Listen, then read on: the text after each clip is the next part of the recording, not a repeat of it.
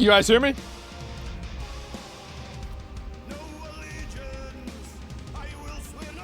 Yeah, what's up, boys? How y'all doing?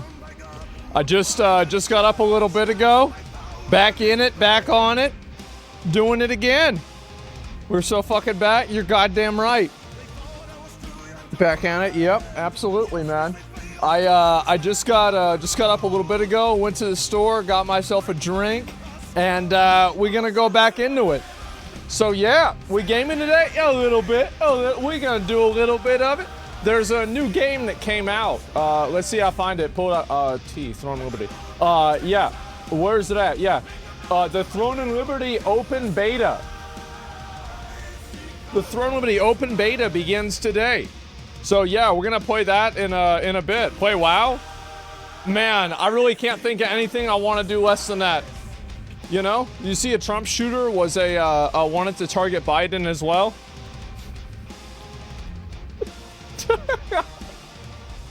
I'm not surprised. Yep, of course. Yeah, no, yeah. What a fucking surprise. There's plenty of crazy people out there, right? What do you expect? But that's just how it is. For real, I wouldn't be surprised. Yeah, Hulk Hogan is going to speak at the RNC. Man.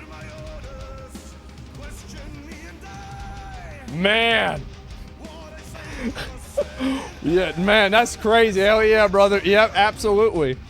Do you see it? Trump is the one that shot the assassin? I don't know about that. What's the guy been thinking? It's a certified one-way trip? They're crazy. You can't, here's the thing. You can't figure out why a crazy person thinks something because they're crazy. You can't you can't like reverse engineer thinking of a person that doesn't think the way that you do because you can't figure out why they do things.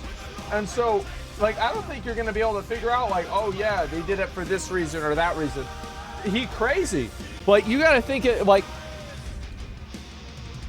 they're crazy. Like, you can't plan on crazy people, man. You can't do anything about that. So, yeah, you can watch POE live stream. Maybe we'll see what happens. I don't want to have 100 people messaging me about it, so stop talking about it right now. But, yeah. 5 Just Stop Oil protesters who closed freeway in London jailed for 4 to 5 years each. Nah, bro. Where you read that? Where you read that? I want to see it. Nah. I want to see it. Cause that's like, bro, like, ooh. I want to. Where that? Yeah, give me a minute. You got a plan to shoot Trump and then go shoot Biden in a DNC? So he thought he was going to just go and pop one off and then the other. It was just going to be what? It's going to be just like that. You know, make it home, you know, in time for, to play Minecraft at night. Like, what? Really? First guy thinks he's a fucking anime character. Yeah, what a beast. I know. Oh my God. Yeah, that's crazy. Okay, let me see if I can find this. 5, okay. BBC Co UK. I want to see this. Just Stop Oil protesters jailed.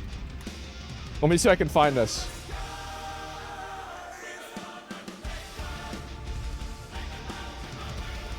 Oh my God. Oh man. Oh, what a good day. What a good day. Let's take a look at this. I think this is amazing. Do you have steak today? No, I haven't. It's probably not going to be till later on. It's true, some of them got jailed while some of them releasing the prisoners out early. Oh yeah, no doubt there's going to be a lot of that. I mean, I think this is a very, very, very good thing, by the way. I've said this before, is that the reason why these people do the reason why these people do this is because they think they can get away with it. That's the reason. It's not because they believe in it or anything else. It's just conspicuous posturing in order to probably, like, I don't know. I've always thought that Just Stop Oil was like a false flag by like Exxon and Shell in order to make the protesters look ridiculous. To be honest with you, like, I genuinely think that this is possible because of just how obnoxious and stupid they are. So 5 environmental activists who organized protests that brought part of M25.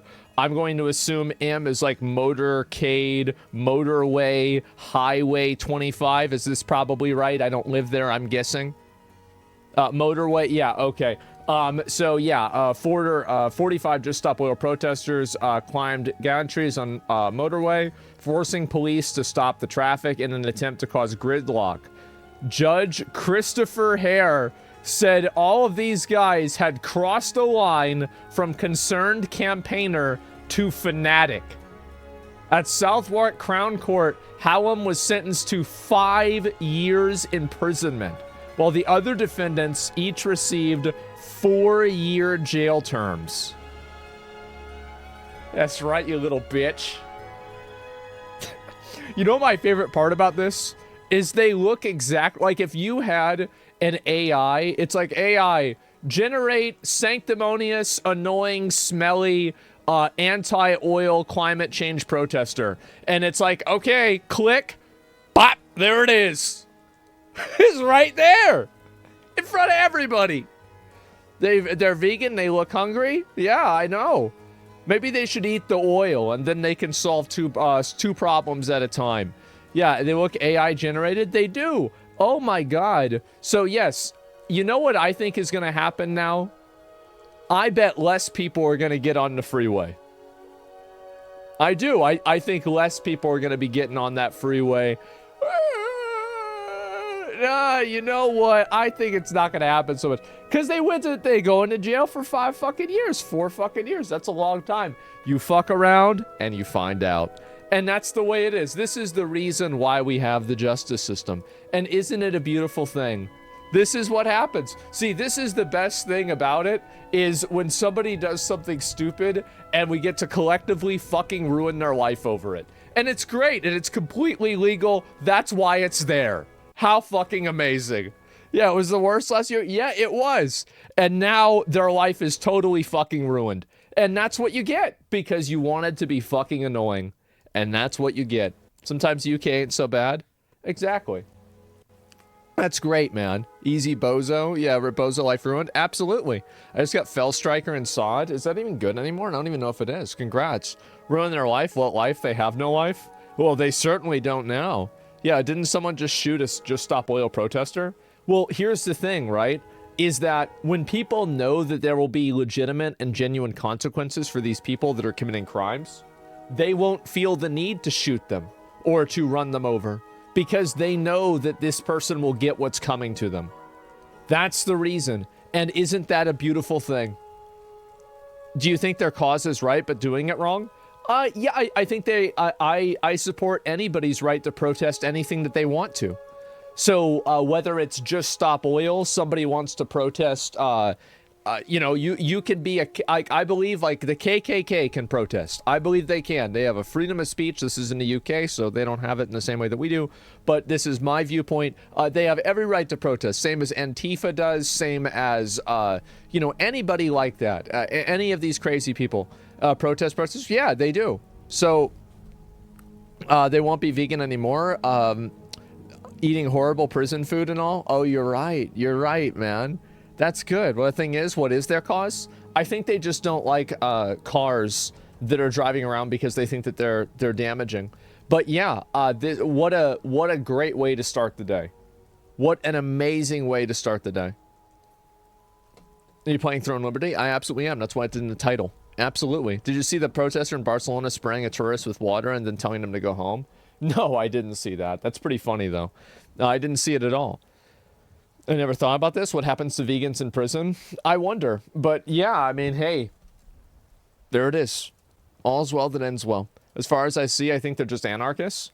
Well, here's the thing. It doesn't really matter what the reason is for it or anything else. The only thing that really matters about this is that people that think that they have a just cause enough to break the law and damage other people's lives, property, or time, those people need to be held accountable for that. Because it's a degree of sanctimoniousness, it's a degree of entitlement and narcissism that makes society completely unsustainable. If you had people that always thought they had the right to do that, society literally could not function. So you have to hold these people accountable or nothing works and everything falls apart. So that's it. I do think they're made an example of course, and that's a good thing. Yes, that works. 100%. So yeah. Stick with throwing paint in a corporation's building. Yeah, if you wanna complain at the corporation, if you want to push for political change, that's fine. But when you destroy property and you get in the middle of highways, honestly, every time one of those people gets in the middle of the highway, somebody runs them over, I'm like, ah, man, jeez. I guess that must be natural selection. Oh, boy. Ooh. Ooh, what was he doing in the road, though? You know? Yeah, wait a minute, guy, exactly. Yeah, absolutely, bro. Like, I have no sympathy for those people. That's what you get. We got the right to protest? They do. I think that's a great thing. Throwing Liberty in 4 minutes. I'm not going to play it as soon as it comes out. I'm going to play it later on. But yeah. What are some more effective ways of being heard? I don't know. That's up to them to figure out. It's not my responsibility. Just because you don't think that the way for you to be heard is... So just because you don't think it's good enough doesn't mean that you just get to ignore the rules. That's it. And if you think that is the case, yeah, not by blocking traffic, not by breaking the law. You can do whatever you want to do, but don't break the law and don't harass people. It's simple. And if you need to do that in order to protest, then that's totally fine. But we're going to have to... Oh, this is my dad's calling me. Hello? Yeah.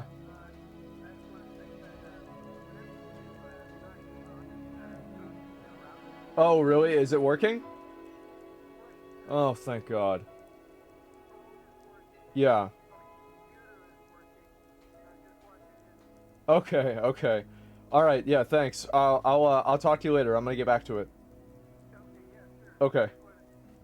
Yeah, yeah, of course.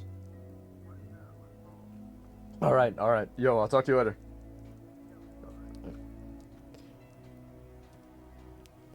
My dad's been having internet problems. And yesterday I was able to go over there and I got really lucky, right? I did the actual unironic turn it on and turn it back off, turn it off and turn it back on again. It fucking works. So he was telling me the internet on his house is working. Yeah, so fucking thank God, right? Yeah, that's good. I was doing that last night. Do you think protesting is effective, or is the awareness of an event that does the heavy lifting? I think it's the message of the event itself. I think that some messages are just simply not, like... So, for example, I think that also you can put a message out there that's counterproductive. I think that these people, their message is counterproductive. What they're doing and what they're promoting and the way that they do it actually makes people... It's like, I'm not the only person, right, who, like, I see this and the first thing I think is like, oh, wow, I want to... You know, now I'm going to buy 3 cars. You know, now I want to burn a tire out in my backyard. Like, I hate these people. And, you know, it's like you almost want to do things in order to, what do you call it? In order to, like, spite them. And so, yeah, they're little shitters, right? And that's basically the way I see it. You feel the best way to change culture is to write good stories. Protesting is a bad story. I think protesting is a great story, but it depends on how you do it. There are some good stories and some bad stories, right? I mean, historically, you can see that. So, yeah, make sure you don't cut down a tree. Exactly. I want to make them protest more. Yeah, exactly. Fuck them, because they're annoying. And I think that also a lot of times people are like, well, there's no effective way for us to protest. We don't think that, like, this is an effective way. But, like, the world doesn't owe you an effective way to protest in a way that is damaging to other people. Like, nobody owes that to you. And I think that's really what the difference is, right? Is that these people are just massively entitled. More than anything else. Crazy, crazy entitlement. Look, global temperature would make them happy? I don't know. I mean, hopefully the one in the prison. Let's see here. Holy Giga Chad, man, it goes full primal mode to protect him and his wife. What's this? Hey!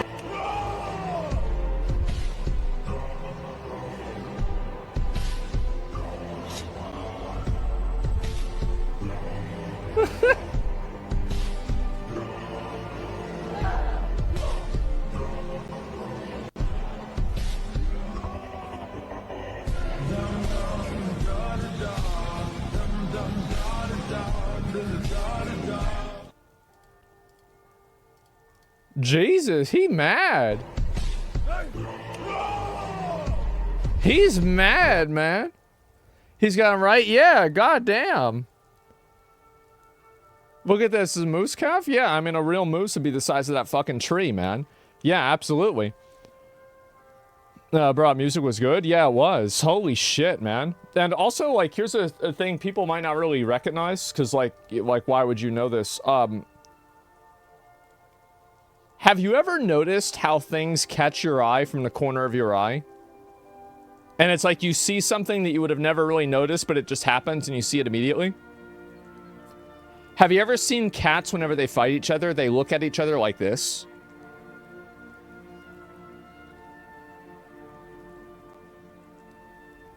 Yeah, so the moose is doing the same thing. The sides of your eyes are trained to see and process movement faster than the front of your eyes. And I've had this happen a lot. Like, I can see a Discord notification from the side of my, from the side of the fucking screen. I can immediately see it. I don't even have to look at it. So that's why the animal is looking that way, right? Demonstration, please. Yeah, it's crazy. A lot of people don't know that, right? It's a weird evolutionary thing. So yeah, stronger peripherals. Yeah, I know. Probably because more of the eyes are on the side of his head. Well, it's also because of that too. It's probably both. But predatory and prey eyes are different. That's actually true, but I think that our eyes and I think that cats are the same way. I don't know about a moose. You know, I'm actually not sure about that, but I think with a lot of animals, that is the reason why. Evolution is a hoax. Yeah, it was a hoax that was invented by Satanists in order to make us not believe in Jesus. That's very true. Anyway, let's go to the next one. Apex reviews became overwhelmingly negative after the recent changes to the Battle Pass. What was the changes? What's this? What did they do? For the people who don't know, apparently Battle Pass is split into 2 per season. It means players have to spend double the amount of what they used to in order to spend, or they can't buy the new Battle Pass with Apex's coins. Oh, and they can't buy the new Battle Pass with Apex's coins anymore, only real cash. Yeah, the odds are is that Apex has kind of probably run its course. You know, the game is probably in like more of a decline now than it was. The people have developed, have realized that, and they're trying to cash out on it. That's just how it is. I mean, again, I remember when Apex came out, it was amazing. It was, bro, it was the game.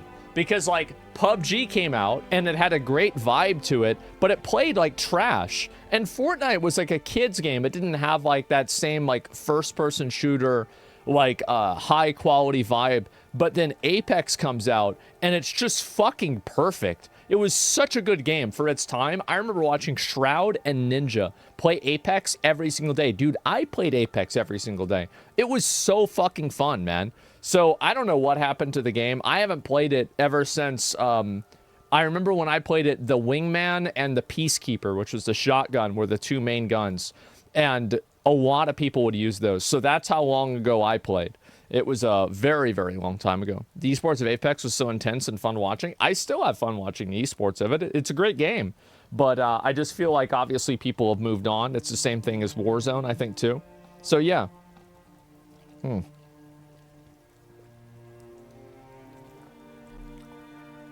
movement in the game was awesome, impressive. It was based on Source Engine. The game just did so many things extremely well. Like, it was... I don't think people realized how much of a jump Apex was from, like, the other games, right? Because the only other game, the Kraber meta, well, back in the day, like, you couldn't even get Krabers in base game. You had to get them from crates. So, like, really, I would end up using the triple take. I like that the most as a shotgun because it had hit scan in a way that longbow didn't. So, yeah, I liked it a lot more. No fall damage? Yeah. Now it's trash? Yeah, but that was a long time ago. Fuck the content, this was peak Asmon in terms of looks. You think so? I mean, I don't know.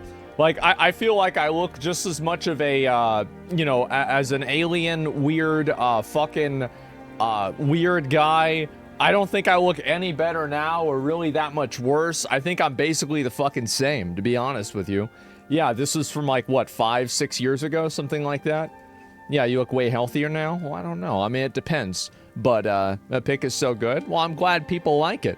So, yeah, I just, again, I think I look like shit in this photo the same as every other photo. I don't take pictures of myself. I stream, right? I do that. But in terms of myself, no, I never take pictures of myself or anything like that. Absolutely not. So, yeah, cut the bullshit. No, you look good? I don't think so. I think I look terrible. I've always disliked the way that I look. And, you know... you read comments about me, I think there's a lot of people that agree with me. So yeah, there it is. Have you ever considered shaving the beard? No, I haven't. I don't have a jaw. Like, I used to have a defined jawline. I don't anymore because I don't have any back teeth. And so I can't, like, there's no muscles in my back jaw. And so, no, I'm not going to shave my beard. I might do it one time just to show people, right? Maybe. But, yeah, there's a reason why I don't do that. Because legit? Yeah, that's it. Are there any pictures of you without a beard? Yeah, of course. Yeah, absolutely. Like you're skinny, you have jawline? No, I actually don't. I used to, but it's a horrifying thing to imagine. Who cares? It's just how it is. But like, yeah, that's generally the way I say. Can I see them? Let me see. I think I can find a couple of pictures, right? Gold. Let me think. Yeah, I mean, there's got to be like videos of me on YouTube and stuff like that. Yeah, you can probably just go back in the what do you call it? In like my channel and find that. So yeah, Asmon's editor sometimes shows him beardless. Well, that's AI, right? That's not really the same thing. But yeah, you got money to change the way you look. Why not do that? Because it won't matter. People that try to change the way they look never succeed. Almost never. The truth is that I think that you can't do certain things to change the way it is. And like, I see people that try to change the way they look, and it's always worse than whenever they started. So no, I don't think so at all. Yeah, bad idea. Have you never satisfied? No, it's always a downgrade. You can't really change the way you look. You can do a couple of things, but that's about it. And if you've got a bad canvas, you're going to draw a bad picture. That's all there is to it. Court documents, so not only is Valve a fraction of the size of the companies like EA or Ubisoft, it's smaller than a lot of AAA developers. Yeah, don't they have like only 133 employees or something like that? 336, yeah, those are three somewhere. And yeah, this is a lot of extremely good companies, or at least like companies that I think are very good and very well run, are extremely lean. And I've almost begun to notice that the more people a company hires, the worse the company becomes. Maybe I'm crazy for saying that, but I certainly feel like that's what's happening. You know, only 300, small company? Yeah, I mean, comparatively, it's very small to a lot of other places. Absolutely it is. So, yeah. About teeth in the back, can you not fix them? No, I can't. The reason why I can't fix the teeth in my back is that after you have your teeth taken out for long enough, your jaw will contract. And so I couldn't even fit teeth in my mouth back there if I wanted to, because there's just no space for it. There's bone loss. So yeah, it's already happened. And so yeah, and like whenever it first started happening, I couldn't afford to get it fixed. So it's like there's no recovering it. It's not going to get better. Couldn't you get a bone graft surgery? No, because it's your jaw itself. I talked to a dentist about it, and that's what they told me. So yeah, bone transplantation is the thing, man. No, that's for building up the bone density for getting a implant. That's different. I actually had to talk to them about that too. But no, that's not it. Didn't know that could happen? Yeah, it's crazy, right? I didn't either. New character stats are maxed out. What's this? Uh-oh.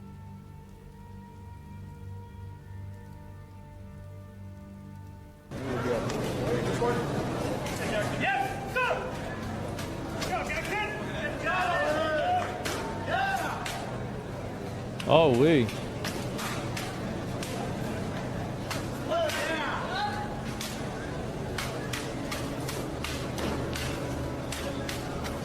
This guy bought every emote in the store.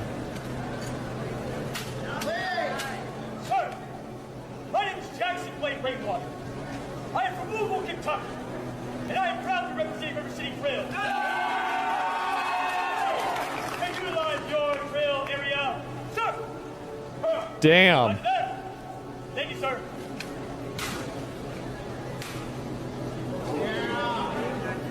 That's impressive. Holy shit.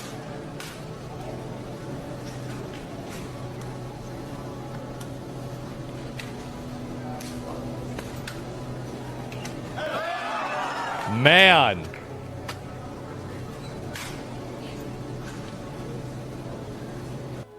I had a friend of mine, a guy I looked up to, and I don't remember exactly like where the name came from, Asmongold, but I vaguely remember like he might have been the one that gave me the name.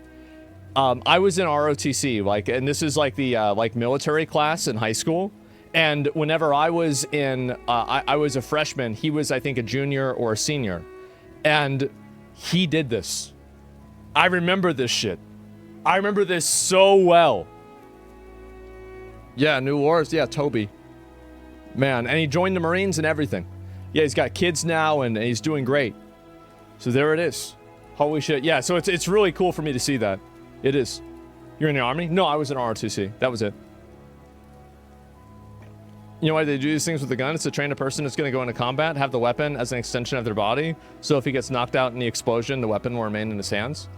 That's interesting. I didn't know that. No, yeah, I had no idea. Let's see here. Best accessory for your Toyota.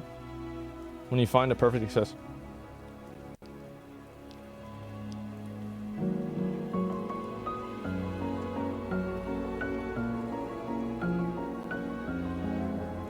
Man. You know what the thing is with this? This is like those cannons that you get in a video game that don't run out of ammo. You know what I mean? Like, those are the machine guns that, like, you know, it's on the side of something and you're supposed to shoot some, like, big monster and it just never runs out of ammo. Yeah, it's anti-air. Instantly gets sniped. Yeah, you're right about that. But that usually would happen in Halo. I remember that very well. A Taliban wants to place an order? Exactly, yeah. Who killed masculinity in video games? Ooh, I actually am going to watch this. This is good. Yeah, I might not look at it at this exact moment, but I will look at it soon. Xbox revealed the official Deadpool trailer, a controller with butt cheeks on the back. Oh my god. Oh my god.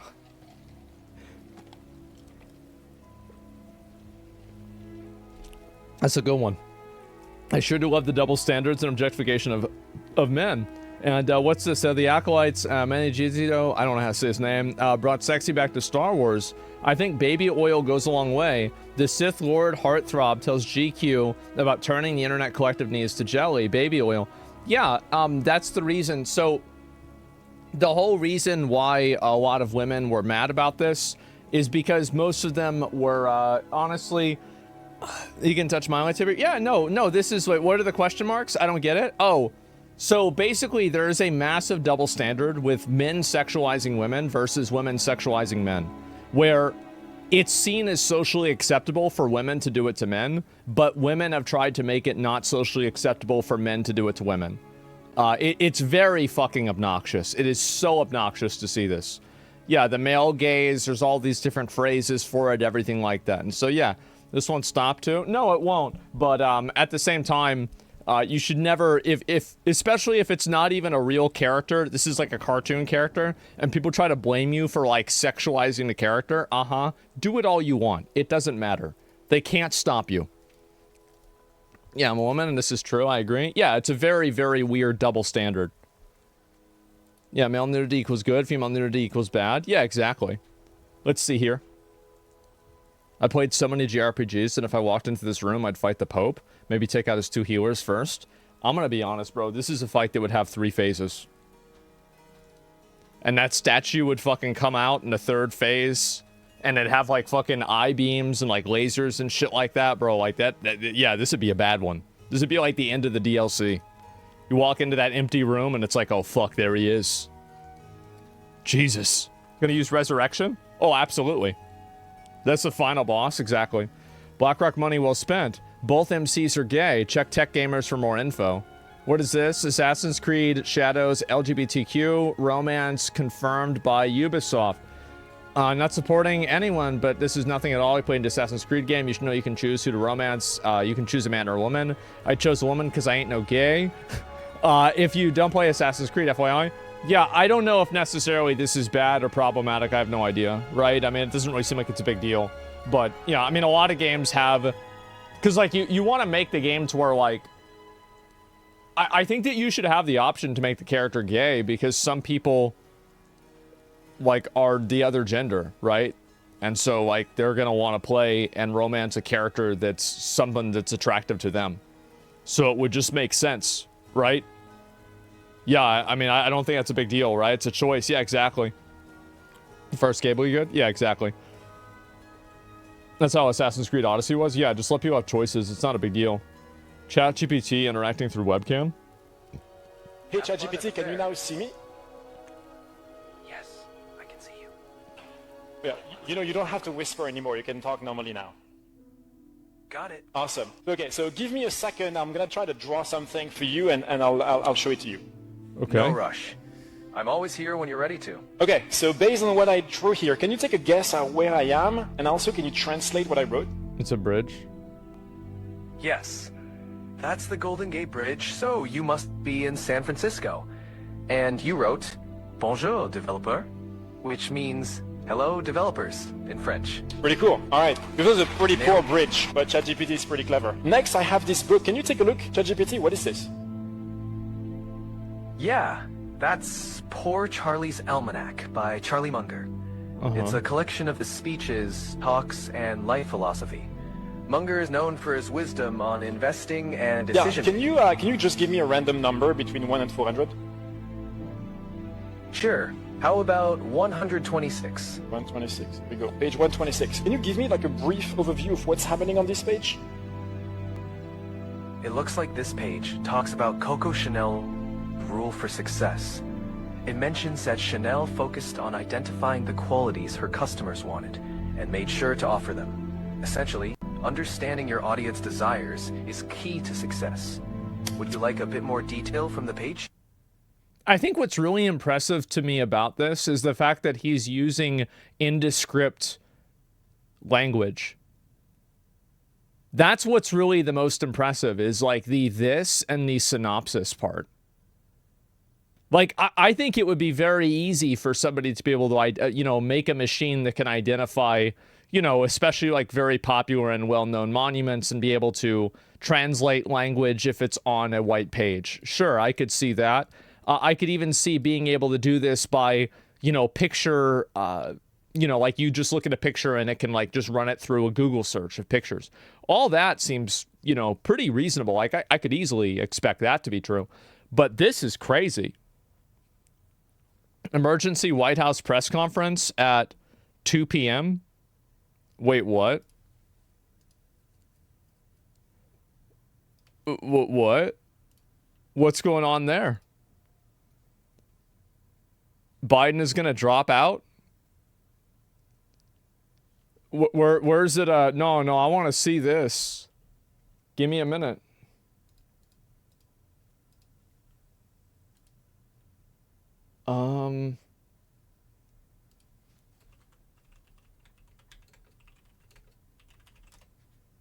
No, give me a minute. I'm not seeing it, bro. Yeah, I don't know where it is. Where's it at? Uh-oh. Uh-oh, did somebody just make this up? Somebody didn't just go on and make up a bunch of bullshit, did they? 'Cause that would not be very nice. Just making up a bunch of shit.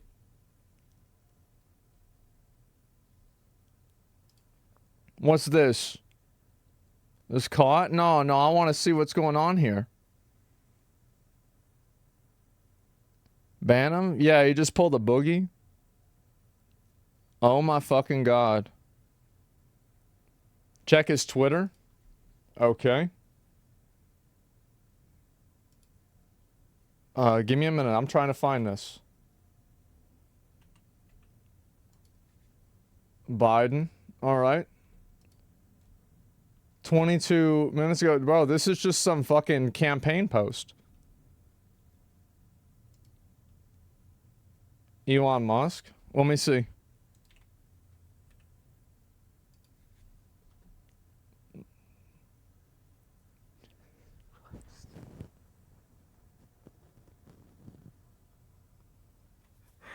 Oh, God.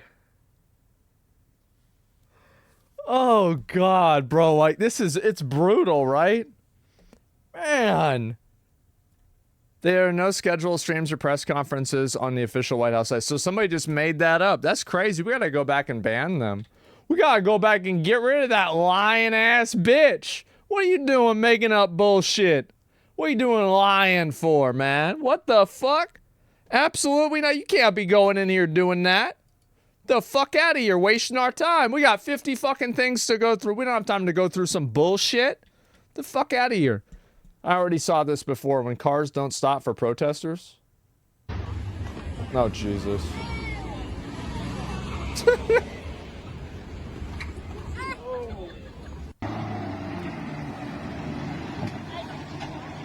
Oh. Bro, this is the best part. He tries to stop the car. What are you doing? Why do you, what are you thinking? Spider-Man, yes, what?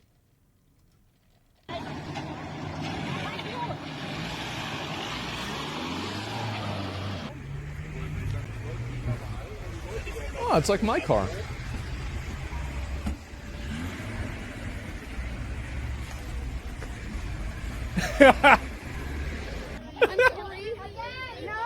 Oh, man.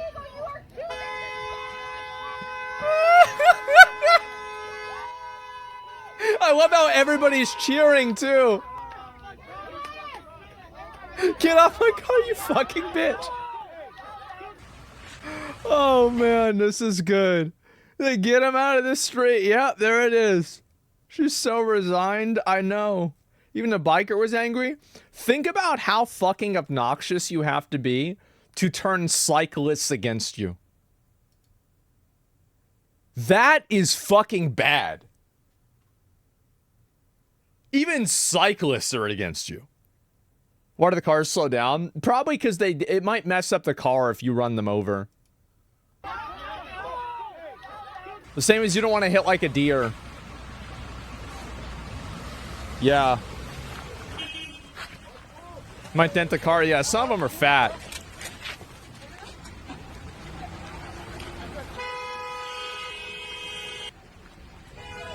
You're trying to push the car. You're trying to push the car. What do you think you're doing? Like, probably 5 of the strongest dudes in the entire world couldn't push back against a car. It has like 700 horsepower. Do you know how strong a fucking horse is? Think of 700 of those. What are you thinking? Are you insane? 700? The car's okay, it has 70? Okay, let's say it has 3. That's still too many. Yeah, let's say if it has 3, it's too many. So 15, too many. 70, way too many. What's this? What happened? Sorry, I didn't see it. I was distracted. Yep. Kick the phone. Bro, he kicked the phone out of his hand. Watch. That was impressive. Look at this. Watch.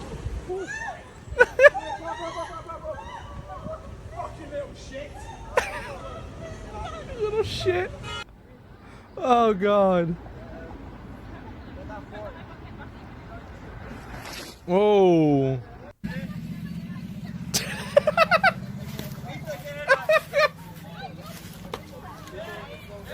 Oh my God. Oh man. Should have used oil, not water. Yeah. I love how this guy has a skate deck, but there's no wheels on it. Why would you even have this with you in a... Did he plan this? Why would you have... Like, I mean, because for snow? No, snowboards are way big. You just bought it? Maybe you're right. Guys, let's get back. Let's get back, yeah.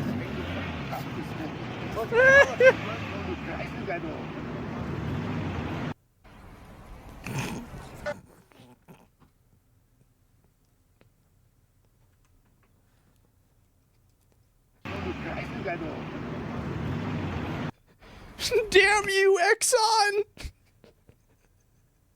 Why would you do this to me?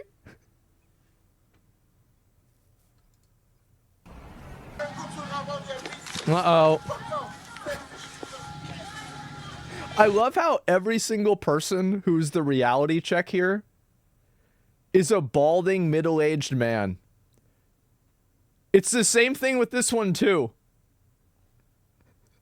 Bro, like he just cut through it. Oh my god.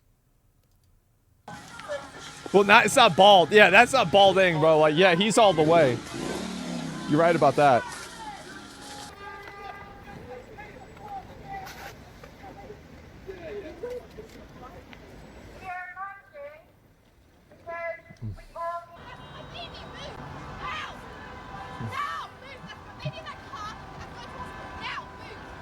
This guy's like, are you fucking kidding me?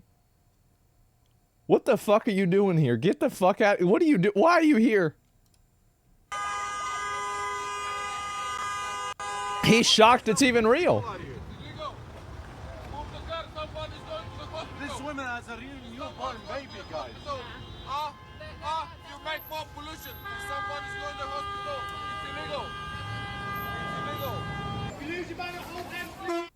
What a fucking moron, man. Oh man, what a dumbass. This guy's a real dumbass. I'll tell you why.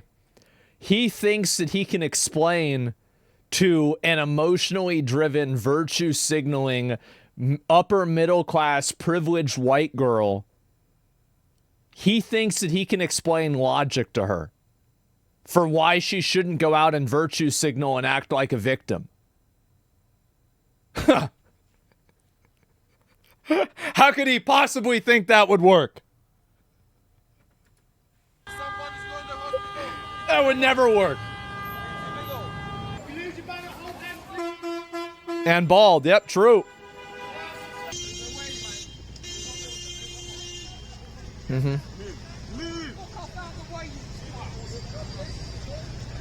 I love how, by the way, have you guys noticed that every single one of these clips are white people that are just inconveniencing average, everyday minorities trying to live their lives? Have you guys noticed this? Holy fuck, how annoying.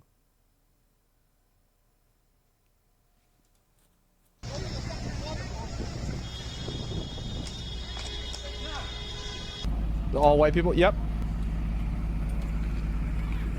Guys, I'm sorry that we keep doing this, okay? I'm sorry. This is... At the next white people convention, I'll try to put my, my voice in for not doing this anymore, okay? I'm sorry about this. Yeah, I don't know why we keep doing this. I know it's annoying, you know. Fuck. Wait, he's strong as fuck? Yeah. God damn. Nope, next. I don't think that she's that strong. I think she's grabbing them by their hair and they are letting her pull them because they don't want her to pull their hair out. I think that's what's actually happening. Yeah. Because she knows, bro. It hurts a lot? Yeah, I bet it does. No, I love these videos. This is some of my favorite stuff to see. It is so fucking obnoxious. I absolutely hate these people. They are the most sanctimonious, performative, annoying, obnoxious, privileged, virtue signaling pieces of trash, and I love seeing them get fucked. Whether it's by people pushing them, hitting them, running them over, or putting them, ideally, in jail, which is what I think should happen. I fucking hate them. That's right. And I'm not sorry. I hate people like this. I think they're annoying. I'm surprised nobody maced them. It's probably illegal here because a lot of these I think are in Europe. And in some places that's not allowed. Base not sorry? Yeah, that's just the way I feel. I hate these people. This is comparable to porn? No, it's not. It's better. It's fucking better. Absolutely. It's not even close either. Keep that in mind. Holy shit. So people are talking about there's a new Diablo 4 class reveal. Real quick.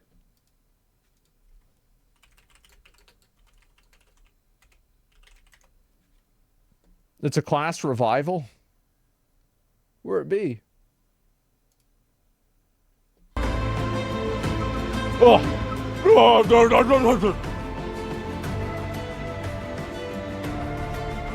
30 minutes. 30 minutes. I'll be there. I'll be there. When it going to be? So it's a 1. It's going to be a 1. All right, that's easy. I keep that in mind. That's so easy for me to keep up. Yeah, bad news. What's this shit? Bad Hickok news. 45 and Son here. Let me see this real quick. And you're going to play an XPOE League? Maybe, yeah. Controversial thoughts on a controversial new Eminem album. He says some insane stuff. Wow, what year is it? What year is it? I don't know what to say. Yeah, it's funny to me. Like, I don't give a shit, right? I mean, like, it can't be crazier than, like, the Kendrick Lamar Drake shit. I mean, like, it's definitely not crazier than that. So, like, what am I even getting upset for? So, no, I like Eminem. I think he's great. Now, I might not agree with everything he says or whatever, but, you know, I like his music. I grew up with him, and there it is. So, yeah, YouTube demonetized gun content? Let me see. Hickok 45 and Son here. How y'all doing? Got some bad news today to share with you, and don't know where you're seeing this, whether you're on the Hickok 45 Clips channel or the Hickok 45 main channel or the Hickok 45 Talks channel. Okay. We're posting this on all 3 channels today. We just had a chat with our Google rep, and John, you want to share? Yeah, he shared some unfortunate news with us. Some of you may have seen that YouTube changed their policy on gun videos on June 18th. And we were not aware how much that was going to affect us. What did they do? Until very recently, when we just talked with our Google rep, as Dad said. And you may notice that our videos posted since June 18th have been removed. And the reason for that is because essentially the new policy that pertains to this video and what the problem is here is that all sponsorships from companies that are either firearms companies or companies that deal in firearms accessories are a complete violation of YouTube's policies. And any videos posted with sponsorships of that kind post June 18th will make your channel subject to being completely terminated. Strikes and termination, right? And any video before that is subject to the video itself being terminated. So prior to June 18th, the video itself is at risk. Post June 18th, the entire channel is at risk. And as you know, we have had sponsorships like that almost the entire time we have been doing this. So it pertains to probably 95% of our content. So we are at the risk of losing everything and having to almost start from scratch. You know, trying to be optimistic. Hopefully something, you know, can be done and we can figure out a way, of course, to, you know, to keep rolling. All these things that were perfectly fine for, what, 15, 20 years? Yes, exactly. All of a sudden are horrible. But make sure that you are subscribed to the channel you're watching, and then also the other 2. So Hickok 45 Clips, Hickok 45 Talks, and then the main channel. Right, because it may be the only way we have to communicate with you moving forward. But we'll see what happens. We're trying to be optimistic, and we hope we can still keep giving you guys the content that you like to see. Right, because I'm still hoping for that big movie role in Hollywood. I don't want to quit doing videos. That's right, exactly. Yeah, I'll get that call one day. Yeah, it's coming any day now. So, anyway, thanks for watching, and we'll keep you apprised of the situation. Life is good. So, right. I don't think that it's out of the question that YouTube has to do this because of some degree of regulation in certain countries. I'm not sure if that's the reason. If that's the reason, then it is what it is, right? For sure, right? It is what it is. No shot. But I think that if YouTube is making this decision by themselves, they're wrong. I do. I don't think that YouTube should be deciding what sponsors people are allowed to have or not allowed to have. If people want to use that to promote guns or whatever, that's fine. But I don't think it's a big deal. They need to make a statement for sure. Yeah, exactly. It's a private company. They can do whatever. It's not about whether YouTube can legally do this. It's about whether I think this is a good decision for YouTube and whether I agree with the reason why they're making the decision. Like, of course YouTube can do this. Of course they can. And it's totally their right to do this. However, this is another perspective that I have. I think that a lot of these social media companies enjoy privileges that are afforded to them because they don't make arbitrary rules because they exist as a platform and not a publisher. This is like Section 230 and a lot of other DMCA laws, etc. I find it to be very problematic that large companies like YouTube enjoy the privileges that are afforded them to them by the government while simultaneously making rules that make people accountable for individual behaviors that YouTube deems unacceptable for arbitrary reasons. There's no real reason why a gun sponsor is a lot worse than showing somebody shooting a gun. Like, yes, obviously there's a call to action. It's slightly different, but is it different enough for me to say that one should be on YouTube and one shouldn't? I don't really think so. So what my problem with this is not necessarily that it's happening. It's that YouTube is having their cake and eating it too. They are enjoying the freedoms of a private company while getting the privileges of the government. And I think this is a huge problem because a lot of these companies are effectively operating as a government themselves. And the worst part about it is they're accountable to no one. So I think this is a huge problem. I do. And I think if YouTube, and this is just like, again, it's one point on the graph. It's not really the whole story. But I think that a lot of people feel the same way. I think that if these companies want to continue making arbitrary rules like this, they should probably lose a lot of the privileges that are afforded to them by the government. They should not, like, you should have one or the other. You should not have both. By taking away sponsorships, they're trying to get rid of all gun content, even hunting. Yeah, that's clearly what they're trying to do. Yeah, I think these companies should be held accountable. Well, the thing is that there are laws that prevent them from being held accountable. Like, I want you guys to know that if these laws did not exist, YouTube would not exist. Because YouTube, if you go on, and I've done this before, I'll do it again, almost everything on YouTube is copyright infringement. Every single thing on YouTube basically is. It's not like it's just music, it's movies, it's images, it's games. 99% of the content on YouTube that is licensed for, like, you know, somebody has a license to it, that license is not being used on YouTube. You see kind of where I'm saying here? Yeah, that's why I come to Canada. I don't know about that. I'm just saying in general, right? So a lot of right-wing or right-leaning people have gun-related sponsors too. Yeah, I mean, I think that makes sense, right? It definitely makes sense. I'll link you guys the video. You can give them some support because I do think that this is absolutely fucking true. Give me 1 second if I can find this here. And yeah, want to be held liable for each thing that we say in chat? Well, do I want to be? No, but Twitch does. And this is my opinion. I think that unless you're removing things that are breaking the law, you shouldn't be removing content off of the platform because you are a platform and not a publisher. So unless it's breaking the law or putting people in immediate, imminent danger, then it should not be removed. It's that simple. What law? Well, Americans' law. Because the website's here in America and they're subject to our laws, obviously. What do you mean, what law? It's not even a question. Yeah, these companies are accountable to us. Like, absolutely, they're accountable to the United States. Like, if the United States said jump, YouTube would say how high. They don't have, like, you got to keep in mind, the government can just kill you. You can't go kill somebody in the government.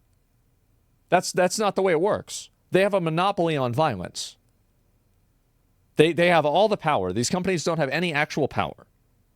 So keep that in mind. It's incredible, yes. So canceling YouTube Premium now and saying that Google continues to destroy, screw its content providers. YouTube's such a joke. Sorry, I read bad news. YouTube is doing worse than Twitter in its prime. Just canceled YouTube Premium. High school teen. I learned about the tragedy of censorship in the USSR. Yeah, move all 3 channels to Rumble. YouTube lets scam ads go unchecked. This is a really great point this guy brings up. Because how is it that you can have literal... Like, and this is another thing. Like, YouTube isn't being held accountable for this either. Let me actually... I think that the things are still available there. I'm just going to go incognito, and then we're going to look on YouTube again. Give me 1 second. I'm going to pull this up. Let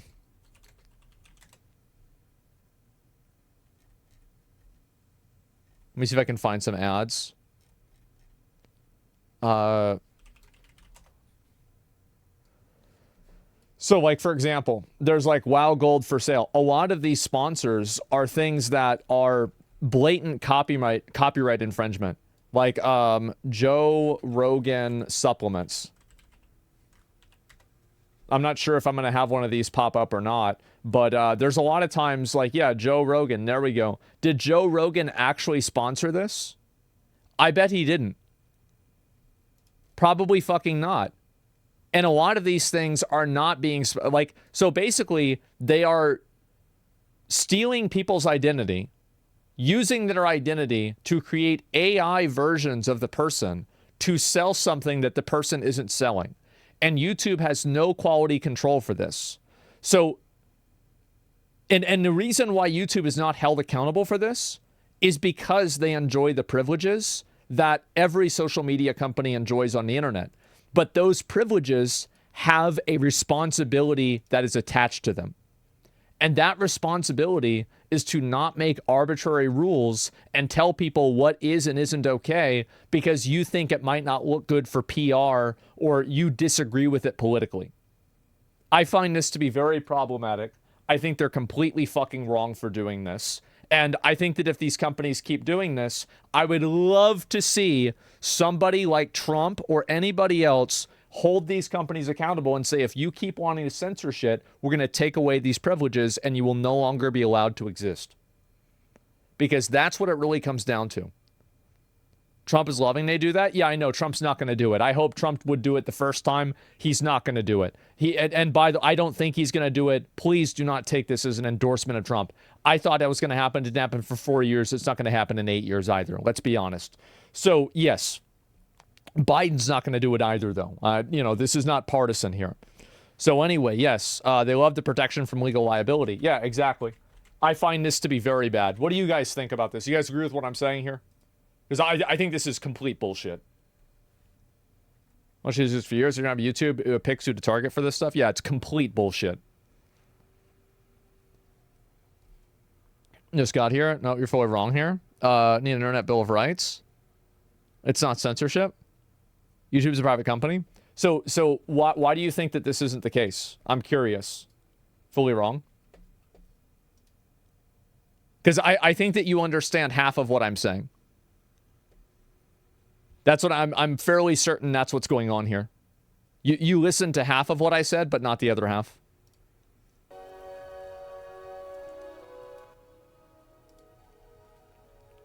Let's see this.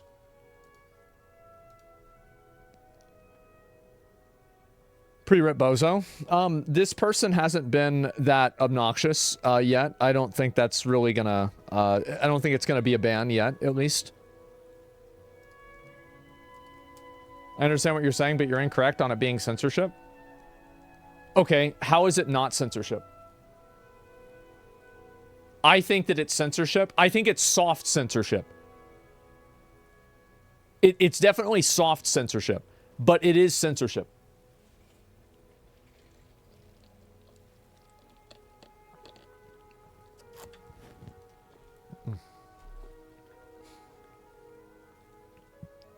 Yeah, it's objectively censorship. Yeah, I'm just very confused. But I'm curious to hear what your perspective is.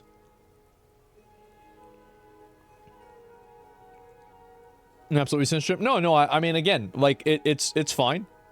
Censorship would be if the government stepped in and disallowed it. YouTube is a private company, and they have made the decision to protect their own interests and shareholders. So do you think that you don't... So I guess, like, your perspective is that only the government can censor things? So is your problem necessarily the word censorship, or is it the argument? Because I feel like right now you're attached to the word censorship. We can call it something else. It doesn't really matter to me. It's the action and the effect that the action has that's the problem.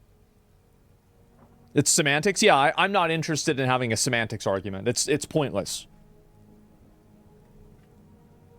He's wrong. Censorship is only done by a government. Well, let's look it up and let's find out right now. Let's look it up.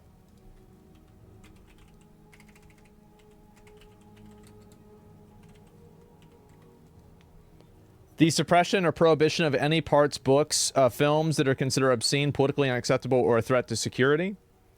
In ancient Rome, let's see here. Let's see some more definitions. What is censorship? Let's go back. We're going to go through like 4, okay? Let's read 4 of them. And the institution, system, or practice of censoring. So none of this has been the actions and practices of censors. This is kind of, again, a censor, a person who supervises conduct on morals, such as an official. So at no point in time is this... The government is used as an example for censorship, but the government does not actually have to be the one that is doing the censoring. So we'll look at, I guess this is censorship. Jesus, how... Bro, like, can somebody tell them this is insane? Like, what the fuck is this? I've been to raves that give you less fucking, what do you call it? Epilepsy than that. Holy shit.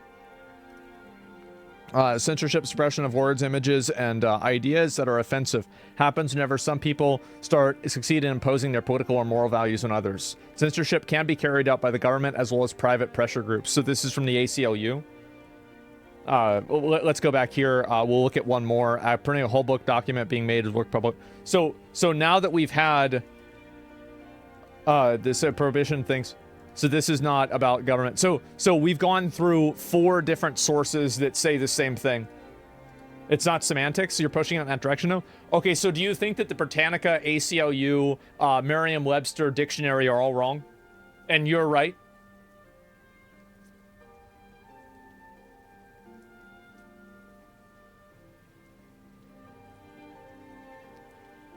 Yeah, so because like if we're gonna go down this road, like let's just stop right now because we've diverged from reality.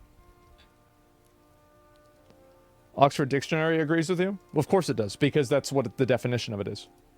This isn't a discussion. It's just a fact.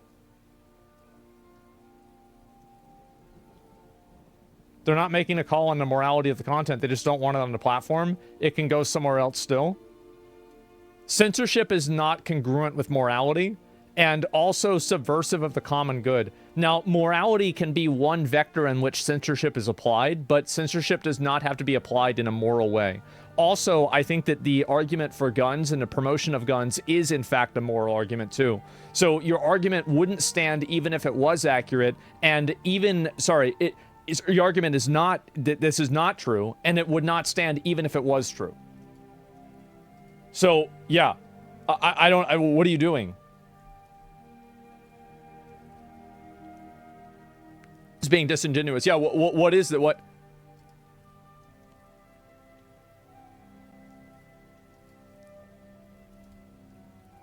We'll give it a little bit more. We'll give it one more. All right. I'm not going to waste any more time on this after this.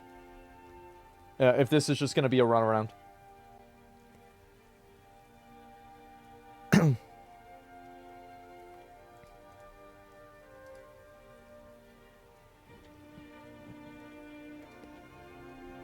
Technically, he's not wrong here, that you can ban something without applying a moral judgment to a topic. However, that doesn't seem what's happened. Well, of course you can. Of course you can do that.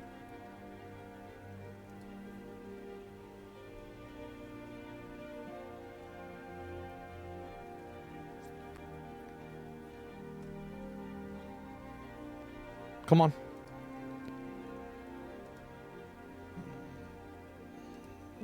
You've got, how long is this going to take, bro? Like, okay. I'm not being disingenuous. The content is not something that YouTube thinks advertisers would want to continue still being tied to the platform. So I think that YouTube's ability to get advertisers is not more important than their ability to be a platform. Because they are able to get those advertisers and be a platform because of the fact that government provides them with that ability. So If YouTube can't, if YouTube needs to do things that effectively void its privileges in order to get advertisers, then it should no longer have those privileges. Why should YouTube enjoy privileges if they're not doing the things that those privileges are supposed to enable?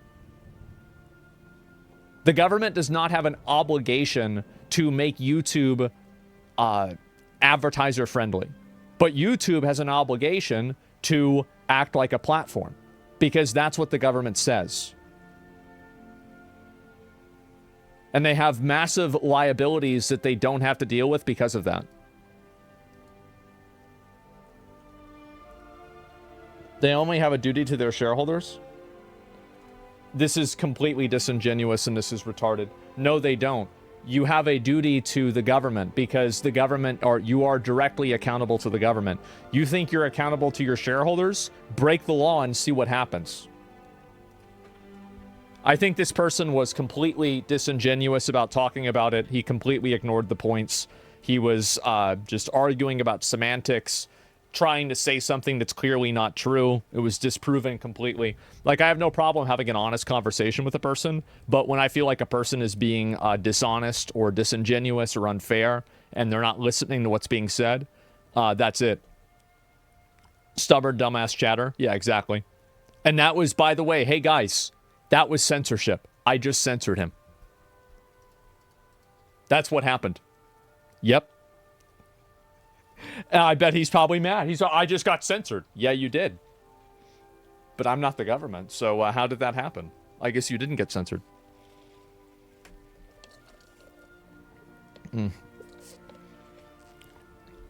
Technically speaking, fiduciary duty exists. No, it doesn't. It doesn't exist in that capacity. So a fiduciary responsibility exists inside of the confines of the law. So if you have to break the law and void certain agreements in the government, fiduciary responsibility is not a defense for breaking those laws. That's insane. That would, if that was true, that would mean that a company could just simply scam people in order to make more money and use fiduciary responsibility as a defense in court to say it's okay that they scammed people. Like, think about what you're saying. Think about, like, just, and again, remember what I've said before about how bad logic is the logic that can only be applied in one situation? I think this is a great example of that. Yeah, this is a great example, because if you think about this in any other vector, it's going to sound completely stupid. But in this one situation, it seems like it makes sense. He argued that advertisers don't want it on the platform, but YouTube blocking sponsors for guns, which are advertisers. That's crazy, right? It's crazy how that works. You know, I had to sell drugs, think of shareholders. Yeah, exactly. Censoring is not illegal, though. You missed... So disappointing. So disappointing. That's just the way it is, I guess. Advertising guns is not against law? Yeah, very disappointing. I'm pissed. ICX 45 is a damn good institution on its schizo website. YouTube needs competition yesterday. Well, they have Rumble, right? It's just that Rumble is, Rumble just doesn't have, like, the awareness that YouTube does. No, I support Rumble. I think Rumble's great. In general, like, any platform that's actually a platform for free speech, I completely am in support of. Absolutely. Unfixable IQ? Well, that's just the way it is, right? There's a lot of people that just can't think about things. It's, you know, standard deviations. What's this? Forgotten Weapons basically has other sites. Patreon up as well. Demolition Ranch got affected too. Oh, yeah! The guy from Demolition Ranch had the kid wearing his shirt. Oh my god, bro. I will watch that. Yes, I'm gonna look at that after this. Vegas shooting is an arbitrary point. 2016 election, look forward to 2020. It was way more relevant. Doesn't matter what the elections are. The laws stay the same. So yeah, we are gonna watch the class reveal for Diablo 4. Okay? We absolutely will. Make sure I turn this down a little bit. So they are releasing and announcing the new class for Diablo 4. This is coming out with the expansion. I wonder if they're going to start selling pre-orders for it here. We'll see.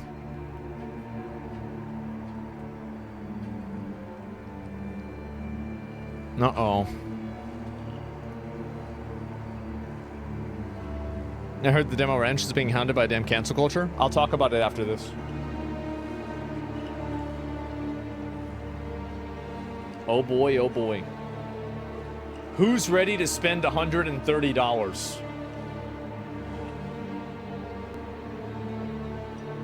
Are you guys ready? Me? Same. 200, please? Oh, you're getting a deluxe edition. Man. That's crazy. Oh, man. I already pre-ordered it? Yep. John Haidt was named new president of Wizards of the Coast. Man, good for him. That's badass. Holy shit, that's huge for him. I always liked him. Who? He was the general manager of Warcraft. And so he left Blizzard like a month or two ago, and now he's moving over for Wizards of the Coast. Yeah, good for him.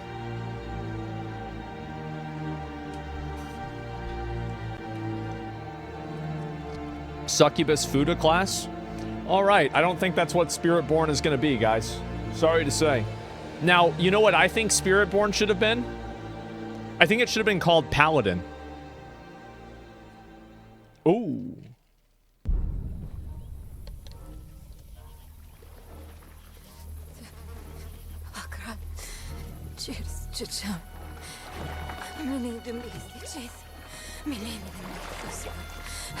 So if you didn't watch the campaign, what happened was, this is not a snow cone. It's actually an old god, or a primeval, that's imprisoned inside of that crystal. And she's taking it far away to guard it herself. Nirel? Oh, you're not well. Please, please. And it's Mephisto. He's in the crystal. Nirel! Is that how I raised you? No, Mother. Her mom tried to sacrifice her for Lilith. Her mom's a crazy bitch. I must get to Akarat's tomb. Yeah. But look at you. You're killing yourself. We had to kill her mom. I don't know how much longer I can... I'm here, little magpie. I missed you so much. I'm so proud of you. But now, I need you to give up. No. Of course it's you. I like this a lot. I think this is cool. Let go. No. You made a choice. And I warned you, little magpie. There would be consequences.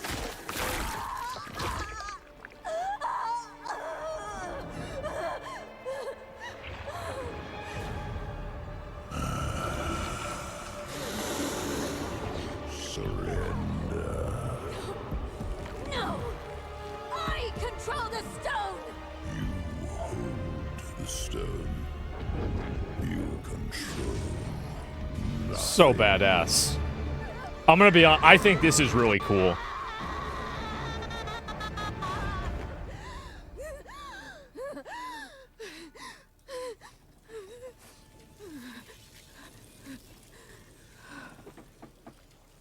Maybe you're right. Maybe I could use some help. Uh-oh.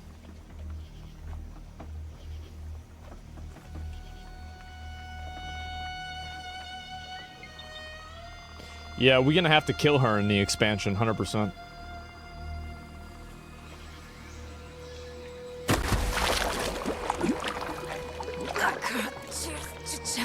Yeah, we're gonna have to kill her.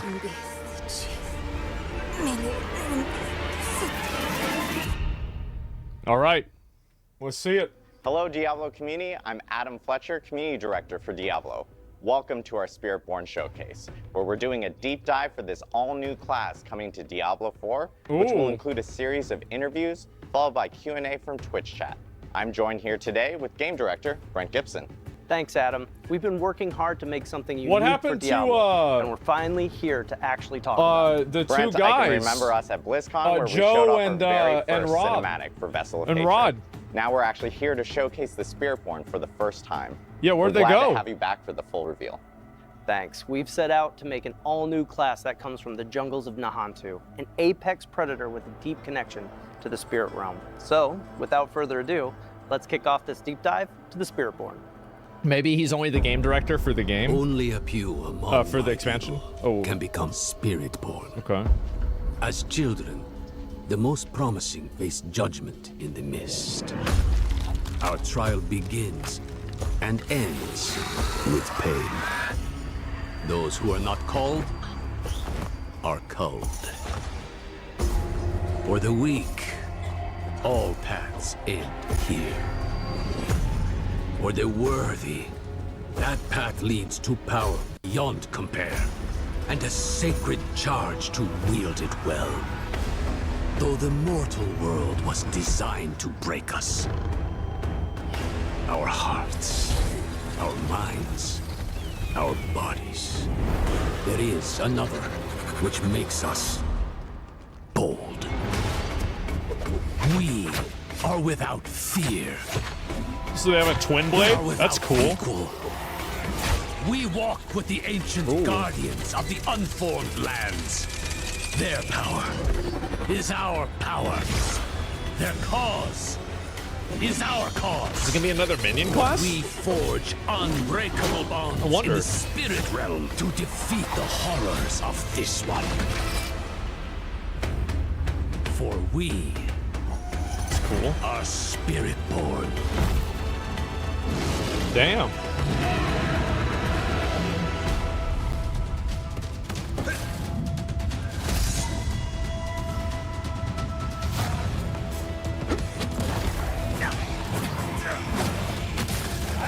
Reminds me a little bit of the Mystic Spear Hand in Dragon's Dogma 2. Yeah, these are all the same abilities. Pretty much. Gripping everything in is pretty cool.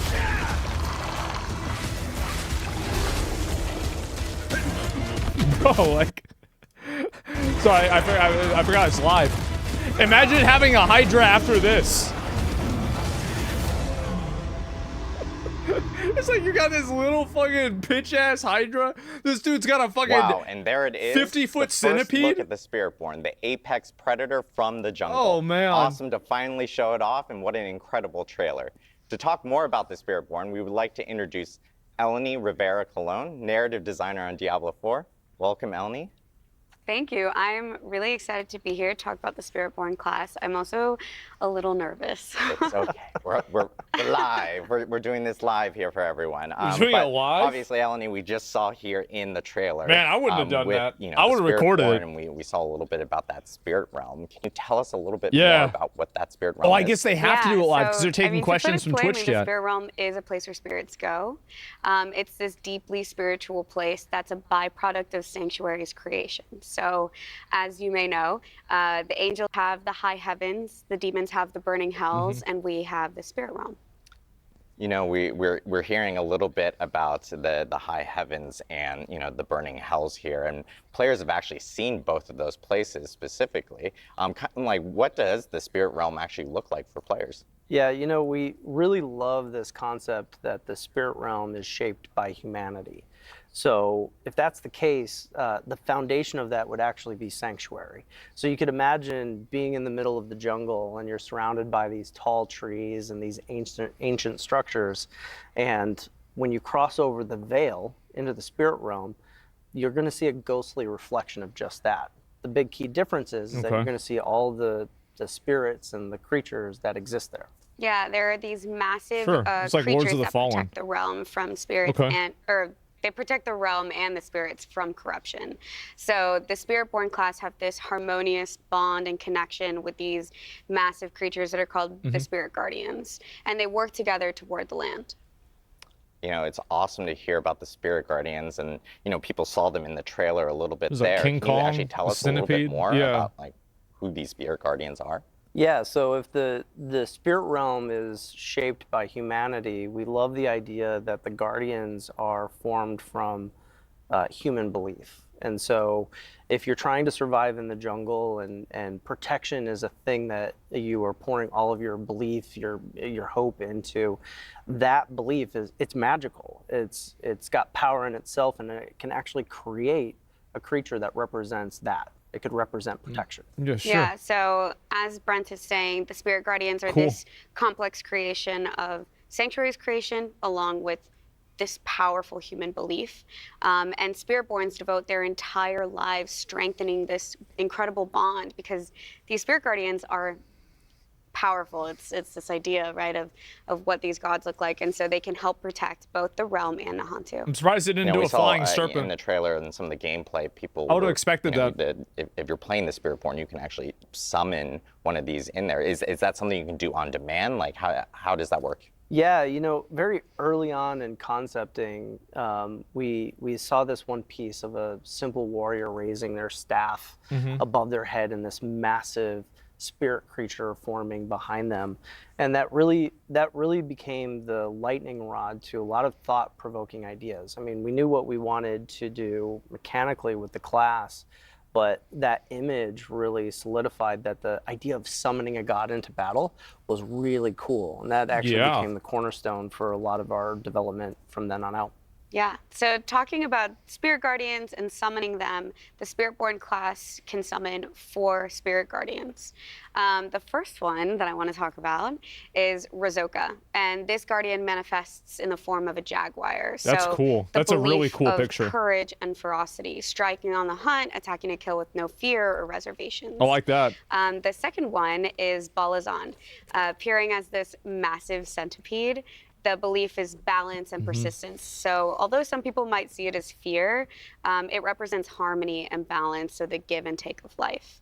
And then we have Quatli. The manifestation of this is a majestic eagle, right? Okay. So to represent awareness and finesse, soaring above it all, having keen awareness of its surroundings, and acting with intent. The centipede looks great. Yeah, it And then does. the last one is Woomba.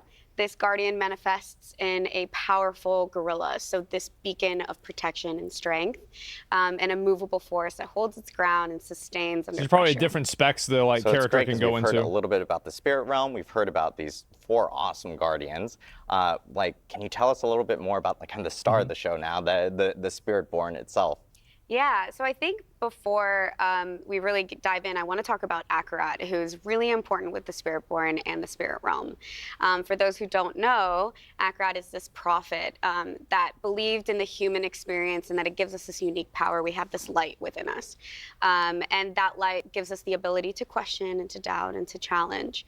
When Akarat made his way to his mother's homeland in Nahantu, he felt this strong otherworldly presence, and he would spend a lot of time with one of his apostles, Isavete, trying to uncover what this mystery was. What was this feeling when he got to the realm, or when he got to the land of Nahantu, until he eventually discovers this veil, and that's the veil between the spirit realm and sanctuary. And he realized that this was this untouched place from That's pretty neither interesting. angels It's or all right. demons. They had never really had any sort of influence there. So Akrat and his dedicant Isavete would spend a lot of time studying, and he would be the first person and living being to cross this veil. And then after Akrat died, his apostle would then take on the mantle and then found the Spiritborn traditions that we know today. You know, hearing about the Spiritborn, and of course, like, I'm sure this is a burning question from the community, but the Sanctuary has a long and storied history. Kind of, where have the Spiritborn been throughout all of this? Yeah, so for anybody who knows the lore of Diablo, this region is no stranger to Mephisto, right? So if you go back to Diablo 2 and you look at the story there, his original soul stone was imprisoned in this place. and its presence. Why would you corrupted take his it back? active Why would faith, you take it him back there corrupted the then? region, and I feel like that's. Spiritborn remember this, and so Wouldn't that be the over last course of place what's you'd been want to take happening him? in D4, they've decided to stay at arm's length out of fear that history might repeat itself. Yeah, so like I said before, this is an untouched realm. It's pure. This is something so sacred. And with Nerel coming back with the Soulstone, this is a huge problem for the people of Nahantu, but specifically the Spiritborn that are trying to protect this land. Yeah, and at this point, with him back, they have no choice but to rejoin the fight. Yeah. Okay. Yeah, it's incredible to hear more about the Spiritborn and where they originated from. And of course, thank you, Eleni, for taking us into the spirit realm in itself. You know, we've talked about the new class and how that was created and what they've been up to. Next, we're actually going to take a look at how the art and concepts were designed. Yeah, that looks cool.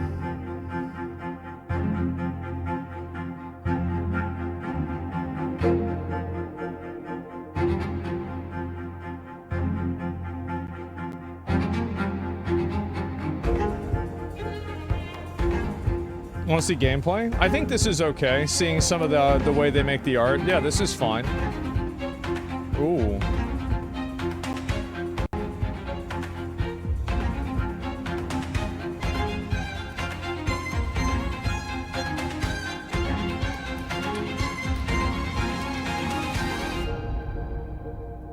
Cool. We are now joined by my blood brother, art director Nick Chelano, who is here to show us how the Spiritborn visually came to be. Nick, thank you for joining us today. Thanks, Adam. I'm really excited to talk about the Spiritborn finally. I know, it's been a long time coming. Been a long time coming. Nick, will you tell us a little bit more about like how this class came to be, especially from the art side? Yeah, you know, first of all, like that trailer, like what an origin story for a Diablo class. Like you got to go into the jungle, you answer the call, or you're cold. Like it's pretty rock and roll, and on the art side, like we love that stuff. So I think when you go back to like what Eleni and Brent were talking about, this is like the different we really want levels. to capture everything they just mentioned from a visual standpoint. So for us, it's about trying to infuse Hantu. Personally, I think the middle one is the coolest. And a martial arts feel into the class. Yeah, I like that one the most. Brent mentioned that like kind of lightning rod moment. That's something that the art team really focuses on. When those moments happen, we really lock into that and start to do a lot of iteration. So like, you know, concept will start casting a really wide net, but when that happens, we really start to bring it in and we start to really do a lot of concepts around that so that we can kind of get that tagline that the team needs, which is like creating the living, breathing embodiment of the spirit realm. Yeah, and it's really, you know, after we get past that initial inspirational piece, we want to like drill down into I like the finding face that mask here. iconic That's really piece. cool. And so when you look at some of like the the different imagery that types we're of showing animals. today, you can see how we're taking that embodiment and we're bringing it into all of the iconic look of that character. We wanted a class that wouldn't necessarily wear armor to protect themselves. It's like a plague mask? I know. That's why it's cool. Become the guardian that they're all about. And so if you're into the Jaguar, you're wearing the Jaguar helm. Your markings are the spots and patterns that you would see on that creature. The way that you move through the jungle would also be a big part of that package. And then once we have that iconic look, we can actually roll it out to the rest of the team. Yeah, that's really the DNA of like where we start going. Like those iconic images drive the entire art department at that point. And that's our North Star. So we can move into things like how do we get the Spirit Guardians on screen? How do they fit into the combat? If you think about the eagle, you know, is they're full like eagle show up? stands. Is it just feathers? How do we represent that? And it's like a how do rogue we, version like, of a druid. ramp that up. It's to a our mix visuals so between we can witch start with doctor something, and you know, a monk. little more It on feels a certain scale and get to this like epic moment. from like Diablo 3. We also want to explore, you know, visually, like visual iconography at the same time. So while we're doing all that iteration and stuff with the iconic looks and the skills, we're also starting to get into like, what is the identity of the class? Jungle monk, Where do we want to put this iconography? And like, what is that visual footprint that they're going to take up on the screen? You know, it's seeing all this like badass concept art. Like shout out to, you know, our concept artists on the art team. Amazing. Yeah. So good. Like how do you guys actually take this from like concept now to actually building out the character from some of this concept art? Yeah, you know, once we have alignment between the design direction that we want to go. We understand kind of roughly mechanically and from a design perspective where we want it to be and where we want it from an art direction standpoint. We sit down with each department and we actually roll out the idea. We pitch them, you know, and we're like, hey, this is what we're thinking, and really get them to understand where we're trying to head so that when they go off in their crafts and make the best work that they possibly can make, the sum of all the parts end up with a killer class like the Spiritborn. Collaboration's a big thing, and you know, it really starts with the character art department. They take these like 2D images and bring them to life in 3D. They will start to figure out materials, the fine details of how our armor's crafted, to like big silhouette shapes. One of the interesting things about this class is we started to recognize that like the helms, the gauntlets, the belts were really great places to like hone in on those like visual elements. Yeah, of course. And another nice thing is like the armor really started to kind of come into the space of being very functional and practical. You'll notice that like the legs are kind of open, the upper body's kind of open. It's because we're making a really fast, agile class. So we want everything to kind of line up. And sure, that makes like sense. Brent said, like they don't need to be fully armored. They are protected by the Spirit Guardians. Their offense is their defense, and it shows when you play it. Speaking of fast and agile, we move to Tech Art. Tech Art really is the team that will kind of find what our limits are and kind of allow us to break them a little bit. So they do a lot of range of motion tests. They're trying to figure out how we can get really dynamic poses, really dynamic lines of actions, and we want to push that because this class really needs us to kind of be in the spot where we're like kind of pushing the boundaries of what we've done normally. Yeah, it's awesome because like you guys mentioned like super yeah, like, all that looks good to me. And you know, it's the apex predator in the jungle itself. Like, how do you put that towards something like animation now, like getting the character to move and kind of telegraphing that through that animation? Yeah, you know, like one of the key elements here is making sure that we have a combat archetype that's unique. So if you take a look at the original 5 classes, each one of them has a very distinct style. And so when we were thinking about the Spiritborn, we naturally went to martial arts. And what does that mean for the movement? Yeah, it's the closest thing to have as a rogue right now, I would say. Yeah, like the animation team, like they went crazy with reference. They were looking at Muay Thai, Taekwondo, kickboxing, boxing, karate. There was a stunt woman that did these amazing like reference materials that we saw. And the really interesting thing here is we're not trying to like just mimic a martial arts style. We're really trying to find the best pieces of them and seeing where they fit. How can we manipulate them? How can we rearrange them in ways that make a really unique and interesting fighting style for the Spiritborn? Once the animation team has that, and like they, you know, again, they have a wide range of options that they're looking at, they start to figure out like where it fits for each Guardian. So, for example, the gorilla is blunt force, lots of strength. The jaguar is cleaves, multi-hit combos, aggression. The centipede is like open palm strikes for applying poisons and yeah. This is like, you know, fire mage, ice mage, etc. Precision right? movements and repositioning on the battlefield. So like they nailed it when it came to that. You know, honestly, it's like the combination of all the things that we put together. We'd been talking about. It's like we've almost invented our own martial arts style for Diablo, and we'd been talking about this for the last few days with all the people that we've met with, and they actually said, "Hey, does it have a name?"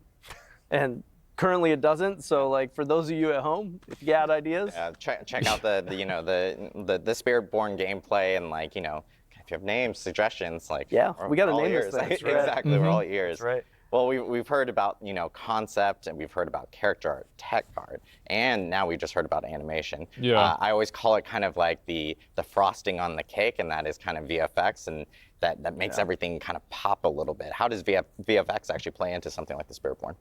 Yeah, you know, at this point, I mean, the VFX is visuals really look great. They're an amazing bridge. I mean, between, even like, in base gameplay Diablo 4, they look and great. visuals Like the game. art's good. And they had I would say a really important lift, which was to try to figure out like how do we represent like the spirit realm and these like elemental spirit guardians like together.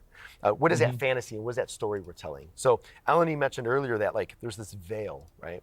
So we needed to understand like how do you get the jaguar, for example, to like come through this veil, show up in Sanctuary, and exit through the veil.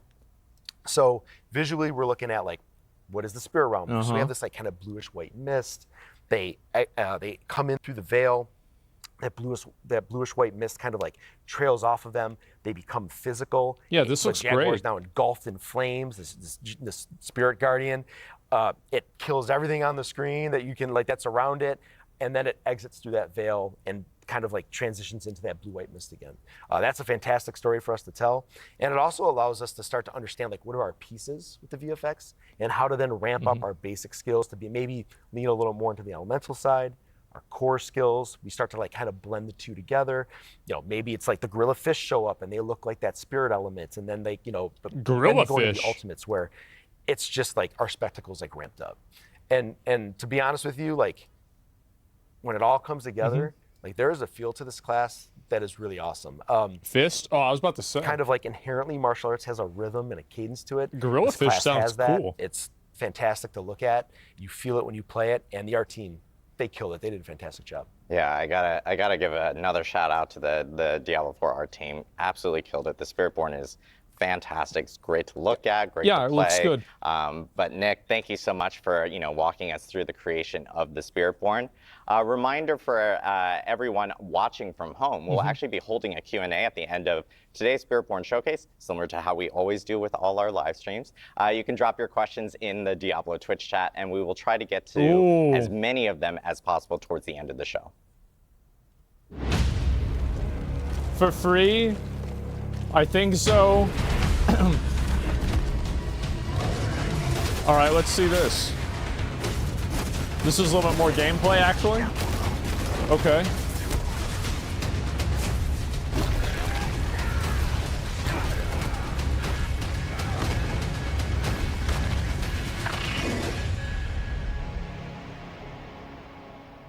Yeah, how's it play?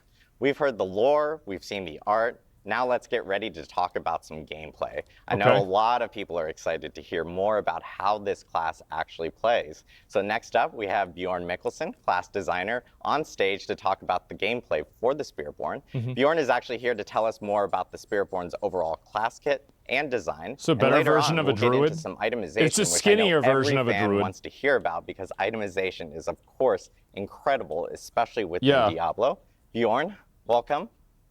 Thanks for having me. I know Bjorn will be a fan favorite here, because he's going to walk us through all the skills and the gameplay for how it works. So Bjorn, can you kick us off? Let's see some gameplay. I want to see more of it. Absolutely. So yeah, just high level, what is this class? Excellent question. So basically what Spiritborn are, they are these jungle warriors who are empowered by the spirits. They're sort of this dexterity-focused class and sort of masters of martial arts and hand-to-hand combat. And so what they do is ultimately all of their actions and their movements, they sort of resonate with the spirits to form sort of these unique combat styles as they're fighting. They sort of mix and match them to hit whatever sort of build they need. Awesome. So if you are a current Diablo player right now, or let's say I'm a current Diablo player, which I am, I play a lot of Rogue or Barb, where would you kind of place the speed I learned my lesson last time. Yeah. We're just going to play Barbarian every season from now on. Our fastest, most aggressive It's class. always the best class. It's got multiple gap closers built into its basic attacks. It's got several movement I skills, thought that very Necromancer, high damage on those, as well Barbarian. as several ways to upgrade its evade skill as well. It's all about kind of getting on a target, sticking to it, and killing it. Awesome. I know we had footage earlier of within the trailer of players actually being able, and we talked about this earlier, players being able to actually summon in these spirit guardians. So can you just summon a giant jaguar into battle or anything like that? I mean, it's probably an ult, right? Yeah, absolutely. Yeah. Kind of in addition to being these master martial artists, because they're empowered by these spirits, you'll see parts of the spirits, but then ultimately with the ultimates, the spirits themselves will show up on the battlefield, and they'll empower you and deal damage. And it's really the core of the fantasy, right? If we talk about power fantasies, summoning the god into battle is the power fantasy for this class. And one of the things that I really liked about that is that I wish this we were getting was, a bunch of feedback early on about making. I'll talk about it after. I ultimates want to talk right now, but and we were actually able to do that with this class ground up. Awesome. I know people are probably dying to know, okay, let's jump into some Spirit Guardians. So I think this is a great opportunity. Maybe we should start off with the Jaguar being the first one. Bjorn, do you want to take us through the Jaguar itself? Sure. Yeah, starting off, Jaguar is a great one. Jaguar is as we've kind of touched on before, it is sort of this manifestation of just like the hunter. They're fast. It's exhilaration. It's 'Cause it's like a violence, cat. aggression. It's attacking repeatedly, kind of just This looks constant good. pressure as it's going. It's got these ramping mechanics to it. It's got lots of kill streaks. Mechanically speaking, the way we've kind of translated this, its primary focus is attack speed, and it chases that through a new keyword and mechanic that we call ferocity. This is a stacking buff that it can generate, usually via Jaguar skills, that will increase the attack speed. It looks of like all there's of a its corpse skills, mechanic but it too. will also enhance other You Jaguar see how it skills, so you changes can the use them more corpses? often, reduce their cooldowns, that sort of thing. It could also just be like it's not done yet. Moving on to an example. Like the animation I to guess, corpses of a isn't Jaguar done yet. skill. First off, here's one we have Ravager. This Okay. is a new type of skill we're adding to the game called Incarnate skills. They It's all a have cleave. a passive and active effect. This one allows you to maintain your ferocity at just like a minimum level, so you're all just like a little bit fast. That's cool. You cut the guy in But then half. when you activate it, you kind of go full Jaguar mode. It gives you additional attacks, kind of like whenever you hit something, it does an extra strike. So it can even turn like skills that are like deal a little bit less damage, they can now deal extra damage just whenever you hit something. Moving on Let's to see the another next skill, one. we have Rushing Claw. This one is the Jaguar's kind of primary mobility skill. Okay. It will dash you through a target and slash everything along the way. And the key to this one is you can kind of use it over and over and over again, like multi-strike your enemies. And then finally, of course, we have the ultimate, the Hunter.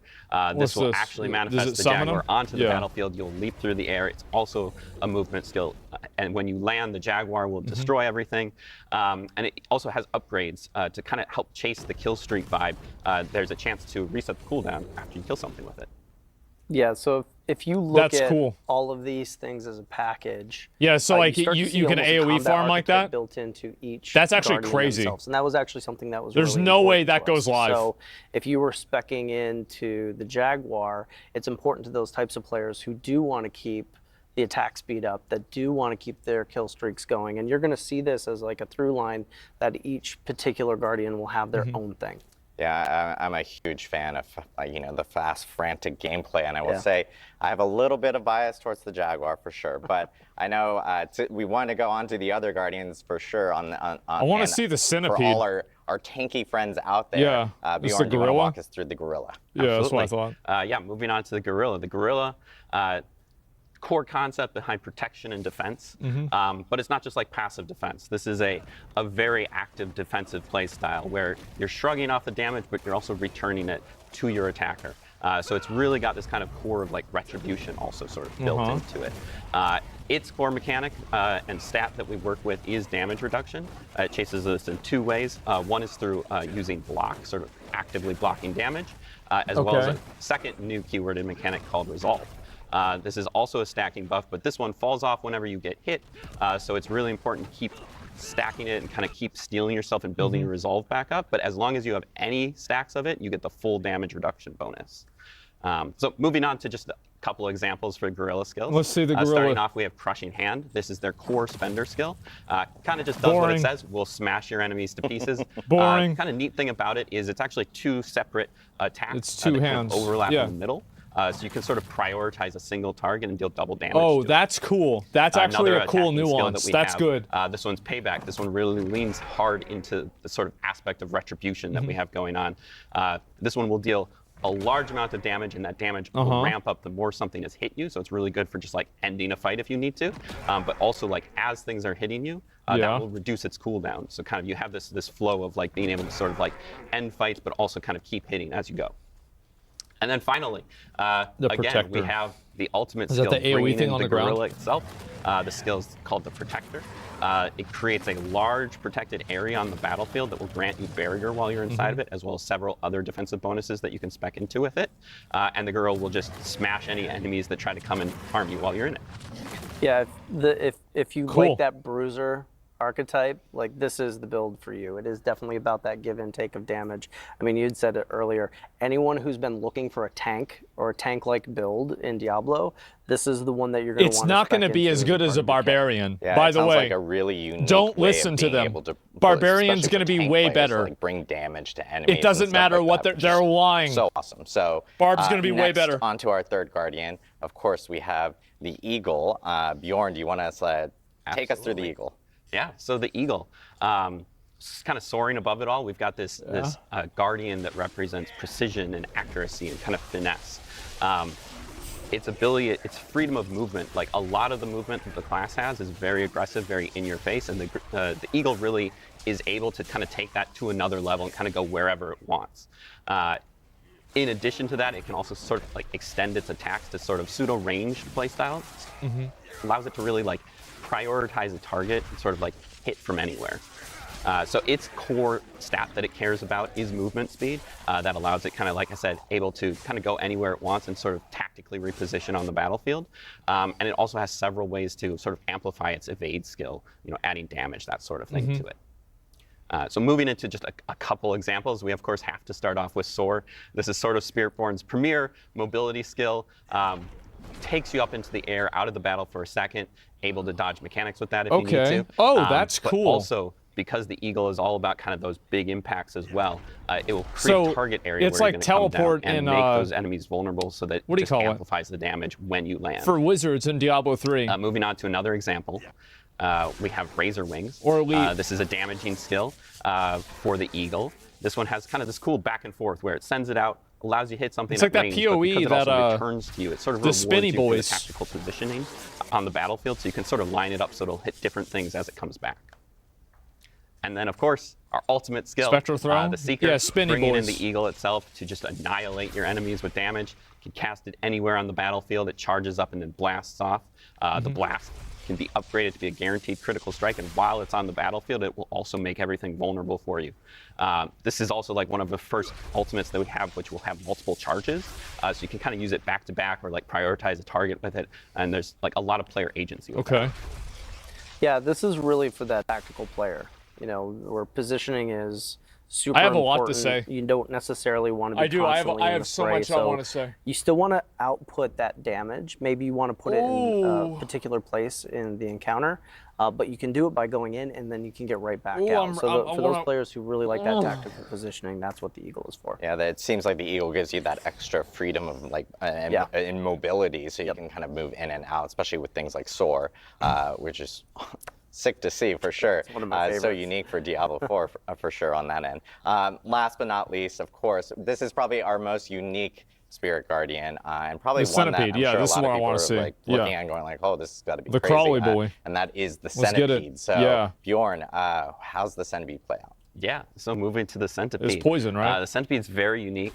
It represents this sort of abstract concept of the cycle of life and death, and the way we've kind of chosen to interpret that is that it's sort of this epicenter of attrition. Can but it's also, centipedes like, regrow their really body? I about don't think this they kind of, can. like, this endless or inescapable sort of persistence. And that's really bad for your enemies, but kind of really good for you. So its core mechanics that it works with that persistence is damage over time, poisoning, crowd controls, that sort of thing. But then it uses those things to sort of empower and sustain itself. So also, Imagine having a making Hydra life and that seeing sort of this. thing back to you, sort of draining your enemies as you kill them. I would feel like a fucking So loser. moving on to just a quick example, Stinger is our core skill. Visually for lame. the Centipede. The only this part one of this does that I a think large is amount of actually damage in a cool small is that area in ability. front of you. But the sort of interesting thing about it is that damage will also echo out to any nearby. That's the only poison one I think enemy. is cool. So it kind of has this adaptive, My opinion, dynamic range that it has, sort of depending on like how much you've been spreading your poisons around the field. So it can basically hit the whole screen if you really want to. Another skill example that we have would be Scourge. Scourge kind of takes that sort of oppressive control that the Centipede has, and it will fear and it will slow and poison enemies and sort of disrupt any kind of strategies they might have going on and just sort of allow you to turn the tables on them. And then finally, we have the ultimate skill, bringing in the Centipede itself onto the battlefield. This is the Devourer. Poison laser beams, globs of poison everywhere. Just the Centipede kind of wrecking the entire battlefield. I'm typing out my notes. It's got upgrades which will also allow it to I instantly gotta execute enemies who have been fully I poisoned. want to forget sort of anything. Helping the cycle of life and death to speed up a little bit there. Yeah, this is clearly our most Diablo Guardian that we have. It's becoming a fan favorite very quickly. The people who have gotten a hands it's on fucking with it cool. have a lot to say about it. But the cool thing about this one is we took on a really unique design challenge. Like, how do you take a concept of damage over time, dealing damage, regenerating life, and make that kind of the core of an entire archetype. Righteous I thought Fire. you guys did a fantastic job at getting it there.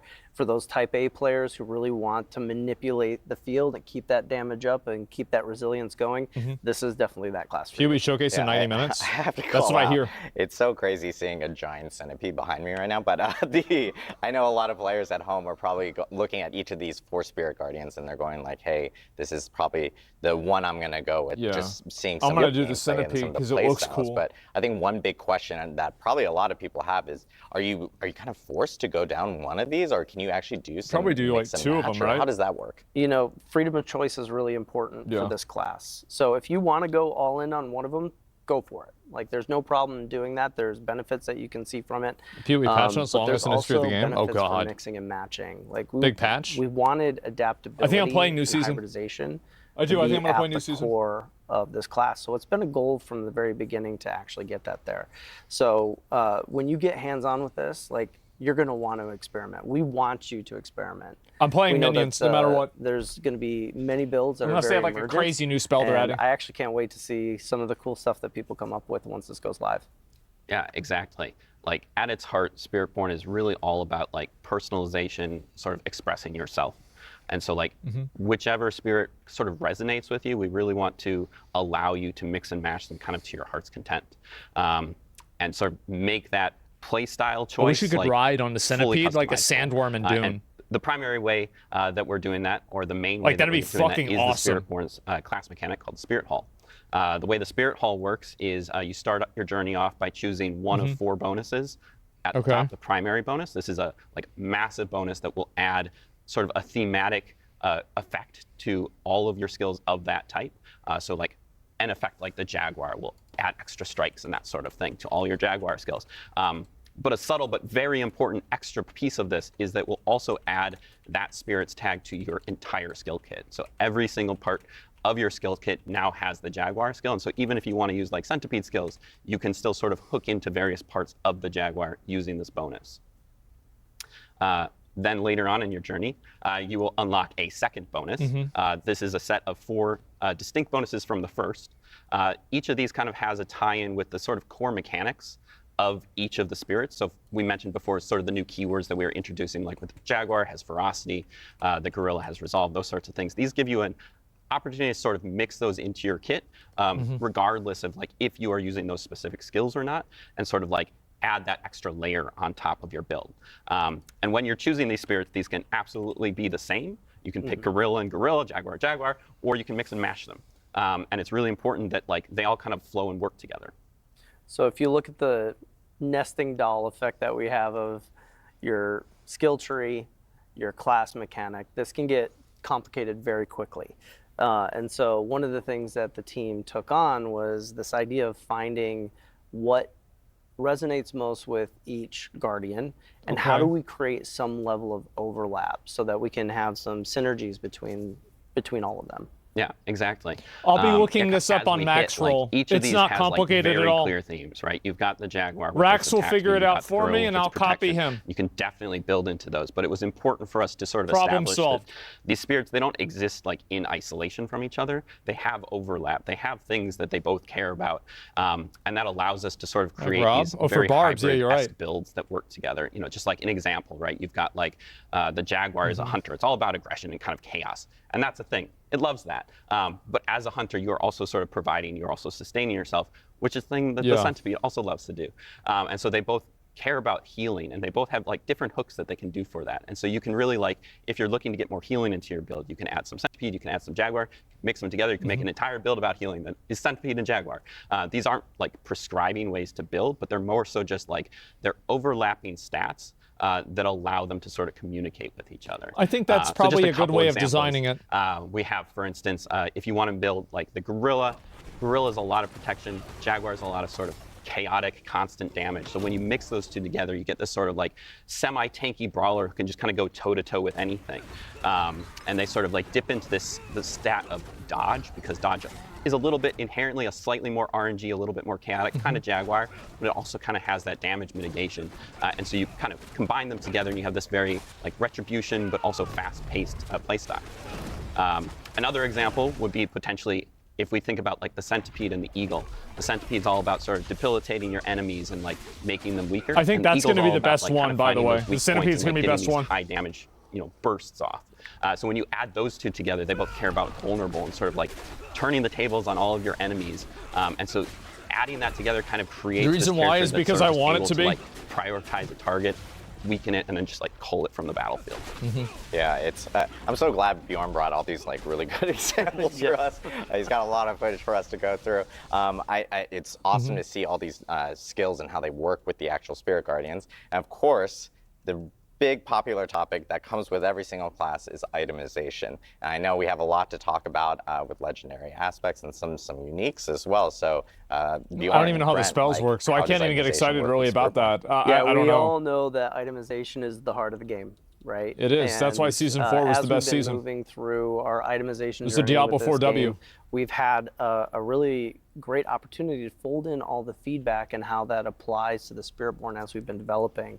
And one of the cool things that we did Diablo 4 good? took Yeah, the it's a good game now. opportunity to actually lean into the things that you get from items and I think it's and see how inferior they to PoE build for my into the needs, Spirit's but it's a very abilities good game. themselves. So we're going to show a few examples of that. Now, this is just the tip of the iceberg.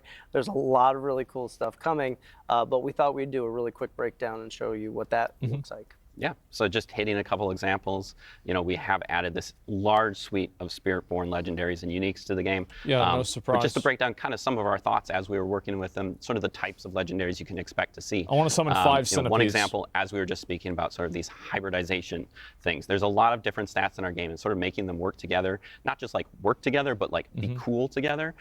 So we kind of have this category of items that will sort of interweave a couple of different stats. Secondly, we have our power augmentation legendaries. These just kind of let you take like your favorite skill and ascend it to its final form. Yeah, like and double just kinda, Hydra. like, go crazy with it.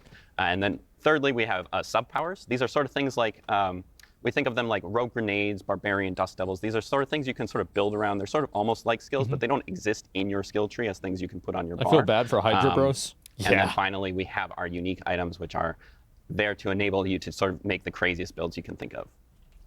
So moving on to a couple examples, just kind of one for each real quick. We have Tormentors. This is an example of a hybridization legendary.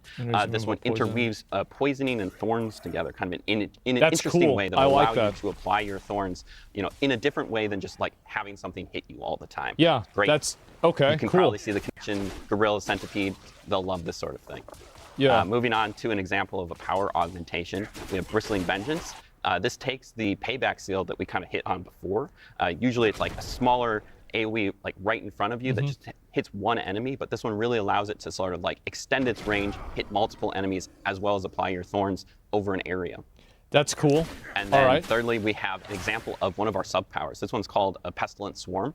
The cool thing that we're kind of trying to out with each of our sub-powers is there are multiple legendaries for them, and they sort of allow you to customize how they work.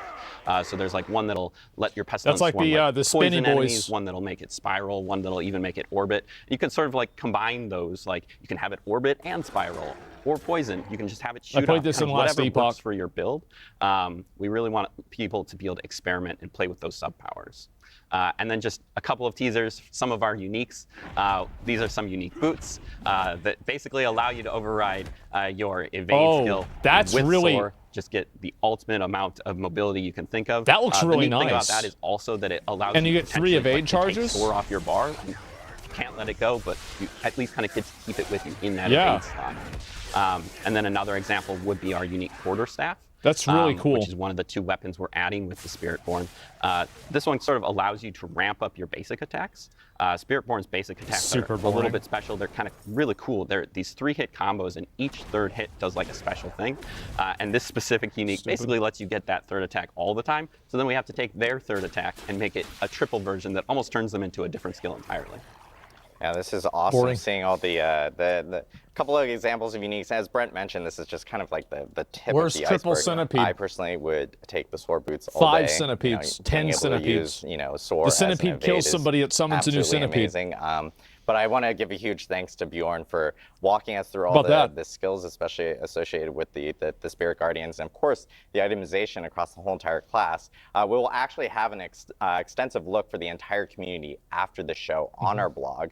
It will provide a great amount of detailed mention here immediately following the stream, so you can check it out and do a deeper dive with the Spiritborn yourself. Now we're going to bring back everyone to get into our Q&A for all things Spiritborn. Okay, here we go. Man, I am ready to talk about this. I am so ready. I have so many things I want to say.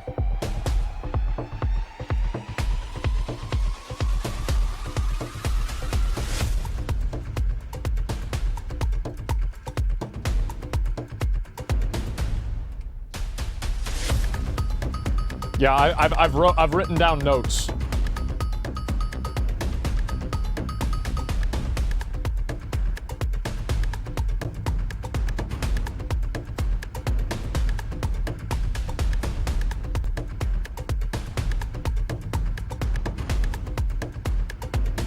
Uh-huh.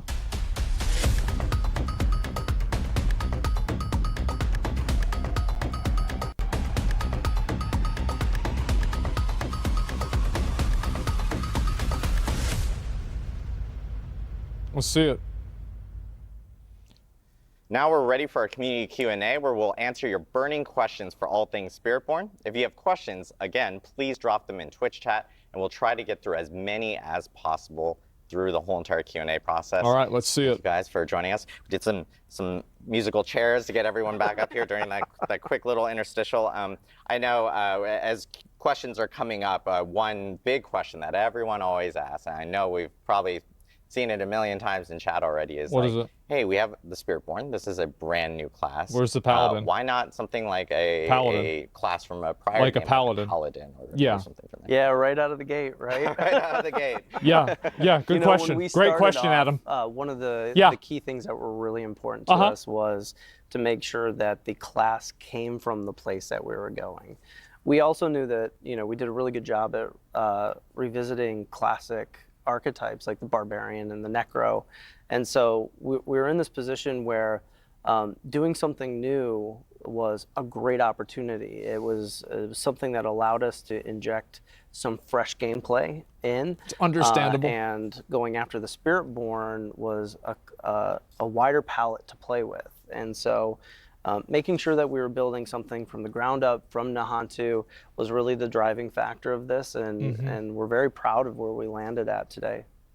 Awesome. Okay, so because it wouldn't fit with the lore. Basically, that's the reason why. This is the first time you guys are explaining. This is everyone's favorite moment where I butcher Twitch names like no other. But Arcphoenix asks, wait, the lore, like where have the Spiritborn been in D3, D2? Why are they not fighting Mephisto themselves? Yeah, I mean, we talked about it before. Like this is a religion that has been building up over time. They're a little more secluded. Oh man. And really one of the things good that we question looked at again. is, like, yeah. the early exploration of Akrat, right? Yeah. Like there wasn't much development that was going in, so that was like a new frontier for us to work with. Yeah, and in general, the Spiritborn, which you'll notice when you do play the game, they are very scattered throughout Nahantu. It's not like they have this massive presence where you walk in and you're like, there they are. It's like a little different than that. They're hidden, they're in the jungle, and they don't necessarily want to be seen. And this has sort of been the idea this entire time. It takes a lot of devotion to be a Spiritborn. This isn't something that you can hop in and out of. So when we talk about being a Spiritborn, these are people who have devoted their entire lives to be doing this one thing, and that's what they're doing in Nahantu. They're not exploring really. I know we've actually gotten a few questions about this specifically. This is a pretty good question for Bjorn and Nick, because a lot of people have noticed, like, hey, quarterstaff and new weapons. Like, what are the new weapon types for Spiritborn specifically? Sure. So twin blade. Spiritborn's bringing 2 new weapons with it. First off, we have the glaive, kind of its premier weapon that you see in all the key art. That's really the weapon for like a hunter. It's great for like taking down priority enemies. It's got built-in elite damage, that sort of thing. And then the second weapon we're adding is the quarterstaff. This is a faster weapon that they can use to even sort of like adds like block chance and that sort of thing to it. So it's almost like a little bit of a pseudo defensive weapon, Yeah, but it's also got PoE has very those staffs high with attack block speed. chance too. Yeah, from a fantasy standpoint, it was really cool to like try to create weapons that made sense for, again, like Brent mentioned, like where the class is from. So like, you know, a glaive makes a lot of sense for like cutting through the jungle, you know, being an aggressive weapon, being an attack-based weapon. The quarterstaff is really cool because it's like, you could imagine like, how do they train with this? They probably found like really strong branches from like trees that were really important to them, and they start to like train with that, and eventually they kind of start to perfect that craft and that bow staff. So there's a lot of really cool fantasy that we can like, the art team can really dig into. It also looks cool. Yeah. like, There's like that. just to be frank, like if we're talking about a martial arts class, like having the bow staff or the glaive to like really extend some of those key poses that we got with the martial arts stuff that we put into the game. I mean, it looks really good. Yeah, it's awesome to see like new weapons for the Spiritborn with Vessel of Hatred. So another question that we have here, this is from Bucko351. Easy name. Question, what's the difference between the Spiritborn and the Druid class? The Druid class currently has bonds with like the stag, the wolf, the eagle, and the snake. Like what's kind of the changes between that and something like the Spiritborn? Yeah, I wonder if they're going to get mad at him after this. The Spiritborn, you're not necessarily reading these questions, into like, this animal Jesus. that we're talking about. This is a spirit guardian that man. lives in the spirit realm, and you're channeling this spirit guardian, and the manifestation that we're talking about is what comes out. So we talk about like ferocity or something. That's something that you see in the jungle, right? So you have this jaguar that's recognizable, and that's this manifestation. It's the best way to show that. So if we had a different belief, then it would manifest in a different way. Versus the druid, you sort of really encompass the entire animal. And you see that in the gameplay quite a bit, where I think, Nick, you were mentioning before, where it's like, yeah, I have this bond with the centipede. When I call him in, I call the centipede in to deal with this side of the combat, and then She actually gave a good answer to that. Managing the other side of the combat. So you really see this like I actually think that was a good combat answer. partnership between the Guardians and the Spiritborn, which is incredibly unique. We got a question here from Kat the Dewey. They're asking, we've seen 4 Spirit Guardians. Are there other Spirit Guardians that were considered potentially? Yeah, look, I'll spill the beans. I'll talk about it. You know, when we're choosing the spirits, we played around with a lot of concepts. Super abstract stuff that weren't animal-based. We talked about, okay, if I'm from the jungle, these things would probably represent things I know, which brought us to animals. And when we think about protection and strength, we originally had some conversations around an elephant. Like, what does an elephant mean? If They're fat. Animal that represents like family and protection the most, the elephant is one of those. The gorilla was also being talked about at the same time, and they mean the same thing. So when we looked at them side by side, that really came down to like, which one can convey the best powers, what gives you the right movement and visuals that you would need for the power set itself. So I was just going to say, like, we spent a lot of time trying to figure out, like, there's a lot of collaboration, and sometimes art will inform design, design will inform art. So I think this is a great spot where, like Brent was saying, like, we're looking at a lot of different things, but like when you think about Nahantu, when you think about like the canopy of the jungle, and you start thinking about how does that protect what's in the jungle, like the gorilla just made a lot of sense, like thematically. So like we start to find those moments, right? And you think about the centipede, it's like there's like the ground and the roots of the jungle, like what comes up, there's insects. So, you know, we spent a lot of time like exploring that. But when you think about the gameplay connection, poisons, fears, right? The centipede, that this like life and death kind of cycle they talked about, like the centipede makes a lot of sense. So we really start to try to connect the dots in really interesting ways. And those are the ones that really stick. Okay. Fictionally, the idea that these things are created based on human beliefs, we believe in more than 4 things, right? So the idea that we could expand this out well beyond the class, we've developed more lore than you're actually going to see in the game for the Spiritborn, because we want this thing to live beyond just Diablo 4. Awesome. I know we this one's a little bit for Bjorn. We'll test his skill knowledge here, but a question from Churney Fire was, does the echoing poison effect work on enemies not poisoned by you? Is there like a radius limit? Like how does it work specifically? It's probably a radius, right? Yeah, there's a small radius limit to it, but that can be extended through things like tempering and that sort of thing. It will do any poisoned enemies on the screen. Oh, nice. That sounds crazy. So yeah, Centipede's going to be the best. It's not going to be close. A question from Crawling Out of the Spiral. This one's a lore question specifically.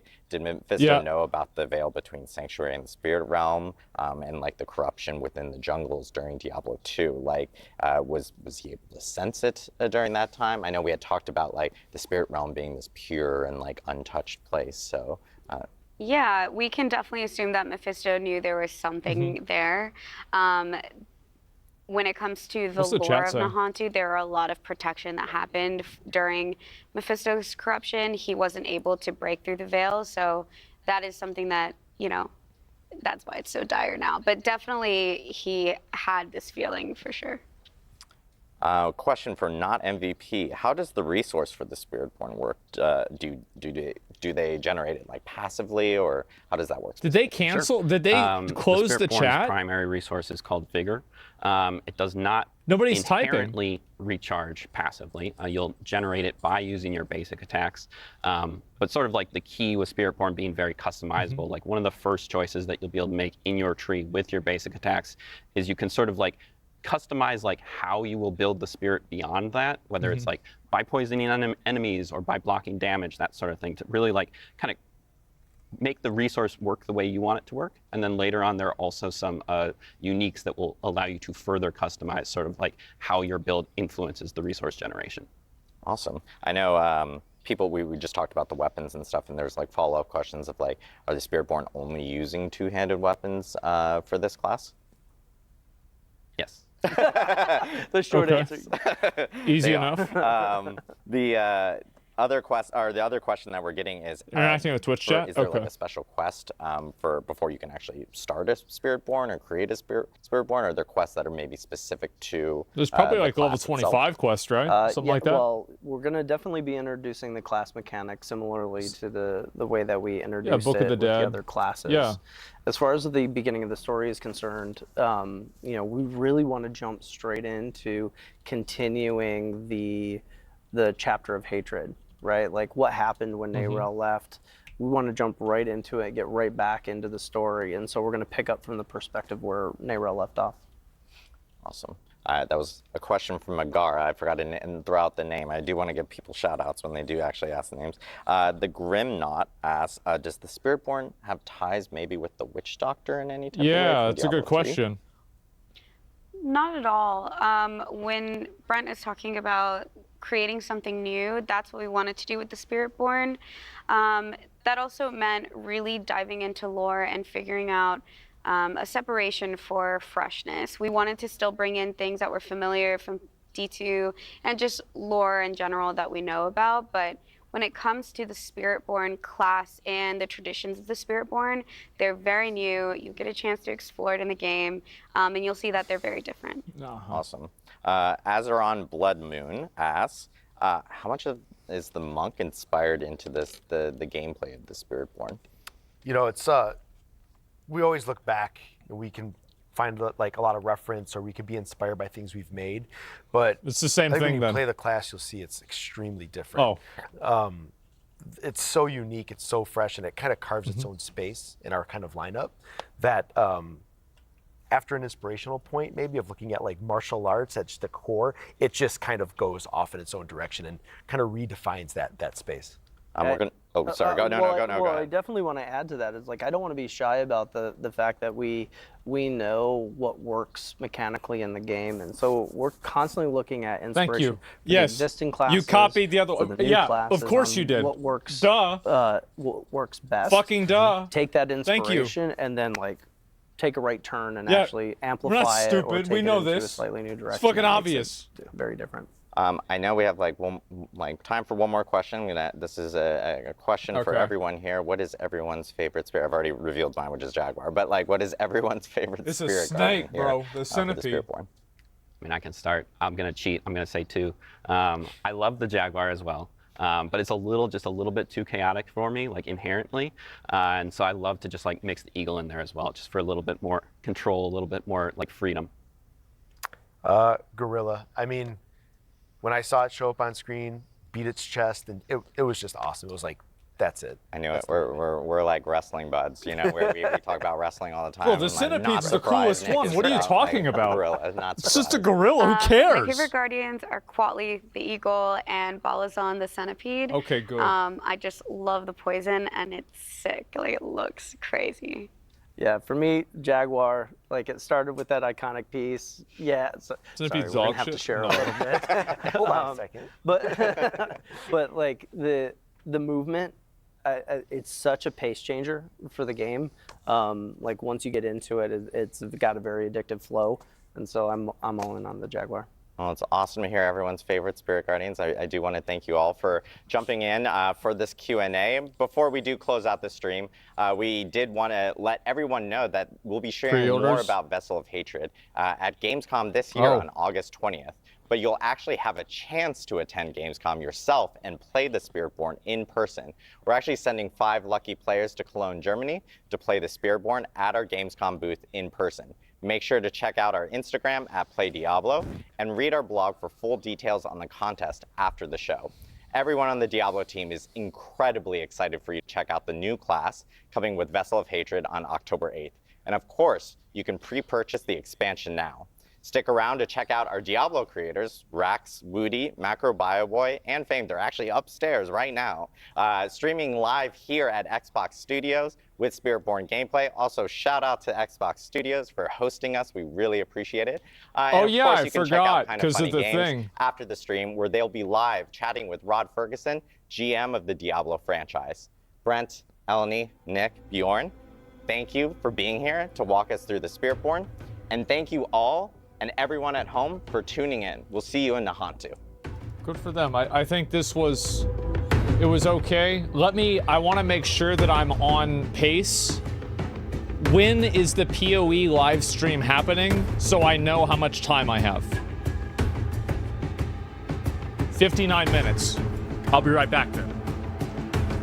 And then we're gonna get into it.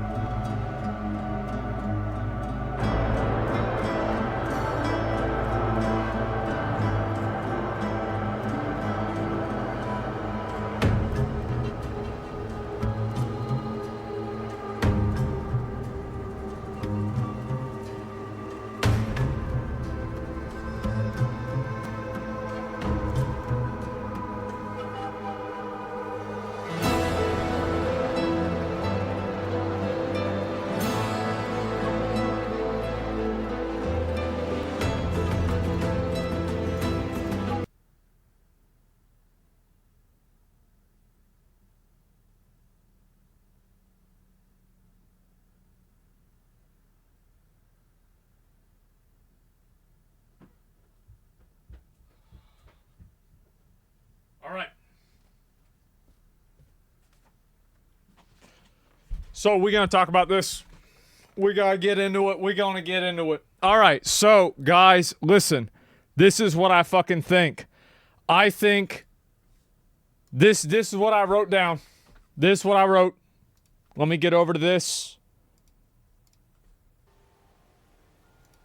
All right. Number 1. All of the NPC archetypes in the video were archetypes that we had seen in the existing game already.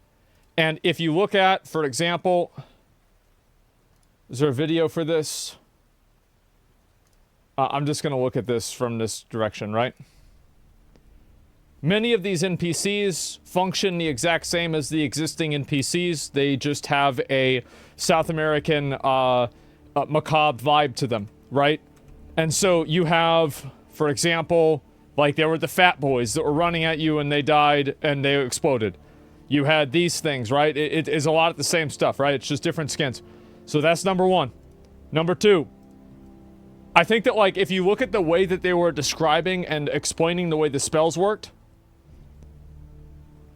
there's a huge difference with Diablo 4 and PoE, because remember whenever we were watching the PoE 2 trailers, and they said, okay, you can use this, and then this synergizes with this, and then this builds off of this, and then there's this ability that can work in this way, and then if you have all of that, you can also use this, and it activates all of this.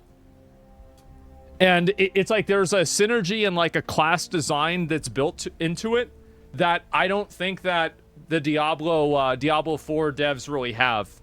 You see kind of how it's saying, like basically this was showing us different blocks, whereas the PoE was putting the blocks on top of each other.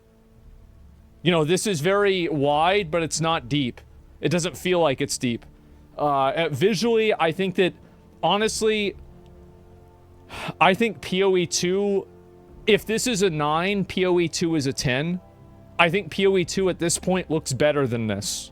Visually, I think so. Now, art direction is debatable, but like, this is, let me just put it side by side, right?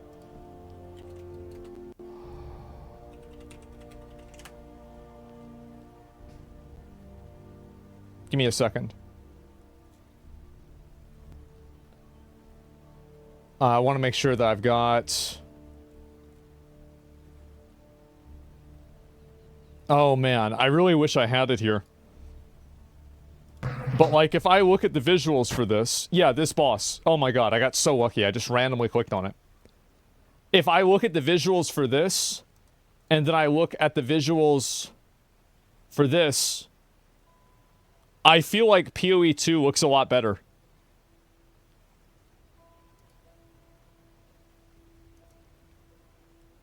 I just think it looks a lot better. More details? Yeah, right? And like, Diablo 4 isn't bad. Like, it's not bad. It's just that this is way better. So yeah, 4K video on stream. You think that it's because of the no, this is both HD, right? I mean, it probably is doing it automatically, so it's probably about the same. So, yeah, I feel like PoE looks better in that circumstance. I think visually it looked okay. I also think that, like, it would be really cool if you could combo, like, multiple, like, gods together, and it would summon, like, some of the greater gods, like Quetzalcoatl or something like that. Like, imagine, like, if there was a legendary that you could use that would, you know, if you use 4 god powers in a row, kind of like an inverse Tal Rasha, where, like, if you use all 4 of them, it summons, like, Quetzalcoatl as, like, a cloud serpent to fucking do some kind of crazy ability, right? That'd be fucking badass, right? Like Exodia, kind of, right? It'd be really cool. And then also, I think they should have gone with Paladin. It's cool. It's a cool idea, but I think Paladin's cooler.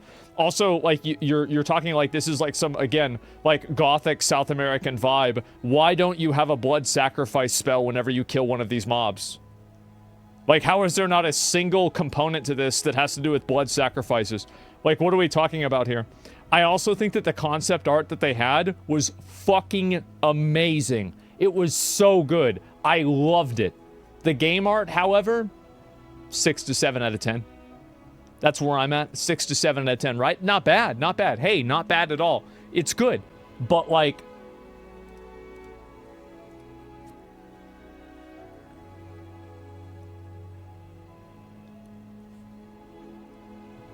you know,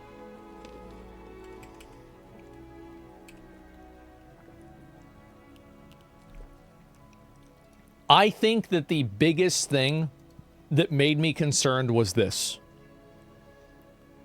It was the fact that all of the spells and everything that they showed was completely one-dimensional.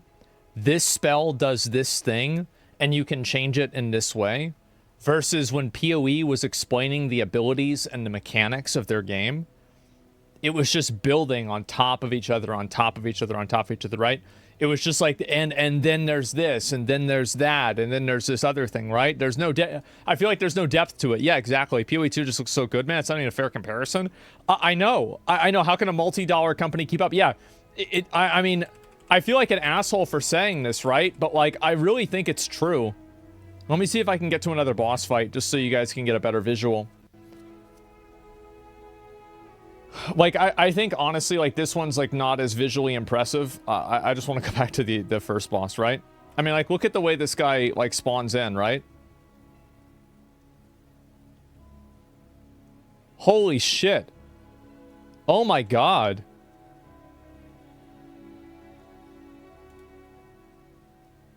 That's amazing, dude. And so... And again, like, I want to say, like, these NPCs are... Almost all of these NPCs are just retooled versions of, like, existing NPCs. And, like, again, it's not a big deal. Like, these are the shamans. These are the little grunts. These are the big guys that, like, that'll go, like... Oh, no. You know, they'll do this. So... the only way PoE does their demonstration is just straight up cinematic. They showcase something simple, then one step at a time, show how they all interact together, do something insane.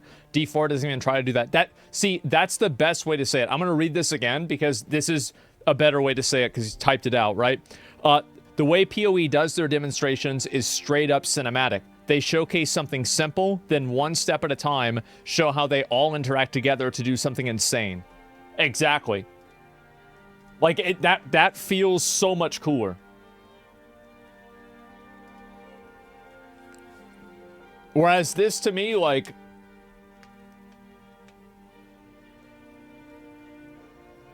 And there are cool things, right? Like, for example, the way he walks and the centipede is footsteps, that's really cool. It's not like the game... It's not like it's bad, right? It's just that...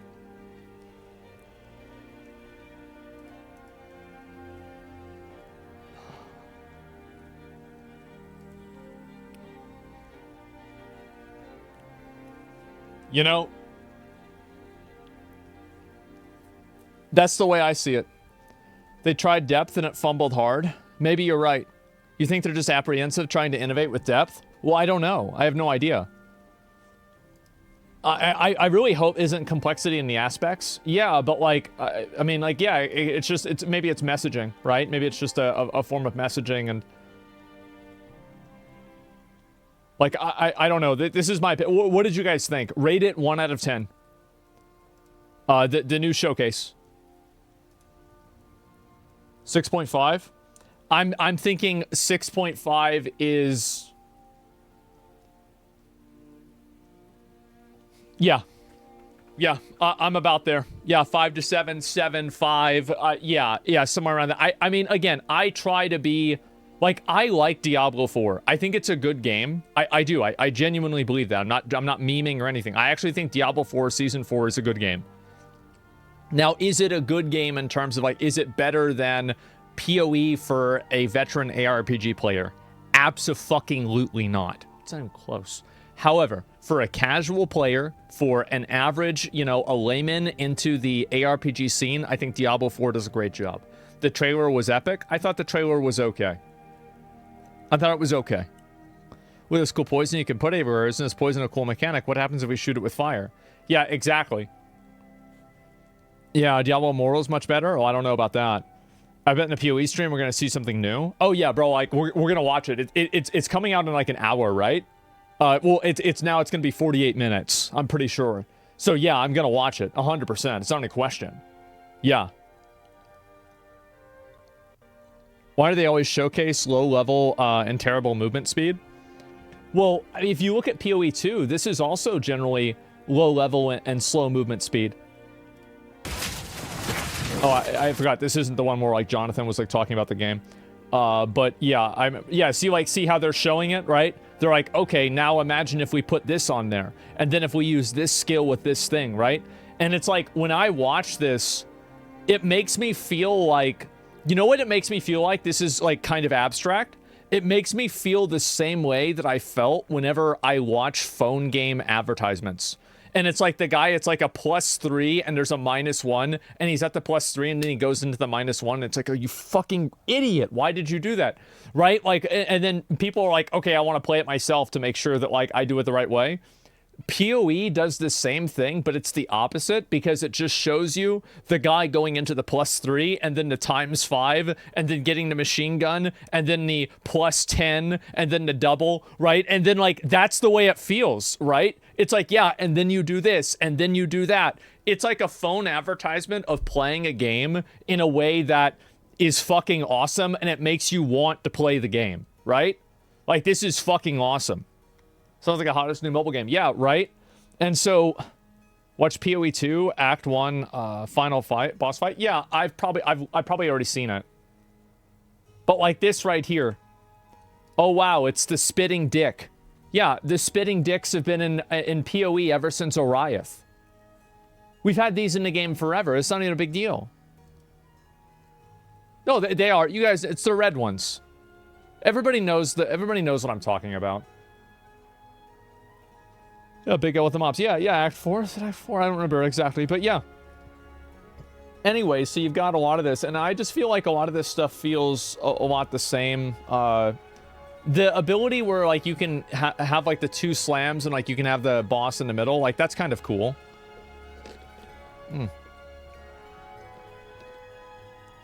But, like, there's not even really an implication of complexity. Yeah, I mean, that's the way I see it. We react to PoE League. I'm not going to read all the notes and everything, but I will. I'll watch the trailer and all that. Absolutely, it's coming out like really soon. It's in less than an hour now, so I'm just watching this and talking about it right now. Like the last PoE League that I played was I think I played the Necro something League, but I didn't play it enough to like really understand it that well. I got to like red maps and then I just kind of stopped. But I'm gonna play again, I think, this league coming up. So we'll see what happens. But yeah, I'm just like... Again, I don't think this game... I don't think it's bad. It's just that... It's just not super exciting, I guess. Like, I feel like it's kind of more of the same. Melee's buffed? Well, then maybe I'll play Cyclone or something like that. But I kind of want to play a minion build. And also, if Melee is buffed, that means I could just play, like, a Carrion Golem physical damage build, too. So, you know, maybe that would be a good idea. I have no idea. You play minion build every time? No, I haven't played minion build in a long time, actually.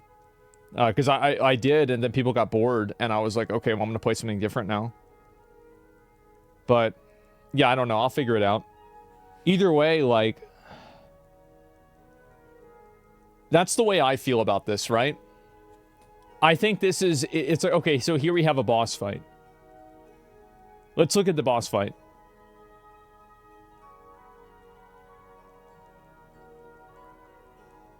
Oh my god.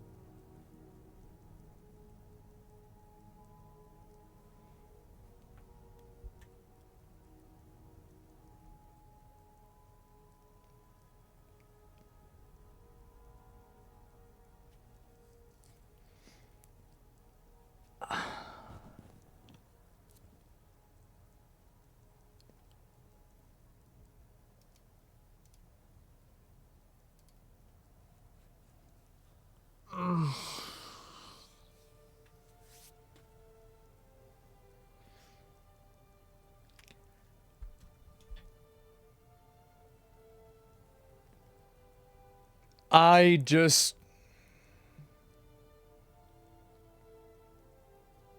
It's about gameplay, bro? This is gameplay. This is the gameplay. This is the gameplay right here.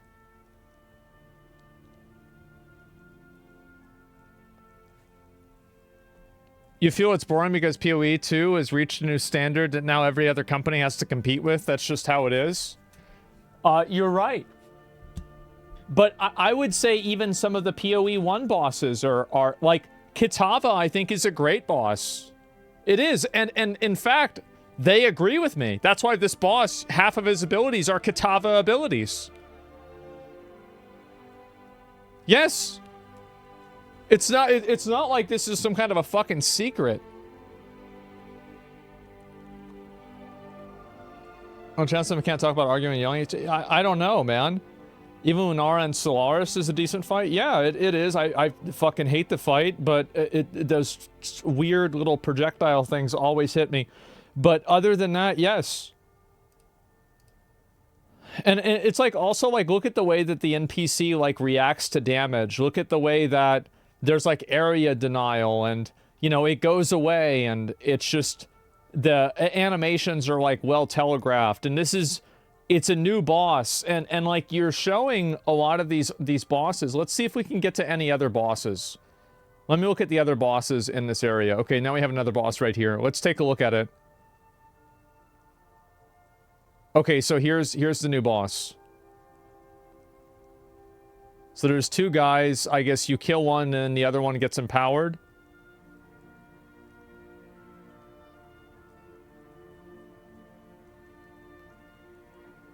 Yeah. Okay, this is kind of cool. This is above average. Okay. But like you can even see, and here's a really good point that I've tried to bring up before.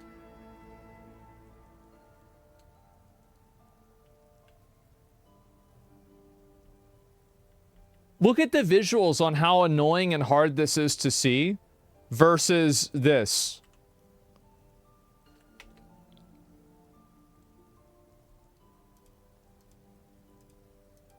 Do you see what I'm saying? Right?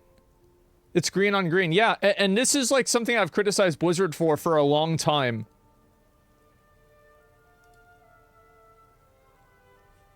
Not even close, yeah. They substitute hard to see for difficulty? Yeah, I think so. Like, being able to identify that a mechanic is happening should not be part of its difficulty. I find that to be incredibly cheesy.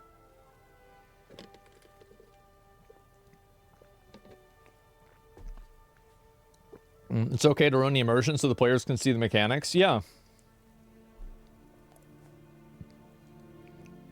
Want to learn about Diablo 4 expansion unless I want to play it? Hey, here's the thing. I bet the Diablo 4 expansion is going to be fun for me to play, and I'm going to enjoy it. I do. I think I'm going to enjoy the expansion. Now, I think I'm going to enjoy PoE 2 also.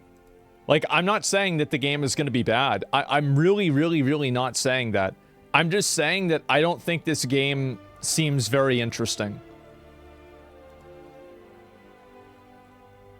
Like, a lot of these NPCs are doing basically the same abilities that the base game NPCs do.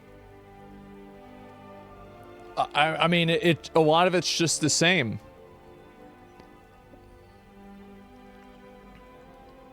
Spiritborn just feels like Lance Master from Lost Ark.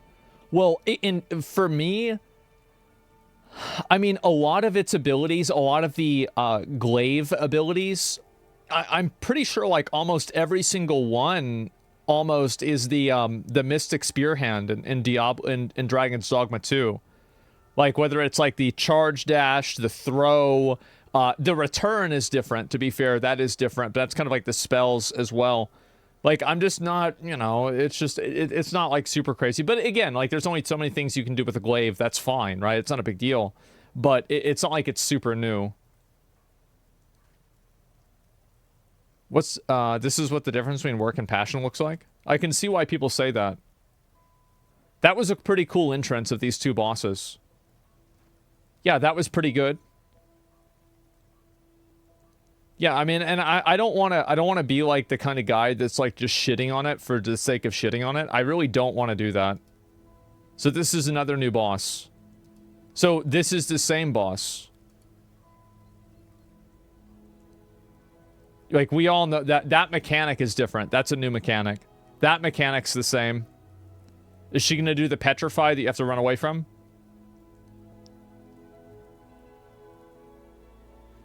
Let me see. Looks like no, it's just more area denial.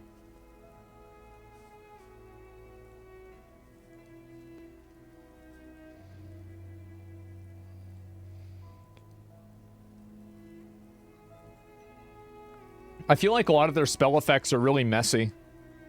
Like, there's a certain type of, like visual flashiness that, like, games like this have, and it makes it easy for you to see what's happening.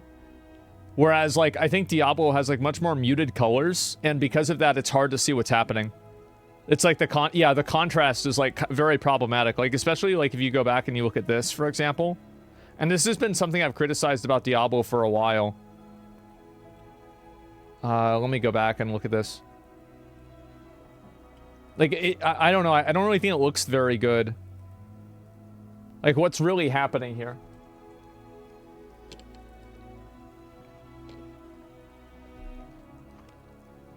Look at Last Epoch, new Pinnacle boss. And then look at what Diablo 4 has. Oh, yeah, I saw, yeah, some guy, like, kill them for the first time, like, in, like, hardcore the other day. I saw that. Same muted visuals. I think this wouldn't matter if the game was more fun. Yeah, but I think that one of the reasons why the game isn't fun is because the majority of mechanics that the game has is area denial, so it makes it hard to melee the boss. It's annoying. So yeah, that's generally the way that I look at it. I think, again, it was a 6.5. Like, looking at some of this, like, more in-depth footage, I mean, it's okay, right? But that's about it. So a nature boss in a nature environment using nature spells, should it be colors of different elements? No, but the way that the colors... So there are a lot of different, like, versions of green that you can do. And I think that while, yes, it's important to have immersion, I think that if the game is hard to see and you're getting hit by things that you can't see, I feel like immersion takes a seat compared to that, right? Immersion is like second place to gameplay. Where, like, I think immersion is really important and you should have immersion, but it should never come at the expense of gameplay. Maybe not never, right? You can never say never, but in almost all circumstances, it should not come at the expense of gameplay. And I think also, like, I mean, if you look at Lilith, right? Lilith has, like, terrible visuals, right? It's so bad. So that's really what I'm talking about. More so than anything else. So yeah, I mean, it's okay, but, you know, like these flowers, right? You've got, like, the Elden Ring flowers, kind of, I guess. Like, I'm not really sure exactly how this works. If there's an option to toggle on more visibility for non-immersive colors, everyone would enable it. That's a very good point. Yeah, you're right about that. Should they remove all UI to make the game more immersive? Well, no, because the UI is helpful, right? And it adds gameplay. And that's what I'm saying, right? Is, like, it's very hard for you to ever say, like, this is what they should always do or this is what they should never do. However, I think in almost all circumstances, things that reduce visibility and make the game harder because of it are not fun to play against. Like, in just a general sense, whether this is a spell effect combination, like, this is a good example, right? So look at the way this is designed. Look at that. How the fuck are you supposed to see that? Look at that visual right there.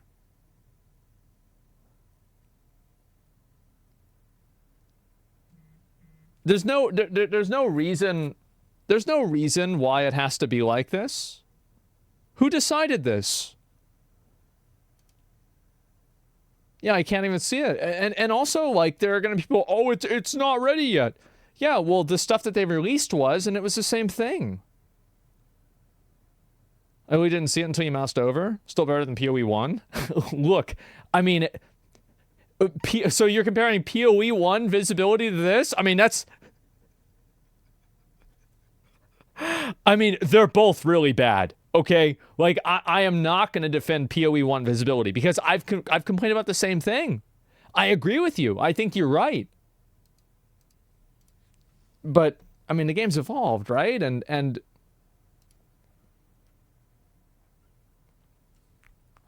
it's like it's much easier to see what's happening, at least on the screen, right? Like, look at that. That's very easy to see what's happening. It's about the vibrancy of the colors, and it stands out so much. Like, you're not going to miss this. It's not like, oh, I didn't see that. How the fuck do you not see this? It's a bright fucking pillar of light. Like, even knows right there. Massive bright lights. And after we get dodge rolls, means that we can get indicators changed too, right? Yeah, of course. Yeah, and I think PoE knows that they have a visibility problem. So yeah, look how easy it is to see what's happening. So that's the way I see it. That's what I think. Obviously, yeah, those are my opinions about the trailer. That's what I think about it, etc. Right? There it is. Why does Immortal look better than this? I don't think it does. I think Diablo Immortal is a bad game. It's trash. It's not better than Diablo 4. I don't know. Like that. It's funny to say it. Hey, it's very funny to say it, but I don't really think it's true. Okay, like let's be honest. I don't think it's true. Can you turn on PoE drops? Oh yeah. Let me see if I can do that. Drops and Path of Exile. 3.5 announcement. Okay. I think that everybody just gets drops by being in the category. Is that accurate? Yeah? Okay, yeah, I'll just do that. Whenever it comes in, I'll go ahead and join for that. Yeah, I just looked it up because there's like a menu page where it tells me all the stuff that you can get, and that's pretty much it. Let's see if there's anything else I was going to look at before we get started with this, right? Because there's a number of other things as well. I was going to try... Oh, here we go. Asmon picking a new game to stream. Baldur's Gate 3, Cyberpunk, Remnant 1 and 2, and Indies, or a new gacha game. Oh, boy. Oh, boy, oh, boy. Let's read some of these. We need to reverse psychology this dude. It's not going to work, bro. Anytime people try to push me to do something, it makes me not want to do it. That's just the way I am. That's the way my brain is programmed. Actually, it could somewhat work. Yeah, gacha doesn't require any effort. You play one, you play all of them. Yeah, of course, right? I mean, yeah, I'll play Metal Gear Rising anytime soon. Played Starfield and hated it. I'll ignore this perfectly good No Man's Sky and remain ignorant of what made a good game. People always get really mad about me not playing or playing a certain game. I want to let you guys know that this will not change any of my behaviors or what I'm going to play. It doesn't matter if you're complaining about the games that I'm playing, you'll probably just get banned. I just don't want to deal with it. I don't want to hear it. I don't want to see it.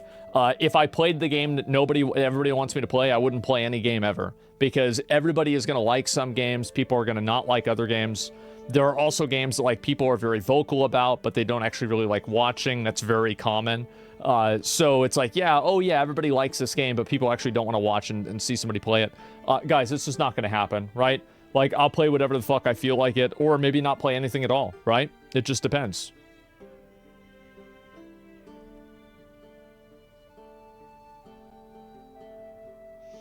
Custodes director left roof of the Imperial Palace unguarded as its slope was a safety concern.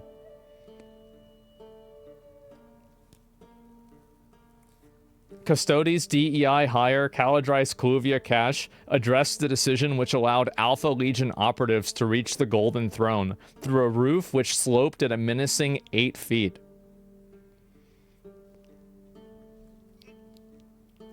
It was hubris that wrote me into this timeline, and with hubris, I will continue. This is a good one. Like, I'm gonna be real. This is actually fucking funny. Games are fun. What's this? Gotcha, bitch. Fuck them. What is it, PUBG?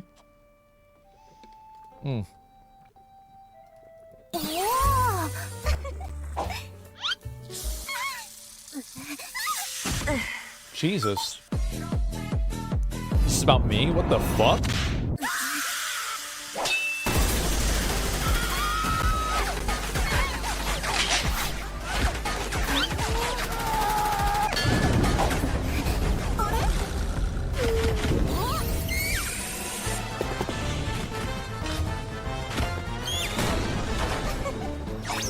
Oh my god!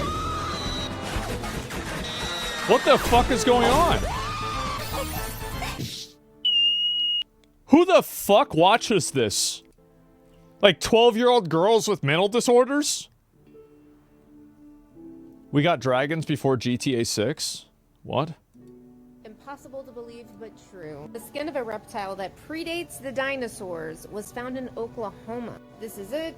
It's fossilized. They've never seen anything like it before, and this reptile doesn't exist anymore, obviously. This was found in the Richard Spur Cave in Elgin, Oklahoma, and the reason why it was so well preserved is because sediment fell into this cave and locked everything that had been alive in there inside of the cave for hundreds of millions of years. It was only due to the circumstances of the preservation that allowed it to be preserved like this. It's not normal for them to find skin. This is 20 million years older than the oldest skin that they have found that's been fossilized. And it's pre-dinosaurs. Wow. This thing was not a dinosaur. It was pre-dinosaurs. It's so hard to wrap your mind around that. This is over a quarter a billion years old. Over a quarter billion years old. And this was on our planet. In Oklahoma, scientists are assuming that it kind of looked like a crocodile, maybe, because it kind of has crocodile-ish skin. No, it's a dragon. A crocodile. It was something else. It's a dragon. Never seen before. Just thought that was cool. Follow for more tea. Yep. Yeah, it's a dragon, bro. They're real. See? See? There it is. There's one right there. Just look at them. Steam review is always helpful. What is this shit? First, this review isn't about the actual game. Oh, God.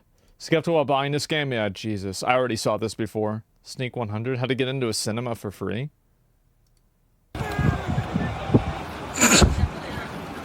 What is it?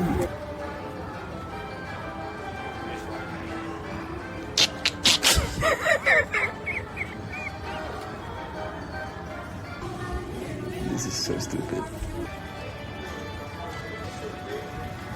Okay, go, go, go. Oh, oh. He's standing still, but they don't see anything.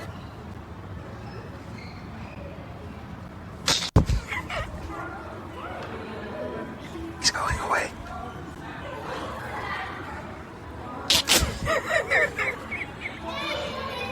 How is this possible?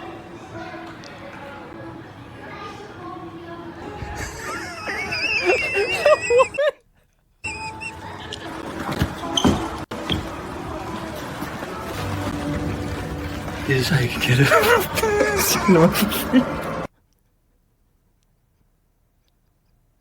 He's standing there in the corner. Oh my God. Now, I probably assume these guys are like, bruh, I'm getting 13 an hour. Yeah, yeah, bro, I don't give a fuck. Gives a fuck, bro. Like, yeah, they're just doing some shit. Okay, that's funny, right? Like, they probably saw this immediately, and they're like, "Yeah, I don't get paid enough to actually like. Do I really want to start a conflict with a man dressed up like a bush trying to get in to see an $8 movie? No, I don't. I don't want to deal with this. This is not in my job description. I'm not security. It's not my problem. Not dealing with it." $8? I don't know. If that's probably the last time I went there was $8. It's probably a lot more though. Big tech withholds its products in the EU due to regulation. Well, that's only going to last for so long because eventually they have to exist in those markets. So they'll cave to it eventually. Yep, they're mad they can't use our data for free, and fuck them. That's right. So I wish if more companies and more places did this, then the companies would just immediately change their policies and stop doing that. Yeah, I don't think this meant anything with Elon and steak and eggs, but you know, maybe one day we'll see Elon on the podcast. That would be fucking crazy. That'd be really cool. We'll see what happens. But yeah, there it is. Drops are enabled. Is it enabled already? I'll swap over in a few minutes, okay? Bro, unlock the hidden move. Bruh.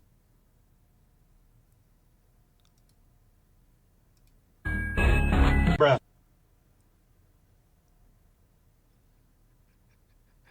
I didn't even get it the first time. Bruh. That's fucking good. Holy shit. Easy dodge? Yeah. Why I cut my daughter out of my will? I'm not gonna watch a 1.5 hour video of this. That's insane. What's this? What the fuck is this? See, this is the reason, bro. This is the reason right here that I can't respect YouTube's decision to take away monetization from people that do a gun sponsor. How the fuck do you have these obvious fucking scam games that are just ripping? It's literally a screenshot of Elden Ring. It's not even like a, recharacterization. It's a screenshot of Elden Ring. And somehow this is okay. You're making money off of this, but this is too much. Get the fuck out of here. What a joke. They don't know the difference and they don't care. Yeah, want us to pay for the ads on YouTube. YouTube has to pay their creators. I know, it's so annoying. What's this here? The real opinions of Chinese players on the Genshin Impact Twitter incident? Oh boy. Oh boy, oh boy. So this should come as a surprise to absolutely no one. But so this has been like a controversy. Genshin Impact is adding a new zone. People think that the new zone is inspired by native cultures and, like black and like darker skinned cultures. And the characters that are added into the game are not representing those skin tones in the way that people on Twitter think that they should. So anyway, this is what's happened. Bilibili is a really popular website on China. It's like kind of like Chinese YouTube. It's not, but it's like close to that. So Natland characters, big drama is here. There have been protests on Twitter because of skin color. So let's read some of the comments. And these are the comments from actual people in China, which, by the way, are the people that they actually listen to. The Western internet is always like this. So-called correctness is valued more than the quality of the story, but MiHoYo shouldn't care about it. Do you know what I fucking love about them? Is that they are so direct. It's insane. Even they know. Yeah, bro, they know. Of course they know. Absolutely. Yeah, I see no one. Yeah, I have common sense. Yeah, they're very direct. Overall, it's very good. What's the problem? Must everyone have dark skin? Doesn't dark skin look a bit out of place? Is it being slightly tan enough? So the reason why this happens, I'm going to explain why. It's because everybody in China is basically probably Chinese. And so they don't have this like sense of like guilt of like, oh, well, there was slavery and like this racism stuff. They don't really care about that. They don't have, like, there's no, there's nothing that's, like, stopping them from just saying this. There's no white guilt or something like that over there. They just say whatever the hell they think. They actually support it. They do. This is what we all think, but that's racist America. Oh, God. Replying to the upper comment. Yep, there it is. And so this is the truth. This is really the reason why. It's actually proven the government supports racism in China. Pull me up if you want proof. Really? Next thing you're going to tell me is there's proof that there's actually fish in the ocean. I would have never guessed. What? Really? You think that's happening? Pull me up? I don't want to pull you up. Why? We know this. Replying to the upper comment. It wouldn't be necessarily the U.S., but quite a few U.S. cops would agree with that statement. Oh my God. This is the thing. They're actually racist. They're actually fucking racist. And that's the thing. And so this is the truth, right? The next one's insane. Oh God. They actually say to respect the culture, but every word from them is about stereotypes. This can only move themselves. And okay, this one's super fucking racist. We're not even reading this one. It's useless to protest in a country that doesn't spend any money. There it is. So they think Americans don't spend money, so MiHoYo shouldn't listen to them. No wonder Sweet Baby Inc. has grown so big. Their suffering is worthy of their perception. Oh my God. Second video. Isn't Natland's prototype South American? I think South America doesn't even recognize their main ethnic group as black. I have no idea. Where did the people say who started the triangular trade? No idea at all.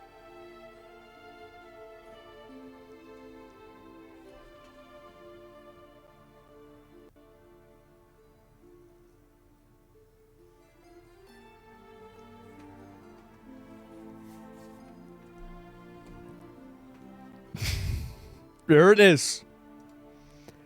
There it is, right there. Oh my god. Just don't play it. If you don't like it, go play something else. There is a simple rule in this world. What do you want the world to be like? Support what you want with the money you have in your hand. MiHoYo should just give dye and you can dye the characters. Isn't this old drama? It was the same drama at the time of Sumeru. It was a big deal on the Western internet, but in the end, it didn't work out. Man. China's actually withdrawing money? I guess so. Can you link this whenever it's done? A joke, their culture, like Samurai Assassin's Creed, but they won't let Genshin have ethnic characters, like the double standard's crazy. So, this is what's crazy about your comment, okay? Is that this is the mind of a person who tries to find double standards on the internet. You're so fucking stupid, you don't realize that these are Chinese people, and Yasuke was in Japan. These are, I understand, you know, maybe to you, you might think they look the same, so it's all the same, and so they're actually just racist, but in fact, I think you're the one that's a fucking racist. Get the fuck out of here. Get the fuck out of here. I want to see your shit. Oh my god, racist. He doesn't even know. And this is the mind of a person who tries to find and perceive double standards on the internet. Stupid. Just plain stupid. Having a beta? Yep, the actual brain damage. Yep, there it is. First of all, we have to know one thing. The Genshin Impact is a Chinese game, and MiHoYo is a Chinese game company.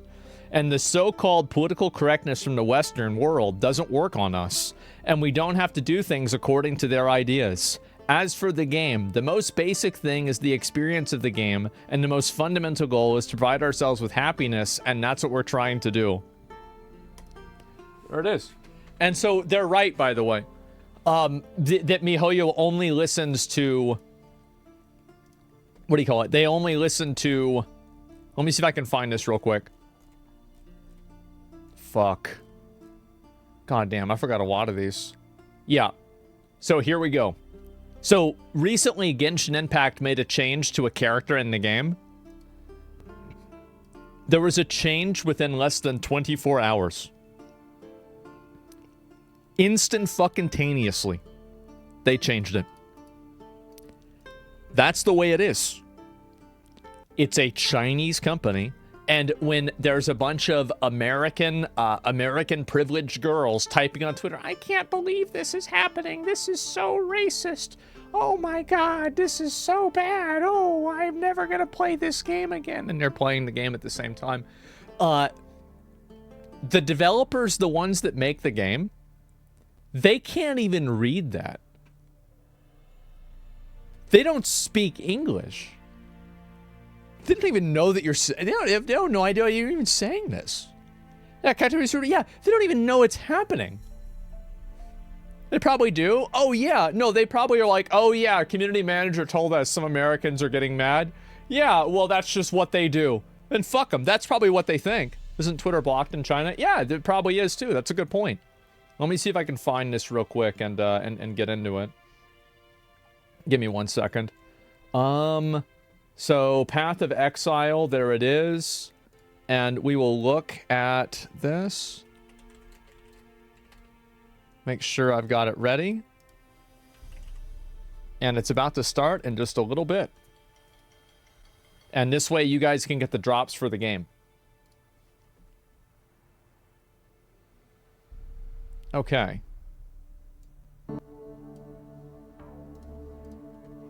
But yeah, I thought that was pretty funny to show you guys.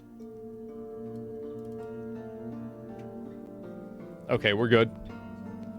They did this on the same day? They did.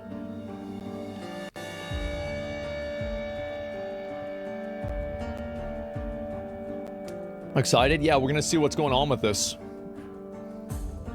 That's why Asian games have been booming lately. I think that's actually a big factor. I do. I think that a lot of people are fatigued from any degree of like social posturing or like virtue signaling in games. And so anytime that people see it, they immediately lose interest in the game.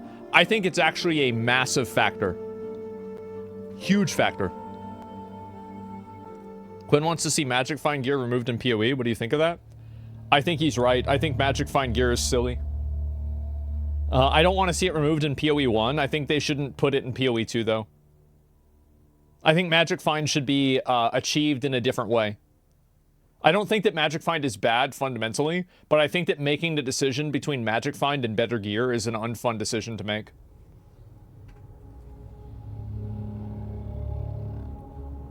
Is it about PoE or PoE 2? I don't know yet. I guess they'll probably talk a little bit about probably PoE 2, maybe a little bit. But other than that, you know, we're going to look at the league, and then probably after that, I'll go and do some other stuff. I got to look at other videos and things like that. But we'll at least watch the announcement, right? Magic Find Gear equals juicier maps with gear. Yeah, exactly. I want to play a game, not Twitter correctness. Exactly. And like, it's also that a lot of the games have the same values. So it's like, I think people just don't want to be told what to think. It's really just that simple. They don't want to be told what to think by like some weirdo that lives in California. Straight up. So like anytime they feel like that's happening, they're just it's very off-putting. Do you want to see 3 minutes of us dying in Nax? Yeah, if you send it to my mods, they can link it to me or something. Yeah, for sure. That'd be funny to look at. You'll be able to log in and throw in Liberty anyway? Well, I'll try it out. I'll get into it in a bit. You cover Bangladesh at some point? You've been typing about that too much. Yeah, you did. You typed it too many times. You're getting permabanned. Yeah, and again, it's not because I don't care about your issue. It's because you're annoying. It's just I don't want people to just keep spamming the same thing until they get my attention. I already told you I didn't want to look at it yesterday, and you did it again, so you just permabanned. That's it. Literally instant. You're done. Anybody who like repeat messages me to do stuff, you're done. So it can be wrong about stuff. Just play a game of chess. You're gonna be screaming racist for wanting to play chess? Yeah, for sure. Okay. There's one thing to be told what to think, and DIA countries are part of this problem, but Korea and China, diversity, equity, inclusion doesn't even make sense there, and it's insane. Well, I think really the truth is that a lot of people just don't want to be... They don't want to be confronted with, like, real-life social politics when they're playing a video game. And for better or for worse, the inclusion of certain types of characters is perceived that way by the majority of the audience. And I don't know about the majority, but at least the majority of the online audience that's, like, vocal about it. I think that's a big factor.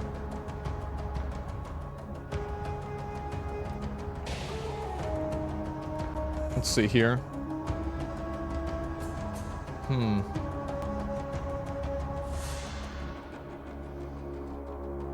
What if DEI as a foreign import specifically to cause chaos that we're seeing today? Well, propaganda is only as useful as you let it be.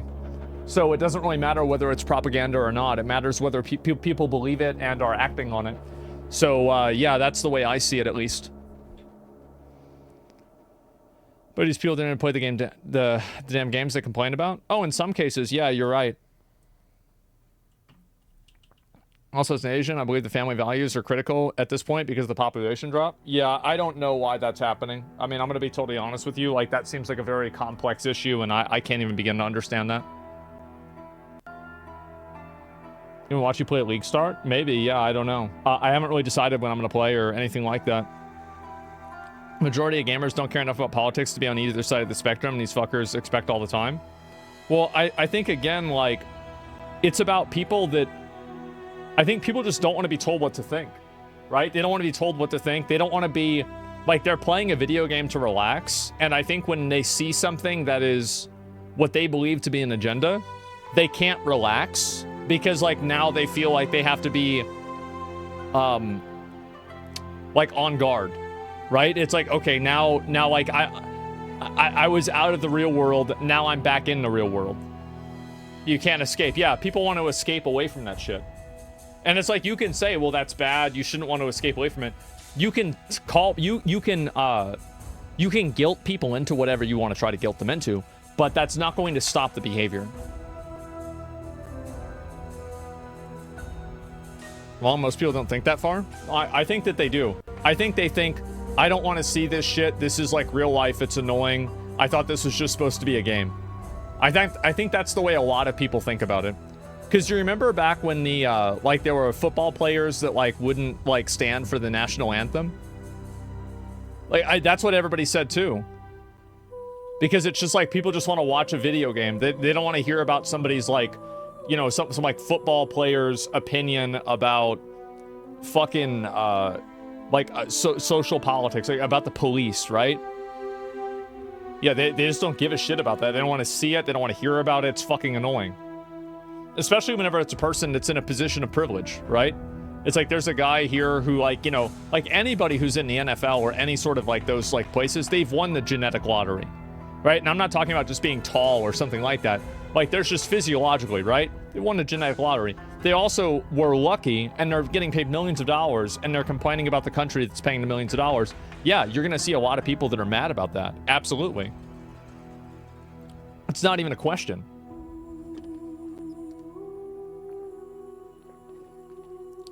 Yeah, Concord. Yeah, Concord. The game gave a robot pronouns. What? Like... Well, yeah, it's insane. It's insane. Like, what are you even talking about? Is some improving games don't make us violent? Why would they make us sexist? Because the people that are saying that they make you sexist, their idea of sexist is being attracted to women that don't look like they do. That's the reason why. Pretty simple. In almost all circumstances, think of the dumbest and most self-serving reason why something is happening, and that's why it's happening. West is fucked. In a lot of ways, yeah, it is. Conquest devs thought the only reason hero shooters are popular is because people identify with them, and then they made the most ugly and annoying heroes ever. Exactly, yeah. It's like, yeah, people identify with the characters. Like, do you want to know why people like Mercy? It's because she's hot. Like, that's the reason. Like, what the fuck? Like, I'm pretty sure Overwatch porn is more popular than Overwatch at this point. It's probably been like that for years. Yeah, what are we even talking about?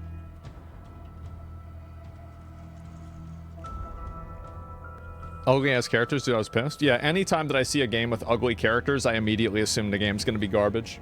Because I think that this person, like, they are like, nobody wants to look at an ugly fat character. What are we talking about? Nobody wants to see this. It's disgusting. So, if I see it on screen, what that means is that this person's worldview is more important than what the audience wants to see. And I think that that will be represented in gameplay as well. So to me, it's like a mining canary. I see ugly characters and I think to myself, this game's going to be complete garbage. Trash. Disingenuous to people? Yeah. Even ugly people want to date hot people? Yeah. It's like, yeah, people... Oh, but it looks like you. Yeah, I know. That's the problem. Why do you think I'm playing a role-playing game? See, now you see where I'm seeing. Versus they pretend it's not the case. I know, man, I know. Delusional. So delusional. I'm fat and it's true. I want to look like a fit character. Yeah, like, I'm not giving my characters, male pattern baldness. You know, I'll do it on stream as a joke, but no. If you look at my WoW character, he's got the coolest hair. Now, to be fair, that character... When I was, how old was I? Like 18? 17 or 18? At that point, I still had hair. So I thought when I got older, I was going to have hair like my WoW character. It's too bad, huh? It's just too bad. But, yeah, that was the idea. Yeah, little did he know. That's right. How old's your WoW character? Since 2006. I made him in 2006. July. Gonna make the hair transplant? I probably have to take the medication, which is why I'm kind of waffling on it. Why do male people want to play female characters? I personally don't I view playing a role-playing game as me being in the game. Other people, like, looking at the character. I don't really have, like, a... I think it's weird.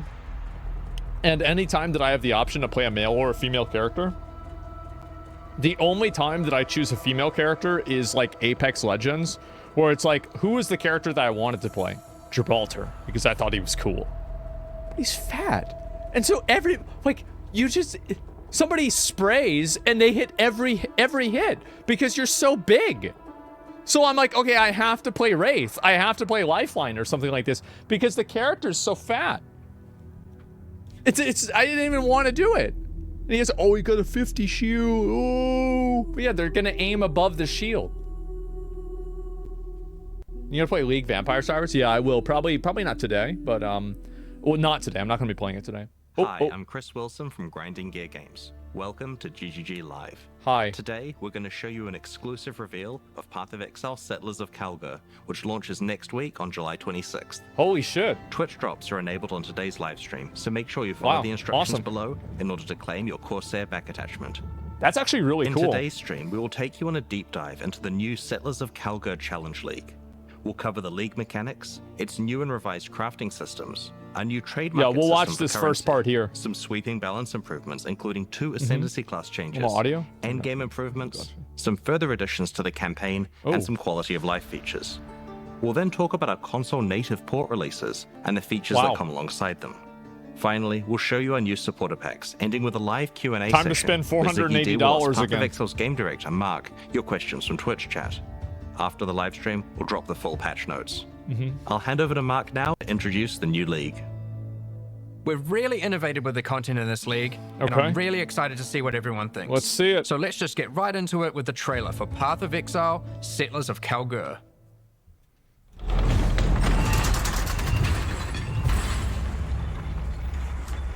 30K words patch notes. Yeah. Rayclast is a cursed land. You'd have to be mad to settle here. This isn't even PoE 2 and it already looks better And than yet- Diablo 4. Welcome to King's March. Jesus. It's not much yet, but with your help, we can erect the greatest city Rayclast has ever seen. We'll need resources and savvy planning. Wow. Soon we'll attract settlers, craftsmen, fortune seekers, and of course, pirates.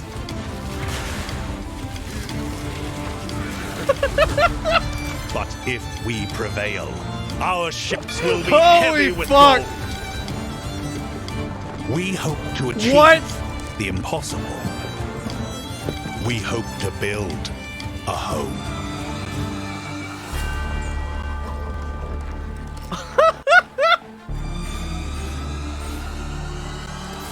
Respec with currency Bro.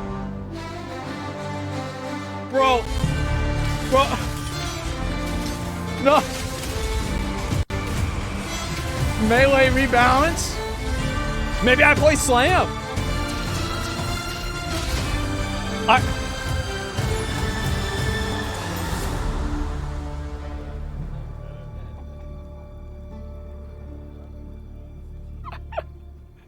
This is fucking funny, man. This is really funny. In Path of Exile Settlers of Kalgur, you will encounter some familiar faces from the Expedition League. Wow. Danig, Rog, Tujin, and Gwenin are Kalguran people who are trying to establish trade between Rayclast and their homeland. They have recruited many curious characters from Rayclast, including some you may recognize, but are also seeking help of a powerful exile, like yourself. You will first encounter Johan, the King's Hand and Lion Eye's Watch. He's there recruiting workers, traders, and exiles. Johan, under the command of the King of Kalgur, has been sent here to build a new city called King's March, which intends to become the hub of commerce between Rayclast and Kalgur. Soon, he will bring you to the planned site for King's March, which you'll notice has humble beginnings as just a tavern in a field. But with your help, it won't stay like this for long. It takes a lot to build a town. The Kalgurans will ask you to seek out resources that can be used to begin construction. This On your is... adventures, you might find minerals such as crimson iron, Bro, which are like... veins of iron that have been overrun with corruption, spawning dangerous foes when you approach. Or perhaps Another orichalcum, circular area that which you will have spawns to mobs, liberate from my the demons favorite. worshipping it. Petrified amber Excellent. attracts mindless, blighted enemies, while bismuth has a strong affinity to the elements and causes the area to become unstable. The Calandra. If you're lucky, you might find vericium, a material as valuable as it is dangerous, and guarded by very powerful foes. Once you defeat these monsters, the deposit will automatically be tagged for mining. Maybe a little bit of this But was first, we inspired need to from get someone to No do Rest for the hard Wicked. labor. This is, of course, a trade expedition, and nothing is free.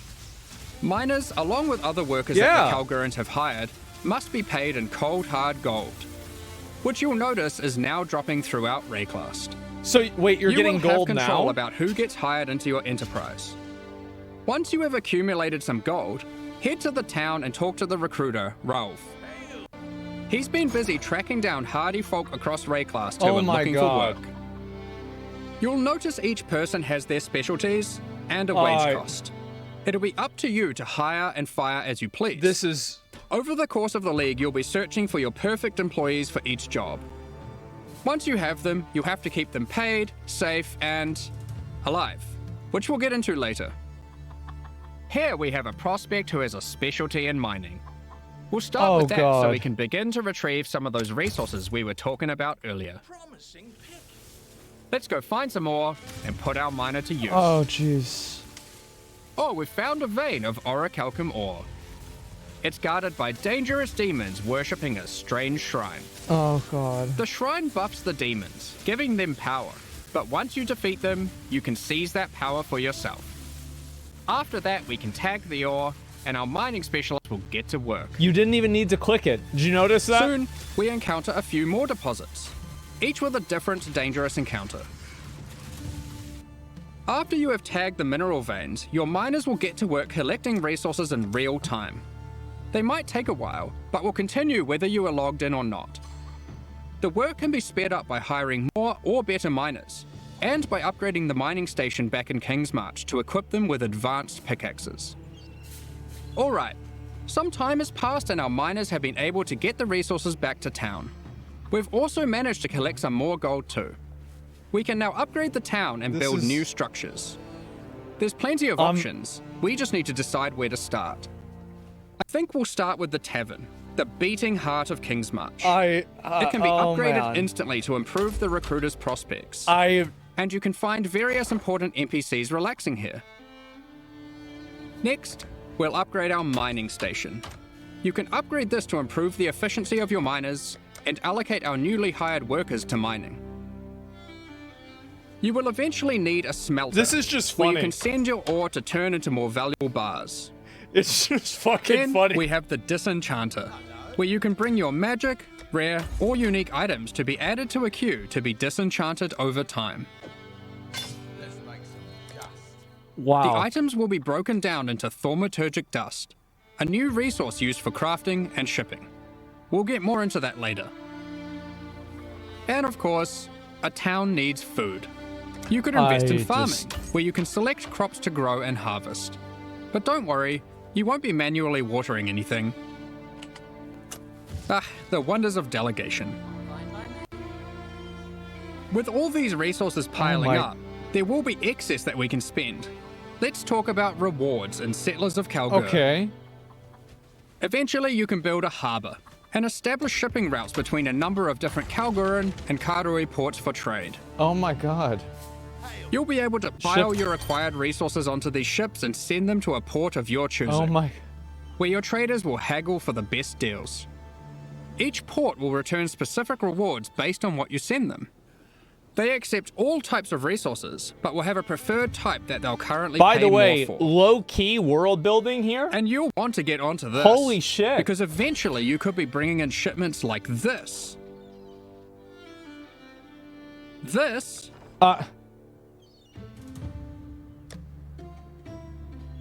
Or even this. Go back to the other one. Oh. Today, we're going to trade with Kalgur.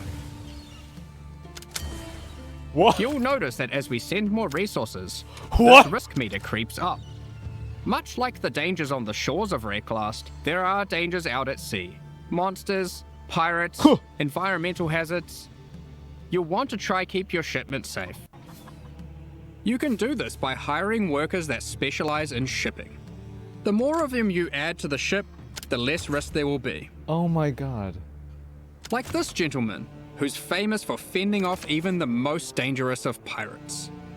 Now let's get that shipment going, and we'll continue exploring Wrecklast while we wait for its return. This is the first Path of Exile League that experiments with true, real-time mechanics.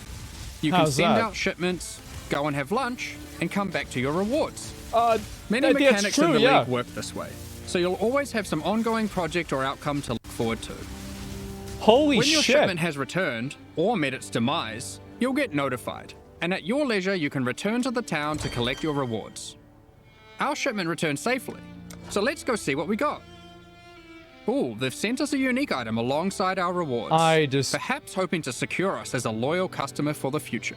That's crazy. Aside from shipping, the Calgurans are big on their Imagine that with a brass dome. They've hired Isla, a familiar God, face that's from the high fucking school. crazy. Let's see She that. is an engineer who the Calgurans have employed for a very exciting purpose. It's garbage? You're not the only one who Okay. understands how I think profitable it's running good. maps can be. Once at endgame, Isla can help you build a series of Calguran modified map devices. You can then put a Wait. queue of maps into them. If you've hired a few skilled Atlas runners, they will put themselves to work running those maps for you one after another. Look, more delegation. Once again, you'll be notified when the rewards are ready to be collected. You can put lots of maps in the queue, so don't So feel you can obliged to put go your back there reflect all the maps in time. there. Be careful though. The difficulty of the map impacts the risk of your workers perishing. Wait, they're permanently killed? Try to pick your best workers, or perhaps just ones you don't like. Consider the difficulty too. This is, Sometimes dude. it's better to just run it yourself. You'll see there are many benefits to having a whole-ass town at your fingertips. A whole-ass town. Let's talk about crafting services. You should definitely consider building a runesmithing table. This is operated by Danig himself, using powerful Calguran blacksmithing arts. He can engrave runic magic onto your weapons using runes. There are many rune types and combinations to choose from, and you can unlock new crafts that can be applied to your weapons as enchantments. Oh my god. Our design intention here is to take powerful effects you would usually only find on unique items, like this modifier, which you might recognize from Doomfletcher's Prism. Danig can apply it to your two-hand maces. Oh my fucking god. There are over 100 different special What? crafting outcomes, ranging from ones very easily applied to very difficult. The rune types can be acquired through trade with Calgur, or defeating powerful bosses. The Calguran tech benefits don't end there. We're also bringing back a formerly overpowered crowd favorite, What? Recombination. No. Isla is trying to master this. She just Bro, needs you to help her This with was getting such resources. a good mechanic. The system isn't as This strong was a as it used to be, crazy good but mechanic. it still allows you to combine two items together, hoping to get the best modifiers of each onto a single item. Wow. Between running a town, shipping, and exploring, you'll be collecting a lot of extra gold. Will you It is stream now this? the primary What do you resource think? for two huge new quality of life features that we are putting to test. Okay, here we go. Firstly, you can use gold to respec passive points. This is a feature from Path of Exile 2 that we've decided just makes sense to port back. Thank you. The higher level you are, the more expensive it gets. Thank you. And the next one is absolutely Yes. massive. A currency trade market. The Calgurans have recruited Faustus, another NPC from the Heist League. He allows you to asynchronously buy and sell currency and most other stackable items with other players without the nuisance of price fixes and people who never respond. True. All you need to do is select what currency you want, say what you have, I'm and your losing my ideal fucking ratio. mind. It works kinda like I'm a actually real-life losing my stock fucking market. mind. Faustus will make the trade happen for you, so long as there is someone selling on the other end for the same rate or less.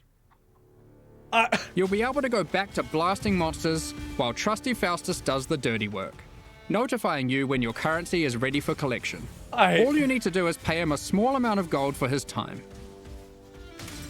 Cards on the table. There is an experiment to see if this type of asynchronous trading has a place in future Path of Exile releases. I think it does. I really do. For currency only. Currency only, not gear. Currency Now, only. Given that Faustus is an expert in black market trade and shady deals, he also provides another service, offering items for gold. The items will generate with random rarity, and on average the modifiers on them are better than normal. This can be a very nice way to get some targeted items during the campaign. For serious crafters, it can be a great starting point for making those elusive specific in-game items, which perhaps you could take to the runesmith afterwards. It's worth noting beyond that T1. You can invite Faustus to your hideout, where he will always be available for respecking, currency No, that's past. exchange, That's past it. and black market T1 is like at 80. As your town grows, it will attract more attention, good and bad. Settlers of Kalgur features 3 endgame bosses that will 90? close in Yeah. on your I operations, mean, it's not, I think it's probably 90. wanting a piece of the pie. Okay. They might capture and ransom your workers, even your entire ships. Wait, what? You'll have to make some tough decisions. Will you take them on? Pay them off? One example of a boss is Sasan, the Bandit Lord. You won't stumble across this boss by accident. Instead, this unsavory character can come into your town at night and take your Atlas runners hostage, holding them for ransom. What happens next is up to you. Perhaps you'll refuse to negotiate with bandits, and you kill leading him? to a fight to defeat Sasan and rescue your workers. If you're not up for the heroics, you might simply pay the ransom in gold. Or perhaps these workers were especially disappointing, and you'll just leave them for dead in true Ray class fashion. They knew what they were signing up for, right? Of course, the heroics might be worth it for other reasons. These bosses can drop new unique items. Of course. Trigger a socketed elemental In spell on sum, block. Settlers of Kalgur is a 0.2. very experimental league with new mechanics that will completely change how A you play the core reflective game. block, poet's pen. We've been sitting on a lot of these ideas for a while and can't wait to share them with you. I think it's more than 2 But there's one. a It's lot like 5. more to this expansion. It might be like Let's 11. talk about balance. Well, we've finally rebalanced the Gladiator.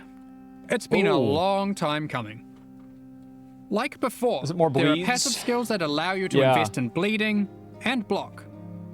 We've designed new skills replacing some of the old ones. Like this, War of Attrition, which is very handy for long sustained boss fights. Further alongside Says, the oh, Gladiator so theme, 100% this new passive per allows you second. to combine different weapon types while dual wielding to get a variety of powerful bonuses. For example, holding a dagger will give you more critical strike chance, From like while Diablo. holding a mace gives you more area of effect.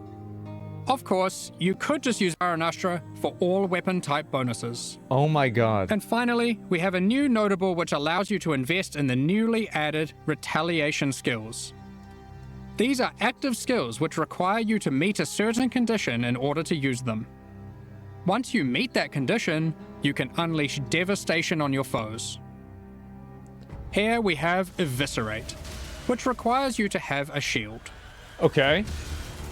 Or for those who like to dual wield, Sword Storm, which is great for obliterating bosses.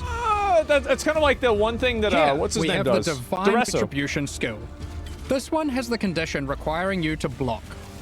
You can then unleash a devastating spell, causing lightning bolts to strike the ground in an X shape around your target location, doing huge amounts of damage.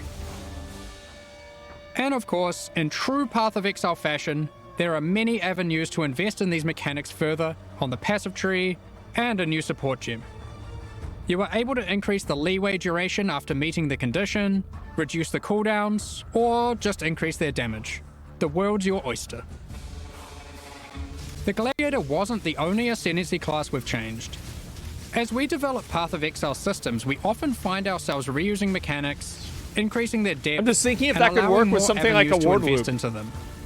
As such, the Raider Ascendancy class found itself lacking, with many of its No, it passives wouldn't, because commonly it's available not damage elsewhere. taken, it's a block. We want our Ascendancy classes to always feel like they're pushing the boundaries, allowing you to change your character in ways that are meaningful and ideally unique. As a result, we've straight up removed the Raider, rest in peace, and we've added a new class in its place, the Warden. This Just class is deleted it. largely inspired by its predecessor from the Affliction League, with a few changes. Okay. The Warden now focuses on elemental attacks, changing the behavior of shock, enhancing freeze, 2-second freeze, and replacing ignite with scorch. That's insane. There's also a skill that allows you to go ballistic with your elemental damage, periodically. The class also grants Barkskin, which is a skill that can be used to mitigate physical damage from hits. After taking a number of hits, it increases your evasion, making it a great defensive choice. Finally, the last thing the Warden can specialize in is tinctures. These are an alternative to flasks from the Affliction League. We're bringing them back with adjusted mechanics. I only played this a little bit. I didn't play it enough to understand it. Yeah, is that Tinctures good? can be placed I in your didn't play it a belt, lot. replacing flasks. You can inherently only have one tincture active at a time, and it requires a melee weapon to use. While activated, they grant a powerful buff. They can drop as magic items, or be modified with currency to grant extra bonuses. Here is a prismatic tincture. This one increases elemental damage by 100% while active. You'll notice it has 2 extra effects. One is that it applies mana burn every second. Mana burn is a debuff that builds up while tinctures are active that causes you to lose mana, losing more mana for each stack. Tinctures also have a cooldown, so once you have disabled one, no other tincture can be enabled for a time. Okay, so that way you can't make spam tincture them. use a more active and interesting choice than it was in Affliction. It's a good point. Mana burn and the cooldown can be modified through modifiers on the tinctures or on the passive skill tree. Players will want to maximize their tincture uptime for sure. Here we have a couple other tinctures. The Poisonberry tincture is excellent for poison builds. The Poison Rosethorn melee tincture weapons. is the choice for those wanting to deal critical strikes. You might be wondering, with the removal of the Raider, where has the Frenzy Charge investment gone? We've added a Frenzy Charge passive skill to the Deadeye, replacing the Rupture passive skill. Okay. On I've top never of played Raider. Ascendancy classes, we have revisited a number of core mechanics. This time taking pains to ensure easy access through the passive tree, skill gems, and simple items. We don't want all the powerful mechanics to be hidden behind layers of complexity. True. Let's just rapid fire through the key points. Okay, let's see it. If you want more detail later, you can read the patch notes, 30 which will be dropped after the live stream. 30 characters, by the way. Be 30,000 sure to characters. let us know what you think. There's a lot of changes, so be prepared for a bit of a shock to the system. I feel like this... I expect it will take several days for the dust to settle on this one. No, Reddit will be mad in 10 minutes. Firstly, we've made some drastic alterations to melee skills. Let me just rip this band-aid off. Melee totem skill gems have been removed. We're trying to adopt a philosophy with melee going forward that, unlike other builds, it will be far less oriented around set and forget gameplay. You will deal the damage yourself, and you should be rewarded for doing so. I like that. To compensate, we have buffed the damage on almost every single melee skill. Even As Cyclone? the majority of this damage growth comes from gem levels, we have also made them cost more mana as they level, but it's nothing like the mana costs on spells. Here are some examples of the damage and costs before and after. Okay. Heavy Strike has gone from dealing 313% attack damage To at gem level 20 500? to a massive 552% Holy attack damage. fuck. It's also worth noting it no longer knocks enemies back. And Sweep has gone from dealing 281% attack I've always hated damage Sweep. to now dealing 664% Fuck! attack I damage might have to at play gem it. level 20. These are just 2 examples, but the majority of melee skills are now dealing hate this one. approximately 75% more damage at level 20. Jesus! Of course, with melee comes close proximity combat, so you need some good defensive options. New base types with higher defensive values will now drop throughout the endgame. Wow. As you reach yellow, red, and purple maps, you can 1,000 expect to find base? higher tier base types in each. Wow. For example, Val Regalia and Hubris Circlet are no longer the best in slot items for Energy Shield. There are new base types that surpass them. Combined with some quality changes, which we'll talk about soon, you can now get better items than ever before in these slots. Circlet? To compensate, we have reduced Royal the amount of plate? flat evasion and armor from the Grace and Determination auras. But overall, you're getting more defenses than before. Okay. On top of this, we have buff life modifiers on magic and rare equipment. 186? You can now get as high as 189 additional maximum life from a single modifier on body What the armors, fuck? and more on other slots too. Kaum's Heart has also finally been restored to its former glory and once again grants plus 1000 to maximum life. I mentioned quality. Quality on weapons and armors is being changed to apply multiplicatively.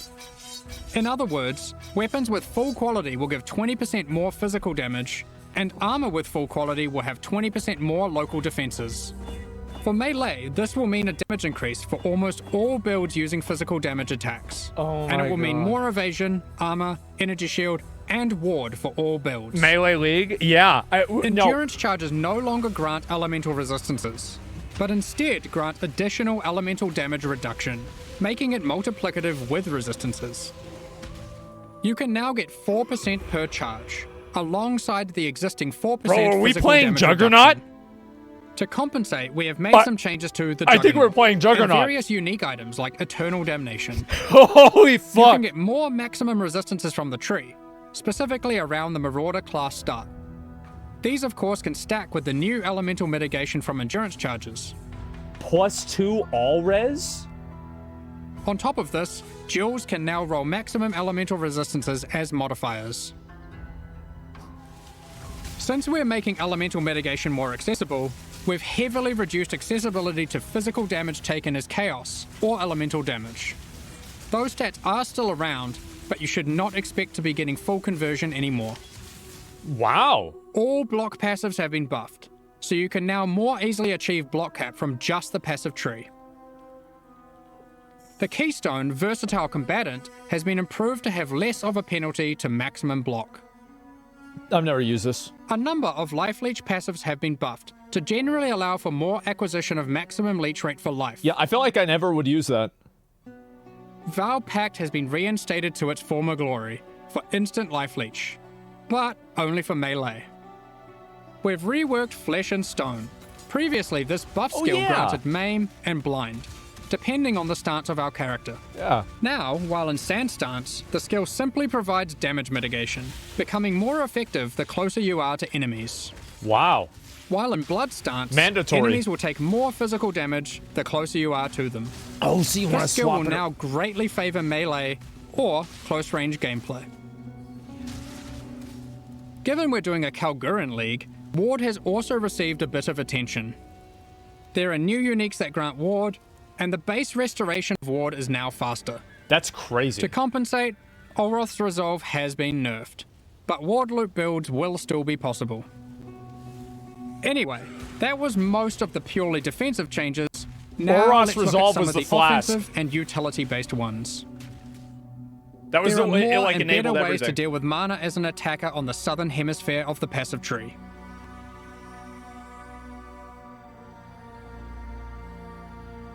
Wow. Wands, daggers, scepters, claws, and staves now have higher critical strike chance values than ever. Wands can go as high as 10% without modifiers. Sandstorm Visage has been made rarer to compensate, instead of reducing its power. For you wand attackers, wands now have higher attack speed than ever to compensate for their low damage. Okay. Wand exclusive skills such as Power Siphon, Kinetic Bolt, and Kinetic Blast now have faster attack times. Okay. Impale passives have been revised and in general buffed. Holy fuck, man. The buffs granted by Warcries are now simpler but more significant and more universal to builds. They also now apply to allies by default. Banners have been reworked. Instead of having a reservation cost, they are now free. However, they don't grant a permanent buff. That's good, because I would just always get it no matter placed what. for the effect to be active. However, once placed, they are far more powerful than before. Additionally, there are new ways to prolong the effects and more ways to invest in them than ever before. Oh, Bannerman. 30 Valor. Rage has been made more fundamental and discoverable. Rage is now multiplicative attack damage, but no longer inherently grants attack speed or movement speed. It has a new cap, and you can find many new passive clusters that allow you to invest into the mechanic. The goal is to make Rage more powerful as a baseline, and less gated behind the use of specific unique items There's and only ascendancy 2 or 3 classes. items, yeah. Berserk has been nerfed, just so you're aware. We have changed how bleed works too. I love how they just say You can now it. find aggravated bleed on the passive tree. When applied, all bleeds on the enemy will deal damage as if the enemy is moving for the remainder of their duration. Wow. The skill Ensnaring Arrow no longer interacts with bleed, so no more will you have to apply bleeds and swap to a bow. You can now achieve the same result using aggravated bleed passives without the annoyance. Rupture from the Deadeye has been turned into a support gem. Okay. We've added the new Overexertion support gem, which highly favors slam builds. I think that's what I might do. Now, it's time to look at a hot topic. Yeah. Magic Find. In the Settlers of Kalgur expansion, we are going to be removing item quantity bonuses from all character items. This will not affect existing items in standard leagues. Magic Find is intended to be another axis on your gear you can scale once you have achieved the power you want. With item quantity being only available on unique items, this meant if you wanted to get the most out of it, you had to be playing a very specific build. We still want people to be able to invest into Magic Find, but now only through item rarity. This can be obtained on a number of rare item slots, and by a much larger number of builds. What Wow. about Ventor's Gamble, you might ask? Yeah. Here it is now. Uh-huh. This is one of the biggest balance patches we've ever done. I can't promise that existing builds will all be safe. Even we aren't able to predict all the outcomes here, nor have we even gone into every single change, just the major ones. Yeah, we don't know if this is going to work or not. Balance is hard. We're going to try it. But the sheer number of new, viable options is exciting, especially for melee. And we're determined to drag the game in a better direction. Be sure to read the patch notes after this. It's going to be a ruckus. In 3.24, we overhauled the in-game experience by introducing a new tier of maps and reworked 17, scarabs. right? We want to continue to improve these systems and introduce more exciting in-game content every league. Yeah. 3.25 is no exception. Let's check out the myriad of changes coming in Settlers of Kalgur. Okay. First up, we are changing many scarabs. We won't go into too much detail here to avoid getting lost in the weeds, but here's a few new ones. Uh-huh. Be sure to check out the patch notes after Increase this for maps more or detail. Okay.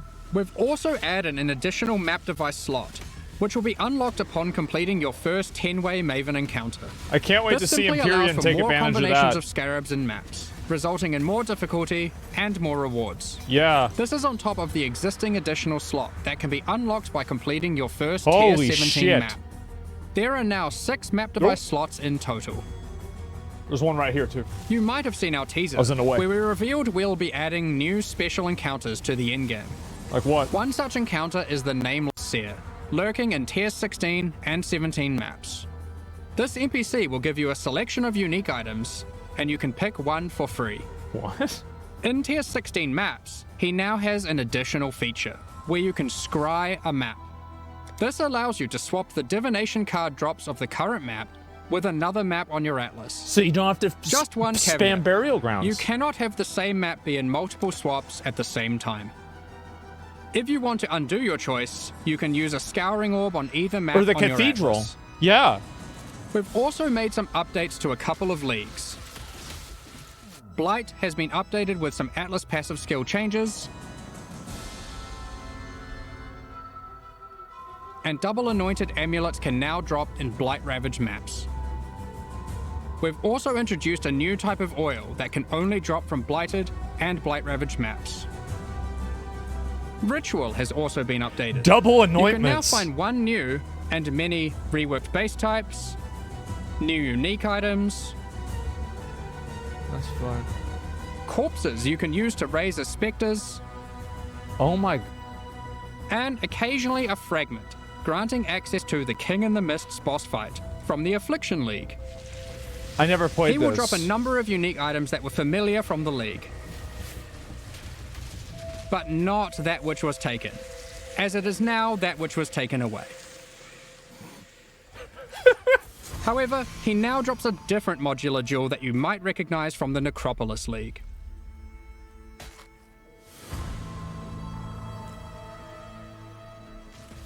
In Tier 16 and Tier 17 maps, you can now encounter the Wildwood, also from the Affliction League. Yeah. In case you missed it, the This was Wildwood okay. is a I played mysterious this a bit. forest fraught with danger. In the Do darkness, we get you the will bag find slots? magical wisps yearning for freedom. Upon releasing them, they will empower the monsters in your map, Yeah. promising more danger but more rewards. Way more danger. You may also find random sentinels on the ground near the start of your maps, from the Sentinel League. They work in a similar way to before. Ultimatum reward. They aren't items, but you can click on them and then they can be activated in that area at any time of your choosing. Upon activation, they will buff monsters around you, increasing their difficulty and rewards. And here's one for those who like to live dangerously. You may occasionally find a reflective mist from the Kalandra League. Oh! It has two outcomes. Oh, It I could love drop this. a jewelry item with randomly enhanced Yeah. or inverted modifier values. Yeah, I always thought that it was can so give a cool. reflecting mist item, which can be used on an existing piece of jewelry to perform the same action at a time of your choosing. Good luck! Man! There's many other small changes to League content. Man! We're removing the first 15 most boring waves of the simulacrum and rebalancing its rewards to improve the chances of finding unique jewels. Holy shit, this is We're disgusting. also adding some of the beasts from Einhar's Memory of Harvest Beasts to the core pool. That's This good. Yeah, includes the beasts were Black kind of Morrigan. boring. In other news, we've added a set of new chisel types, which can be applied to your maps to get different bonuses. While the cartographer's chisel still increases quality? item Yeah. quantity, What does this there are do? new ones that now increase rarity, pack size, increased chance for currency items, divination cards, and scarabs. It's also worth mentioning that chisels now apply 20% quality per chisel to white maps, 10% to yellow maps, and 5% to red maps and higher. Unique maps still require the full 20 chisels. Also, only one type of chisel can be applied to a map at a time. Oh my god. During 3.24, we made a change to Tier 17 maps that allowed them to be rerolled with Chaos Orbs. Uh-huh. We are now expanding the currency types that can be used on them to also include currencies like chisels and Val Orbs. Ultimately, the only restriction Tier 17 maps now have is that explicit modifiers cannot be removed from them. We have also revised the difficulty of these maps, as they didn't quite hit the mark. The monsters in them now have substantially less life, and deal less damage, meaning Tier 17 maps now better fit into the progression between Pinnacle and Uber Pinnacle content. Oh my god. Lastly, we've adjusted the drop rate of Valdo's puzzle boxes. Previously, we were adapting its drop rate based on the possible outcomes selected by supporters. So many supporters really wanted Mage Bloods. Yeah. So the box was hardly dropping. Thus, we have drastically increased the drop rate of the box, but reduced the probability of getting chase unique items from it, like Mage Blood. That's cool. I never Overall, got a we have chance to do taken one. care not to reduce the number of Mage Bloods total in the economy. We figured it was better to have more tickets for fun rather than barely seeing any boxes in a league. We've been hard at work improving Oh the my Path God. of Exile experience on consoles. With native ports for the This Xbox is- Series bro. consoles already being released, Bro. and PS5 on the near horizon, the game now Bro. takes full advantage of What? the console hardware. Oh my god. Loading times have been reduced even further, I just- pop-in has been reduced, and textures Oh won't my start God. unloading in heavy scenes.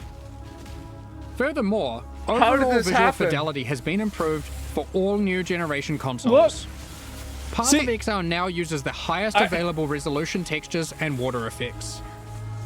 We've installed a new upscaling algorithm that improves the crispness of dynamic resolution, with an additional anti-aliasing pass on top of that. With these upgrades, we also support variable refresh rate TVs and monitors on PlayStation 5 and on all Xbox consoles. In the options, players can now choose which aspect of visual fidelity they want to focus on: resolution, image quality, or target frame rate. In 3.24, we added some new encounters and secrets to the campaign. Yeah, what's the campaign? In Settlers of Kalgur, we're adding even more. We're not going to spoil them all here, Okay. but keep an eye out for anything unfamiliar on your adventures. All right. Who knows what you'll find? I mean, I know, but still. Yeah. There's an underground bunker underneath the refinery, guarded by powerful robots. I wonder what's been hidden away here. How do I unlock this mysterious door? What riches must lay inside? Blighted growths have appeared in the gardens and sewers of Sarn. Wow, well, that makes sense. A vault containing riches can be found in the reliquary. As you might have seen in our teasers, there's a slew of quality of life features we've been working on. Like what? Here's a quick summary. You'll no longer need to interact with waypoints to unlock them. You can just walk by and they'll activate automatically. When using keyboard and mouse, you'll be able to pick up items from further away. We're adding static life bars to some bosses. Not all bosses will have them just yet, but we'll be adding more over time. You can now see which divination cards drop in each map by hovering over them on your atlas. When you die, you can now resurrect without having to reactivate all your reservation effects, like auras and heralds. That's going to be really good for me. Harvest encounters with just a single action. The amount of quality provided by currency items like whetstones is now based on the item level, rather than item rarity. Those currencies now apply a 20% quality to very low-level items, with that amount reducing as the item level increases. So you can use them while you're doing the campaign. Next up, That's we're going to awesome. be talking about our new League supporter packs. Today, we're launching 2 new series of supporter packs. Holy the shit. Paladin and Penance packs. Each tier contains the pack's full face value in points, alongside several exclusive microtransactions. These packs are only available for the duration of the Settlers of Kalgur League, and will leave the store forever when it ends. As always, the microtransactions in these packs are purely cosmetic, and do not affect your character's power or progression I think I'm in gonna buy any one way. this time. I do. I think I'm gonna buy one this The time. Paladin series of supporter packs contains 6 exclusive microtransactions. Wait, what the fuck? Adorn your weapon or shield with the Paladin weapon effect. Oh my god. Make a show of leveling up with the Harpy flyover level up effect. Equipping the Divine Paladin armor set will periodically cause slain enemies to be consecrated and laid to rest. This set also comes with a matching back attachment. Bro. Both the helmet and back attachment have options to display the radiant glow, or not. You pick. Bro. The Divine Judgment finisher effect locks onto unique enemies before obliterating them with a laser from the heavens. May your critical hits resonate across Rayclast with the Cleric's Bell back attachment. Invite your friends to spend a day at the races in the Vasteri Racecourse hideout. I'm buying this. Add rowers to the track to race them against each other. I'm buying this. I'm Or sorry. you can just spectate from the sidelines. The Penance Pack series also has Sports 6 betting? exclusive microtransactions. With the Penance back attachment equipped, a repentant soul is chained to your back and lashed with lightning. Ouch. Place none other than the Trial Master in your hideout and have him comment on your chaos A classic, but far fairer now than in ancient times. and Val crafting attempts. Your luck is over, fool. He even keeps a record of how He's many right, Chaos that and one Varlogs sucks. you've used in your hideout during the league, or across all leagues. Yeah, he's right. Blood stains your armor the more life you lose when wearing the Acolyte's Penance armor set. Like blasphemous. The Zealot's Madness portal effect fragments as you near it. The Cauldron map device boils maps, fragments, and scarabs placed into it. keeping a tally of how many have been thrown into the pot in the current league or across all leagues. The exiled squire pets follow in your footsteps, hyping you up for battles, No sweat for you, boss. No sweat. providing pessimistic commentary, The cycle repeats. or voicing their disdain for you to bring you down a peg. About time you kick the bucket. These packs are now available for purchase on both PC and console, and will remain so during Path of Exile, Settlers of Kalgur. Do I buy it? What do y'all think? Do I buy it? Meanwhile, the Solar and Eldritch packs leave the store forever at the launch Yeah, of I'm gonna Settlers buy of it. Kalgur League. I will. So I'll buy now's it. your last chance to purchase them. Thank you so much for your ongoing support.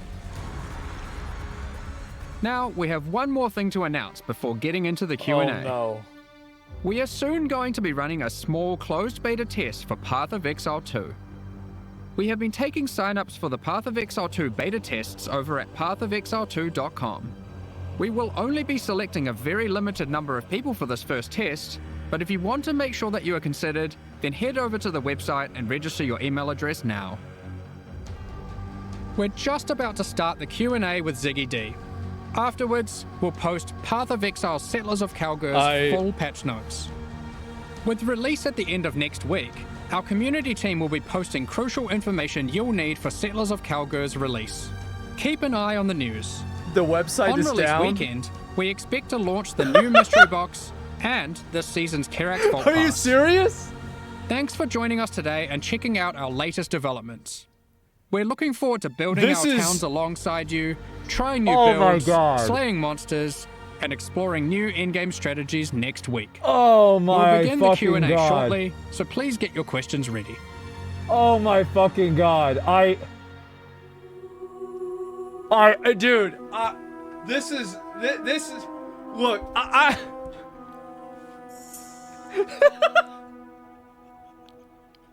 what the fuck? They're like, yeah, we're adding Age of Empires into the game. They're also adding an auction house for currency. Oh, by the way, there's like all this thing that this like, yeah, we're remaking Melee. Like, it's, dude, what the fuck? This is insane. Good morning, Exiles. We are live from the Grinding Gear Games studio. Oh my god. I usually watch the highlights for this later on, so I don't need to keep going. But this is fucking disgusting. Like, I'm sorry, but like, dude.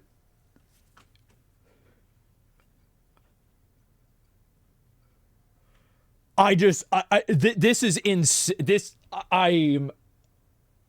Oh my fucking god. They cooked? This is,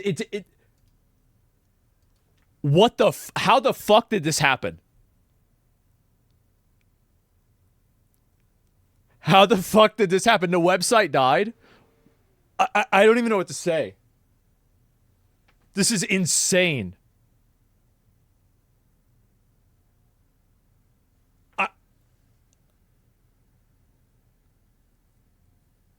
Bro, this is literally an hour after Diablo 4. Bro, they did this shit in 3 months, man. Well, they probably had it planned out longer than that, right? But, like, that's what happens whenever you have plans and you do things the right way.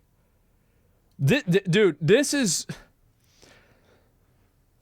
Man, I wish I could hear, like, bro, imagine, bro, I just would wish I could see what they're saying at Diablo headquarters, bro. They're looking at this, bro. Like, you know what this reminds me of? Like, you ever have a situation where it's like, you're going and you do, like, your presentation, and you have to go after, like, the people that, like, actually did the work, and, like, you're like, oh, bro, this is, it's like, you know that, like, you're coming up there, and it's like, you got your fucking, you know, some like scuffed ass volcano trying to do for science project, and like some other person like resurrected a dinosaur. And it's just like, you know that you're about to get laughed at. People are going to think you're a dumbass. You don't even know, you don't even know what's in the volcano. How much? Yes, it is. This is, I am. I can't believe this, bro. Like, honestly, I can't believe this. Like, this is... This is just, I can't wait for the season mechanic. Yeah, and the thing is, the season mechanic, like, it's fucking annoying, right? And it's going to be fucking annoying, but I think it's actually going to be fun to play. So I'm going to play it. I am. I'm actually excited for it. I hope you'll stream PoE. I am, guys, 100% streaming this league. It's like not even 99. Like, unless some crazy shit happens, I'm streaming this league. This is insane. Holy fuck, man. Oh my god. I don't even know what to say. What happened? Everything happened. How to know all these mechanics as a new player? So, I understand it might seem complicated for you, but if you and I get, right? If you understand the way the games are supposed to, like, the way it's supposed to work, you'd know that a lot of these complexities are actually a reduction in complexity. And this makes the game a lot more approachable in like 5 different ways.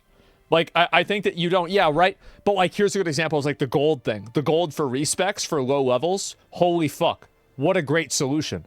Because I've been complaining about that for a long time, because I feel like that's a fail state that like the game doesn't need to have for new players, but it has it anyway. It's like, oh, why have this, right? Fuck, that's so good. It's not that complicated. Hands down, the biggest failure point for a new player is a build. So copy a guide while you learn the rest of the game and everything will work itself out. Exactly, right? Yeah, exactly. And deviate when you feel like you should, and then learn why the build was right all along. I've had a lot of cases of that happening too. Currency trade is the biggest thing. Yeah, they just like, by the way, we added currency trade.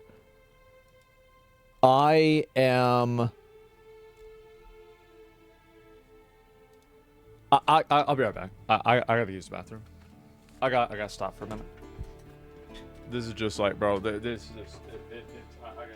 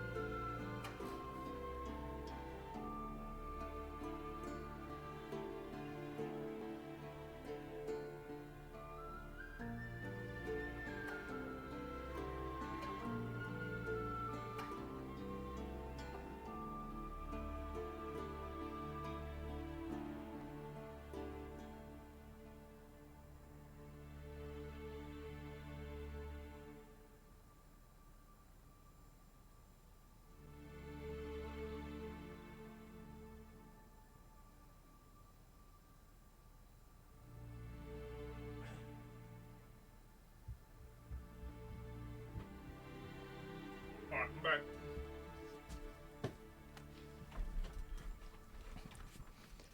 That's crazy. It really is. It's crazy. D4 officially bad? I mean, I'm gonna be real. This doesn't look good for D4. I'm gonna say it. Somebody needs to say it. I'll say it myself. This does not look good for D4. How the fuck can you come back from this? Like, this is a whole new universe. It's a whole different world. Oh my god. How does this even happen? That's scary. Is headshot? Yeah, you can't. Yeah, bro, how do you, like, I don't know if they even can. PoE is too complex for some people? Yeah, no doubt, right? And Diablo 4 still has a place, but like, in terms of like, for more serious gamers, I feel like, I feel like that's just about it, right? That's just about fucking it. Are you still an Iran apologist? That's a ban. I don't know what you're talking about, but you're being annoying. Get the fuck out of here, pussy. Anyway, let's see this. GGG made by other ARPG devs. It's just funny. I didn't even know. I apologize. What the fuck are you talking about? Yeah, I just get out of here. 6'8" heavyweight MMA fighter got exposed by 5'3" jiu-jitsu battle. No. It's round 1. Oh no. Oh no. Here we go.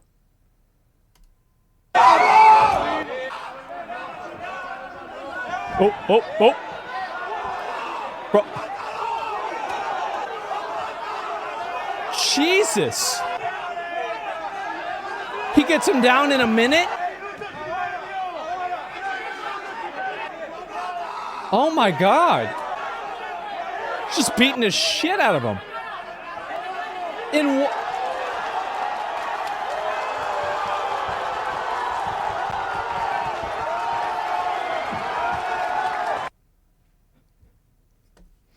Well, how long did that take? It took it's like 3 minutes. Basically 3 minutes. He had this dude on the ground. Size doesn't matter? Yeah, bro, I feel like I just got done watching this with D4 and PoE. I do. I feel, yeah, I just had this happen. Oh my God. Grappling is king. That is insane, man. Holy fucking shit. That guy's out of control. Let me see. Dante was something. Oh, bro. Like, yeah. Yeah, this is what it was about right here. This is where you go up like that, that tower thing. Yeah.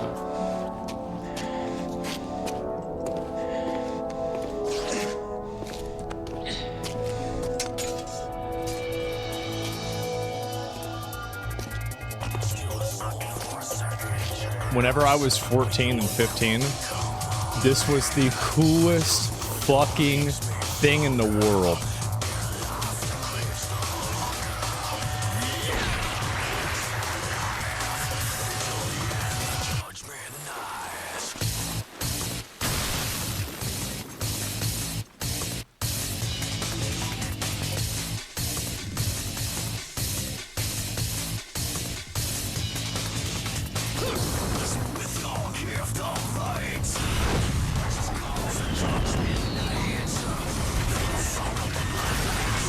He's so badass.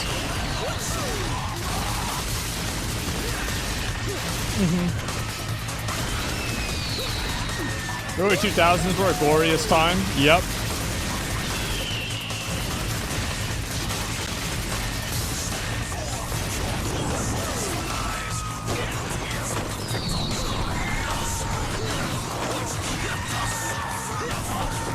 This must have been what, like almost 20 years ago at this point? I think it was.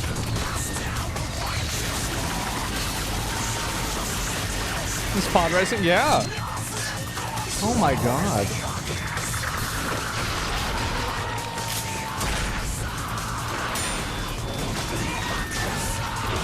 Jesus Christ.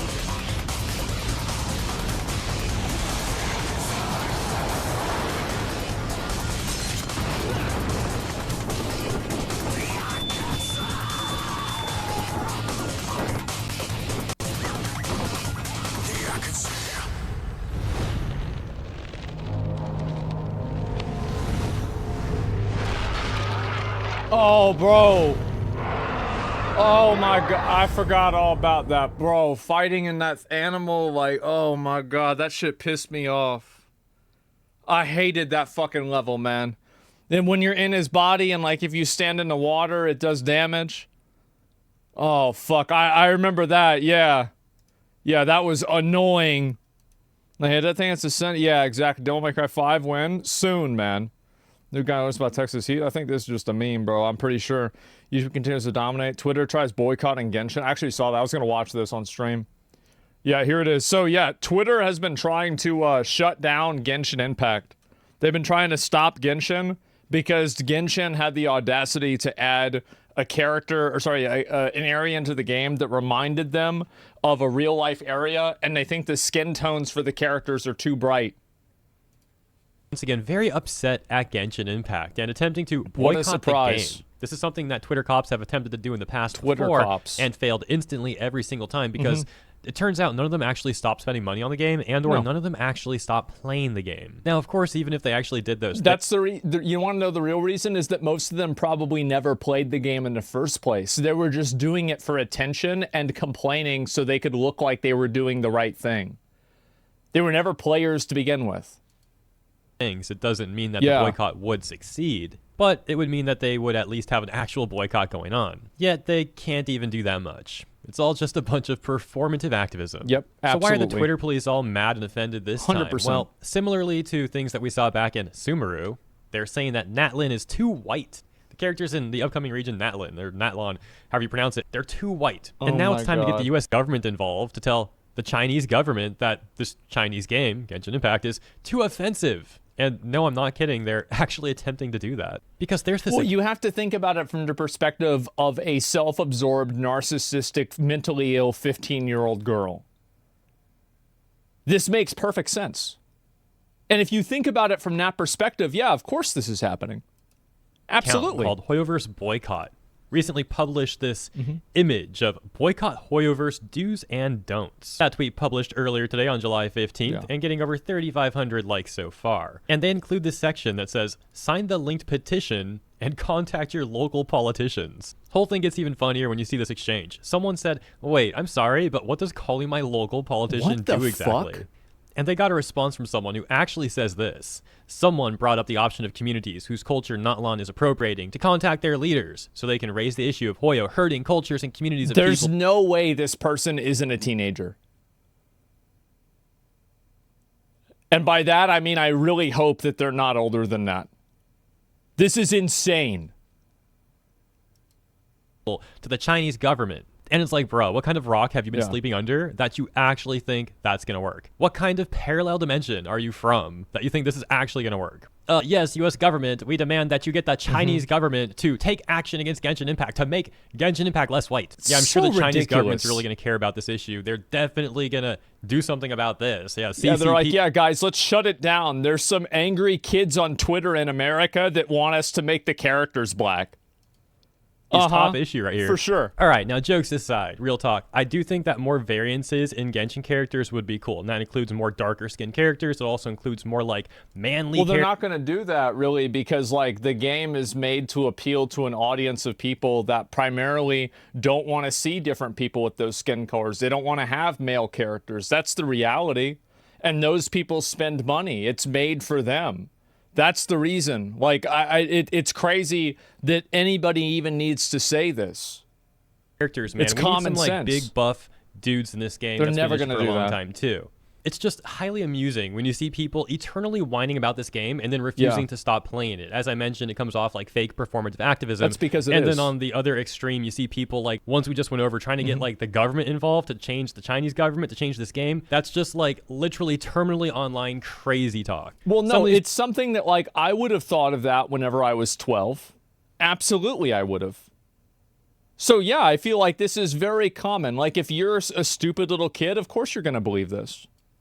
people really want their cake and to eat it too, though. For example, Dish was tweeting about this issue, and Dish got a response from this person on Twitter who says, since you're very vocal about this, don't play or stream any Hoyo game then. Stop this performative activism and not willing to back it up. Never play a Hoyo game ever again then. Of course, the last part would need a caveat, that caveat being that hypothetically And if then the here's Hoyo the- game here's the- ever again then. Wait, Of course, wait. the Criticizing the things that we enjoy is part of how change happens. Even a small pressure can create a ripple effect. If you don't like it, then don't play it is not a productive solution.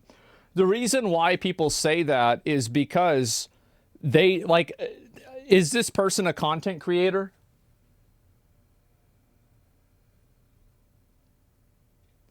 Yeah, they make money off of it. So it's, of course, you're not going to stop doing it because you make money off of it. If everybody stopped playing the game, they would probably do something. You complaining on Twitter doesn't do anything.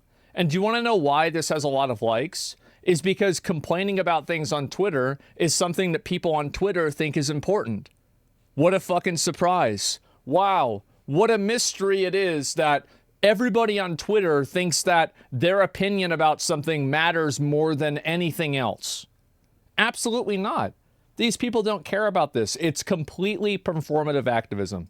That's what it is. Nobody actually gives a shit about this. Nobody's going to stop playing the game over this. Here's what's going to happen is that if they add the characters, if they add like dark skin tone characters, these characters will not sell as well in a lot of the markets that they're selling the game in. That's just the truth. That's the way it is. And if they add those, the added people that are going to buy them in the Western markets will not make up for it. Also, these companies are not accountable to like English Twitter. And the truth is that no company really is. And that's what I think a lot of companies are realizing, is that these virtue signaling people on social media don't actually have any power. They don't actually do anything. Like if you get mad about something on social media and you get a tweet that's really popular about it, that tweet just goes away and everybody forgets about it in a few days. It doesn't really matter. So why would a company intentionally lose money to make people who are not going to stop playing the game happy? Why would they do that? They're going to lose money to make people that won't quit happy? Why? It's stupid. They're like all those protesters just annoying. The thing is that a lot of people on Twitter people on Twitter have a very high opinion of the opinions of people on Twitter. Nobody else thinks like this. Nobody else views it this way. Only they do, because that's the stuff that they care about. They have too much free time. Yes, it just doesn't matter. If you actually want to stand by this, and you really think that they're being racist, then stop playing the game. If you're not going to do that, yeah, sure, you can express what you think. Of course you can. But don't expect the whole rest of the world to take it seriously and be like, oh, wow, this is really what I need to do. It's crazy. The West can't tell China to stop having the Uyghurs genocide, but I can tell them to have more black people in games? Yeah, it's insane. Like, you really think this is going to work? Like, Disney didn't do this with Black Panther. Why would they do it? Activism and not willing to back it up. Never play a Hoyo game ever again. Exactly. Of course, the last part would need a caveat. That caveat being that hypothetically, if the boycott achieved its goals and the boycott would ultimately get lifted, get ended, then in that context, people could return to playing Hoyoverse games, etc., etc. However, Dish responds saying, criticizing issues in the things we enjoy is part of how change happens, and even small pressure can create a ripple effect. If you don't like it, then don't play, watch, engage with it. It's not a productive solution. Except neither is this. You're not productive. You're just complaining on Twitter. Nobody cares. You're not doing anything. What are we even talking about? What's wrong with you? Like, you think this is productive? You're tweeting. What? In this specific context, it is absolutely a more productive solution. Because we've already seen over the years that people have attempted to boycott Genshin Impact, and it's failed every single time because people refuse to actually stop playing the game. And now there's like what a list surprise. A game that's business model is built off of people not having self-control has an audience of people who don't have self-control. Who could have ever predicted such a dramatic event? Wow. Like 30 Genshin content creators and Genshin English voice actors that someone made on Twitter, list of like 30 of them who have come out talking about this issue. And similarly to Dish, who I'm not specifically calling out here, I'm just using her tweet as a way of facilitating all these arguments in a condensed way because it would take way too long to go. These people don't really care about the issue. A lot of the voice actors, etc., are they going to stop being voice actors for it? No, because that's where they get their popularity. That's why people know them. That's why they have Twitter presence, is because they're the voice actor for a character that they like in a video game. Are they going to stop taking jobs from this company? No, they're not, because they don't really care about it. They only care about it in a way to make the other people on Twitter that like to pretend to care about things know that, oh, okay, you're in on it. That's the reason. They're not going to stand by this. Like, I'm sorry, but a person's, like, I have opinions that I will not stand by in terms of like money. Like, if I have an opinion about this, but like if I stand to gain money for the other direction, I would do it. But I'm very open about that, right? Of course I'll do that. And I think everybody's that way. But I don't expect other people to take those opinions that I have seriously. I don't expect other people to like take up my fucking banner and run with it if it's not even something that I'm willing to lose money off of. So how is it that you can have a job, you can have a position that you could actually make a tangible impact in by refusing to be a voice actor, refusing to work for these people? You're choosing not to do it because of money. That's the reason why. You don't really care about this. You're virtue signaling on Twitter, and you'd have no problem voice acting for this game, even if they were racist, which you don't believe, even if they were racist, because you're getting money for it. It's so fucking fake and pathetic, and I hope these people start getting called out for it. I hate these people. They are the worst kind of person. They're fake, they're liars, and the worst part about it is they want everybody else to think that the other people are the same thing that they actually are. I fucking hate them. So anytime that you see any of these voice actors or any of these content creators virtue signaling about this trash, ask them to stop actually making money off of it. And they'll always say no, or there'll be some big explanation of why it's not like that. No, it's not. Shut the fuck up. No, the reason why you're doing it is because of money. It's so fucking fake and pathetic, and I hope these people get called out. I hate them. They'll just call you racist and block you, though? Well, I guess there's a lot of people that are racist. Because I think that most people feel the way that I do. Most people are sick of having some weird freak with 3 different flags in their bio and then 2 other mental disorders down below tell me what normal behavior is. I'm so fucking sick of it. It's so tiresome. Like all 30. But if these people are so serious about calling Genshin problematic and wanting to boycott it, you'd think they would actually boycott the game.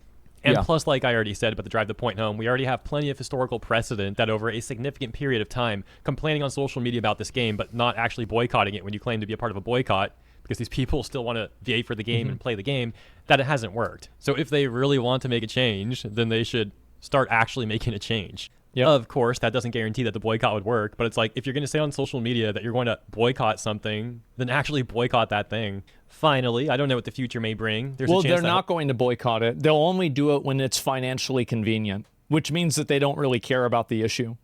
And you shouldn't either. Hoyoverse actually sees this whole approach and it actually does work, and they're like, okay, we heard you, we're gonna make these changes. I'm simply saying that based off historical precedent, it seems like that's an unlikely outcome. Absolutely not. Anyways, that's just my 2 cents on some things that they can do to actually improve their boycott, improve the chances of it working. But let me know what you think about this stuff in the comments. Yeah, actually do it. Thanks for tuning in, and I hope you enjoyed this video. If you did, consider liking and subscribing, and I'll see you in the next one. Have a great day. I really, really, really think it's going to be funny when this game comes out, and it's exactly what they didn't want it to be, and they hype it up anyway, and they play it anyway, and they keep doing business with the company anyway, because they only care about money, and they only care about looking good on social media. It's the same thing that I said before about all these protesters. If you look at the protesters that are standing in the middle of the road and getting in the way, every single fucking one of them are upper middle class privileged white girls. That's what it is. And there's some guys out there that are probably there to pick up the girls that are in the event themselves. That's what it is. And you look at it and you see them inconveniencing the minorities. That's what they're doing. They're carrying around a cross and looking for somebody to nail them up on it because their own life is so boring, so easy, and so fucking basic that they have to invent problems for them to fight against because their real life is so fucking easy. That's the reason. It's obnoxious. I fucking hate these people. And I'm so glad to see them getting called out finally. They're the most disgusting, annoying parasites in culture. They're the worst. And somebody who's just lost? Yeah, I think so too. And I know, obviously, I went pretty far with that. Trust me, I would have gone farther if I could. It's not always white women. I mean, go look at what I looked at earlier today. Every single fucking one of them. And I think that's the reason. You can go far enough. Yep, there it is. Some of them are dumbasses, really believe in whatever they're doing. Of course they really believe in it, but they really believe in it to the extent that it causes them any degree of discomfort, and at which point they don't. I'll link you guys the video. I completely agree with everything he's saying. We're struggling. Yeah, we're struggling, and people are making up problems because they complain about being bored. Well, they want to relate to being. They want to be able to relate to having a struggle to fight against. So what they're doing is they invent problems so they can pretend like this is like that they have something in common with a person who's like a first-generation immigrant whose parents don't even speak the language that they're coming from, right? Or the country they're in. They want to act like they're the same. You see what I'm saying? Like, that's really what's going on. Careful, they're going to boycott you? Oh, they already do. Trust me, those people don't watch me. They hate me. I was going to watch this. I didn't get a chance to the other day, but we're going to take a look at it. So the guy that shot Trump was wearing this dude's shirt. So he made a video talking about it. Pre-watched? I actually did not pre-watch it. Sometimes if I put something on mobile, it says that. I have not watched this. So yeah. The guy, people are getting mad at him because the shooter was wearing his shirt. That's basically it. I'm sure there will be a lot of people watching this video who do not know me, who are new to this channel. That's me. And are just checking in based on recent occurrences. Yeah. So, for those who are new, for those who do not know me, my name is Matt Carricker. I am a Texas-based YouTuber. Oh. And this is my YouTube channel. I'm in Texas. Demolition Ranch is a firearms-centered channel. I also have Off the Ranch, Matt Carricker channel, which is a vlog-type channel. And then I'm also a veterinarian, and so I have Vet Ranch, which is a veterinary-centered channel. And across the board, across all of my videos, we really don't talk about politics at all. We keep politics out of it. For one, it's not my bread and butter, but also I don't feel the need to impose my... Is that true?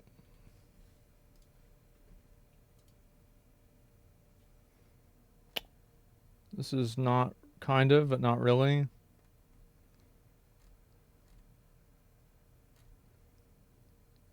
It seems as though this is true. Okay. This is the first thing I check. Somebody says something, I'm like, all right, let's find out. Just gun stuff, yeah. Political views and beliefs on other people, and so we generally just stay away from the topic of politics. Okay. However, we were obviously kind of thrust into the conversation after last weekend. So before I go any further, to the family of the victim who died during the Trump shooting, man, I'm so sorry for your loss. It's terrible, and I hate that happened to him and to you guys. And you know, wishing you guys the best from here. Okay.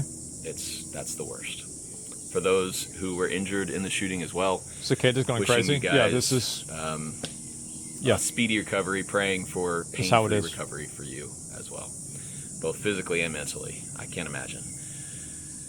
So, as a lot of you guys know, and we were shocked and confused to find this out, the shooter who tried to assassinate Trump was wearing merch from my channel, wearing a Demolition Ranch t-shirt.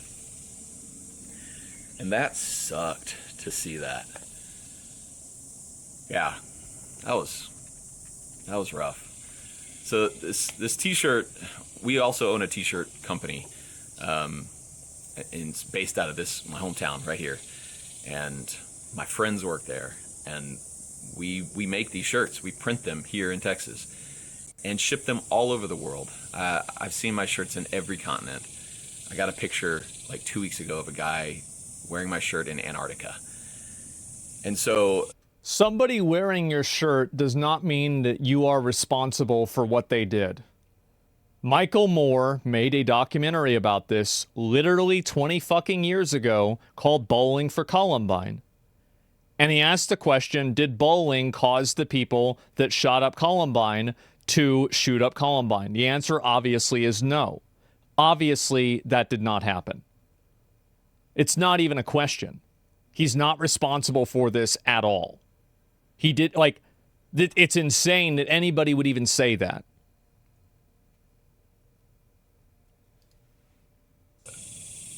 We don't vet the people who buy our shirts, obviously. It'd be impossible. That's like Nike doesn't vet who buys their shoes. No. I wish I could. I would love to keep people like that from buying, wearing, being associated with that article of clothing. Like, I wish he couldn't get a shirt. But it happened, and yeah, sure. I think the difference in, you know, I mean, nobody wants a mass shooter wearing their shirt. Like, just in a general sense. Nobody wants, like, oh yeah, by the way, the person who shot up the school was wearing your hat. Oh, well, that doesn't look too good. a gunman wearing a pair of Nike shoes, yeah, and a gunman wearing my t-shirt is, this brand is much more personal to me than Nike is to its executives. And so to see my name next to the shooter's name, oh, it sucks. And I wish... Yeah, it's probably weird. I wish... Yeah, he's probably right about that. Happening. So no matter what side you're on politically, none of us want violence. This channel was never meant to incite violence or hate. It never has, it isn't, and it never will be a channel that does that.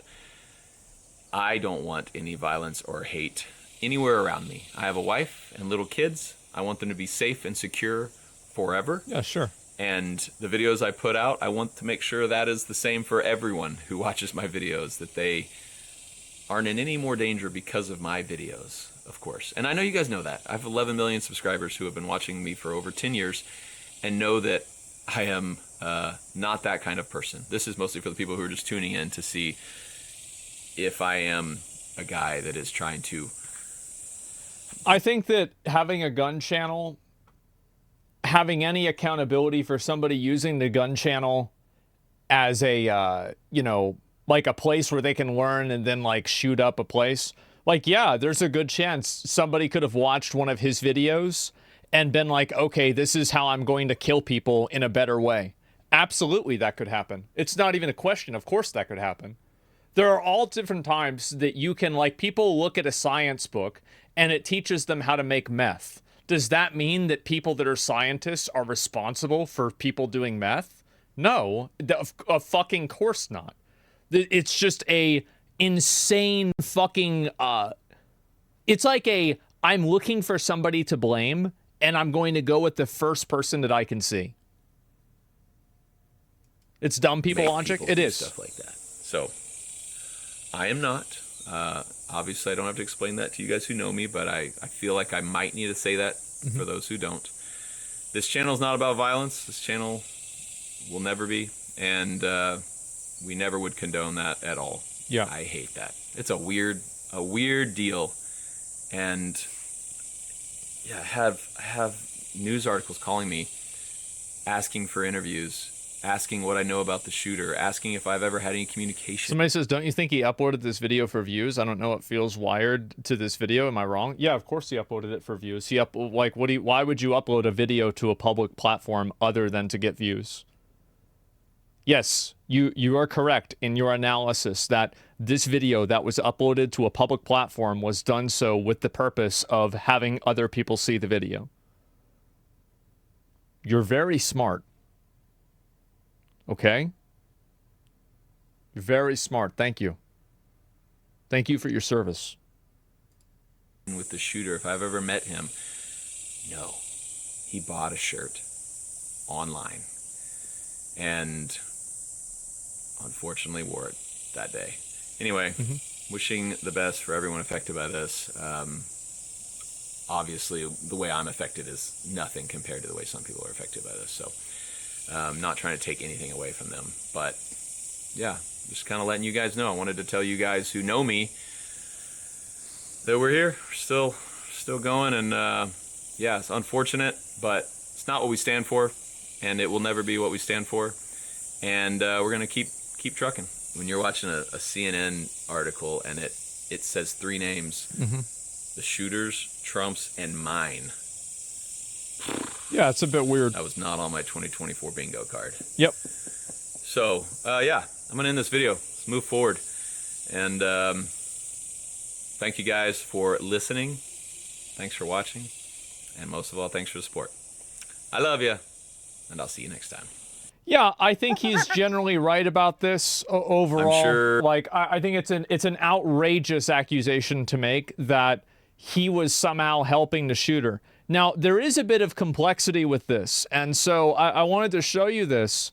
So the guy apparently, I don't know if he has a website, and we're going to kind of work through this, live here, because I just saw this. So he apparently has a place here, literacy texting. Yeah, there we go. So he has a hat that he's selling, and this is his a website, Bunker Branding Co. And this is a website. Let me see here. It's Demolition Ranch. Let me make sure that I've got this here.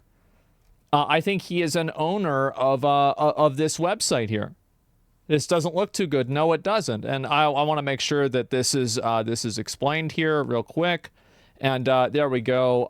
Bunker Branding Company was founded in 2017 with a desire to bring you the best merchandise from the best people, owned by Matt, better known on his YouTube personality, Demolition Ranch. So he does, however, have a website that is selling a hat that says, "Make politicians afraid again." Now, I want to ask a very simple question. Do you think that selling this hat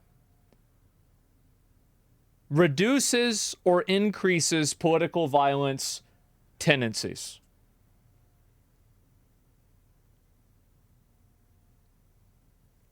It increases.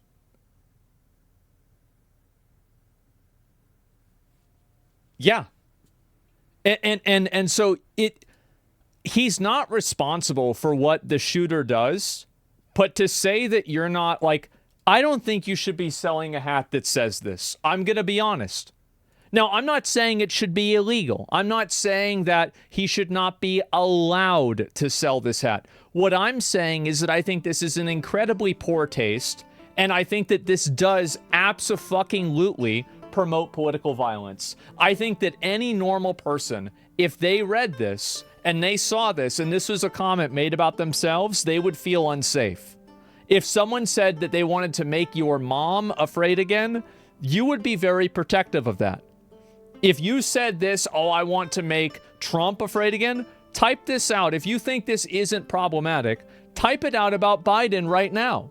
Do it and then tag the Secret Service. And tell me what they say later on tonight whenever they're at your house. Context matters, though. What is the context in this? How could this make any sense? It's Brandon Herrera's hat. Did you just compare a politician to my mom? I absolutely did. Because making a threat against a person is the exact same thing. And the only point that I'm making is that it's a disingenuous comparison, because people, like, a politician is still a person, and a person has a right to not being fucking killed. Like, what are we talking about? It's Brandon's hat. Yeah, they share a website. Yeah, but this is his website. Like, it's his website. So, not that I support this, but isn't this the actual reason the Second Amendment exists? What, to shoot politicians? I don't necessarily think so. Are you responsible for everything OTK does then? Everything that it does? In a way, yes. In a way, no. Like, so, like, for example, let's use a one-to-one, right? If we were selling a hat that said this, or we were selling a hat, yes, of course, people, it depends, yeah. Absolutely. Like, if I own a website and people are selling products on the website that, in my opinion, this does promote political violence. It does. It absolutely does. It's not even a question.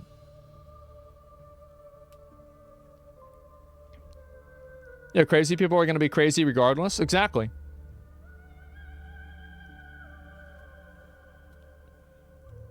Yeah, that's why advertisers pull from channels that express violence. Yeah, I don't even understand how this is even a question. The company is a clothing brand that makes merch off of other content creators. Yes, but it chooses which merch it allows and which one it doesn't allow. I'm sure it basically has some degree of approval process to go through it. Like, they're making money off of this. So, like, your best argument is incompetence or them not caring? I don't know. I think that's a pretty bad argument. You're not responsible for what merch you have, but you are about what it says and what it promotes? Exactly, yeah. Like, don't you kind of agree with the message? No, I don't agree with the message. Absolutely not. Because it obviously has a violent implication. It's not even a question. It clearly has a violent implication. Anybody who thinks that it doesn't is being dishonest. It's a vague message. Of course it's vague, and it's vague on purpose. It's because of the implication.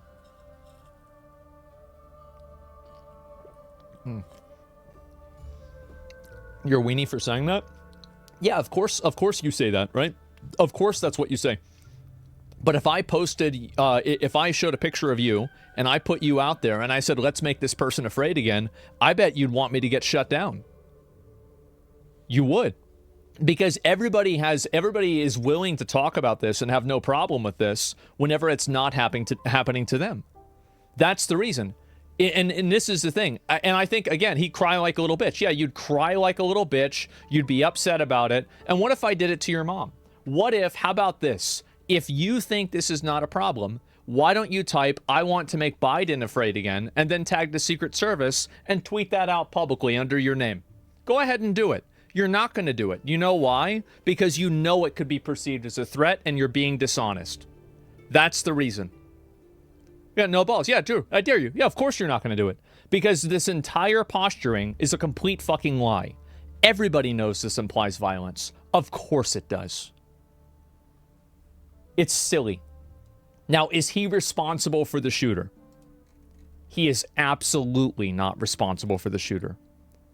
But do not go and insult my intelligence and tell me that selling a hat on your fucking website, that says make politicians afraid again, does not collectively increase political tensions and also promote political violence.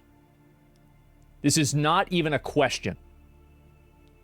Anybody who's saying no or disagreeing with this is being dishonest because I'm calling out something that's bad or that they disagree with. I'll read some comments about this because I know people are going to be crying about this, but that's what I think. It's just a goddamn hat. I agree. Absolutely, it's just a hat, for sure. That's not the point. I disagree. It's not about violence. Okay.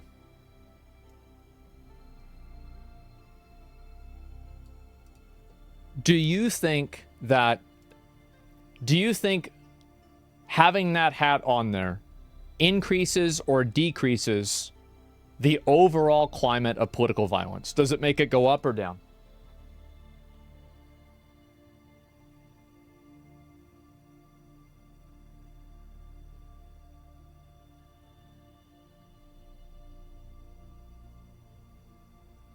Neither? Of course that's not true. If Biden had said before Trump almost got assassinated, we need to make Trump afraid again, everybody would be playing that clip over and over and over, blaming Biden for saying it. And they would be saying, look at this, you're responsible for this. They did, yes, and everybody blamed him. I disagree, it's not about violence.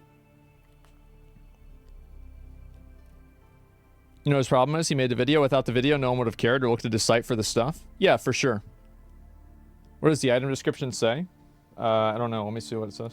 It doesn't really say anything. Yeah, make politicians afraid again hat. Like, it's a hat. Right, that's it. His argument is YouTube is not political. Not all of his business ventures were. I understand that. Yeah, of course I understand that. Agree, Asman, but you also can't deny that it also implies politicians are currently not afraid to make decisions that harm the greater good of the country. Of course, but if you make abstract and vague statements that can be implied as being violent, I think that the people that buy this is my hot take. I think the people that buy this want political violence to happen to the politicians that they disagree with. And I think that in their mind, whenever they think make politicians afraid again, I think they're thinking about assassination. I think they're thinking about actual violence. And I bet it's 95% of them that are thinking that. Abso-fucking-lutely. It's amazing to me that people are so intellectually dishonest to pretend like that's not the obvious fucking case. You could have said make politics matter again. You could have said it a lot of different ways. That's definitely not what they are thinking at all. So, again, how is it, and this is the problem with cognitive dissonance, is that you can create a one-to-one, but then people won't put them together. Because it breaks the conditioning in their mind. Let me go back to my original point. If Biden had said, we need to make Republicans afraid again, we need to make Trump afraid again, and then Trump got assassinated, or he attempted, like he almost got assassinated, or like he did, he literally did, right? And do you think that Biden saying that was a good thing to say? I think he's wrong. I think he should not have said that. He absolutely should not have said that. And he is responsible for turning up the temperatures. He's not responsible for the shooter, but he played a part in contributing to the environment that made the shooter want to do that. Absolutely. It was very wrong, right? And so Matt isn't a political YouTuber. Why would that matter? That has nothing to do with it. Yep, they're all the same. Exactly. And so I just want to... Can you guys see the cognitive dissonance in chat? About how if Biden had done it, it would obviously be a threat and bad, but him doing it and selling this hat is somehow okay? This is cognitive dissonance in action. This is people looking at the exact same thing, but because it contradicts with their political dogma, they can't think past that and see common sense. It's so fucking pathetic. There's a lot of intellectual dishonesty in the chat. That's right. They should be ashamed for selling this hat, and they should not sell this hat. It's a bad hat to sell. I don't care what the intention of it is or what you think is okay or anything like that. It's a bad hat to sell. You should not sell this hat. This hat absolutely turns up the temperature of political violence. Absolutely. It's not even a question. It's not his fault the shooter went out and did this. He should not be responsible for it in any capacity. But selling that hat does increase the tensions. It absolutely does. Both sides are getting more extreme. Oh, yeah, for sure. Basically, you're saying one's the president of the United States, the other's the YouTuber from Texas. They share the blame in an attempted assassination.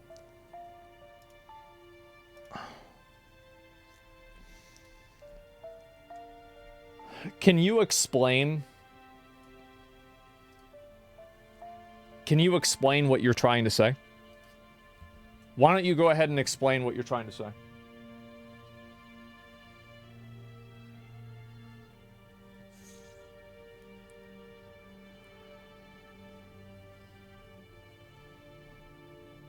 If all these people are punishable, you're responsible for turning up the political heat, but only the shooter is responsible for the shooting.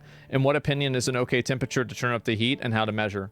I think that when a person takes an action, that person is responsible for their actions and no one else is. If they do something, it is ultimately their responsibility. Now, other people can reflect and think about how they created an environment that it's more easy for that person to commit that action. But the truth is that each individual person has their own self-control, they have their own autonomy, and they can do what they want to do. The idea that you make somebody do something like this is insane, and it takes away a person's agency and it takes away their freedom. So that's the difference. No, I won't, ask Trump. Well, of course you won't. And the reason why you won't is because you know that your argument is stupid. This is a retard argument. Just because the person has more power doesn't mean that the words have a different meaning. It just means that the words have a stronger voice, or they have a stronger, volume. The words are the same. It doesn't matter who's saying them. It's a ridiculous thing to say. Retard argument? Yeah, that's it. You defend weapons that are a million times more responsible for what happened? I don't get your point. Let me read this message. So can you explain what you're trying to say?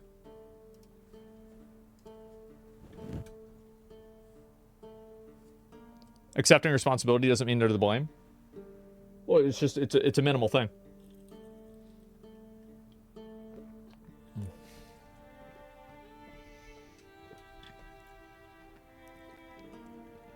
I'm not sure someone who wouldn't engage in political would be moved by this hat.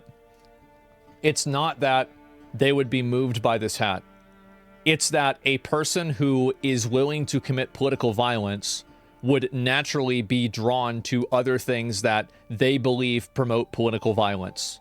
And I think it would be logical for a person to see a hat that says "Make politicians afraid again" and think to themselves, this person probably supports political violence like me. Absolutely. The hat, he didn't look at the hat. It's not like this is fucking, what is it, Harry Potter. You put the hat on and it says "Kill Trump." No, it does. That's not how it works. But, hey, you see something like that, then maybe somebody who already thinks that would probably have that viewpoint. Guns killed someone, the hat didn't kill people? Yes. I agree with you. The hat didn't kill anybody. Of course not. My point is that a person who is predisposed to be politically violent would logically be drawn to something that could be seen as promoting political violence. This is simple logic. And if you don't understand that, it's because you don't want to. I don't get why you're so focused on this. It doesn't matter. The hat won't increase the violence level of anyone. But do you agree that a person who is prone to violence or is willing to commit violence would be more drawn to things that they think condone that behavior?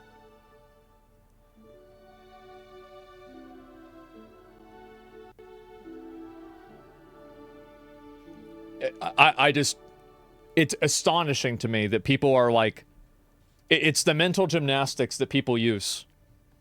Like the Biden crosshairs thing. I mean, to be fair, that's probably way worse, right? Because crosshairs, what has crosshairs? But yeah.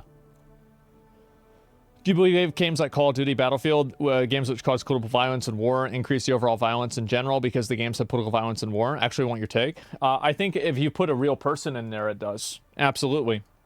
And also with the game, there's a suspension of disbelief that it's not happening in the real world. This is something that's happening in the real world. There's not any implication that it's only inside of a video game. This is in real life. Yes, but it won't make difference in interactions. Okay, so then you agree that one of the reasons why the shooter could have worn this person's shirt is because they could think this person condoned political violence, right? This is possible? He agreed. Yeah, of course. Yes, it won't make a difference in interactions. I agree. It's a stretch, but yeah, of course, right? I have a very big problem with dishonesty. If this is not obvious. I hate people that are dishonest who I think are liars and who are trying to push a narrative that's not true. And they're doing it, and like, in my opinion, like some of the levels of dissonance are so obnoxious and so offensive to me that I just can't let it go. Yeah, it's condescending too. Yes, it insults your intelligence that they consider you stupid enough to not see the connection. He's not responsible for other people's perceptions, though. People would carry out political violence who like to watch the boys do the same. For sure. Yeah, for sure. That's Brandon Herrera's hat. It's not Matt's. Matt sold this company 2 years ago. Is that true? So he doesn't own it anymore? Well, if he doesn't own it anymore, then it's not his fault at all. Yeah, then it's not.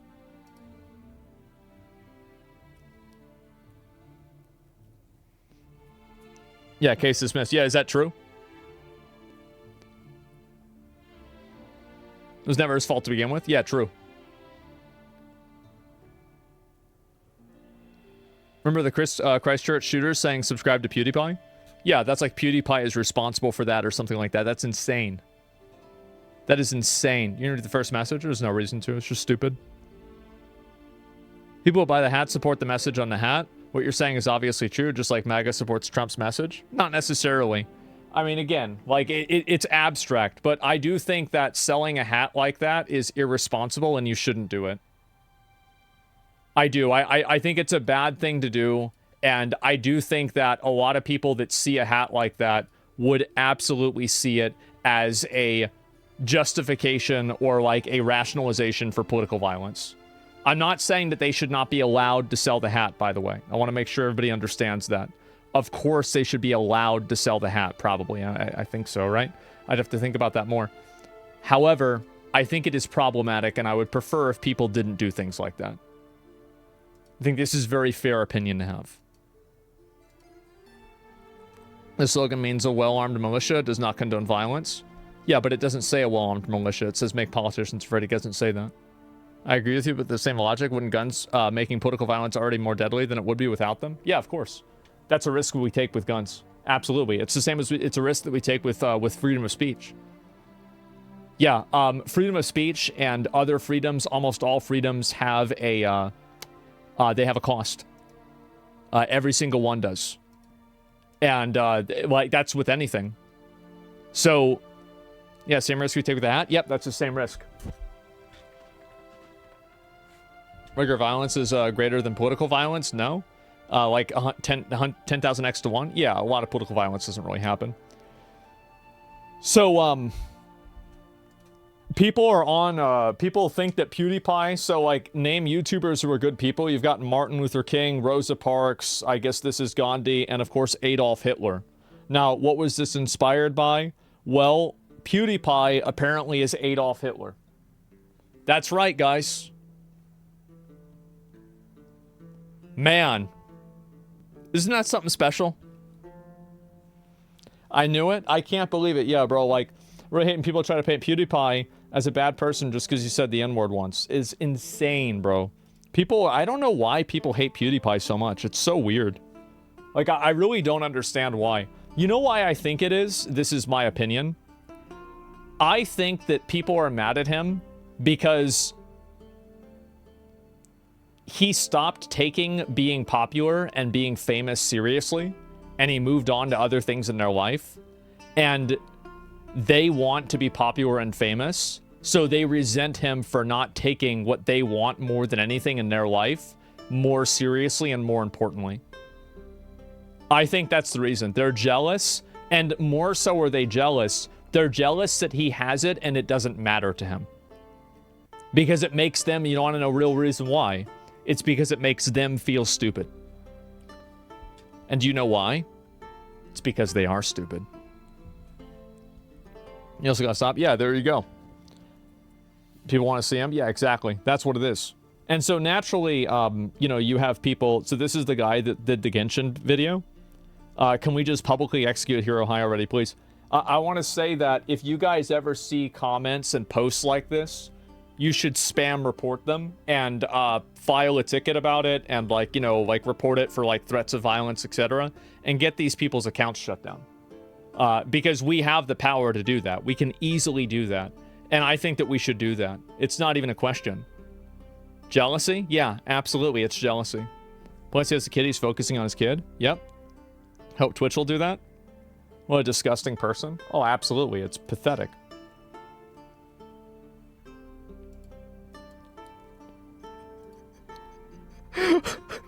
When he gets a 80-year-old 7-Eleven clerk fired for posting, how could you miss him? He did it! The son of a bitch did it! Alright! He did it! I think this shit is so fucking funny. Oh my god. This is fucking hilarious, man. He probably made millions of dollars and retired like a boss? Yeah, he certainly fucking did. Let's see if I can figure out the rest of this shit, too. There's a bunch of other stuff I want to... Oh. Bro.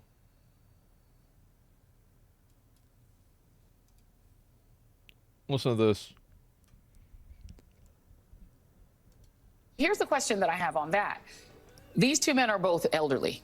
Donald Trump is an elderly man who, for whatever reason, was given 9 seconds to take a iconic photo op during an active shooter situation. Weird situation. We'll figure that out one day. It was not an active shooter. That's why they had to say the shooter was down before he got up. How is it that this woman can say this whenever she's probably watched the clip of it happening probably 50, 100 times? Don't you remember that that happened? Like, all you have to do is just listen to it, and she's lying. It's dishonest. This is, again, she's lying. She's reading a teleprompter.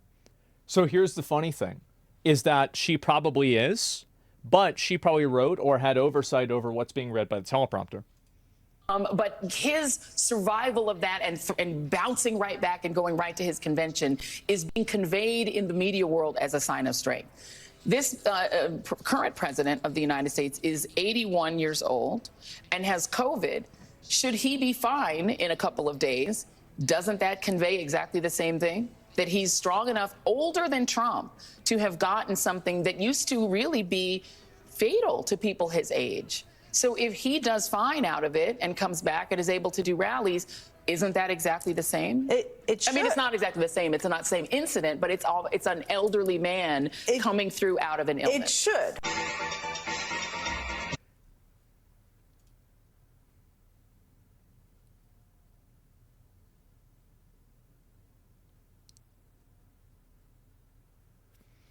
You know what's really funny to me about this? Is that both Trump and Biden are really old guys. But I love the fact that, like, after that first debate, it's gotten so bad with Biden that the only argument that they have, they can't even downplay how bad it is with him.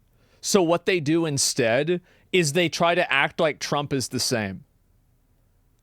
And I think the reason why is because they know that it's so bad that you can't pretend anymore that it's not bad. So you're trying to create this false equivalency so that you can be like, oh, well, it's the same with your guy too, which implies that it's bad. So what you're saying is that the other guy is also bad, but also means that your guy is bad too. So you just think about this. It's crazy. You'll be the same in no time. Yes, it's insane. Imagine they're lying about him having COVID. I mean, I don't know. I hope he recovers, right? He's the fucking president. That'd be awful if he died. But yeah, I don't know. I think he'll be fine. Personally, I think he'll be totally fucking fine. But yeah, there it is.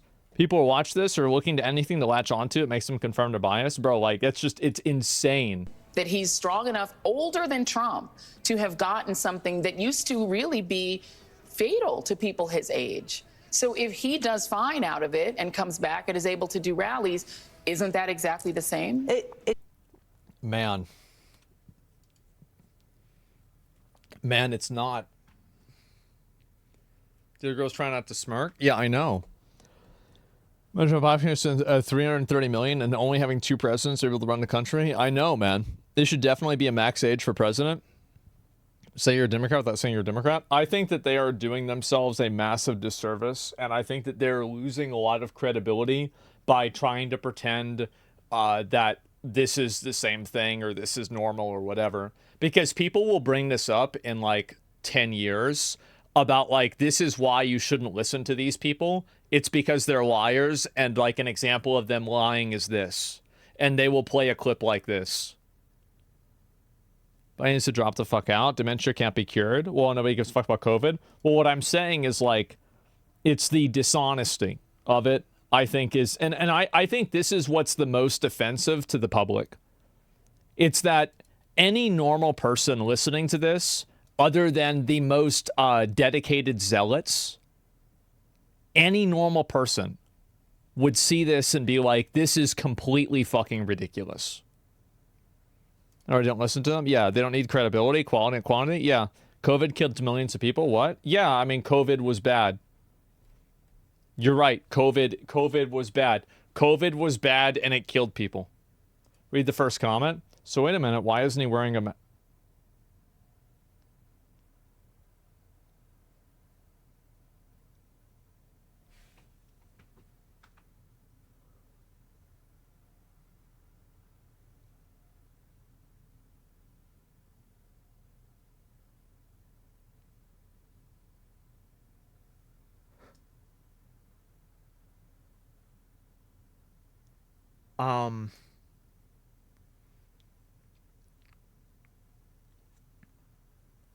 Man. That's crazy, huh? Damn, I forgot all about that. You don't hate him enough. Yeah, there it is. And that's great. That's a great point. It's because the CDC finally came out and said it does nothing. Facts, go look. Really? I don't know about that. I have to go ahead and see for myself. Yeah, to be honest, I know people are going to get mad at me about this, but I actually was always a supporter of the masks. Not a mask mandate, not a required mask, but I thought it was like, yeah, if you have a mask, I bet some of the particles probably won't get through. It just made sense to me, right? From like the little that I know about science. So, yeah, I mean, to me, I see that, and it's like, yeah, man, why not wear a mask? What the fuck? It's a damage reduction. Yeah, it's a damage reduction. It's not a immunity shield. It's a good point. Yeah, there it is. And so that was at least my perspective on it. I mean, again, as somebody who's not scientifically educated, right? I'm really not. It's just, I took it in high school. That was about it. So, yeah, that's crazy, bro. He didn't even have the mask on. Damn, bro. He didn't have the... And he's touching the... Yeah, man. That's crazy. And has COVID. Damn, that's... What the hell? Like, wow. That's something special, isn't it? Yeah, he's got immunity. You think he's got natural immunity to it?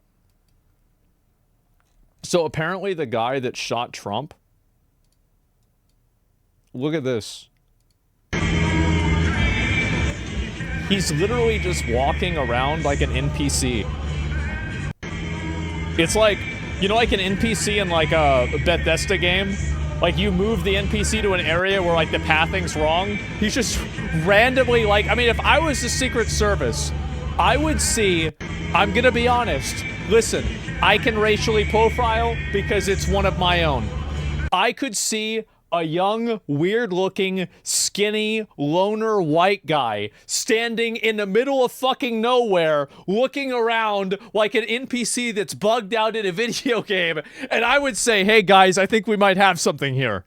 Let's go check this out. Give it a minute. Yeah, holy fuck, yeah, look in the mirror. How do you think I know? That's the thing. Who the fuck wouldn't call this in? It's amazing. Security L. It's an amazing security L. It's such a massive fucking security L. And to be fair, this is really not a good benchmark. But Joe Rogan even is like, he's those red flags. See that they knew this guy was on the roof? Yes. To hear that guy had pointed his rifle before that at a cop? So the cop engaged him, he pointed the rifle, and the cop ran away. The guy climbed the roof with a ladder. You can see the ladder. The whole thing is bananas. Yeah, He's 20 years old, and then you find out he was in a BlackRock commercial. You're like... That took him over the edge, didn't it? That really, bro, like, that was a bridge too far. Is this the Black Mirror? Like, tell me what's going on. Is this real? 20 years old, and he's got this idea, and he pulls it off. He actually gets a shot off and nicks him, and then they kill him. Like, you're seeing this 20-year-old kid, his life is over. Like, somehow or another, he talked himself into trying to assassinate. The only part of the conspiracy that I would believe in is that I think that it's unrealistic that this person had no social media, and I think that it's possible that some group or some people scrubbed his social media before it was discovered by the public as a method of avoiding some degree of liability. That's the only thing that I really... Because, like, if I were them, that's what I'd do. Like, I would do that myself. So I just assume somebody else would probably think about it the same way that I do. And, yeah, of course. Yeah, of course you want to destroy the evidence. Like, duh. You fucking stupid. Of course. The president as a lone gunman in Pennsylvania, got on top of a roof, either through sheer incompetence or for some other reason. He actually gets a shot off, and the president just moves his head at the right time. Like, the whole thing is, if it was in a movie, I'd be like, shut the fuck. Yeah. This is what I fucking said too. Exactly. Fucking exactly. Yeah, it's so ridiculous. Like, bro, Donald Trump has done irreparable damage to political dramas. Never again can they do something that is more interesting than real life. That'll make you believe in God. That's like God's up there when he's going like, I don't want to talk to this guy. People are spamming about that shit, bro. They think it's God's plan, bro. Don't you have to believe the whole conspiracy in that case? No, not necessarily. I think that there could be a lot of ways for it to be played out. And it's not even that I believe it. It's that I believe it to be more than a 1% plausibility. I actually think, this is my genuine opinion, I think that everybody involved, like, why is it that a 5'3" fat girl was guarding the president, who's a 6'2", to be fair, relatively fat man? I'll tell you why. It's because they probably put her in that position to fill some sort of diversity quota or some sort of inclusion quota or something like that. There's no reason somebody like that should be there. It's like any normal person would think this. It's not even a question. You know it, I know it, everybody knows it. So you know what I think? I think that a group that makes a decision like that also is stupid as fuck, and they probably didn't even check the roof, or they didn't even care about it, because what they care about are their appearances, looking good, thinking that they're cool because they're in the Secret Service. They're incompetent. They shouldn't have the job to begin with, and they fuck the entire thing up because they should have never been hired in the first place. That's what I really think what happened. However, there sure are a lot of coincidences, huh? Pretty interesting. Yeah, he's a lot. Yeah. I don't want him up here. I don't want him. I'm the greatest angel. Or maybe he wants him here to expose how crazy our political system really is. Because the only way we find out how coordinated everything is, whether you're a Trump fan or not, whether even if you hate Trump, put that aside for a second, and just look at how much coordination there is in the media to go after him, and it exposes like this thing where you have to step back and go, wait a minute, hold on a second. What's really going on? Like what? Yeah, I think the problem is, like, I think it's obvious why the media goes after Trump. It's because Trump goes after the media in a unique way. Like Obama, Biden, Bush, Clinton, as far as I remember, you know, I was young then, never really named the media as saying that, like, they're all fake and like everything like that. But I think the real reason why the media goes after Trump is because it's very popular for ratings. Like, Donald Trump is the greatest thing that has ever happened to CNN. He is, bro, he is throwing them a life raft every single day. And if they ever put him back on Twitter, he's going to give them a whole boat. It's a money printer. Yeah, he is a money printer. They loved him pre-2016? Yeah, but, like, did they love him, or did loving him get more money than hating him? Media went after him since day one. After that, the Obama dinner dish. Oh yeah, no doubt. RNC viewership is I don't think so. RNC viewership is down instead of up. Oh, I don't know if it is or not. I haven't seen that myself. Whether you hate that guy or not, hate him. Think he's a crook. Hate him. Think he's a liar. Hate him. Don't you think it's weird that they're all... Yeah, they're all saying the same thing. Somebody says this in chat, and I actually wanted to draw attention to this. You're not getting banned. You're right, actually. You bring up a good point. Have you seen the media compilations of a bunch of channels saying the same thing? I found out why that is, because I actually... So, you guys might not know this. Little Asmon lore in high school. Guess what? I was in broadcasting. And senior year, I would stream video games. 2007, 2008, I would stream video games, myself playing Secret of Mana and Super Smash Bros. Melee with, like, Dylan that came in here, bald Dylan. He was sitting in that room with me too, and we would be streaming video games in 2007, 2008, and we learned a lot of things about broadcasting. And one thing that we learned is that doing broadcasting every single day is a lot of work. It really is, even for a student news. So what a lot of these stations do is they wait for one station to do it, and then they all literally word for word copy it. That's just what they do. They literally just copy it.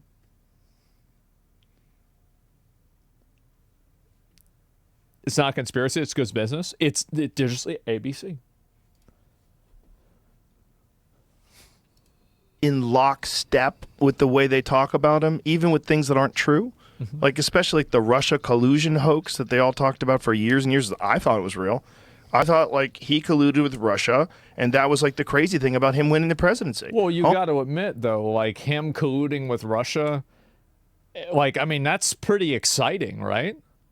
That's crazy. What the fuck? Oh my God, he worked with Russia. Maybe Russia has something on him. You kept hearing about it, right? That was just bullshit. And they went through that for years and years, and then you start going, okay, yeah, what else is coordinated where everybody is saying something? Like, how about the Nord Stream pipeline? You know, Seymour Hersh says we blew it up. Like, esteemed journalist is like, no matter what they say, I am telling you, this was our doing. We blew this up. This wasn't some other country. This wasn't Russia. They wouldn't blow up their own pipeline. We blew it up. But every newspaper is like, this is bullshit. This was impossible. It could not happen. This was Russian disinformation. Russian disinformation. You hear it about like every story. It's like so hard to understand. Like, what? I don't think that you should trust the media for anything. I really don't. But check out all of our videos in Sinclair Media. Yeah, no, for sure. There's like a degree of central messaging, of course, right? But I think that with a lot of these like very small news channels, they're just copying. You should never trust the media. And here's how you can know not to trust the media.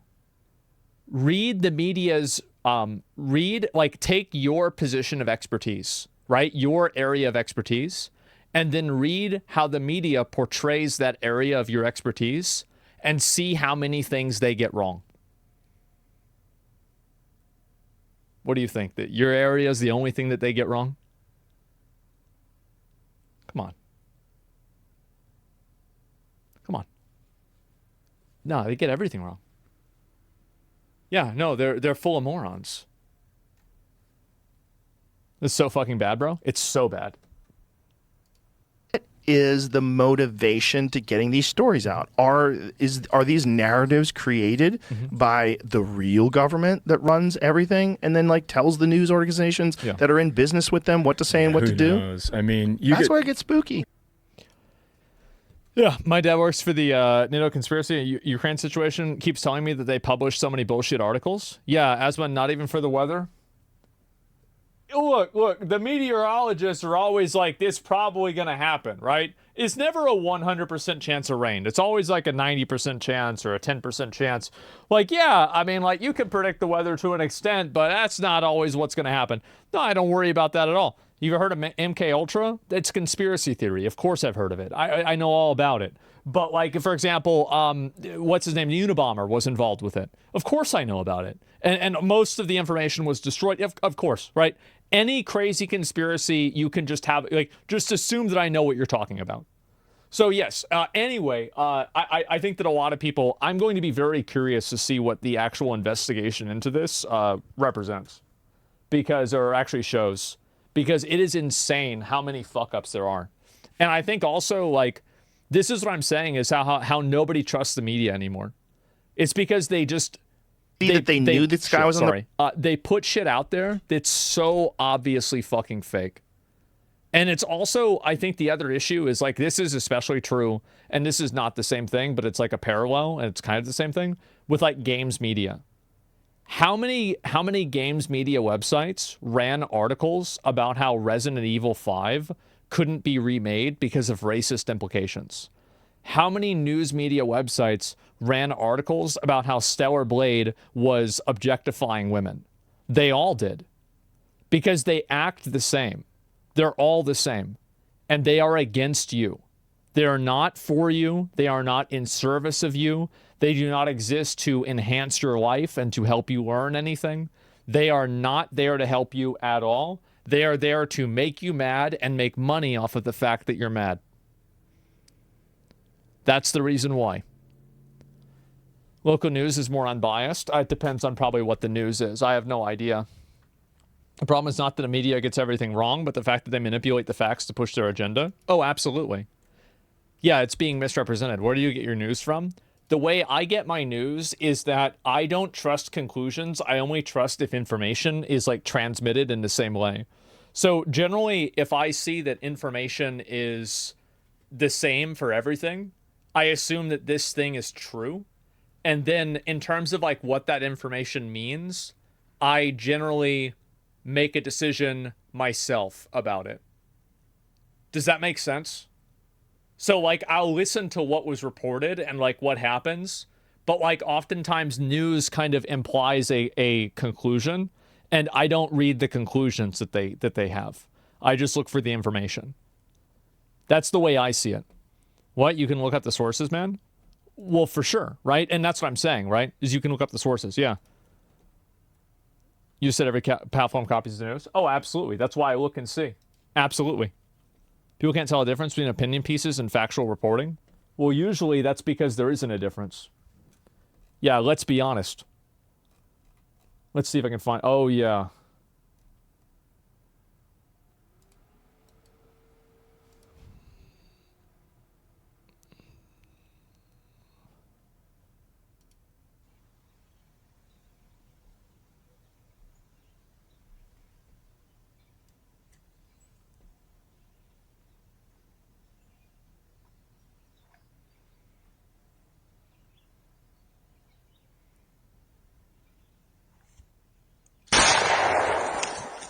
That's right. That's right. I thought that was fucking funny. I'm gonna be honest. I love that shit. I love that. Yeah, absolutely. Nice one. Absolutely. This is one of the things, like, so, look at this.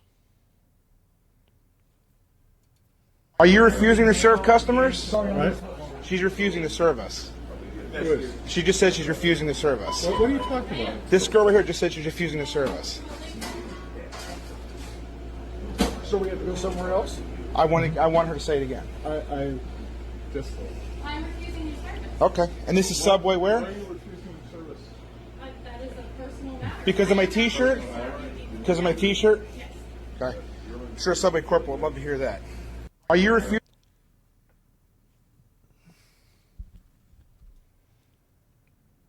This is one of the only times I'm ever going to say this, so get ready. I agree with the Karen here. It is not the decision of the employee to decide which shirts are acceptable and not acceptable to provide service to. There is a company policy, and she needs to abide and behave by that company policy. Her own personal opinion about which shirts she finds offensive and not offensive is not relevant to her, and that does not give her the right to refuse service whenever she is working for a store.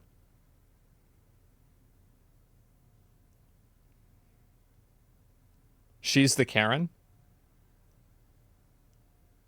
Sorry, you're right, actually. You're right.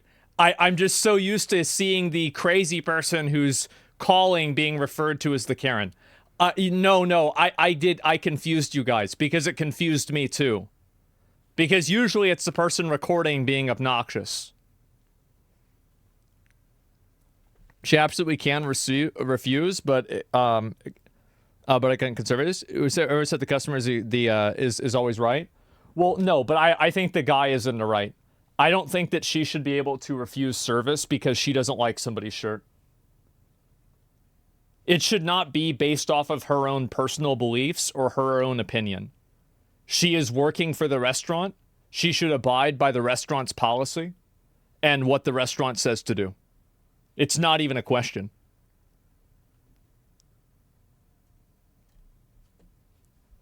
Yeah, what a dumb reason to not take someone's money, but you don't know what it says.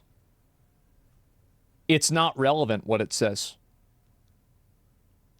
It doesn't matter. Yeah, it's irrelevant. At the end of the day, Subway, unless Subway has a policy for not serving people with certain shirts on, then she should be serving him. It's that simple. She's not allowed to refuse due to discrimination. If the man was being rude or throwing a fit, she has every right to refuse service. Absolutely. 100%. What about the gay wedding cake? What about it? I'm very confused. I'm trying to think, like, what are you trying to imply there? What?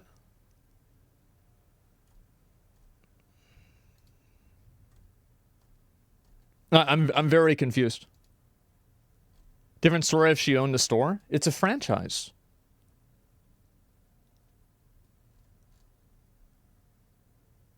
The wedding cake owner was her own business. So, and also, so like if you're refusing to make a wedding cake, like for example, like Walmart, for example, if you go to Walmart and you ask to have them make a cake and you want a swastika on the cake, they're probably going to tell you no. But if you ask them to make a cake for you and you are just asking them to make a cake, well, then they have to make a cake for you unless they're unless it's like a weird thing, right? And so it depends on the type of service that's being declined. Does it matter? The franchise still answers to corporate? Yeah. You just disproved your own point. Did I really?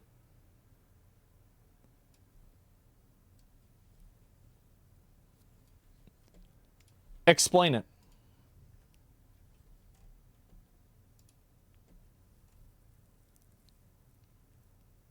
When she showed the shirt, the cake was made by an artist on a service like Subway? Exactly. Yeah, and it's a certain type of service. You said that the use of hateful imagery is grounds for refusal. So do you think that he's asking her to make the sandwich in the shape of a swastika? Do you think that before this clip started, he said, I want you to make a Subway sub, but not the normal footlong. I want it to be like a swastika.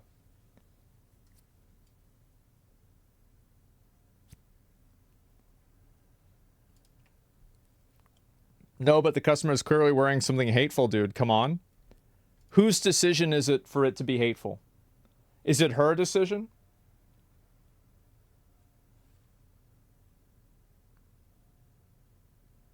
How do you know what it is?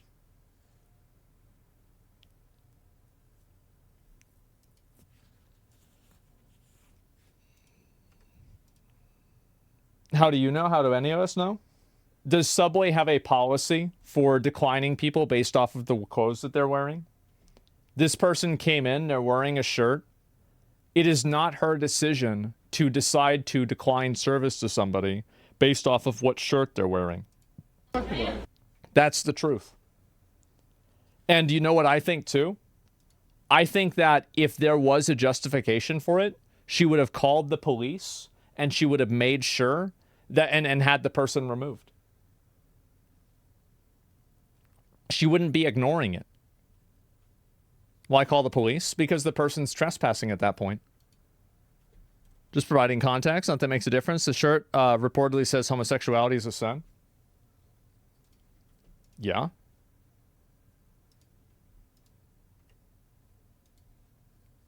Let me read the rest of this. The sign on the building says we refuse the right to refuse service to anyone, full stop. But the we is Subway, not her. She is acting as an employee of Subway. She should follow the rules that they give her. It's not even a question. Cares about his dumbass shit? Yep, there it is. You can say it's clear hateful. How does anyone know? Subway franchises don't work like McDonald's. I think you're wrong about this one. Do you think she called Portman Fruition, right? She's Subway? So she has the right to refuse? That's not the way a franchise works. Guys, I'm going to be honest. I don't think that you should be able to decline service to somebody because you don't like what their shirt is saying.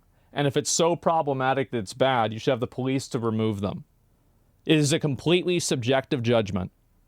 If you are working at a store, your job is to provide the service that people go to the store to provide, not to decide what shirts are acceptable and what shirts are not acceptable. This is not your job. This is not your responsibility. And if you're working for a larger company, you need to follow their rules and behave in that capacity. If you think anything else than that, you are fucking delusional. It's not even a question. And wherever they are, some franchises do work differently, though. I'm fairly certain that franchises still just dictate basically the way companies, like what they can remove people for, like what they're doing in general, right? Like just because a Subway works differently than a McDonald's doesn't mean that it's not a franchise. Like obviously Subways work the same way. Not with Subway? Nah, it sounds like bullshit to me.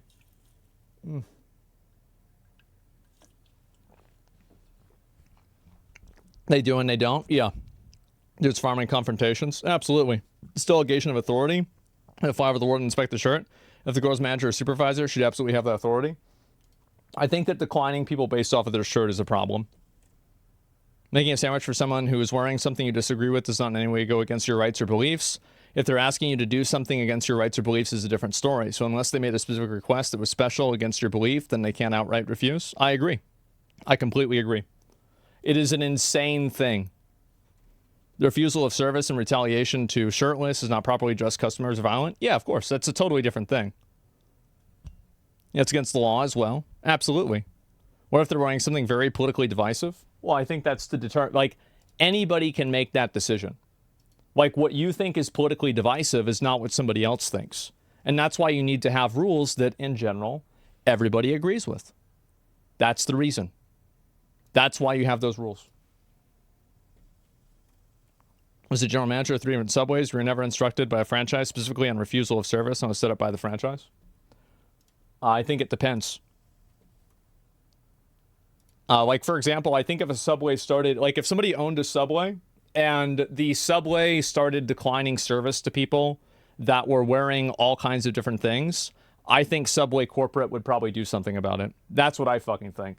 I think if Subway... There was a Subway corporation that had a standout, that had Jared standing there, Subway Corporation would figure out a way to stop it. That's total bullshit and everybody knows it. It's common sense. Think about it for 3 seconds. Or it's a bullshit take. It's common sense. Just take the L, don't know enough about Subway. It's a franchise. They're all like that. That's why it's a franchise. What if the shirt said Jared did nothing wrong? Well, it could be a different Jared at that point, right? Yeah, this is crazy, bro. The franchisor sets the franchise agreement the franchisee has to abide. The agreement specifies most rules and regulations that employees and franchise owner have to abide by. Of course they do. Yeah, and that's what I'm saying, is that those rules and regulations will eventually defer to the corporation. They will. They eventually will. What do these room temperature IQs in chat say? Bro, does he even know all the Subway lore? Yeah, exactly. Sure, I can say a most racist thing. Your work is to make a sandwich, so you make the sandwich. It's that simple. If you look it up on Daily Mail, there's an article about this. The shirt shows. They show the shirt. Oh, I'm sure this has happened in a lot of different places. The Western world is losing common sense. It's so obvious. I think people just like to argue. That's the reason why. People like to argue.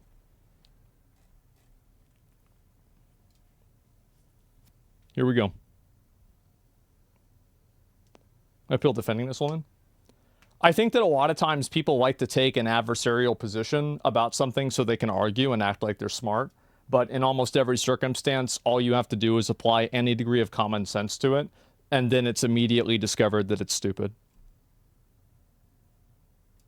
Like, it's instantly discoverable. Uneducated people like to argue? Absolutely. Here we go.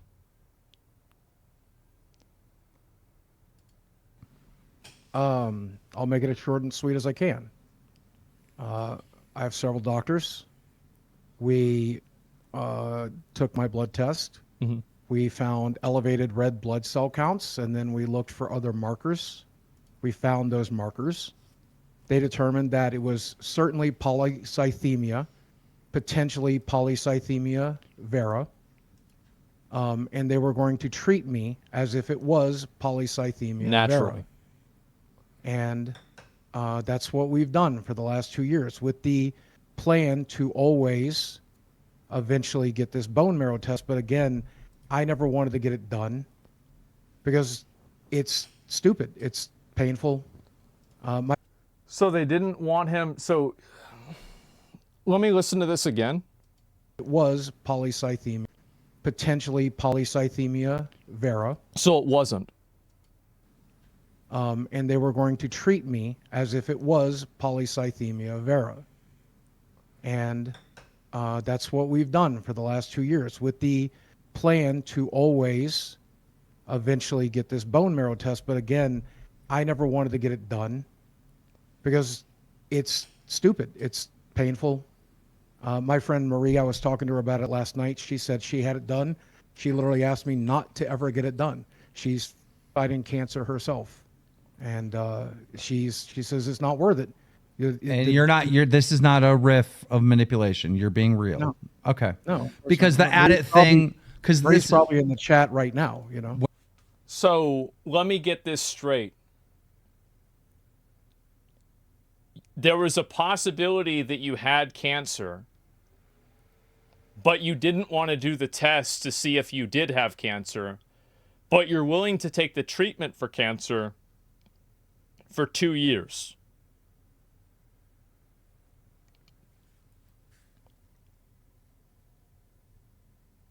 And then the qualification for that is I had a friend that has cancer and they said not to get the test.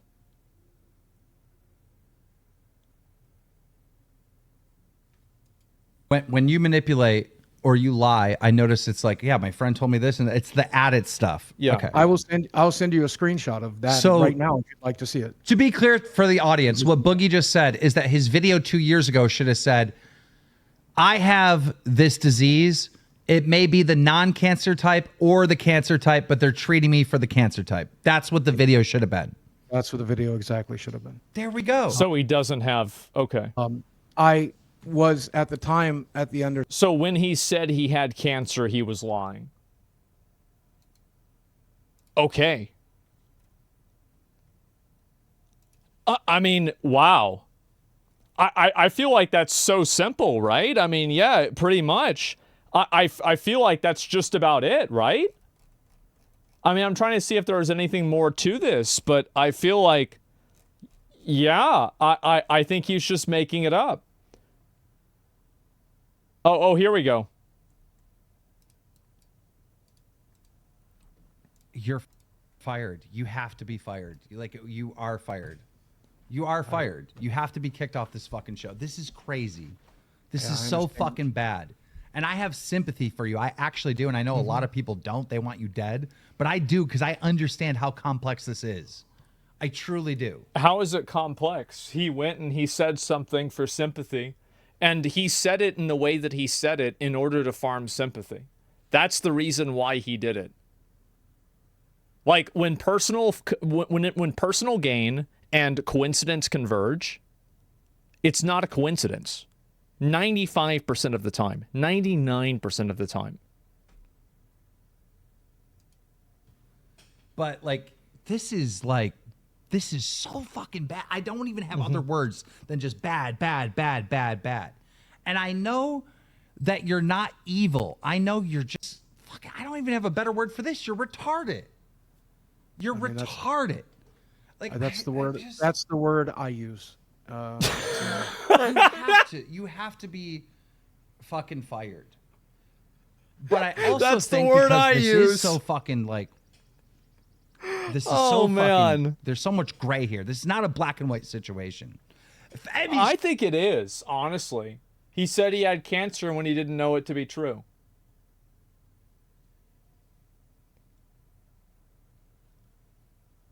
Yeah, I mean, there it is.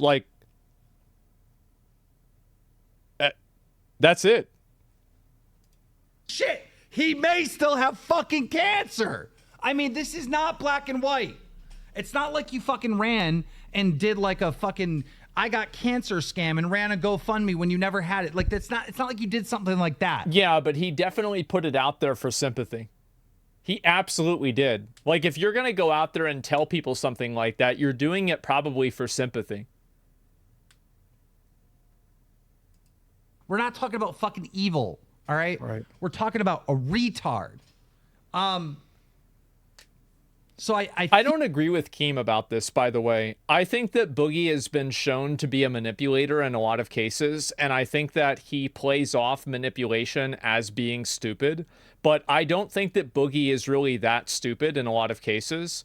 I think that he just manipulates people a lot, and this is him doing it again. And he's manipulating this situation as if it's like, oh, I'm just a big idiot that messed this up because I'm dumb. No, you put it out there on purpose because you wanted the sympathy from people. That's the reason why. And you're banking off of people the bigotry of low expectations that they think that you're so dumb that you couldn't have done this on purpose. I think that you did it on purpose. I do. I think you knew this all along. And I remember seeing that video of like his girlfriend crying with him that like he might die. And it's like, I bet that probably happened because he's probably manipulating her too. Absolutely, yeah. And that's just what happened. It's really weird. It was on his documentary. It was. It's like 12. No, she's not 12. The fuck? No, she's like 20 or 21. Feel like, even though you're fired and you're going to be gone for a while, you should have some type of pathway back. You should have to go through fucking hell, to be honest. The play button, we'll sell that. We'll get it to charity. Jesus. Reading these super chats is one. Here's another thing. This should be one of the punishments if you ever want to come back on this fucking show again. Not a fucking single drop of fucking Mountain Dew or Diet Mountain Dew should ever touch your fucking lips again. It should never touch your lips. Yeah, what's in the cup? Oh, yeah, you've got a gray cup. Yeah, what's in the cup? Again. That's already a choice I already made. You're Yeah, seeing it right. now. Yeah, right. Okay, see, It's this is water? what I don't. Look. I wanna Look see at what it. I'm drinking tonight. I brought in 2. He brought in 2 cups. I could put soda in that cup. Oh, yeah, here we go. Yes, Boogie is threatening to, obviously, this is, again, comes as a surprise to basically no one. Now he's threatening to, like, kill himself and stuff like this. Do you remember what I said, guys? Remember what I said?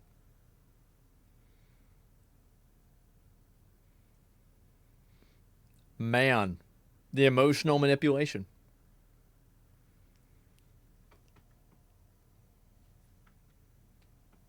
It's crazy.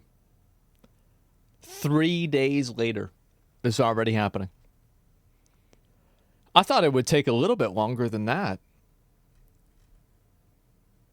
The first comment. Yeah, I mean, it said Biden step down. No, bro, he not stepping down. That's not going to happen. Right, first here. Yeah, and the thing is, like, I'm not smart because I figured this out or anything.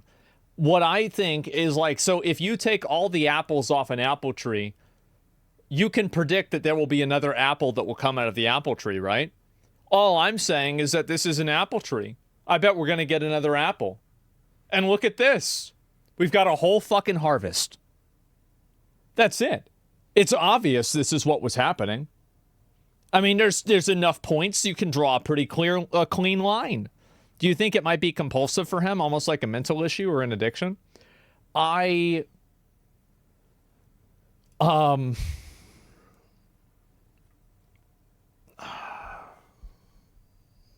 Let me see if I can find it.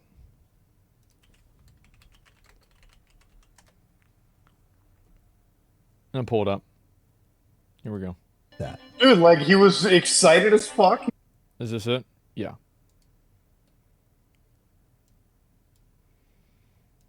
That. Dude, like, he was excited as fuck. He was like, he comes home, he's like, you know that episode of South Park where, like, fucking Cartman's like, I've got golden dick. He's like, I've got this cancer, bro. Now I can fucking make tons of views, and I can fucking But, like, get imagine, all like, that after sympathy. Like, Googling that's it. Do not do anything with that knife. No, we no, don't think- no. Hold on. No. No, he wants me to. He told me to, right? No, He told me to. no, He told me to. no. Oh, this is so much better than eating a sandwich. Right now. So much better than eating a sandwich, Destiny. Put that away right You now. fucking piece of shit. Okay. All right, that. Dude, like, He is holding himself hostage. Not sharp enough? No, no, definitely not. I mean, like, you could, if you were dedicated, you could probably do that.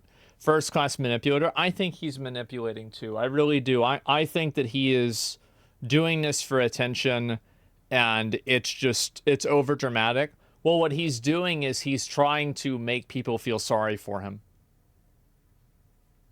That's it. He's making people feel sorry for them. It's manipulation. Absolutely. And the best part is, I bet I can guarantee you what Destiny probably said. I can guarantee you. I think I know what it was. Yeah. So, yeah, ripped into him. Exactly, right? So, yeah, you already know. And so nobody wants to truly kill themselves, shows it off. I mean, I don't know about that, right? It depends. What is this? Sandwich Destiny. Put that away. No. Put that away right now. Who's there eating a sandwich, Destiny? Put that away right now. Piece of shit.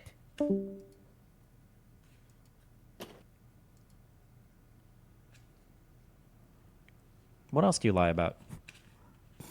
Is your real name not even Boogie? Yeah, I think it has to be the. That's a nickname. You're just socially adept at this. You just. No. Does not even care, bro. Like, yeah, it's amazing. The end. Keemstar hung up on Boogie. It was a good show. Oh no, this is a great show. It really is. It's a great show to watch. It's just amazing to me that he's totally gonna do it. Yeah, Boogie's suicide baiting with a butter knife is the funniest thing ever. Bro, like, I think that this is only gonna happen. Like, Boogie is ever only going to change when he runs out of people to feel sorry for him. Because I think that's what, like his YouTube channel, it's people feeling sorry for him. His girlfriend, it's people feeling sorry for him. People feeling sorry for him. And I think that he will be able to change and grow as a person when people stop feeling sorry for him. So I hope this is a good thing that happens to him. I really do. And I understand that might sound like a weird thing to say, but that's what I believe. Didn't he play games and yell at the screen anymore? Yeah, exactly. He needs to actually face consequences. Yeah, people are enabling him and allowing this to happen and thinking that he's not doing it. Do you think it stems from childhood? Yeah, like his mom was a crazy bitch. I remember, like, I know Boogie. I've watched Boogie for fucking 10 years. I know that. I remember watching him in Wrath of the Lich King. I remember doing Isle of Conquest when it came out, watching Boogie. Like, when did that come out? Like 2009 or something? Yes. You know him, motherfucker? Well, I mean, I know. Parasocial, right? Parasocial Andy, I know him. I've talked to him, a handful of times. He's always, like, his mom was crazy, and, he had a bunch of problems with her, and it was, like, a lot of issues, etc. Yeah, absolutely. Generational hypocrisy, yeah, absolutely. But, like, at the end of the day, like, if your parents are crazy and then you're crazy, it's not their fault, it's your fault. That's the reason why. Like, what do you even mean? He's on a downward slope? Yeah, absolutely.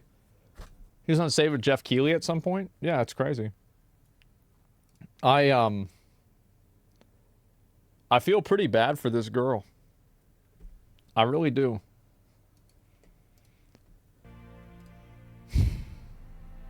She just learned the truth. She did. So, can we normalize that VTubers have relationships? I made a post about my boyfriend, and I lost 40 followers. Don't be scared to show who you love.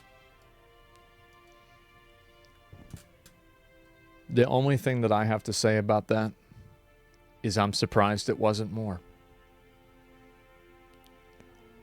95% of the people that watch content like this want to watch it because they imagine themselves in a relationship with the person that they're watching.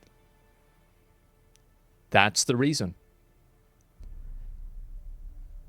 It's crazy that this obvious fact, people like talking around it because they don't want to admit the obvious. There is a reason why idols in Japan and Korea are not allowed to have public relationships. What are we even talking about? I think that for a lot of girls online, they would lose probably 80% of their viewership if the people that were watching them were not interested in them romantically.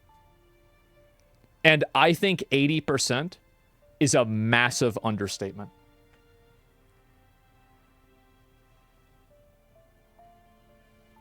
That's just the way it is. Soda, Pee-wee thoughts? Yeah. This happens for all of them. And again, it's not their fault. It's not like this is a bad thing. But you're never going to normalize being in a relationship, because being in a relationship means that the people can't fantasize about you being their girlfriend. It kills the fantasy. That's why you're not allowed to do it with idol culture. Know your audience. Know your fucking audience. Yeah, exactly. Know your audience. I don't know how the fuck somebody believes it's a skill issue. Yes. Happens to girls. Yes, exactly. Dumb fantasy. It's unhealthy as fuck. Yep. The fantasy sells, unfortunately.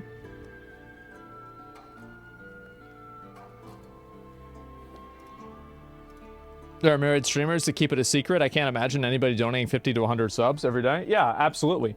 Like, a lot of these guys, like, you really think that these guys are gifting all these subs and all this money to these female streamers because they think that they like the content? No. Like, they're doing it because they want to be in a relationship with a girl. It's obvious. Like, it's astonishing to me that people can just be so, like, blatantly fucking naive and dishonest. It's insane. Was there losers suckling any attention they can get? Parasocial behavior? Absolutely. It happens to male YouTubers too, just way less because there's more males to female ratios on Twitch. Exactly, yeah. And that's another big reason, right? And this is the reason why it happens a lot on Twitch, and like with VTubing too, is because it's a male-dominated space in terms of viewers. That's the reason. It's 100% true. I used to stream music and my mixes, but I left streaming world because of DMs and the abuse I received for having a partner. Well, absolutely. It's not even, like, that's just, because why are they there? They're there for that reason. We're so simple. Love titty. Yeah, exactly. VTubers shouldn't have relationships. I think that they should do whatever they're comfortable with doing. And if they're comfortable having a relationship publicly, then they should do that. And if they're not, then they shouldn't do that. But what they definitely shouldn't do is they shouldn't try to be dishonest with themselves and tell themselves that, like, you're making a character and it's this cute little cat girl with big boobs, and you think that people aren't watching you because they are attracted to that. What are you talking about? Like, it's just, what are you thinking? How is this real life? It's funny they didn't know you have a boyfriend because you talked to him all the time on stream. Yeah, VTuber has a Twitch emote of her kissing her husband. Uh-oh. Uh-oh. That's bad. Who did all the art? Yep, there it is. And so, yeah, I've been seeing this happen a lot. And I think it's going to continue to happen even more. Intentionally naive versus naive intentions. Yep, your content dictates your relationship. 100%. How do you become a VTuber and not know your target audience or socially awkward parasocial dudes? Well, I think there's plenty of VTubers. Like, there's a spectrum of catering to it, right? But at the very end of the spectrum, at the very, like, most extreme end, it's cute, kawaii, innocent, timid, shy, cat girl with big boobs. That one is like, that's the pinnacle.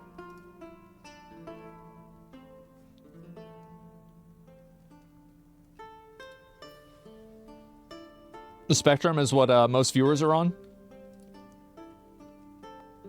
Oh, man. Man, ain't that something, huh? That's crazy. Yeah, it's crazy how that is. I bet the gender of the tuber and the tune aren't even the same most of the times. I bet they mostly are. Actually, that's what I think. So, you combine that with VR chat for a recipe for disaster? Oh, absolutely. Like, I never gave a Yashlada a lover in Final Fantasy XIV. Well, that's the reason why.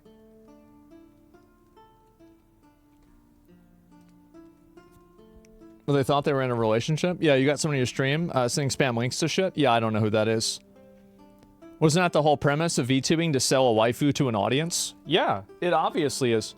So yeah, just keep in mind, if you are a VTuber or if you're a girl streaming on Twitch, the majority of people are there because they want to imagine themselves in a romantic relationship with you. And that is easily over half, if not 80% or 90%, or realistically probably 95% of those people. It doesn't matter what you tell them. If they were actually feeling that way, if they actually thought that they didn't have a chance, they would stop watching. That's the reason. It is. True, not even funny. It's not that it's funny, it's not that they're wrong, but it's just the truth.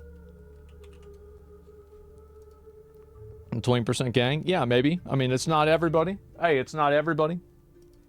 But a lot of them. A lot of them. Especially their mods. Well, of course. Have you guys ever seen in small girl streamer streams where like their mods are trying to like push away new people from the community? Have you guys ever noticed that before? Yes? I wonder why is that? What's the reason? Why would that happen? Is that crazy? Yeah, what could they're so protective. Well, why would they be protective? What could possibly be the reason for that? Give me a second.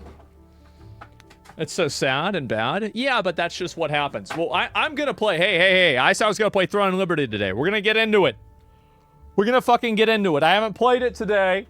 It's a new fucking MMO. It just came out today. I'm gonna try it out and at least log on and fuck around a little bit. I downloaded the game off stream, and so now we have the open beta. We're ready to go. 6 hours later, yep, but it could be longer tomorrow.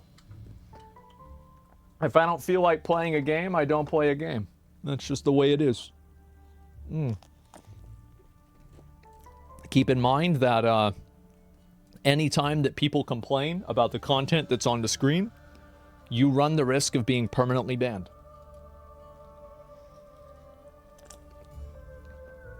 I'm not interested in people's complaining. I don't want to read it.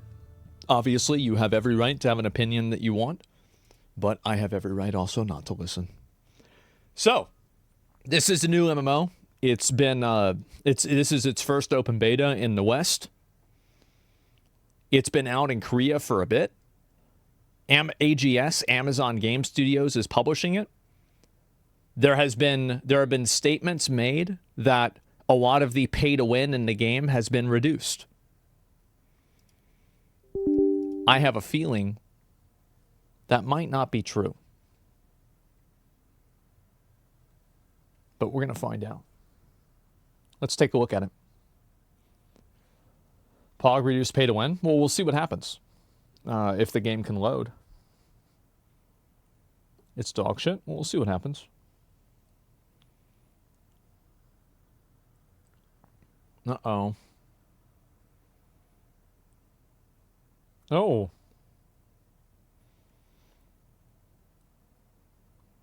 Reduced by 2%? Yeah. It's like Lost Ark. You can't buy one thing and then like everything else is the same. And then they just add the one thing later on.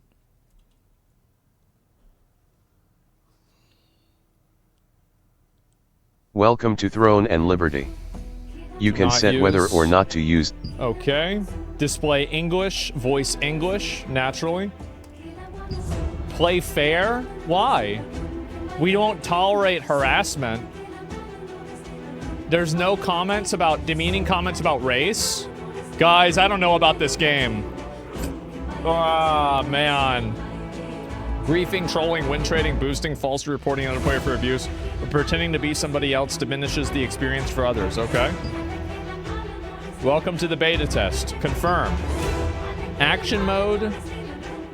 Control the camera. Okay, I think I'm gonna go with action mode.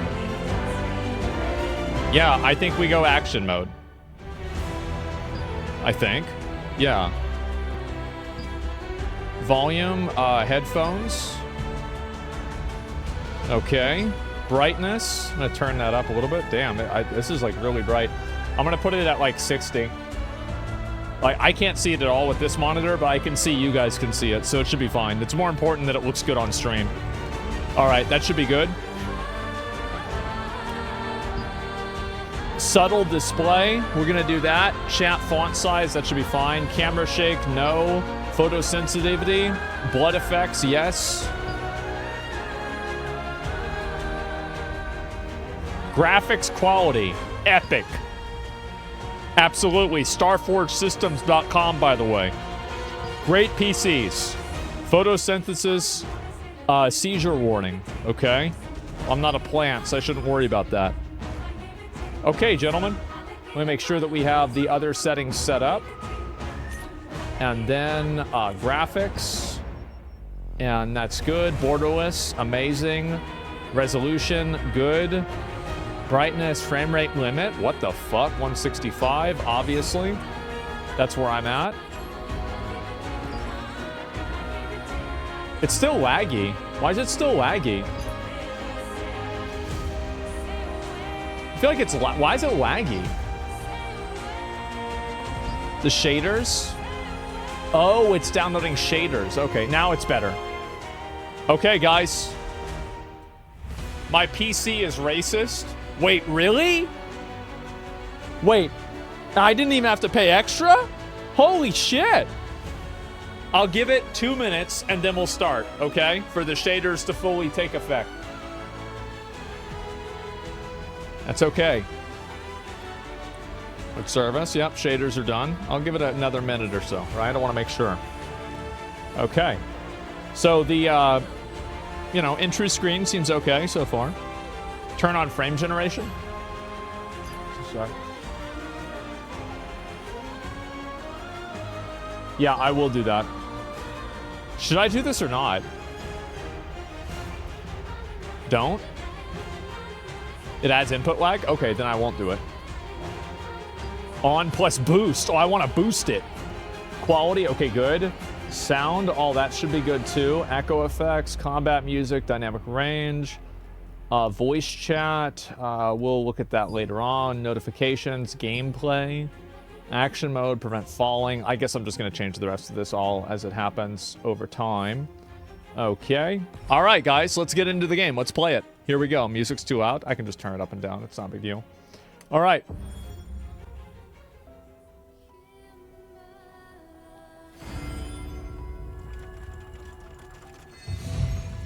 Server selection.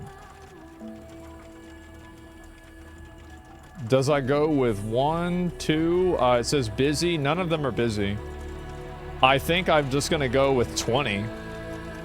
Right? I mean, like, I just go with this.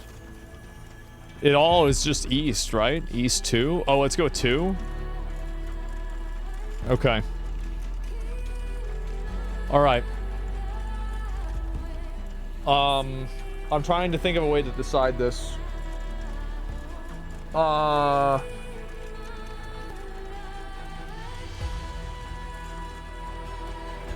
Okay. The closest that I get is gonna be the one that I'm gonna go to, okay? All right, right there. East 2. There we go. Easiest decision of my life. We're doing 22. I'm not gonna fuck around with any more of this stuff. Oh, East or wait. Oh, there's Western America. Whoa, wait. Does there are people in the West? Why does it say not enter?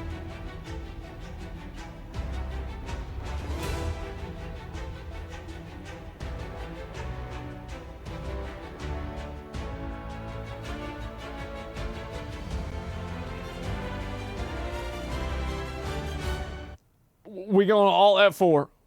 I'm gonna try it again. Give me a minute. This is a good start. It's a great start.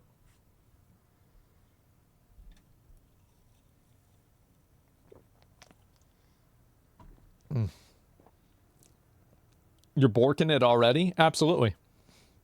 It just takes time to switch region. Well, a piece of shit don't work? Is that what you're trying to say to me? Trying to tell me a piece of shit don't fucking work? Is that it? God damn it. Biden just dropped out? No, he didn't. No, he didn't. If he dropped out, I'd know about it. It's Jover. Yep. Everybody would be spamming. Everybody would be spamming if that was true. Everybody be going crazy if that was true.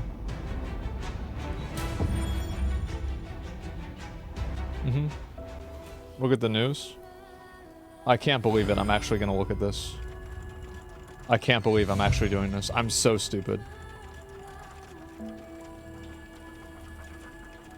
Oh my god. Wait. What the fuck? Wait. Oh my god.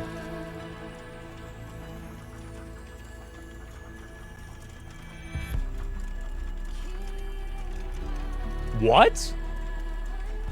President Biden has reportedly agreed to step down as the Democratic nominee for 2024. According to multiple sources, including political analyst Halpern, Biden is expected to make this announcement as early as this weekend. It is also reported that he will not endorse Vice President Kamala Harris as his successor. The decision comes amid speculation and pressure from prominent Democratic figures.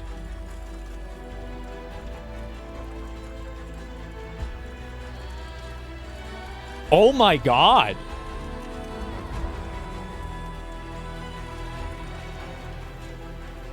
I mean, it's not confirmed. Hey guys, it's not confirmed. Let me watch this.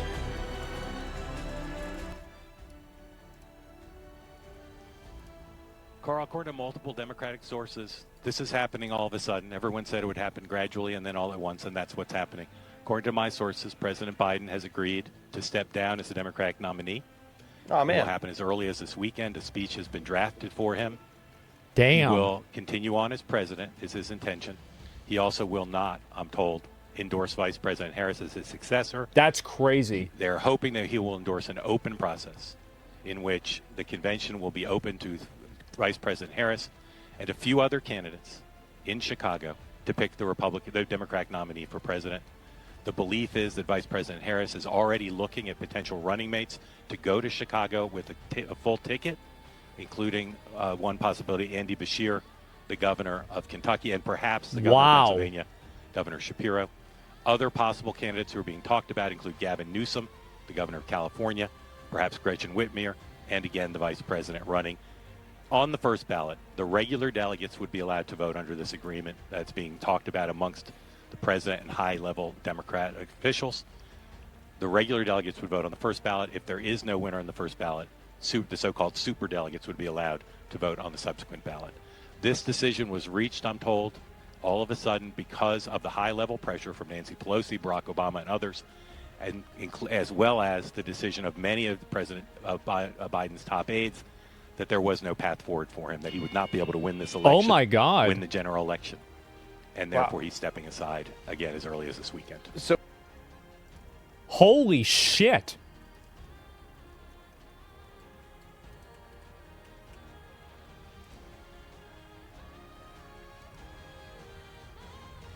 He hasn't tweeted anything out or said anything. Oh my God. Back to this before. Back to bed, Joe? Hey, it could be fake. Guys, this could definitely be fake. This is only one group of people saying this. Newsmax, though? Is Newsmax reputable? I mean, I feel like there's no way you would say this unless it was like a for sure thing. There's no way. That would be insane if unconfirmed reports he's going to drop out and he won't endorse. Times Online is saying the same thing. Oh my God. You can't trust the media. I know. But like, I just feel like if they were going to report something like this, I mean, dude, apparently the White House has rejected those claims. Yeah, let me get. I want to. Fox News is live and saying this. Yeah, sorry. I know that we were about to get into it, but like this is fucking huge. I'm gonna look into this. Give me a minute, guys. I'm sorry. I know obviously this is, you know, a little annoying. Yeah, farming. Yeah, just give me a minute, and we'll go back to it in a couple of minutes. Okay, guys. Give me a minute.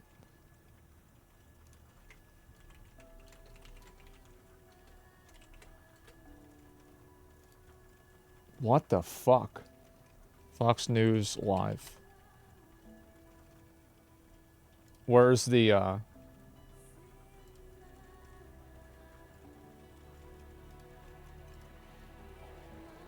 This is just some bullshit. Where am I going to be able to find it? Hung cow in Virginia. There's no Fox on YouTube? Yeah, no, I want to see this.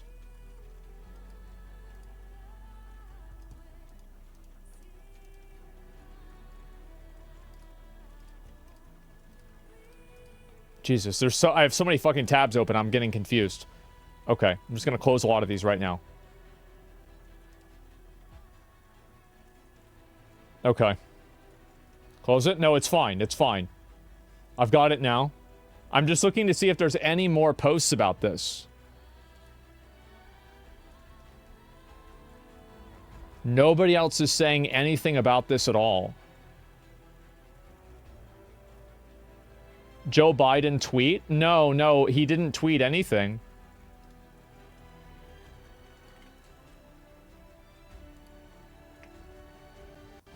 Yeah, he's talking about a hard day's work should lead to a fair day's pay. That's it. Like, there's nothing else. Yeah, the video looked AI. Probably an attempt to force them to bow out. NBC's like, yeah, dude, this is insane. Spreading misinformation real quick? Absolutely. And we'll have the clip out within an hour. Oh yeah, bro, we're gonna make all this shit up, and then he'll have to leave. Yep, there it is. That's just the way it is. Hey, that's what we do. Show's not sleeping. Can't believe shit anymore. No. Let me just look into this real quick, okay?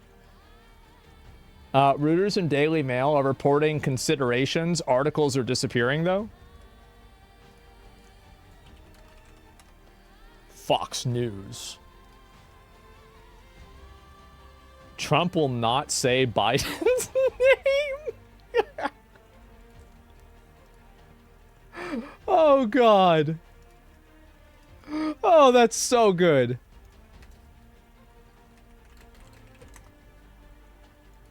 No, there's none of this. Biden could drop out as soon as this weekend.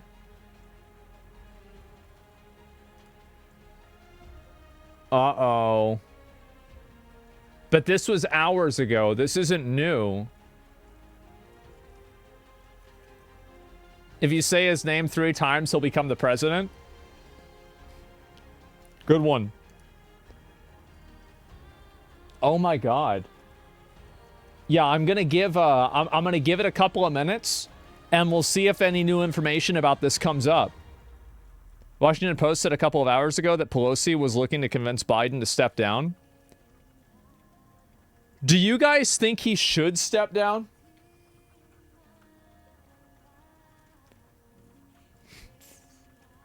Yeah.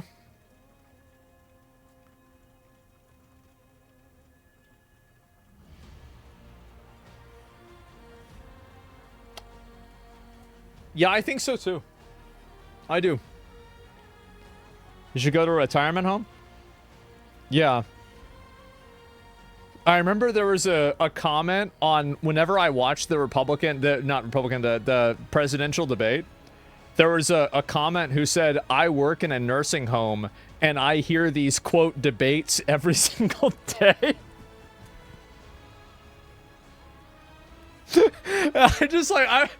I couldn't fucking forget about this, man. This shit was so funny. Oh my God. Democrats are smart enough. He's the only way to beat Trump. After he wins, we'll sort out the rest later. Yeah. He should have done it a long time ago rather than now because it causes chaos. Yeah. If he steps down, the Democrats lose because there's no way they can promote a good candidate within 3 months. But that also means that they remove all the bad candidate baggage. And there's only 3 months to add new baggage. So I could see that. Now, if I was going to put anybody out there, if I was the Democrats, you know who I'd put?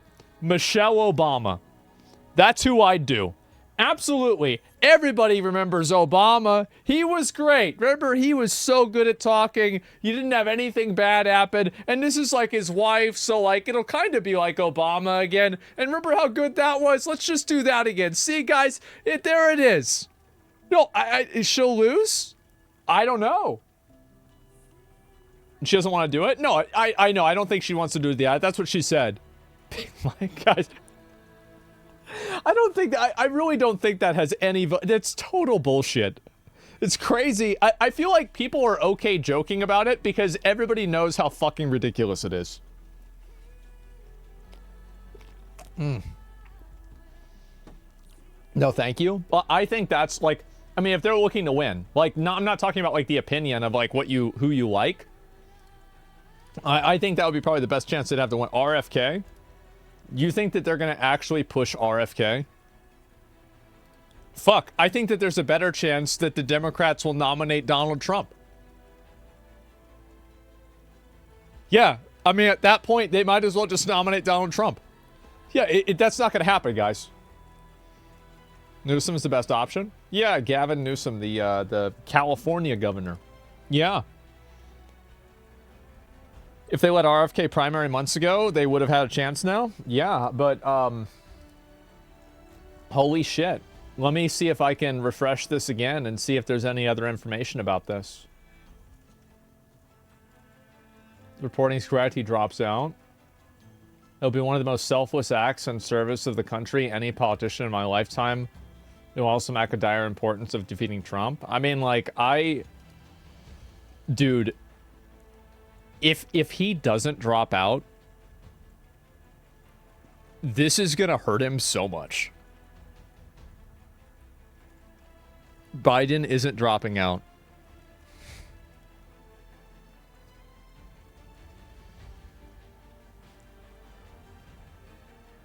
I'm thinking about, like,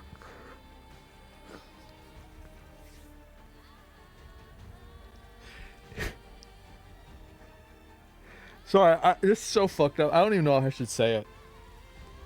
Sorry, I think it's too fucked up for even me to say. Which is why I think it's so funny.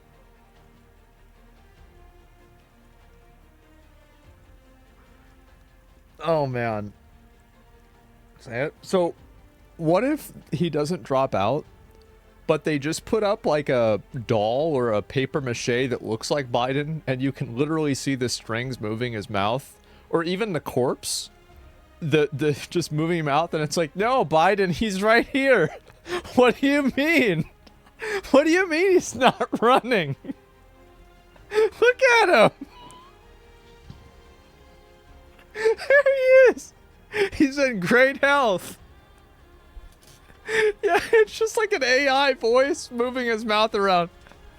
I could see that. I couldn't see that happening, but it would be funny. Oh my god. Stifka is trying to simply having Demis telling you should just step down. Yeah, this is a statement from who? Oh my god. Oh god. This is crazy. Look at this. Election on Sesame Street? I guess so. The Democrats have been trying to push him out for months. I bet they have. Oh my god. Wow. Well, I'll give it a couple more minutes and we'll see if there's any news that comes out about this. And if not, it's... Imagine how dumb this guy is gonna... Dude, this is like something that if you reported this and you're wrong, in 20 years, people will bring this up and this will haunt his career for the rest of his life. Of you going and saying the president's dropping out and he ended up not dropping out? Good? No, I agree with you. I think it is a good thing. But holy shit. Did they say no announcement until Sunday? Yeah, but like the thing is, I don't know.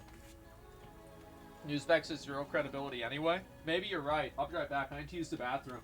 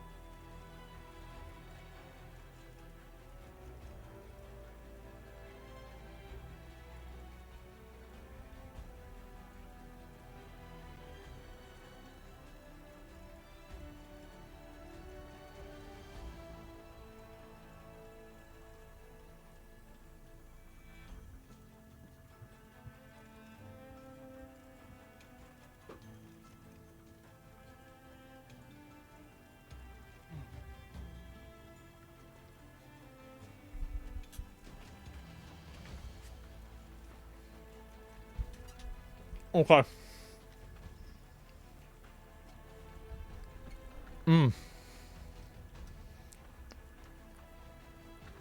Biden's older than the mummy?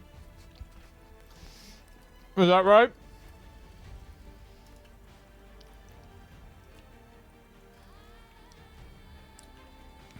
Yeah.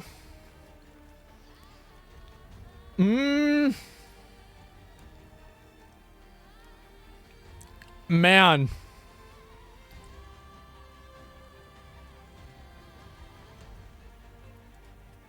Man.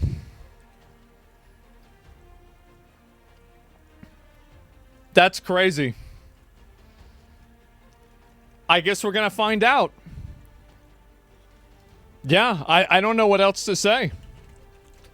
I mean, there's nothing else really for me to say. Like, yeah, people say this might happen. Who knows? Every time I come on stream, there's a historical event. I guess so. Holy shit, man.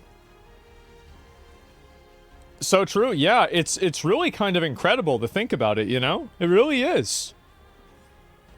Like, we're living in interesting times. We are. I bet, you know what? I bet it's always like this. I mean, like, you know, if you lived in, like, the year 800, I bet 800 to 900 was, like, pretty much the fucking same, right? But, like, nowadays, holy shit, so much stuff changes all the time. Yeah, it's amazing, but I feel like in the last, like, 300 to 500 years, shit's been going crazy. Things a bit like, you grow up, and there's horses, you're old, there's cars. You grow up, people don't know how to fly an airplane, you're old, there's jets. You grow up, people just learn how to use a computer, you're old, now there's fucking laptops and smartphones. It's nuts. It's accelerating. Yes, you grow up, there's fucking slavery. You die, there's no more fucking slavery. That's crazy. You get old, there's no more slavery. That's insane. Think about that. You grow up, yeah. You're British. Revolutionary War happens. Now you're American. It's amazing. Yeah, there's still slavery. Yeah, but we don't really do that as much here, right? I mean, slavery kind of fell off. I mean, you know, there's like some like, yeah, there's like people that are working at like a, you know, in like a jail, but like that's not really slavery, right? It's not really slavery. So it's not the same way in America. Yeah, bro, it fell off in America. Now, over probably in like, what do they do? Probably in Africa, places in Africa, they probably still fucking have slaves. Absolutely.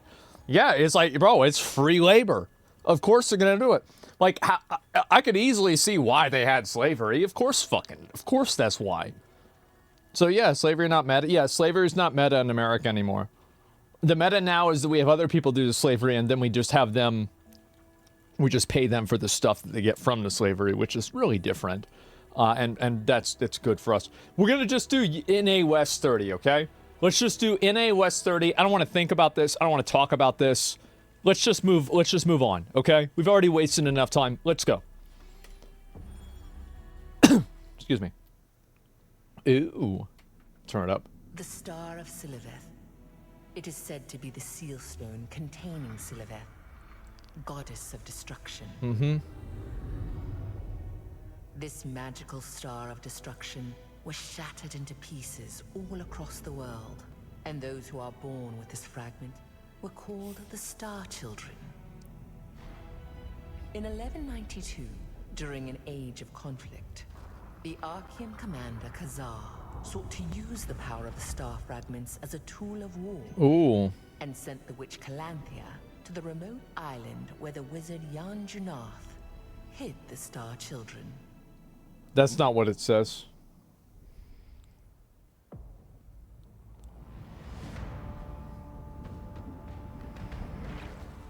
Is that me? Nope. He's dead. Okay. It's a free open beta. Yeah, anybody can try the game out. As far as I know. Ooh. We must protect the children at all costs.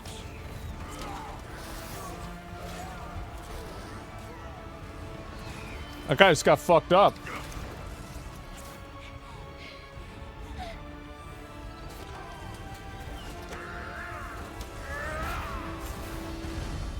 That's cool. Was it Yennefer?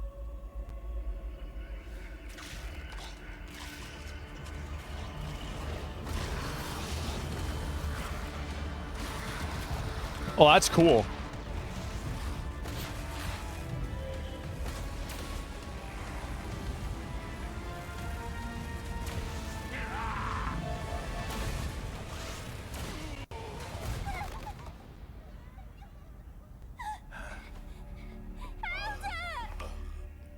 I'm sorry, child. Uh-oh.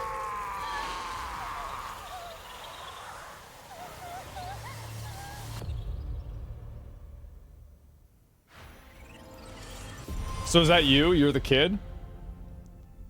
Please check the character's body type. Oh, body type, right? Why is there only 2 body types? I wonder. Okay, let's go ahead. We're gonna go with this one. We're gonna go with body type 1. Okay. Let's take a look at appearance settings. Okay, we got some presets here. Let's see. Which generic white guy preset am I gonna go with? Maybe this one down here? I feel probably like this one. This is like more of an older guy. Yeah, we're gonna stick with this. Face. Can I move it around? Oh, I can. Oh, fuck. Okay. Alright, narrow face, obviously.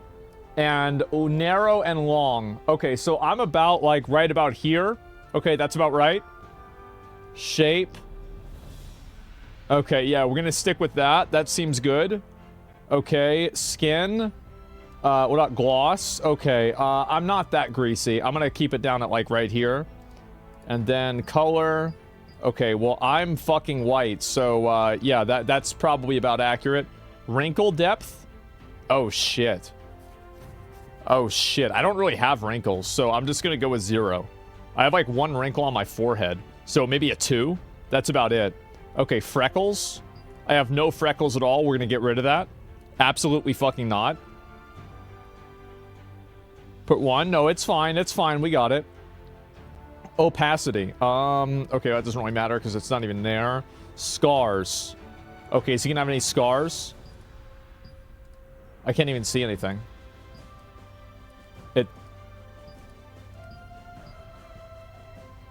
I can just barely see it.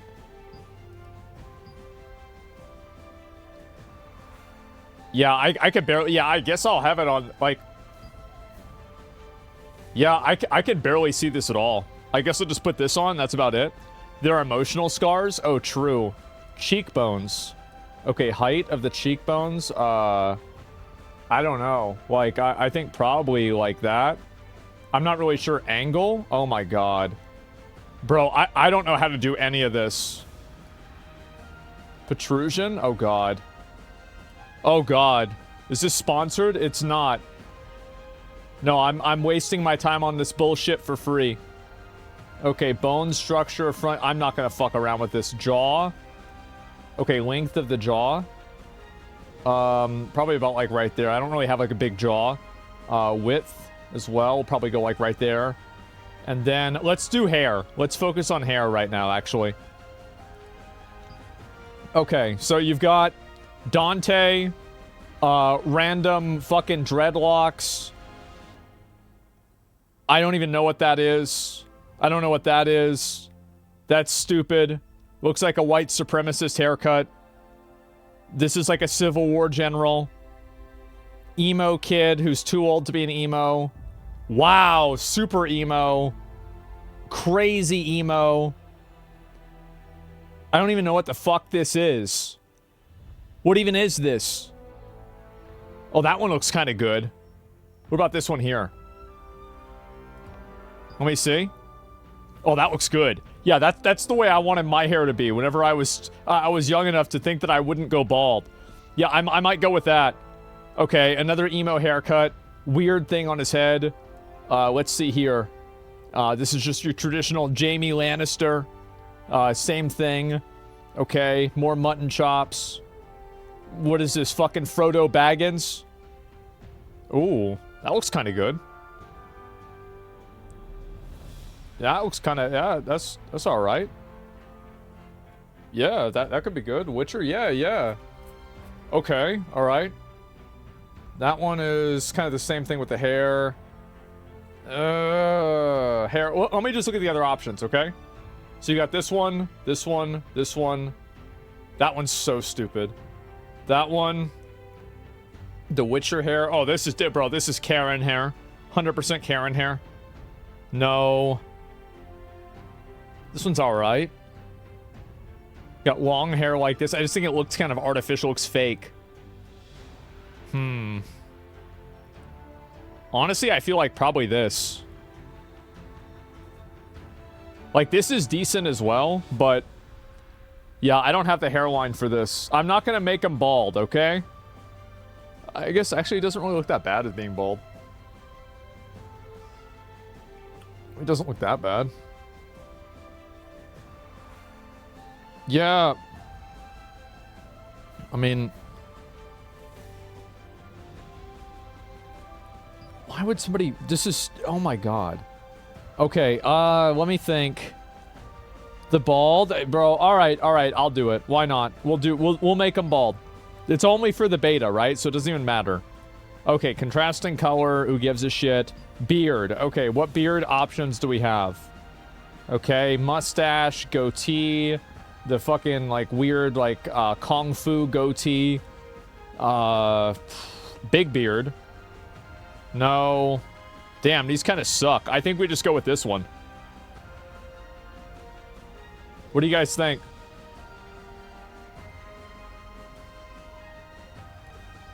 Yeah, I think we just go with the big beard. I think so. Yeah, exactly. And then generally a redder beard, I would say. Yeah, something like that. That should be fine. Okay, body. Okay, tall and slim. All right, there we go. Problem solved. Costumes. Nobody gives a shit. Face preset. Oh, this is like weird. Oh my god. Oh my god. Oh no. No, we're not going with that. Ears, nobody gives a shit. Mouth, nobody gives a shit. Nose, nobody gives a shit. Eyebrows. Ooh, he mad. I think we'll just go with that. All right. I have created my character. This is not a very good rendition of what I don't really look like this, you know. But it's good enough. A wise king. I don't know about that, but, you know, we'll go with it. Okay, and default lighting 1, share appearance, designer preset, change. Carl, according to multiple Democratic sources, this is happening all of a sudden. Everyone said it would happen gradually and then all at once, and that's what's Give me a happening. minute. According to my sources, President Biden has agreed to step down as the Where is Democratic it? nominee. Oh, man. It will happen Where's as it early coming as this from? weekend. A speech has been drafted for Where's him. it coming from? He will continue on as president, is his intention. He also will not, I'm told, Wasn't that? endorse Vice President Harris as his successor. They're hoping that he will endorse an open process in which Where's the this convention coming will from? be open to Vice President Harris and a few other candidates in Chicago to pick the Democratic I'm nominee so for president. confused. The belief is that Vice President Harris is already looking at potential running mates. How is this to go happening? to Chicago with a full ticket, including This one. Got it. Holy shit.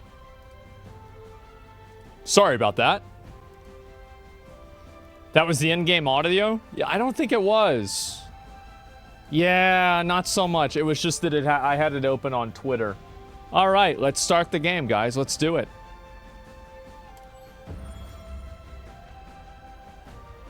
That's me. Ooh. Ooh.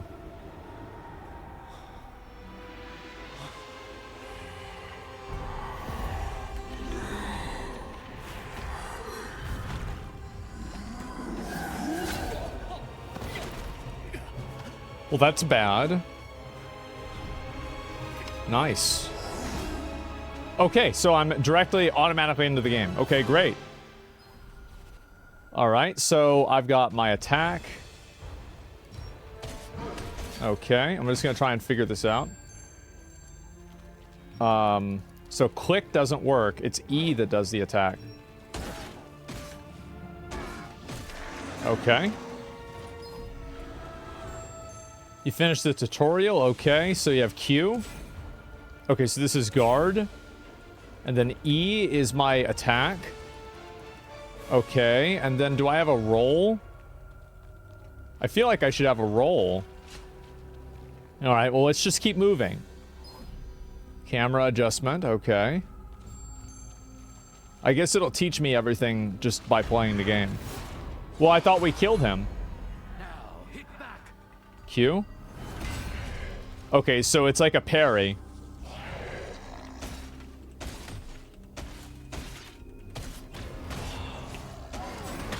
Okay, that was fine. Okay. Ooh, they're all dead. Ooh, I can charge, okay.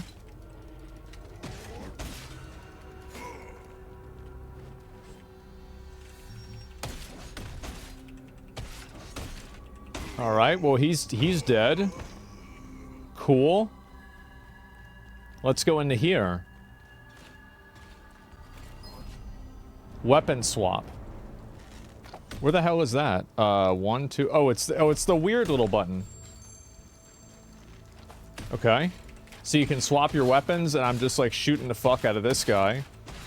Can I shoot a big one? Okay.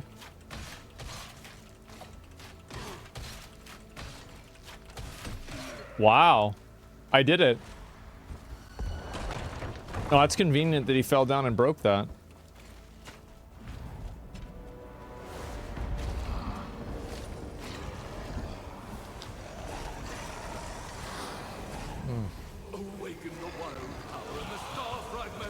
Oh. Let me make sure I have it turned back up. I know it's too loud, but I just want to turn it up a little bit more. Okay, W shift. Oh no, I gotta run away! And now I'm a I'm a fox. Oh wow. Ooh. Can I unfox? Okay, let's get back on the sword.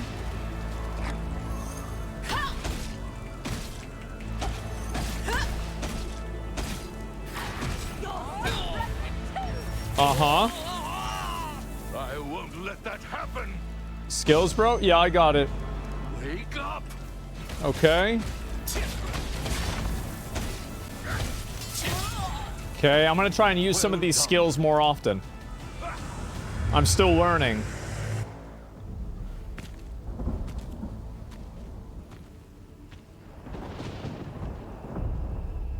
Oh, it's the guy from the cinematic. That feeble child has grown so well.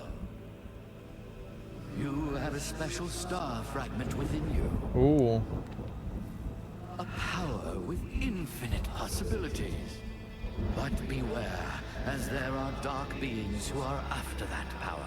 Oh no. You must control the star fragment's power. Do not be consumed by the darkness.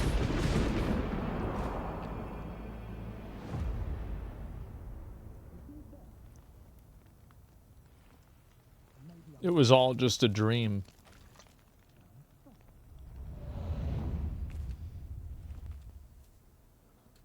After all these years, the night.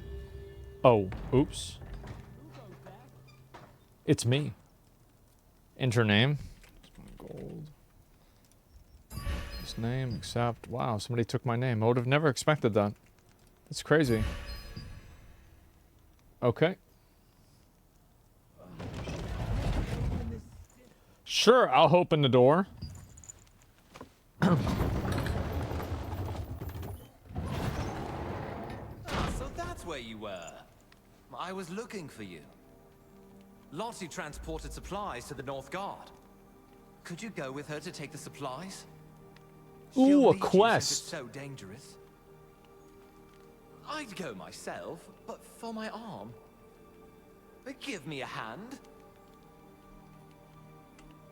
Oh, that Lottie. Okay, well, let's go ahead and take a look at this. We're gonna loot the map. All right, what does this You'll show? probably get lost trying out a shortcut without this map. That's the Can M you to bring open it a to her? map. All right, so I'm at the Resistance Depot, and I guess I can go to these different areas if I want to. Alrighty. Okay. Whatever you get going, friend. And what's this? This is the graphics are nice. Has it explained why I can turn into a wolf? Because I feel like that's a bit of a... Ooh. Oh, wow. No, I'm just a furry. It's my first Sona.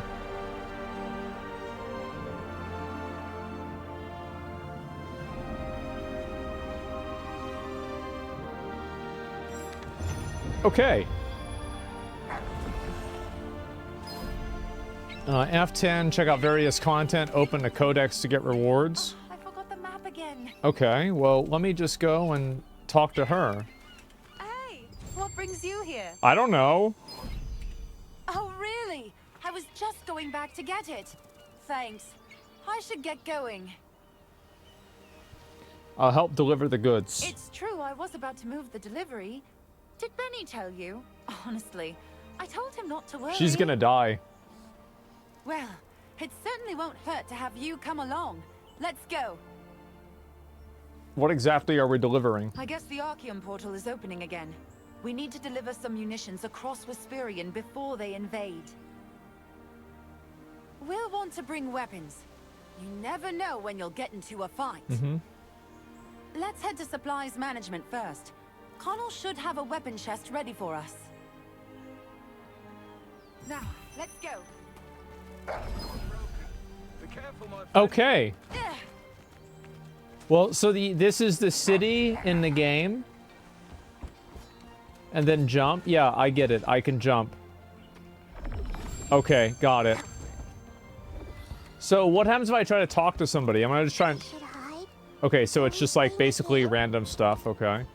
And how do I move my camera? What the fuck? Press V. Classic mode. Okay. Oh, now I can move the camera. Okay. That was weird. Wait, why am I running this? What the fuck? What?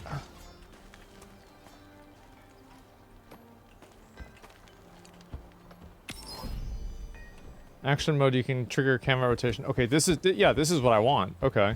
I don't know what the fuck that other thing was. Okay. Connell has prepared the weapon chest. Connell?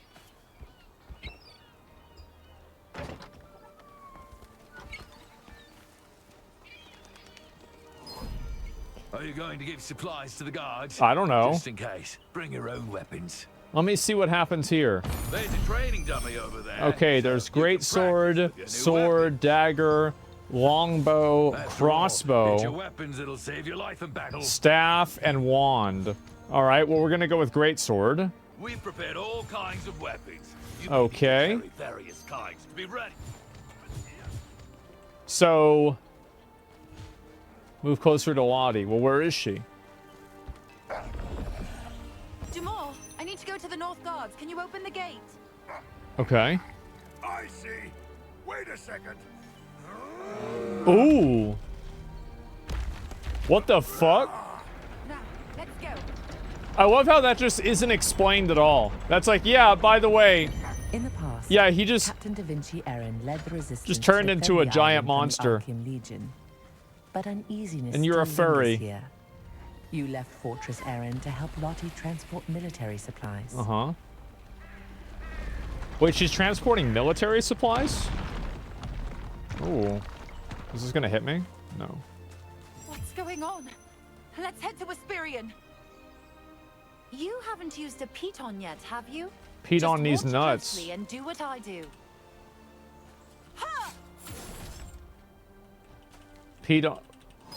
Oh, okay. All right, got it. You came across a watchtower that had collapsed after an unusually powerful attack by the Archean Legion. The rubble blocked the path, but you and Lottie used a grappling hook and pitons to climb over it. Okay. It looks like the cart was destroyed by artillery. Oh, no. So all these people are like... Oh, shit. Oh, wait, now she's a furry, too. Oh, we're both fur... Oh, wow. There's a pulley lift up to Aspirion ahead. Nice. Come on, let's hurry. Okay.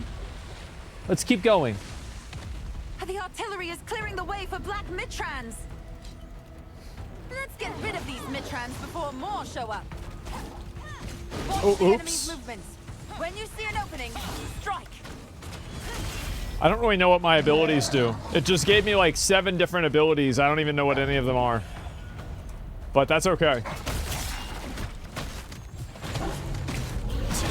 Oh, I thought I hit the button. I guess not. Okay. Oh, I gotta kill this guy too?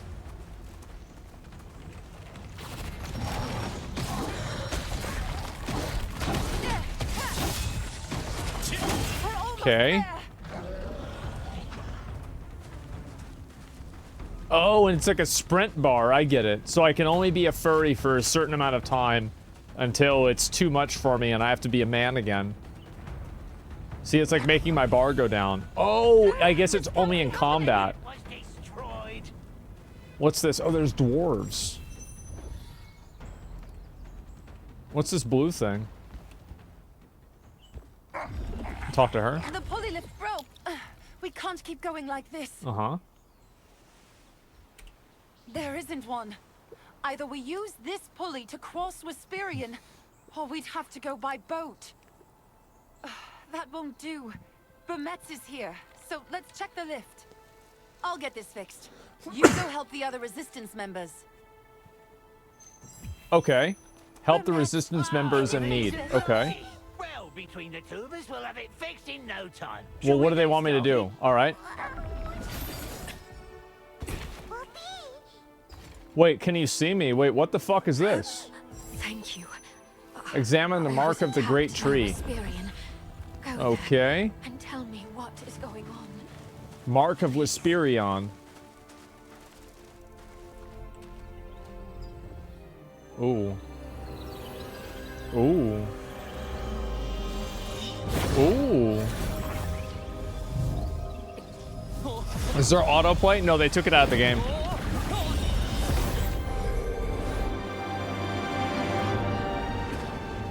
There was autoplay, but they got rid of it.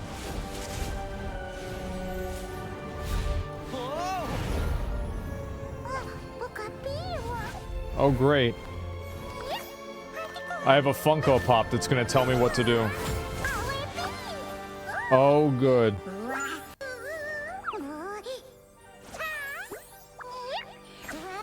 Yep.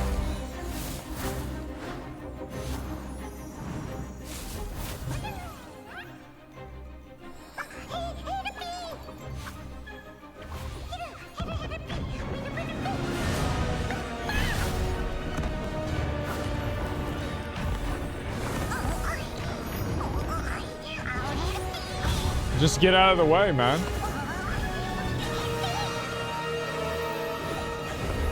So I can fly?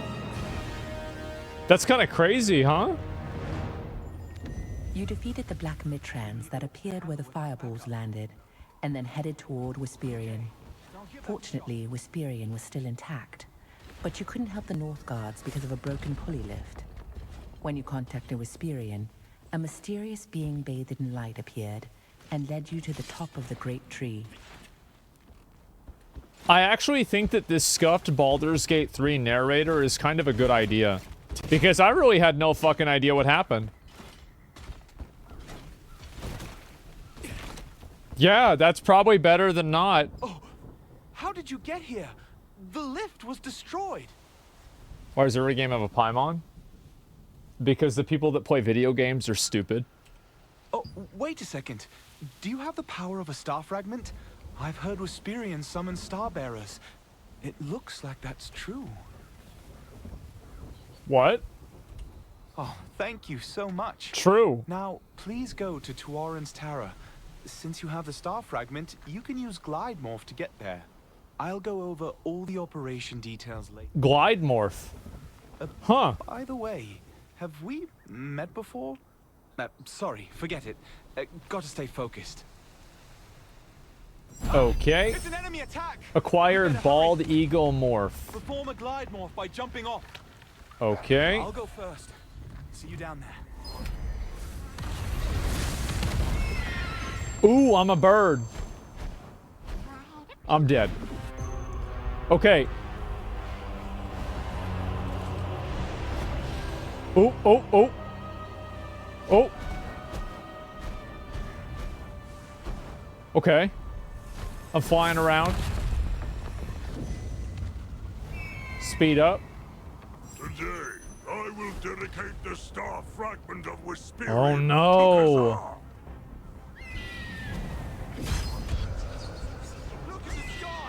Okay. I gotta go stop this guy. Resistance, get ready! Get in position and fight! Yeah, I'm gonna go attack, right? The York turret is attacking Wisperion! We're starting the operation! Using the Defeat orcs to acquire fire dust, okay. And throw it into the turret. If we overload it with a lot of fire dust at once, the turret will overheat and explode. Yeah, true. Take the fire dust from the orcs and throw it into the Defeat the orcs, okay. There's 4 that did a lot of damage, right? Yeah, it was. Okay. Okay. Alright, let's pick this up. Ooh, what an asshole. Oh, fuck. I was actually wanting to use that on the big guy.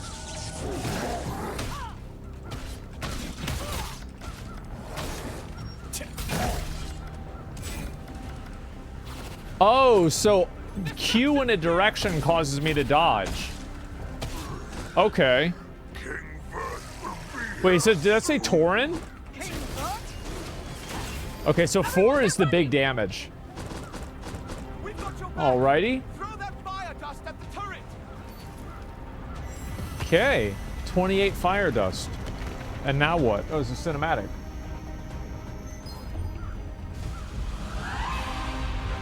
Uh-oh. It's gonna be a demon commander.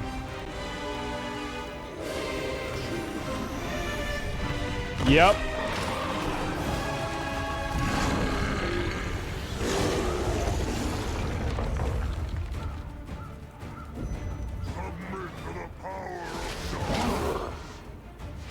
Okay, I'll hit him with that. Yeah, I'm not supposed to kill him.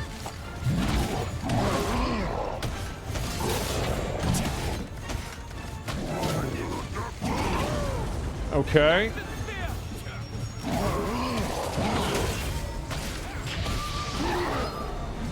Roll, alright. Oh, he went over there. Alright. Oh, I got my health back.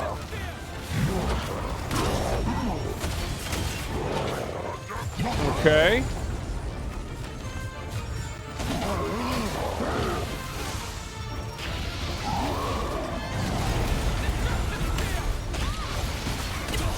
Okay.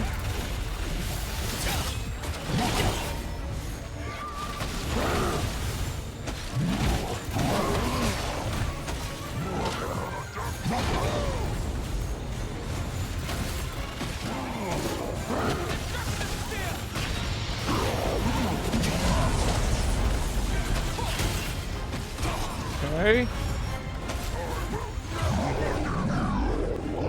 Who cares about dodging? Yeah, it's a little bit weird. Okay, now what?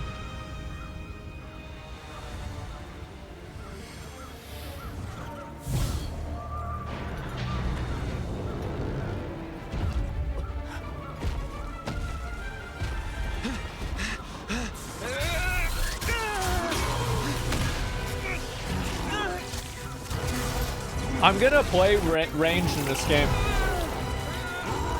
Playing melee in this game sucks. His eyes are his weakness! Someone! Attack his left eye now! Oh, wow! I'm gonna use the hatchet?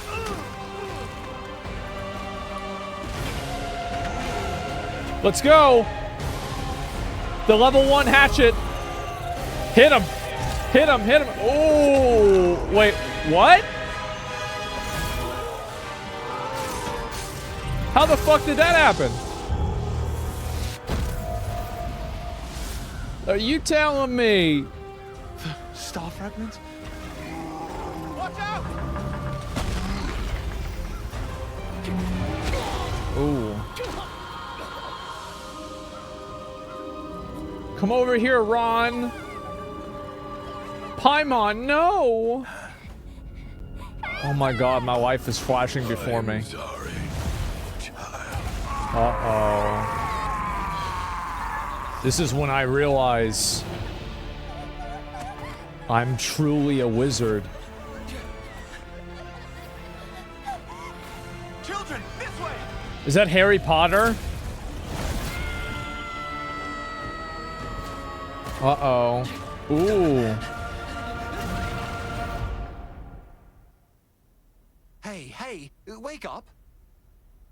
That's strange. I wasn't told about any serious injuries.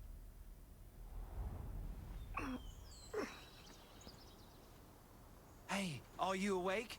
Do you recognize me? Oh, nice. You wait here. I'll call the healer now.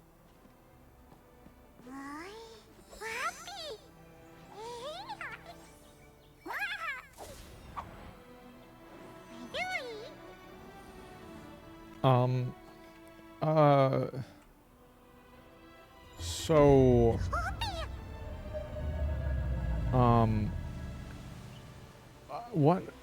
Can the narrator tell me what happened? I was so worried. You went into a frenzy, you blew up the giant king. You had the power of a star fragment. Your arm's suddenly glowing purple and your axe went to his eye.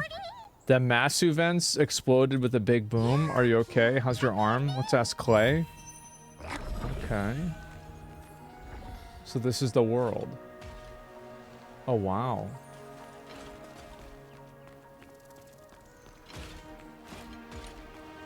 Are you in any condition to move? I'm on my way with a healer. Oh, wow, the girl isn't dead. It's a dwarf. Look at his nose. Ooh, they opened the door for me because I'm important.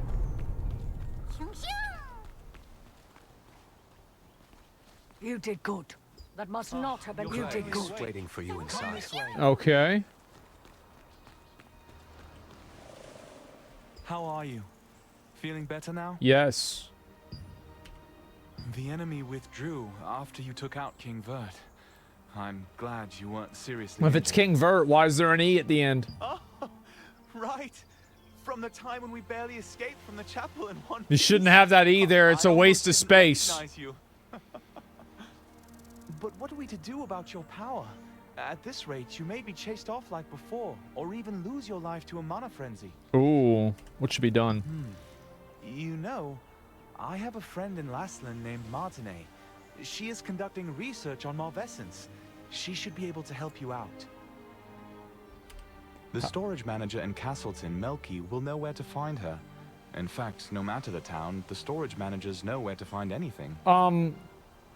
Touch Luna Zero's head to temporarily enhance your glide ability. Should get you all the way to Castleton. Okay. Place your hand on his head. Head to Lastland.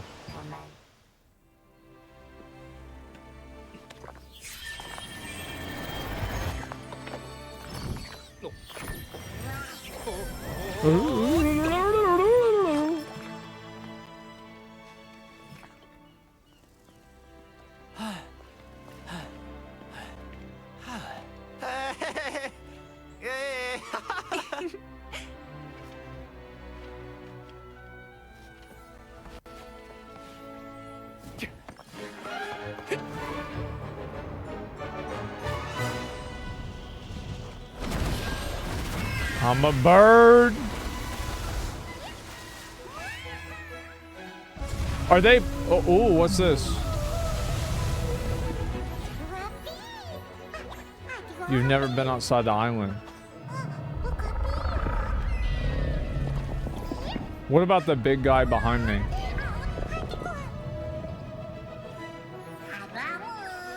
Introduce yourself. I'm the Great Helpy. Wait, it's literally called Helpy? Man.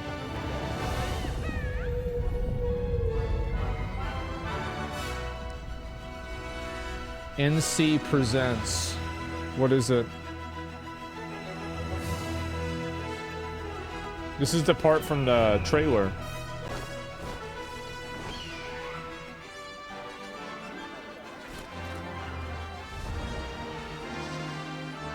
Okay, this is cool. They're showing you around the world.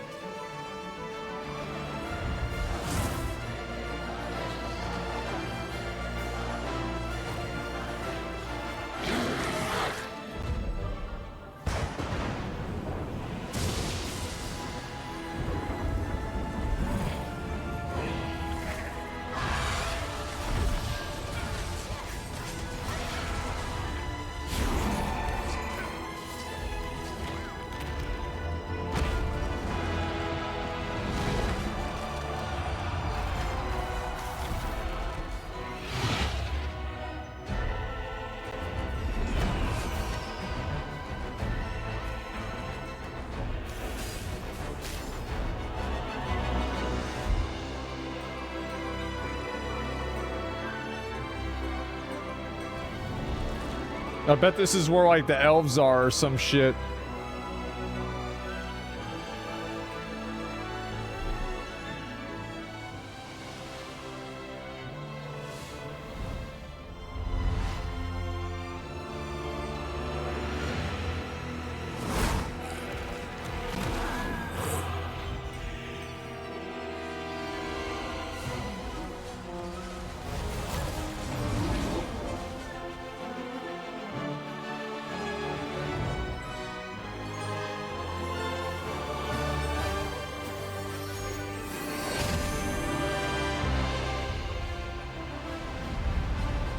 Is this me?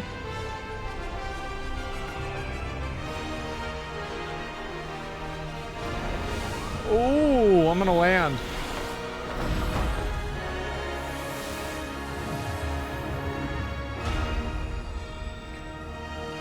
It's a pretty cool intro, I'm gonna be honest. Like, the graphics for this game and the visuals look great. Link accounts, I don't think so. Fox there, yeah, let me take your invite, bro. Okay, so on party the players, set the party's lead. Okay, so now we are here with all of the other individuals. Okay.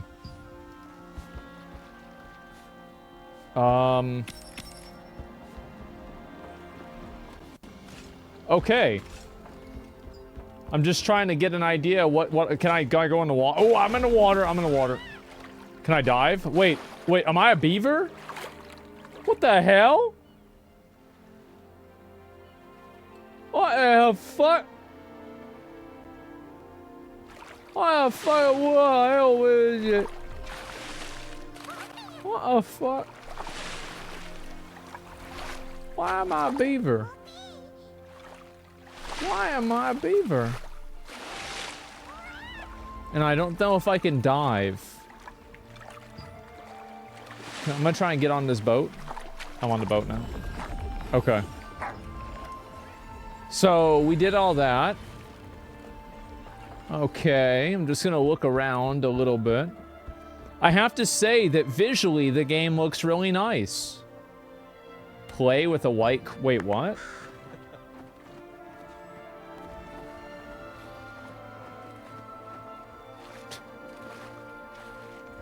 Select the target. Okay, I can't do that. Yeah, the game looks really nice. Okay, let's keep going. We just get out of here, bitch. Looks really nice. Plays like shit. I'm gonna try and play range, and hopefully that's gonna fix it. Yeah, I got out my bow and arrow. I'm just wondering if I should do crossbow or bow. Can I get rid of this triangle over people's head? It just kills the fucking immersion of the game. How the fuck do I get rid of that?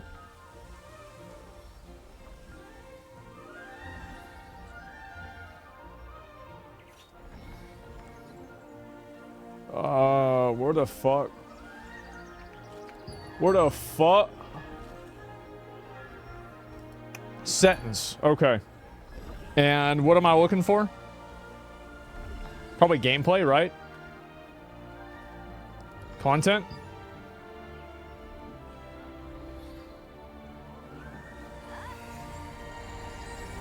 UI?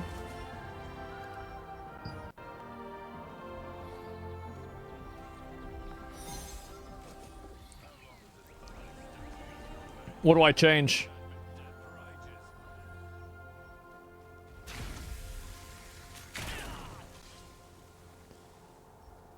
Yeah, I don't know. Character? Control move? I don't know. No idea. Okay, so people were just telling me to do something that they had no idea about. Okay. Why am I not surprised? Okay, so let's go over here then.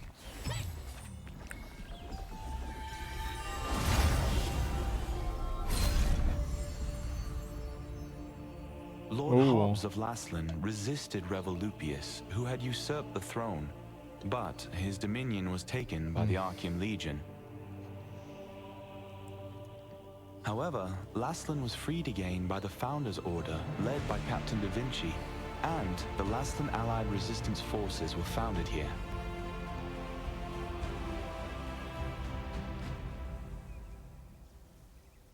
What? Okay, so let me go talk to this guy over here.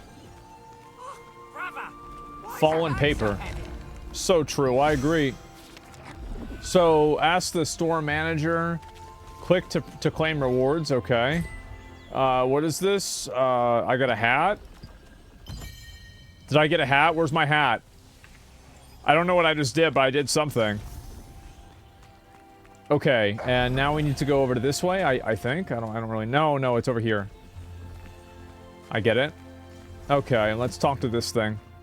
Have you tried using... Welcome, brother. You know Martinet. I have no idea what you're talking about. Ooh. I don't have any brothers by that name.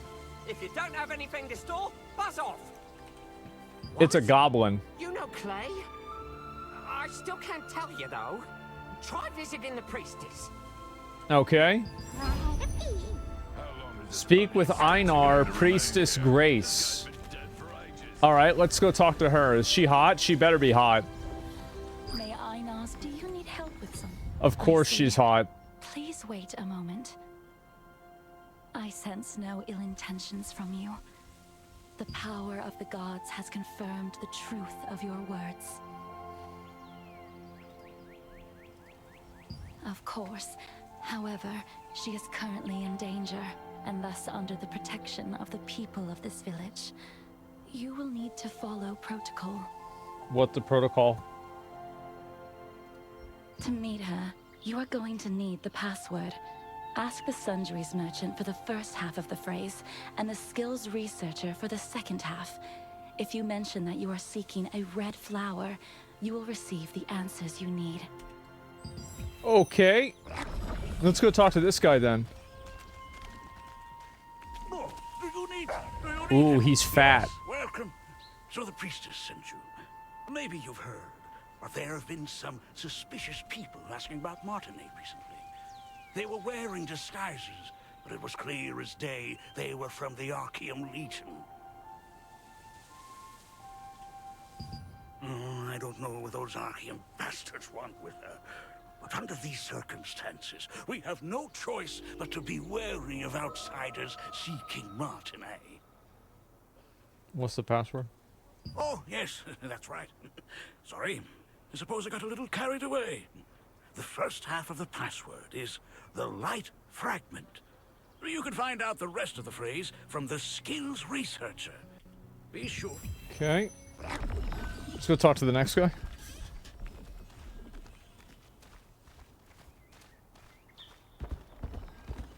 That was close. I can't believe the ghastly tales were true. Okay. Do you want to learn a new skill? Ah, so the priestess sent you. The second half of the password is whispers. Head to the Castleton Infirmary on the north side of town to meet Martinet. Just say the password and they'll let you in. Okay. By the way, many of the townsfolk, including myself, have been brought to health by Martinet's healing skills. Please take care not to let anything happen to her. Keep an eye out for anyone. Let's invite me to the party. I don't know how. Just in case. Have Fox invite you. Hid Martinet's existence, pretending not to know anything about her. This was because suspicious outsiders, thought to be members of the Archeum Legion, had been looking for Ooh, that's a girl. To meet with her, you had to meet the people connected to her and prove that you had no ill intent. After that, you learned the password, the light fragment whispers. Oh, I forgot what the password was. It's good she brought that up.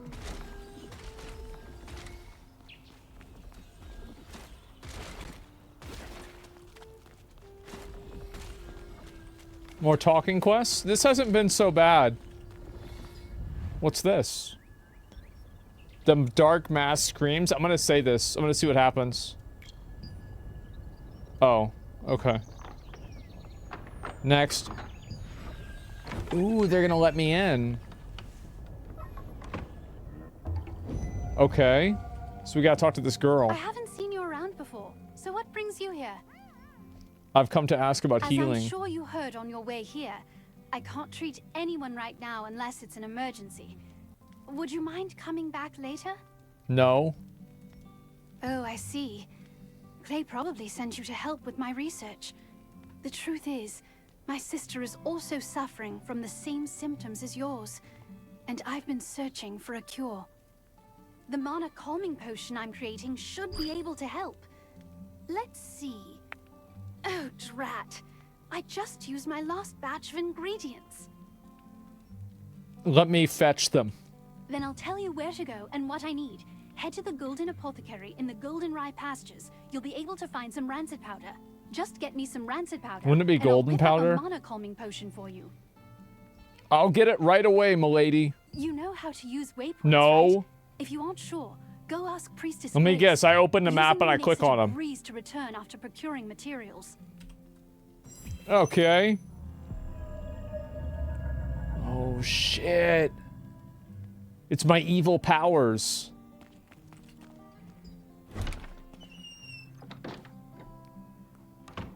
Okay. Castleton Infirmary has been closed. Ooh, for I'm some level time 2 now. Due to rumors that the Archeum Legion is looking for Martinet. It was So how the hell do I get over there? Martinet, who had worked as a healer there. Oh, wow. This map is actually pretty... While in hiding, God she's damn. still researching a cure for her sister. This is only one who is area? suffering from the Malvescence. Holy. Okay, let's go talk to the girl. May I? Do you need help with? You still have unanswered questions, I see. Waypoints are one of the greatest implementations of Venilux magic. They allow you to instantly traverse from one location to another. Originally, teleportation was a spell that only the most skilled wizards were able to cast. I'm a by wizard. creating distortions between spaces using the elements of wind and earth. Next.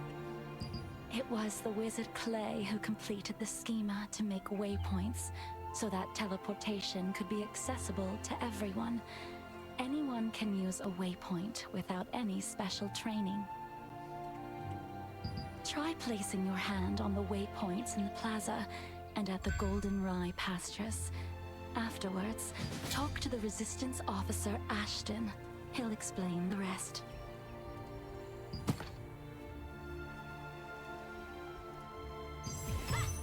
Okay. Who's ass on? Unlocking a waypoint, okay. Would you like to look around Castleton again? Okay, accept.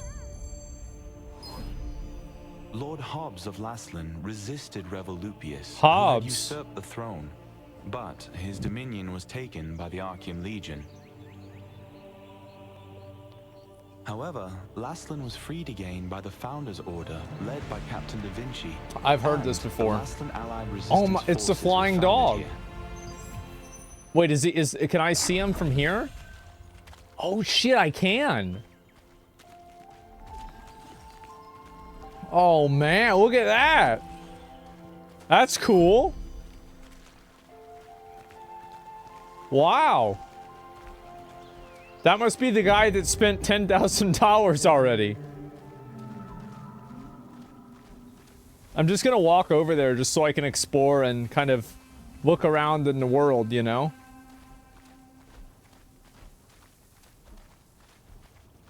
I think that, like, really, okay, what happens if I try and shoot this thing?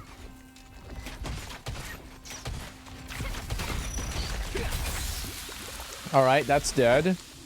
And I got rot. Okay. I guess I should probably change my abilities, right? Okay, there's my equipment. And a dagger. I got a long boy, and... How do I... Look at my... maybe P for profile? Okay. So... Weapons. Can I swap these around? I can't. As you level up, you earn stat points. Okay. Select the stat to increase.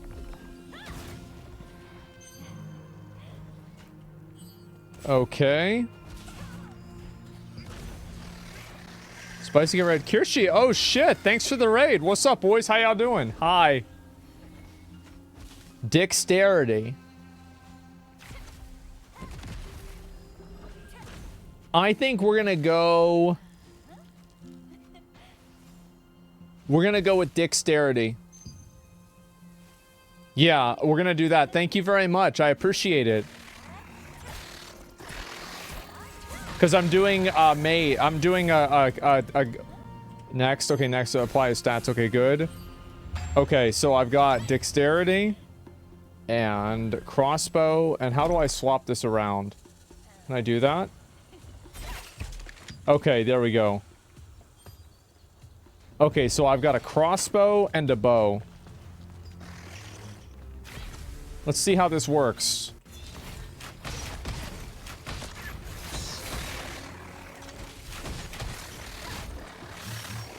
Alright, and what happens if I use the crossbow? Ooh, I'm dual wielding them. Oh shit. Strength for damage, even if you use bows? What? That's not how games are supposed to work.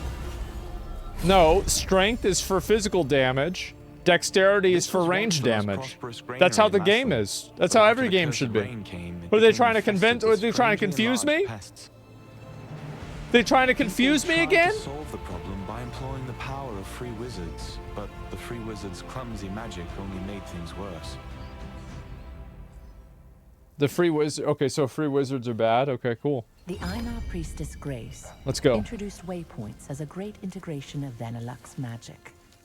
Teleportation was a rare skill that was All right, only used by 5. few wizards. Damn, that When shit a was wizard crazy. completed Y'all the see that? schema for waypoints, it enabled anyone to teleport freely. How do I change my... Where do I look at my skills?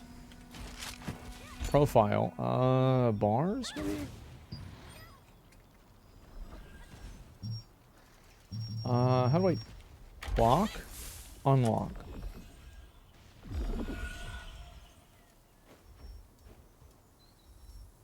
Put these over here, right? Because like, I don't need Valiant Brawl. That's for a sword. I would love to use a sword. I just don't think that it's... I just don't think it's good. Straight up, I just don't think so. Helpy? Okay, Helpy is going to do things for me too. Press K? Okay.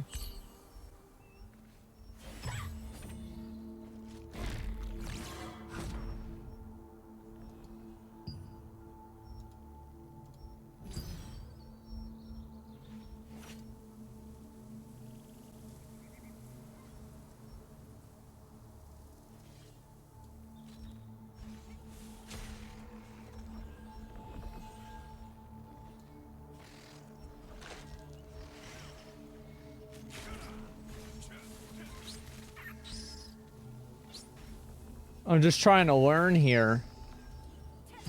Oh my god.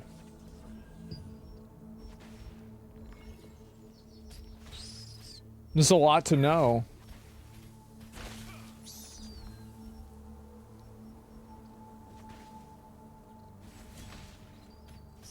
Okay, so it's a trend. All right.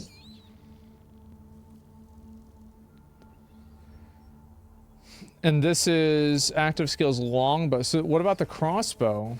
It says longbow. Okay, this is crossbow. Okay, these are the crossbows. Well, I feel like crossbow's better, so we're gonna use crossbow. Nimble leap. Yeah, I guess I'll use this. I've decided that crossbow's better because I just invented that. Okay, that's what we're gonna go with for now.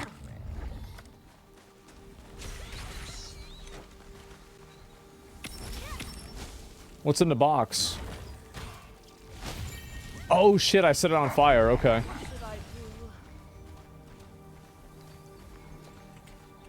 How can I help? Okay. The apothecary at the Goldenrye pastures works the always gloomy Oliver Tiller, the herbalist's apprentice. Oliver has been an apprentice there for some time, though he has yet to gain the approval of his master. The farmers pitied the outstanding I'm level 3 now? A gifted student who could memorize the names of countless medicinal herbs. Oh, that's nice. I can zoom suffered out. under his eccentric master.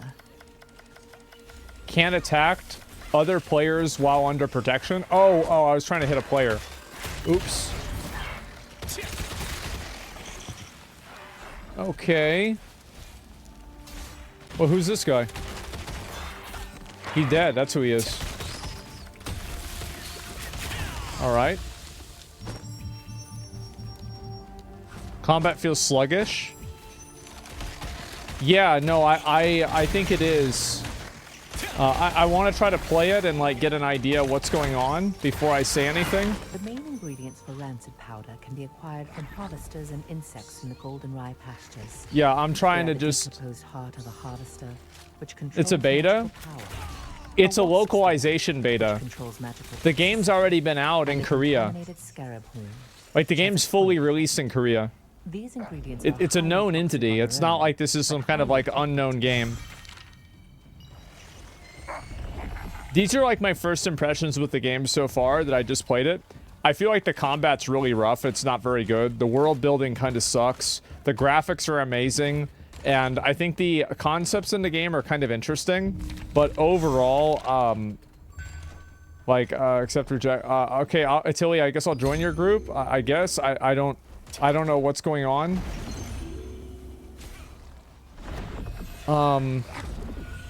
Lost Ark is better. Yeah, I think it is.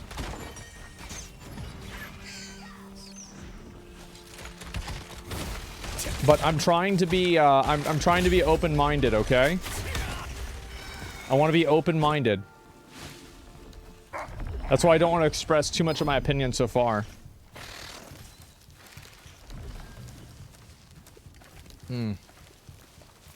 Well, bro, played for 2 minutes max. Yeah, I know, but like, those are the most important minutes.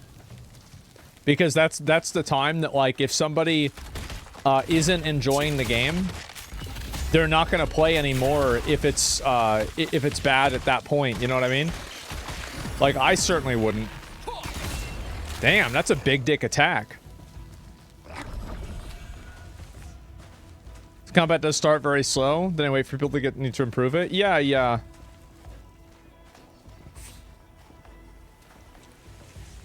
I recommend classic combat. Yeah, I don't know. I'm just gonna play it and figure it out. Welcome to Mendred. Okay, so we'll pick this up. When you try to harvest Does the movement seem weird to you? I mean, I can see why people say that, but like, it's so particular, I can't really even express what exactly it is. Yeah, it does a lot of damage. I need to use that more. Okay.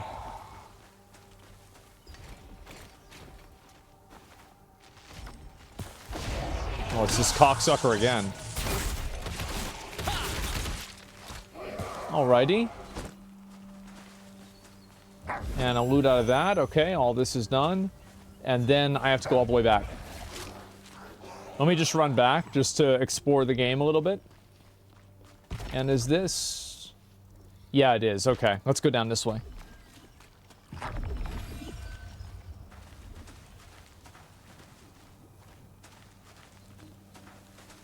I feel spamming dick cats earlier. Were there dick cats in chat? I don't know about that. If the boss combat is good, this might be worth it. Yeah, I mean, I don't know really what to think about it so far. Like, I do really like the... I think the graphics and the visuals for the game are great. At least I think so.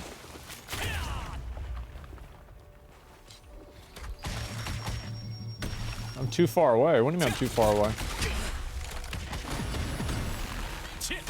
Ooh, get out of here, bitch. All right, now what?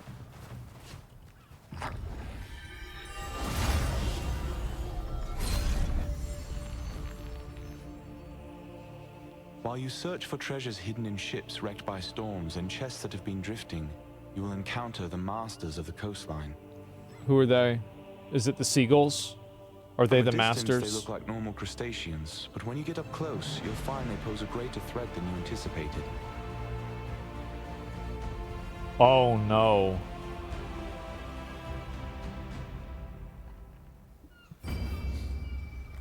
Okay. What brings you here? All of urban. Okay. After acquiring the lost ingredient from the Mandrake farmstead, you were able to meet the herbalist Wilson Hinman. Mega Lobster? Is his name really Mega Lobster? It is. He had to venture to all sorts of dangerous areas to get medicinal herbs. But his pupil was a coward who would flee at the sight of an ant.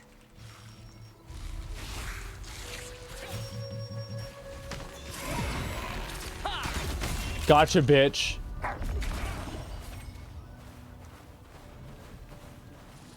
I mean, he is mega and he is a lobster. I mean, it tracks.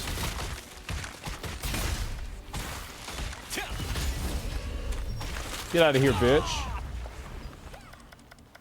Okay.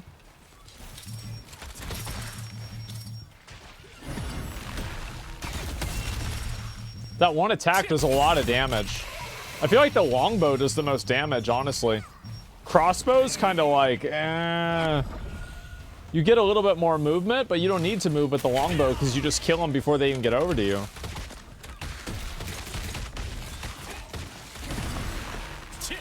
Damn, level 5.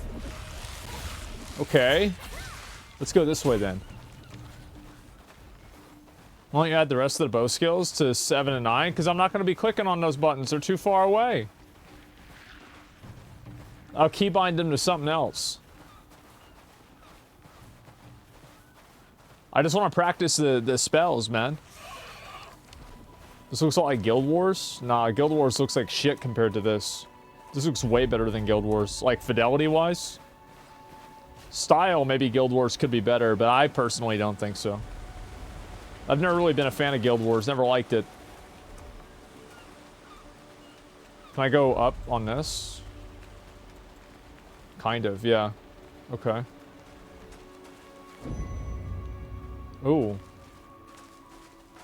That's like the you aggroed an elite sound from Remnant. That shit stresses me out. Okay. Yeah, like visually, I think this looks great. I don't know what you guys think. The world looks really nice.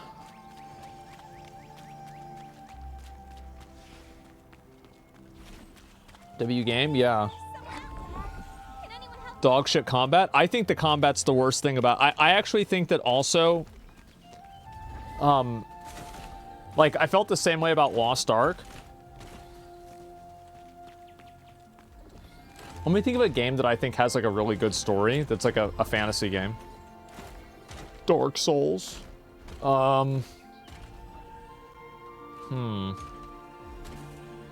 Fantasy 14? Well, like the intro.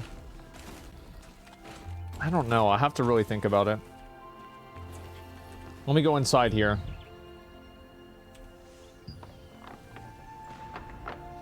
Someone's presence beyond the entrance and hear a click of a lock. What? What up, bitch? You're back. Did you get some rancid powder? Yeah. Yeah. Good work. The rancid powder you brought is excellent in quality. I know. I'll make the Mana calming potion for you right away. Okay.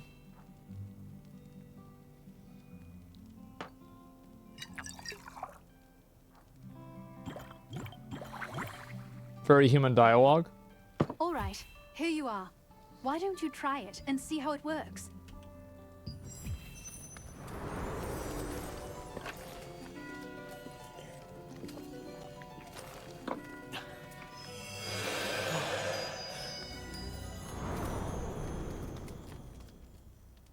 What happened? Just as I thought. It's much more effective. I tried to improve the efficacy, but I didn't expect the results to be this good. The calming potion's effect is very effective this time. I need to bring this to my sister right away. But as you know, I'm in no position to be wandering around outside. Is her sister hot? Oh, thank you so much. I made this potion earlier and used the same method to make it once more. I hope so. Yes. Okay, good. Friend, Mina Pie. Mina Pie. Only Mina knows where my sister is. She told me to come find her at Windhill Shores if I ever needed to give my sister something. Go there to find Mina's trail.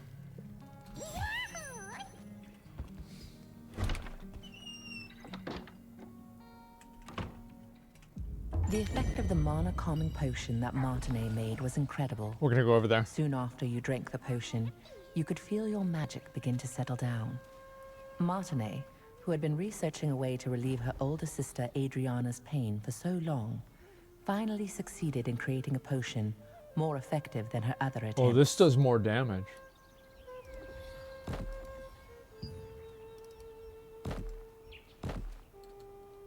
That does more damage. I should use this. Why don't I just go and use the spells and shit? I'm gonna just use spells and shit. Fuck this. Chain lightning.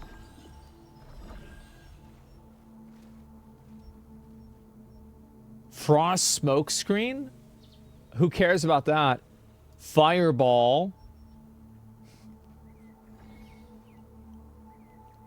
Inferno Wave. Touch of Despair. Curse Explosion. Healing, we don't care about that. Magic Circle. Okay, we're gonna go with this.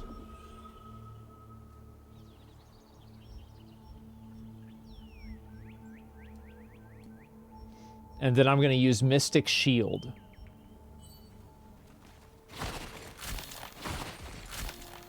Ooh.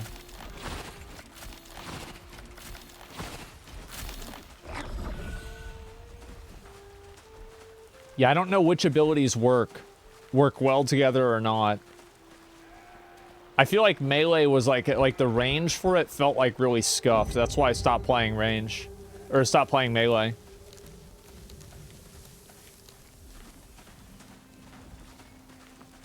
What class is he? I am a wolf. This is my class right here. This is my purpose. This is my life. I'm a furry. For now. Okay, let's go back over to here. And we'll look around. Let me actually try some of this damage. Okay. That's Chain Lightning. That's Fireball. Okay, people are killing everything around me, so I can't really do anything.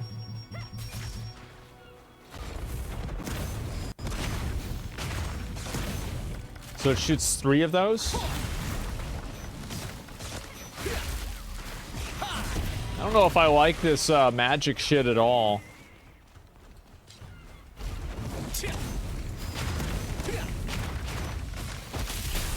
Yeah, it's okay. I don't know. How does the movement feel? It's all right. Chestation? Oh, fuck. Okay, we got some loot there. That's nice.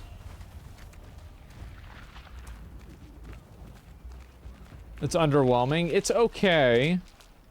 I'm gonna try and play it a little bit more and see what's going on with it. I think also, like, a lot of these games front load you with, like, 10 systems at a time. So it's, like, overwhelming to, like, play the game for, like, the first 5 hours. Because of just how many things are going on at the same time.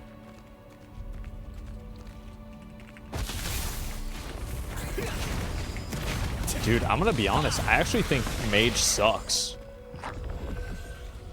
Maybe I should just go back to using Greatsword.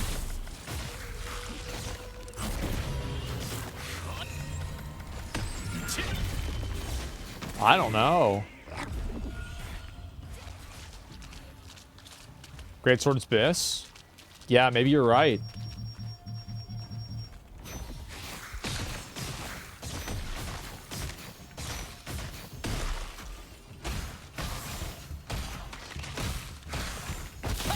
Okay. Do you think AOC is taking too much time releasing and these games could be taking advantage of that? No. If a game is good and it comes out, people will play it. It doesn't matter when it comes out. They could have released Elden Ring at any time and any day in the next 5 or 10 years or the past 5 or 10 years and it would have been just as successful as it was. I'm gonna try and use the sword again, the great sword. Actually, maybe I should just fucking try to play the game normally. No. No. No, I will not. Okay, and then we're gonna use greatsword and I guess the daggers. Okay, let's try that out. And I'll look at the greatsword abilities. Okay. Valiant Brawl.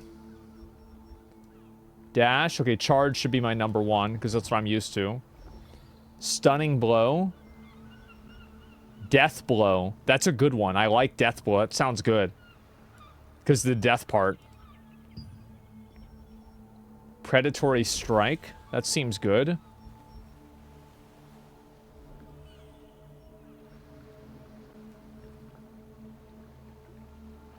That's really good too. I'm going to use that. Okay. Uh-huh. The news from Mina Pai So now was what? unexpected.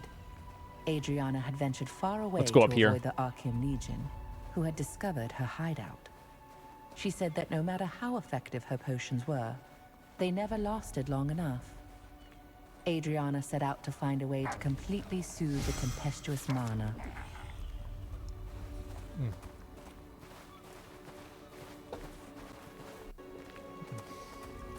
Go up to the top here. Oh.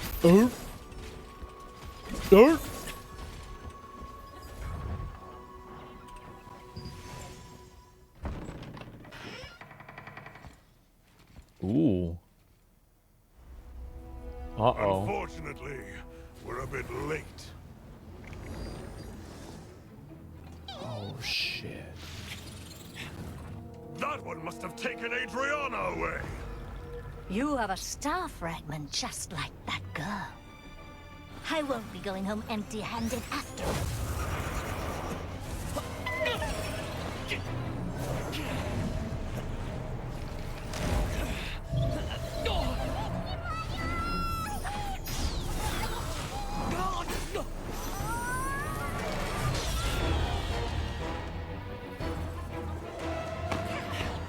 You dare interfere with our That thing just got fucked up.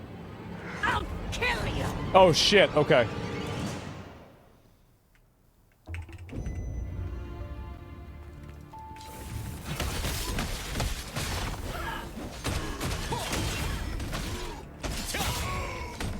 Okay. Hand over the star fragment.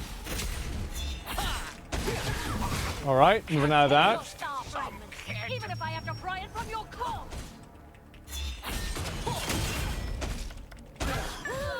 You won't be able to Okay. escape Lord Kazar until they you die. With time. Examine the faded journal. Okay. I just... The Archeum Legion Oh, attacked level the lighthouse stick! where Adriana had been hiding, seeking the power of a star fragment. Only after defeating them did you discover her research papers and a diary she had left behind. There, she had clearly recorded the difficult times she had been through. Mm-hmm. But I want to open up the key. Can I sit in the chair? Ornate book. Look for clues hidden in the book.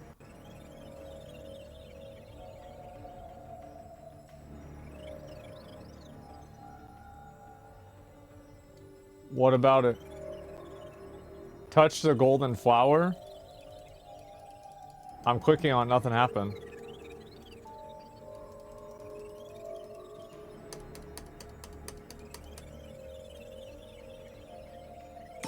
I have to hold it down, okay. Okay.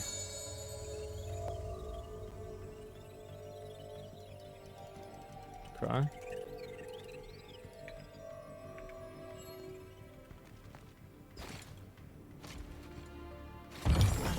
Ooh, is this a new weapon upgrade?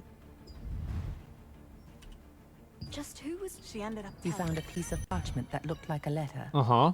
The letter contained details about Janice Carter, someone Adriana had met. Uh-oh, it's nighttime. The jaguars are out. Okay, now what do I do?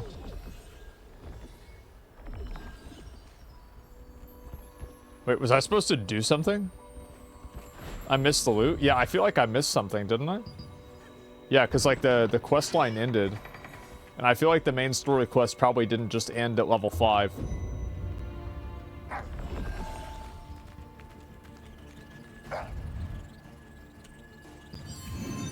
Witness the events of the past by holding the Infinity Stone.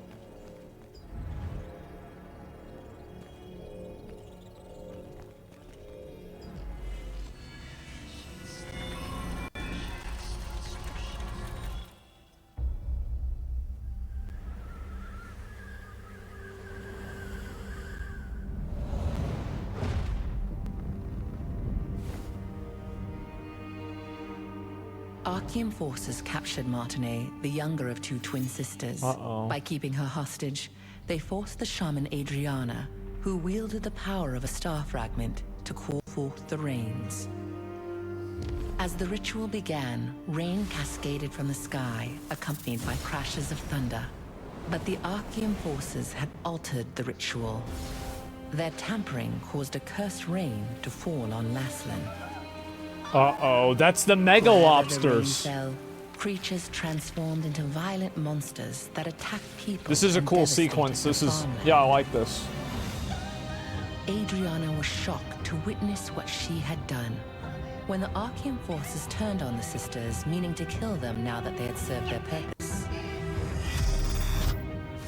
The awe-inspiring power of the star fragment that lay dormant within Adriana flooded out, and their enemies were annihilated in an instant.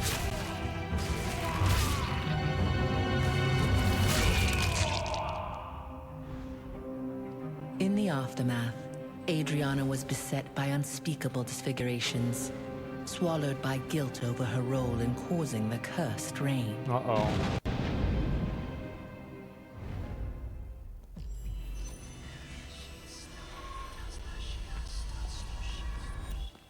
Exit the White House? Okay, let me go do that. Now what? Okay, I gotta go back.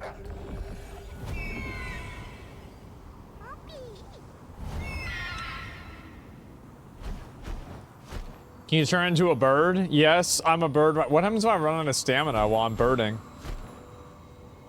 Let me see what happens. Do I just fall out of the sky? I'm running out of juice. Oh, shit. Okay. We'll keep going this way. The bird down. Yep, there it is.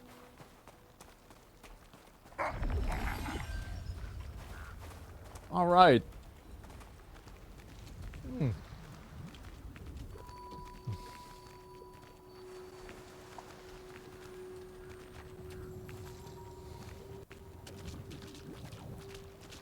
What level can people get to in the beta? Is it like you can just get as high a level as you want?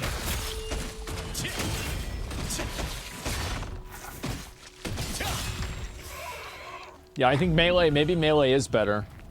50 as max? Okay.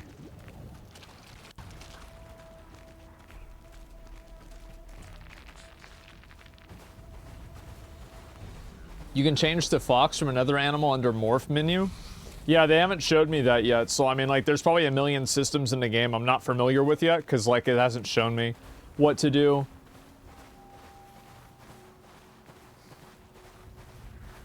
How much money can you spend in the beta? I don't know. Did a double experience of MSQ so we'll get to 50 quick and test in-game? Okay. That's a good idea. Yeah, so far my opinion of the game is like... I'm gonna be honest, like, I don't really think it's that good. I think it kind of sucks. Yeah. Now, I hope that by playing it more, I'm gonna understand it more. But so far, I really haven't been impressed by, like, anything in the game other than I think that some of the visuals look pretty good. Like, the character movement feels like...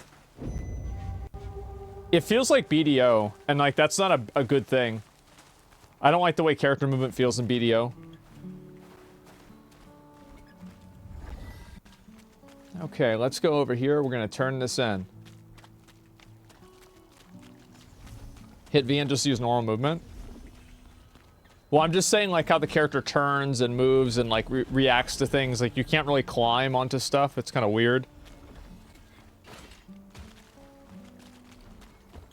But I'm just trying to play through it, right? I'm trying to get an idea what to expect. But that's my perception right now.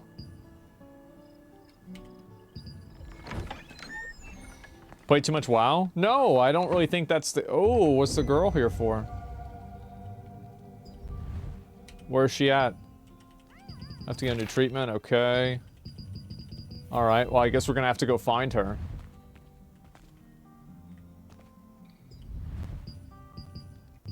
Okay, so she's gonna do that. It looks like a reused New World.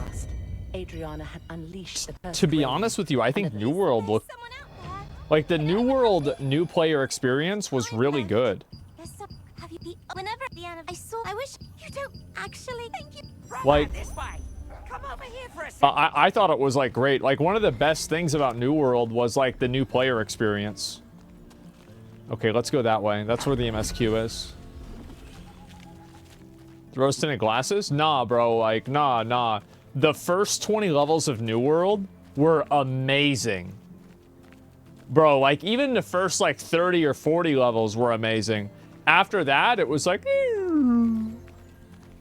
But before then, oh, it was great.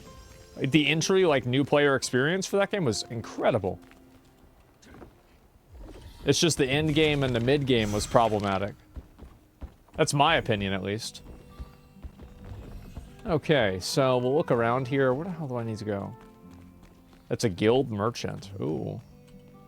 To earn guild coins, build your guild reputation through activities like carrying out guild contracts and giving donations. Ooh, donations. I like the sound of that. Oh, it's this guy. Dave. So many. Please remember. Dave, the Lord's aide, was concerned that the bait he was using for the wolf hunting Okay. contest wasn't effective Let's go turn this enough. in. Or go over and do He this, decided I mean. to solve this problem by developing a new kind. To get a keepsake for Soyuri, you must first gather the ingredients for this new bait from Windhill Shores. I'm also, like, I'm gonna give you guys just my straight-up opinion. I think the idea of transforming into different animals to move around is fucking stupid. I think it's fucking stupid.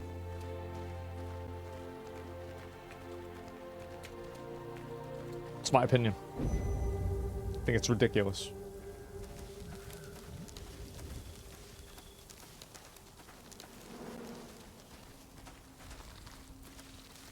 Birds are cool. Yeah, but I don't want to be one. It's made for furries? You think it's made for furries? You're probably right. So true. Can I hit 2 targets at a time? Not really. Okay.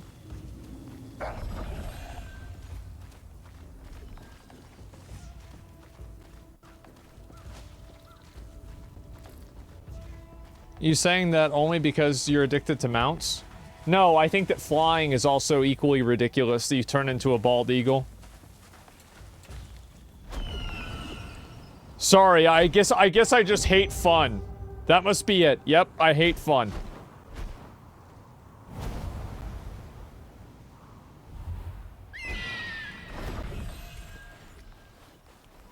You hate freedom? I do.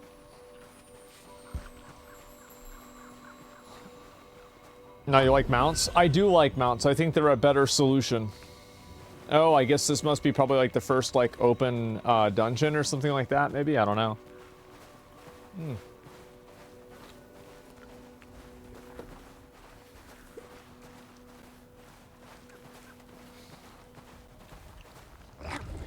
Yeah, like to me, I basically decide whether I like a game based off of the way the game plays. And if a game plays very well, then I will like it. And if the game doesn't play very well, I won't like it. That's the only thing really that matters to me. Because like if that, and like it's not like it's the only thing that matters, but like that thing is like, that is the deciding factor whether I'll keep playing it. When fishing boats are sunk by Like lore, graphics, systems, all of that is like way below gameplay to me. From the wreckage. Their pungent smell is highly effective at luring in wolves. Okay. What's over here? Do I go inside? Oh, I do. I wonder what's in the hole. Oh, shit. It's a cracker. Oh, it's crackle. Excuse me. Sorry, I didn't mean to be racist there. I'm sorry, guys.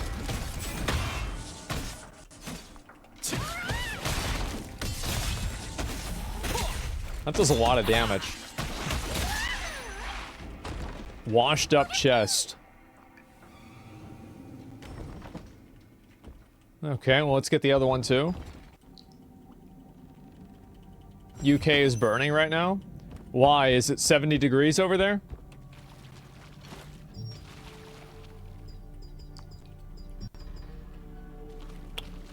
Okay. Why? Okay, okay, I need to go over there. You should keep playing games instead of bitching and moaning? I disagree. I completely disagree. I think that my experience playing the game... wait, did I? I don't think I did what I needed to do. Let me make sure that I'm doing everything right. I didn't. I wasn't paying attention. A limp little doll.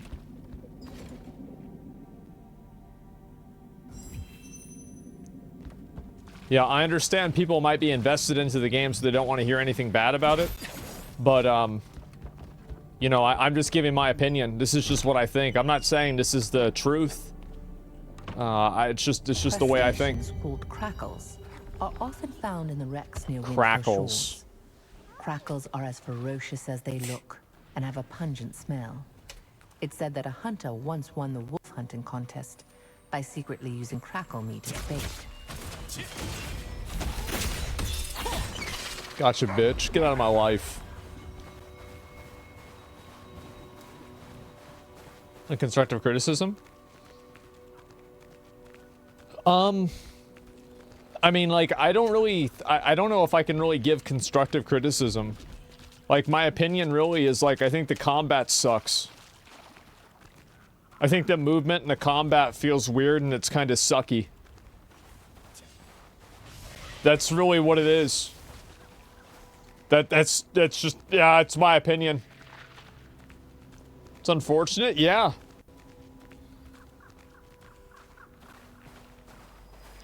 Running back and forth spamming F isn't fun. Press V. V? Why would I do that? What's that? So now I turn?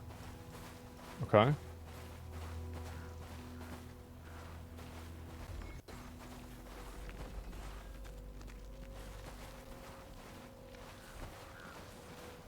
Why would I do that? Yeah, I'm fine. Bad gameplay, bad lore, but at least it looks nice. Yeah, it sure does. The game looks great. Game looks amazing.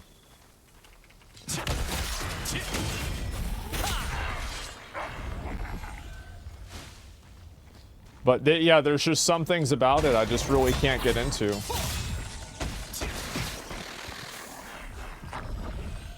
It's just like, I want to turn into a fox and run around as a dog. Like, what the fuck?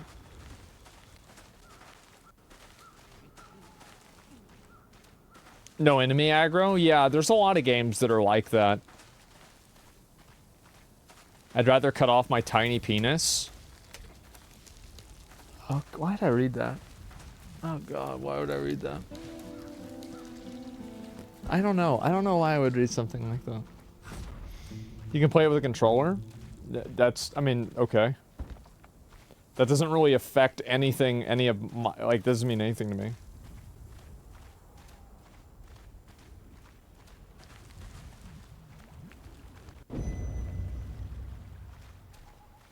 The animation's clunky, that's why it feels weird. You can tell this used to be an autoplay game. Yeah.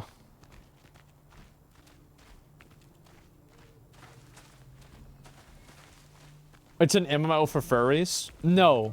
That's called World of Warcraft. I know what you're thinking of, but no, that's not it. When you returned with the ingredients, okay, now the what? Lord's aide was greatly relieved that he could proceed with I gotta the talk to this contest as cocksucker over here. intended. He asked you to deliver the new bait A to the praying Lord's brother, mantis. Chris in Black Owl Plains. He also is the head of the Wolf Hunters Association, so you'll need to talk to him to acquire a keepsake. Oh, this is the wolf. Okay. And now I need to go up there. All right, let's go.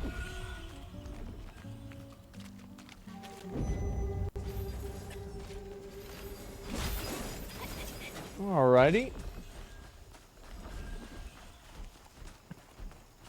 Which server is this?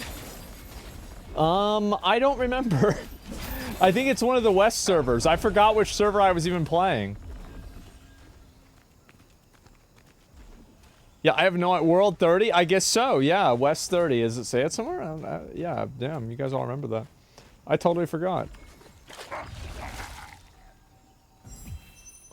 Okay.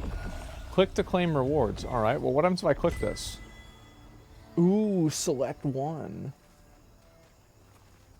The Royal Guardian's Greatsword.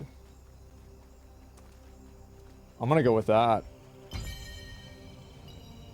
Claim reward. Okay, good. I got that.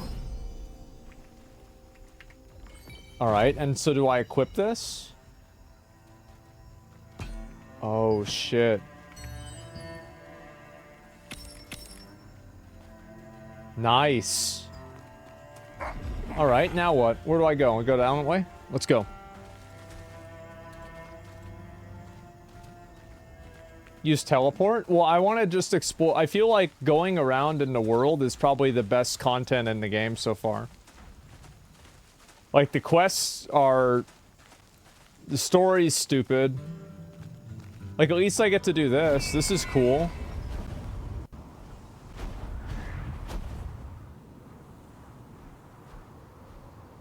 Fox Simulator? Yeah.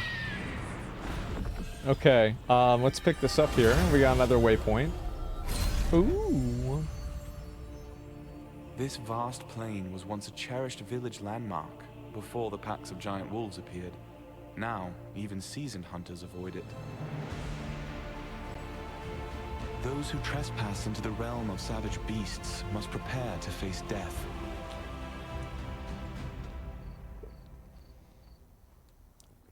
Okay.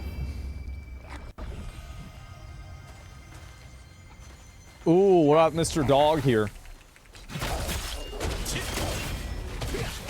This dog just got fucked up!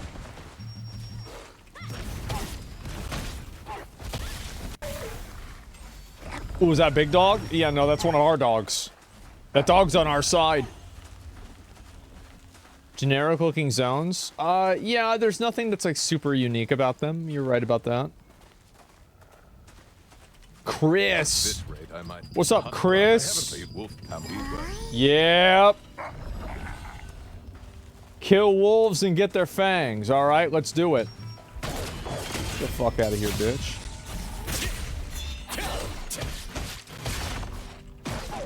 Alright, that's one fang right there.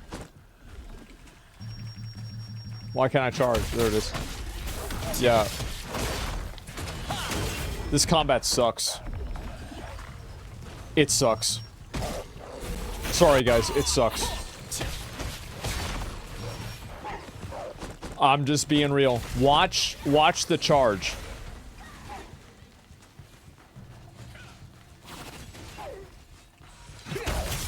It locks you in place before it does it. So it has to stop your character's forward momentum in order for you to charge. It's like garbage.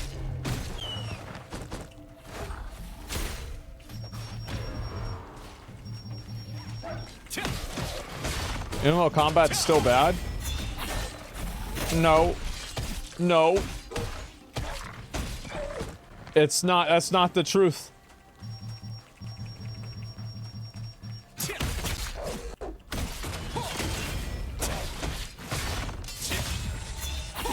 Sometimes it is, though. One of the materials for the wolf hunting keepsake is a broken fang from one of the ferocious. Oh, they're doubly upping on our. Only intrepid hunters can acquire this material, symbolizing the death. Oh, that's terrible. Yeah. Gray-fanged. A black howl wolf.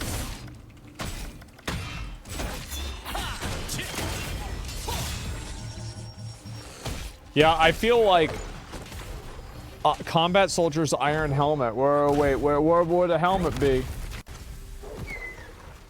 Ooh, look at my helmet. Oh shit. Alright, looking good now. Let me go back over this way. Raise a beacon. Let's go do that.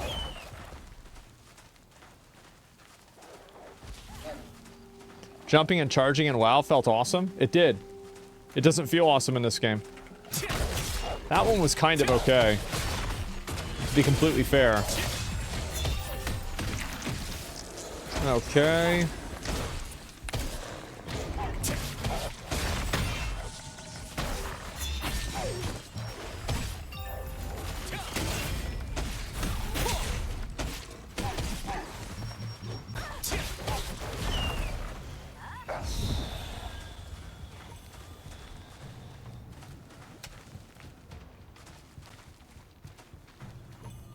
Let's go.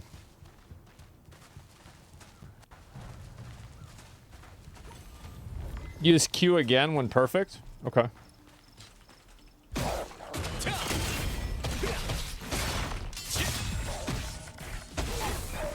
I got too many people trying to attack what I'm attacking.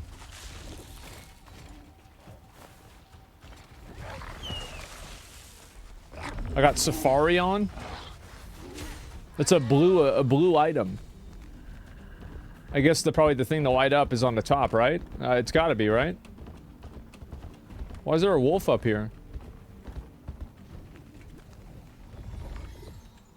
Cannot interact.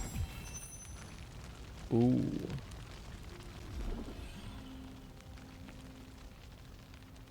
Okay, now what? Oh, I have to go down here.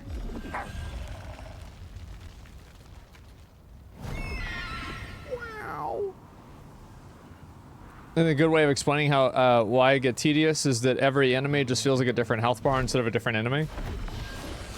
Yeah, I think that's true.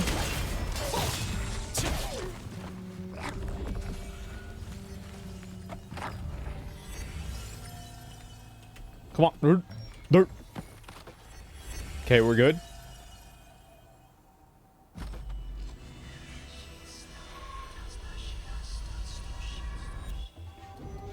Black Howl Plains.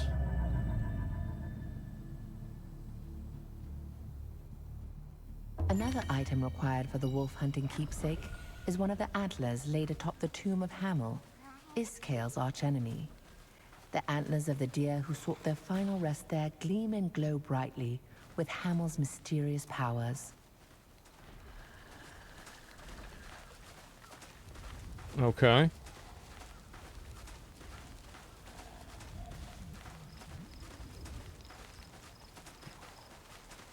Interesting Openville video. Did he make a video about me? That's what people were saying. What's it about? Is it a boss? Let's go this way. Yeah, what is it about? My story? Uh-oh. Uh-oh. Is it the same approach? Yeah. Okay, let's see here.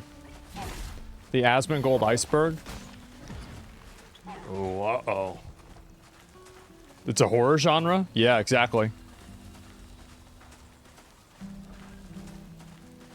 Okay. Said you were a legend?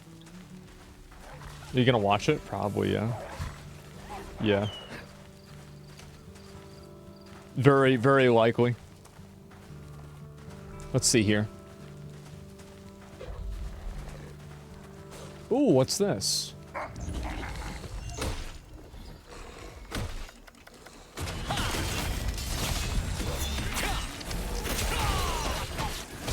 Got him. Okay.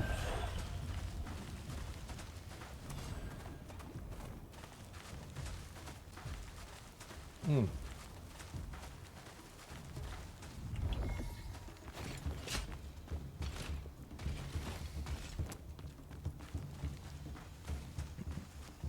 Why a beta for a game that's already out? It's a beta to test the localization and how Western audiences respond to the game. Obviously, AGS also released Lost Ark, which was another Korean game, to a Western audience, and I think that they're trying to avoid some of the mistakes that were made in AGS, or sorry, in Lost Ark, and yeah, that's basically the reason why. Are you gonna watch Trump's speech soon? I don't know. It depends on when it happens. Like, if you take Lost Ark animation as a frame of reference, this is not even close. Yeah. So let me turn this in first. Wait, where am I supposed to go? I confuse myself. It's in here, right? Where the hell is he? Doesn't have a thing over the guy's head, so I'm confused. Oh, maybe it's up there. Town looks alive? Yeah. Yeah, and that's the thing is like oh, it's Thomas. I have to talk to him. It just went away whenever I got close. Okay. The Castleton craftsman reminisced about the past and recreated the same kind of wolf hunting keepsake he made in times long gone. Yeah, I'll give some opinions of like what I think about the game. Iskale raided his town. So, recalling that alongside young Henry, who bravely set out to rescue the children, was an unknown hero. Okay. So, here are some thoughts about the game that I have right now. I think that there are some things about this game that I think are great. Like, for example, the fact that there's a lot of players in the same area and the game is experiencing basically 0 lag. I think that's a huge positive that a lot of people might not really be taking as seriously. But I'm very positive about that. I think that looks great. Other than that, I also think that the combat is... I view the combat in an MMO as the window in which you experience the game. And I can't speak for the end game combat, and I'm sure that in some cases the combat will probably improve. But from a 1 to 10 level experience, I would rate this combat a 3 out of 10, if not a 2. I think that it reminds me a lot of, like, remember how Final Fantasy 14, like the combat in that game I think kind of sucks too, but compared to how bad it was in 1.0, it's really good. I think this is the same situation. A lot of this combat seems like it was retooled from an autoplay game and made into an action game. And I think that that DNA really shows up whenever you look at the combat and the lack of fluidity between abilities and how ability casts cause you to like stay in place or like stop moving. All of those little things about the game I think are really important to me. And it makes the combat feel bad. Also, I think the game does the same thing that a lot of other games do, is it does a... Let me move away from this because it's just fucking annoying. Anyway, it does the same thing that a lot of other games do, and I think Lost Ark did this, which was a problem, is that it front-loads you with like 15 different abilities all at the same time. And I think what that does is it leads to player... it's like your sensory overload, right? Like you're being given like 15 spells at the same time. It's like an overload. So like in classic WoW, like you start with no spells and then you get 1 spell and then you get 2 spells and you gradually build up. And as you build up, you learn to appreciate and understand how each different skill works. And I really prefer that. I think that's a much better way of playing a game. I think Final Fantasy XIV does a pretty good job of that too. And New World does, but New World, you know, it's like, yeah, you start off with 3 skills and that's it. But, you know, overall, that's the way I see it. And really, did you try out the WoW tutorial island lately? Well, I don't know. I'm not comparing to, like, I don't care. Like, if you want to talk about, like, retail WoW, I don't care about retail WoW. I'm talking about classic WoW, like the actual good game. And so, that's what my opinion about it is. The only thing I don't like about it is it keeps kicking me, saying I wasn't moving, killing bugs. Yeah. So, Canon Video is great to see how combat works. How much do they pay you? I don't know, but if they did pay me, I'll certainly be getting a they'll be getting a refund. I mean, I think this I would not really recommend this game so far. I'm gonna play it probably more myself. I want to experience and like look through the game more and try to play it a little bit myself off stream, process some of the systems, see how I enjoy it, etc. You know, give it a couple of days. I really tried to do that, but right now this game looks incredible. I love the visuals, although I think that they lack a degree of style. I think the visuals in general look very nice. The fact that the game is able to process a lot of other players in the area at the same time is really cool, especially with how many games struggle with that. So there's a lot of things that are problematic. However, that are good. However, I think that the most important thing to me is the combat and the gameplay. And little things like, for example, like not being able to climb onto things. And I'm just going to be real. I think this is fucking stupid that everybody turns into a dog randomly. Why would I even turn into a dog? That's never even like explained. It's just like, yeah, by the way, just turn into a dog. I think it's ridiculous. And it's just stupid. Like, I think it's stupid. And like you turn into a wolf, it's weird, like it's annoying. Yeah, it takes me out of like the immersion of like you have like a European medieval fantasy game and everybody's fucking like shape-shifting into furry like little like purple foxes. It's stupid. And I get that like this is a mechanic of the game and everything, but I'm saying that I think the mechanic is fucking dumb. I think it's ridiculous.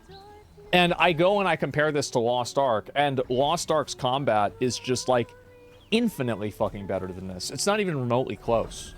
So, the vaulting's a big ask for an MMO? Oh, really? Then why is it not a problem for BDO and New World? Oh, that's right, because it's not a big ask. That's... Maybe spend less time making, like, transformations and just make the game feel well. Lost Ark is isometric, though. Doesn't matter. Combat's still better. So, and also, like, I would say the New World combat is better than this. I do. I think the New World, especially the early game New World combat, is, like, super superior to this. Way better. So, combat goes crazy. You can literally parry attacks in an MMO. Yeah, that's cool. I like the parry mechanic. I think that's cool. I like that. That's not the entire game, though. So... Are you sponsored to play this game? No.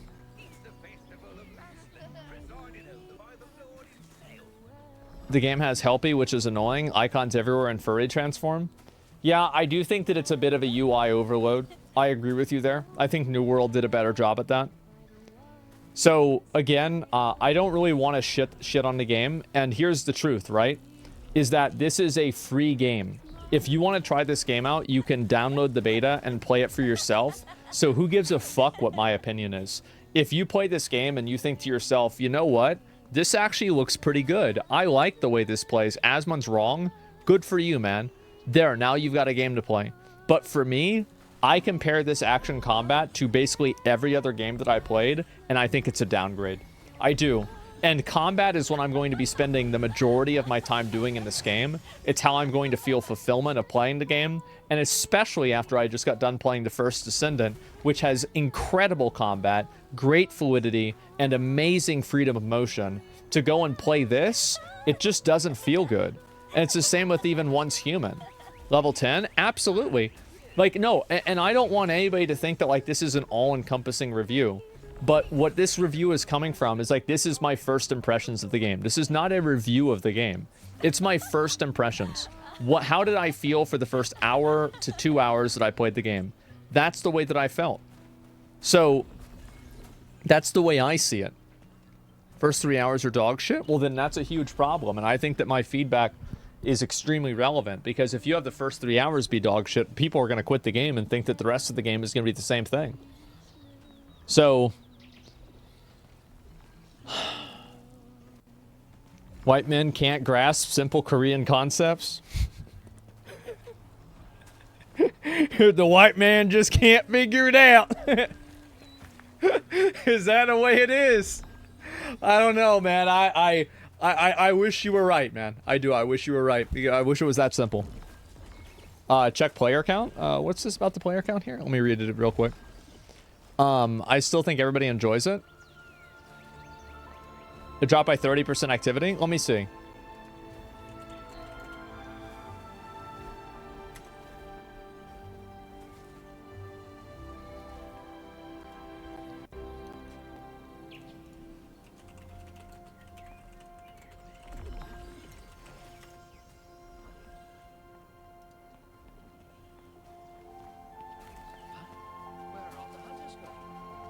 I'll be curious to see how it retains a player base.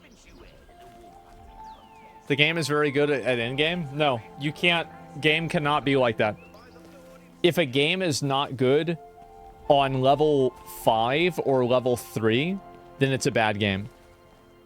I don't want to hear about, oh, but it's actually gonna be good. No. If it's not good on day 1, at the first moment of playing the game, it's bad.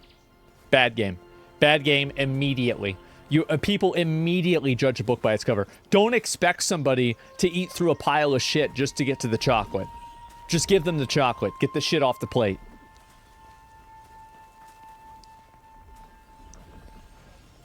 So Final Fantasy 14. Well, the thing. Okay, so Final Fantasy 14, the early game experience is below average.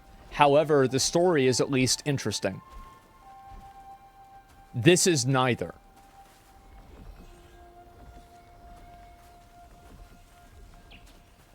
How does combat compare to BDO? I think, I don't know. I don't really like BDO's combat as much as I used to. I think that overall, I think BDO is better than this, though. Like, I think BDO is not as great as people think it is for combat. And I feel like action games have evolved a lot past that. However, I think that this is still below it.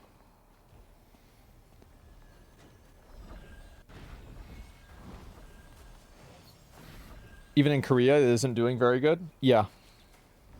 It just makes me want to play the new PoE League more. Dude, that was crazy, wasn't it? Like, I can't even believe it. Do you think they're cutting corners by selling you movement speed mount? Is just straight up monster models? I don't really know. I mean, I think that really depends. But to be honest, I just, the PoE League's so dope. Yeah, dude, we're going to go so hard on that. I'm so excited. I don't know, man. You just like Guild Wars 2, but that's still a player base. It's getting more expansion, so it could just be that you're not for this game. You're right. And I think that's a really good point. Is that my opinion of the game... Like, and this is like... now I'm just I feel like now I'm nitpicking. Why the fuck do I need 3,000 health at level 10? Why not just give the player, like why? The number... Like, why is every game start, like... It's like you start at level 40 in every one of these MMOs. Yeah, like it's so weird. Inflation? Yeah, I know.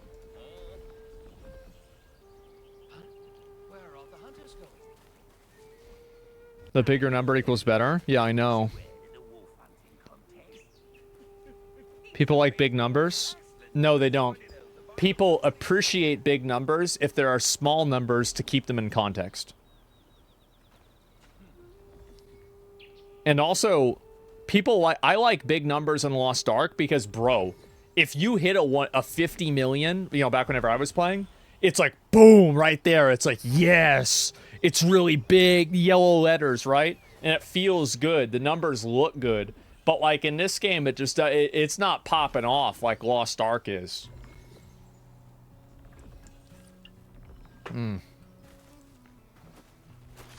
50 million? Yeah, 50 million's like an auto attack now. So, yeah.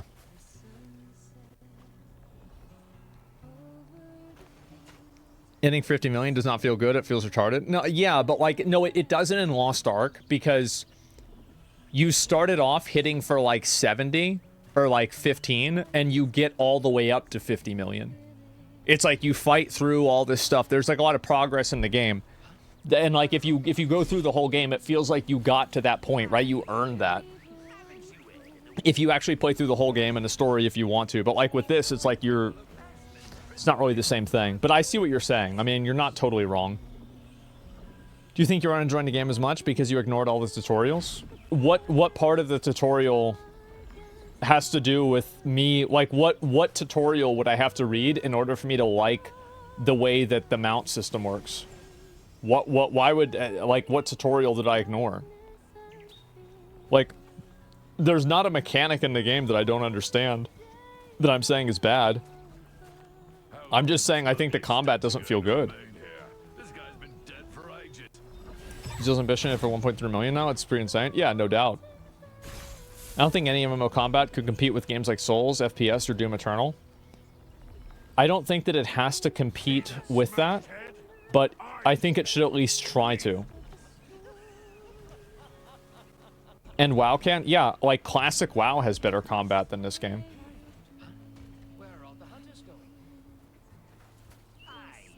That's what I think.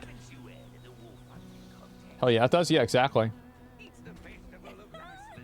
Combat feels like a shit. It has like 0.5 second delay. Yeah, it does. It just sucks.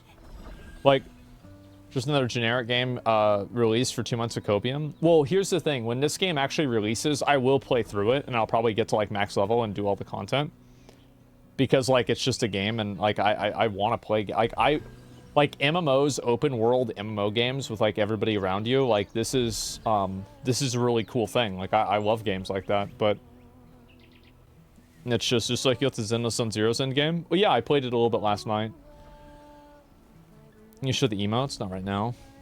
It looks good, but yeah, it's just like I don't know. It's just it's alright. That's about it. Is there any pay-to-win elements into the game? I don't know if I want to do a dungeon. Yeah, no, I want to try it. I don't know if I'm going to play it on stream tomorrow again. I feel like I'm probably not because I'd just rather do something else. But I think I'm going to play it off stream in the next like maybe 2 or 3 days, and maybe not even tonight, maybe tomorrow or something. And the appeal to the game is group PvP. Yeah, but like I don't really care a lot about that because I know like group PvP in games like this are going to be dominated by people that just sweat it out and only play group PvP. And so it's like, I don't know if I could really get appealed or interested by that. Just thinking about Swarm on Saturday? Yeah, maybe I play Swarm tomorrow. I don't know. Maybe the day after. Battle Pass Premium upgrade has upgrade tokens, so you get more upgrade tokens by buying the Premium Battle Pass. Yeah, it sounds pretty pay to win to me. So yeah. Nothing beats the feeling of old WoW. I know, man. Know exactly how you felt. Played like 3 hours of the game and it looked moving around. It was clunky and felt delay. The F key interactions felt bad. And just felt the game... I just felt like a game to play because it's new. Yeah. That's really the way I feel about it. Yeah. Yep. That's the way I think about it. That's the way I feel about it. Overall, I would say this game, if I had to rate my experiences, and I really hate doing this, but I'm going to do it just because it's like, okay, well, I've got to at least say something. If I were to rate my experience of like what the game was, I would say it was a 4. Yeah, somebody in chat, yeah, 4. Maybe a 5. Yeah, maybe a 5. Maybe, yeah, 4 or 5. 4 or 5, somewhere around there, right? That's it. Another dead MMORPG. We'll see what happens. Basketball is designed that way, even people outside understand what's going on the screen. Yeah, it's like a lot of these games, there's just so much stuff on the screen. It's just overwhelming. I thought I'd try the game after watching this. It's a path for me. Well, hey, don't let my experience... don't let my experience make you not want to try the game out. It's a free game and you can do whatever you want. Would you rate this higher than Zenless Sun Zero? No, I think Zenless Sun Zero, for what it is a better game. For what it is. For what it is. Overall, this game is something I would prefer over Zenless Sun Zero.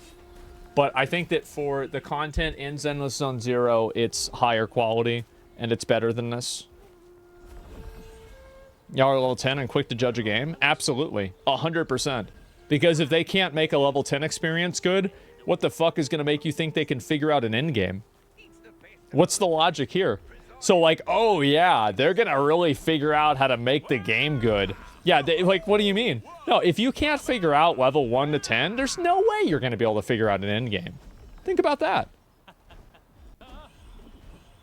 This game has no right to be this bad. I don't think it's...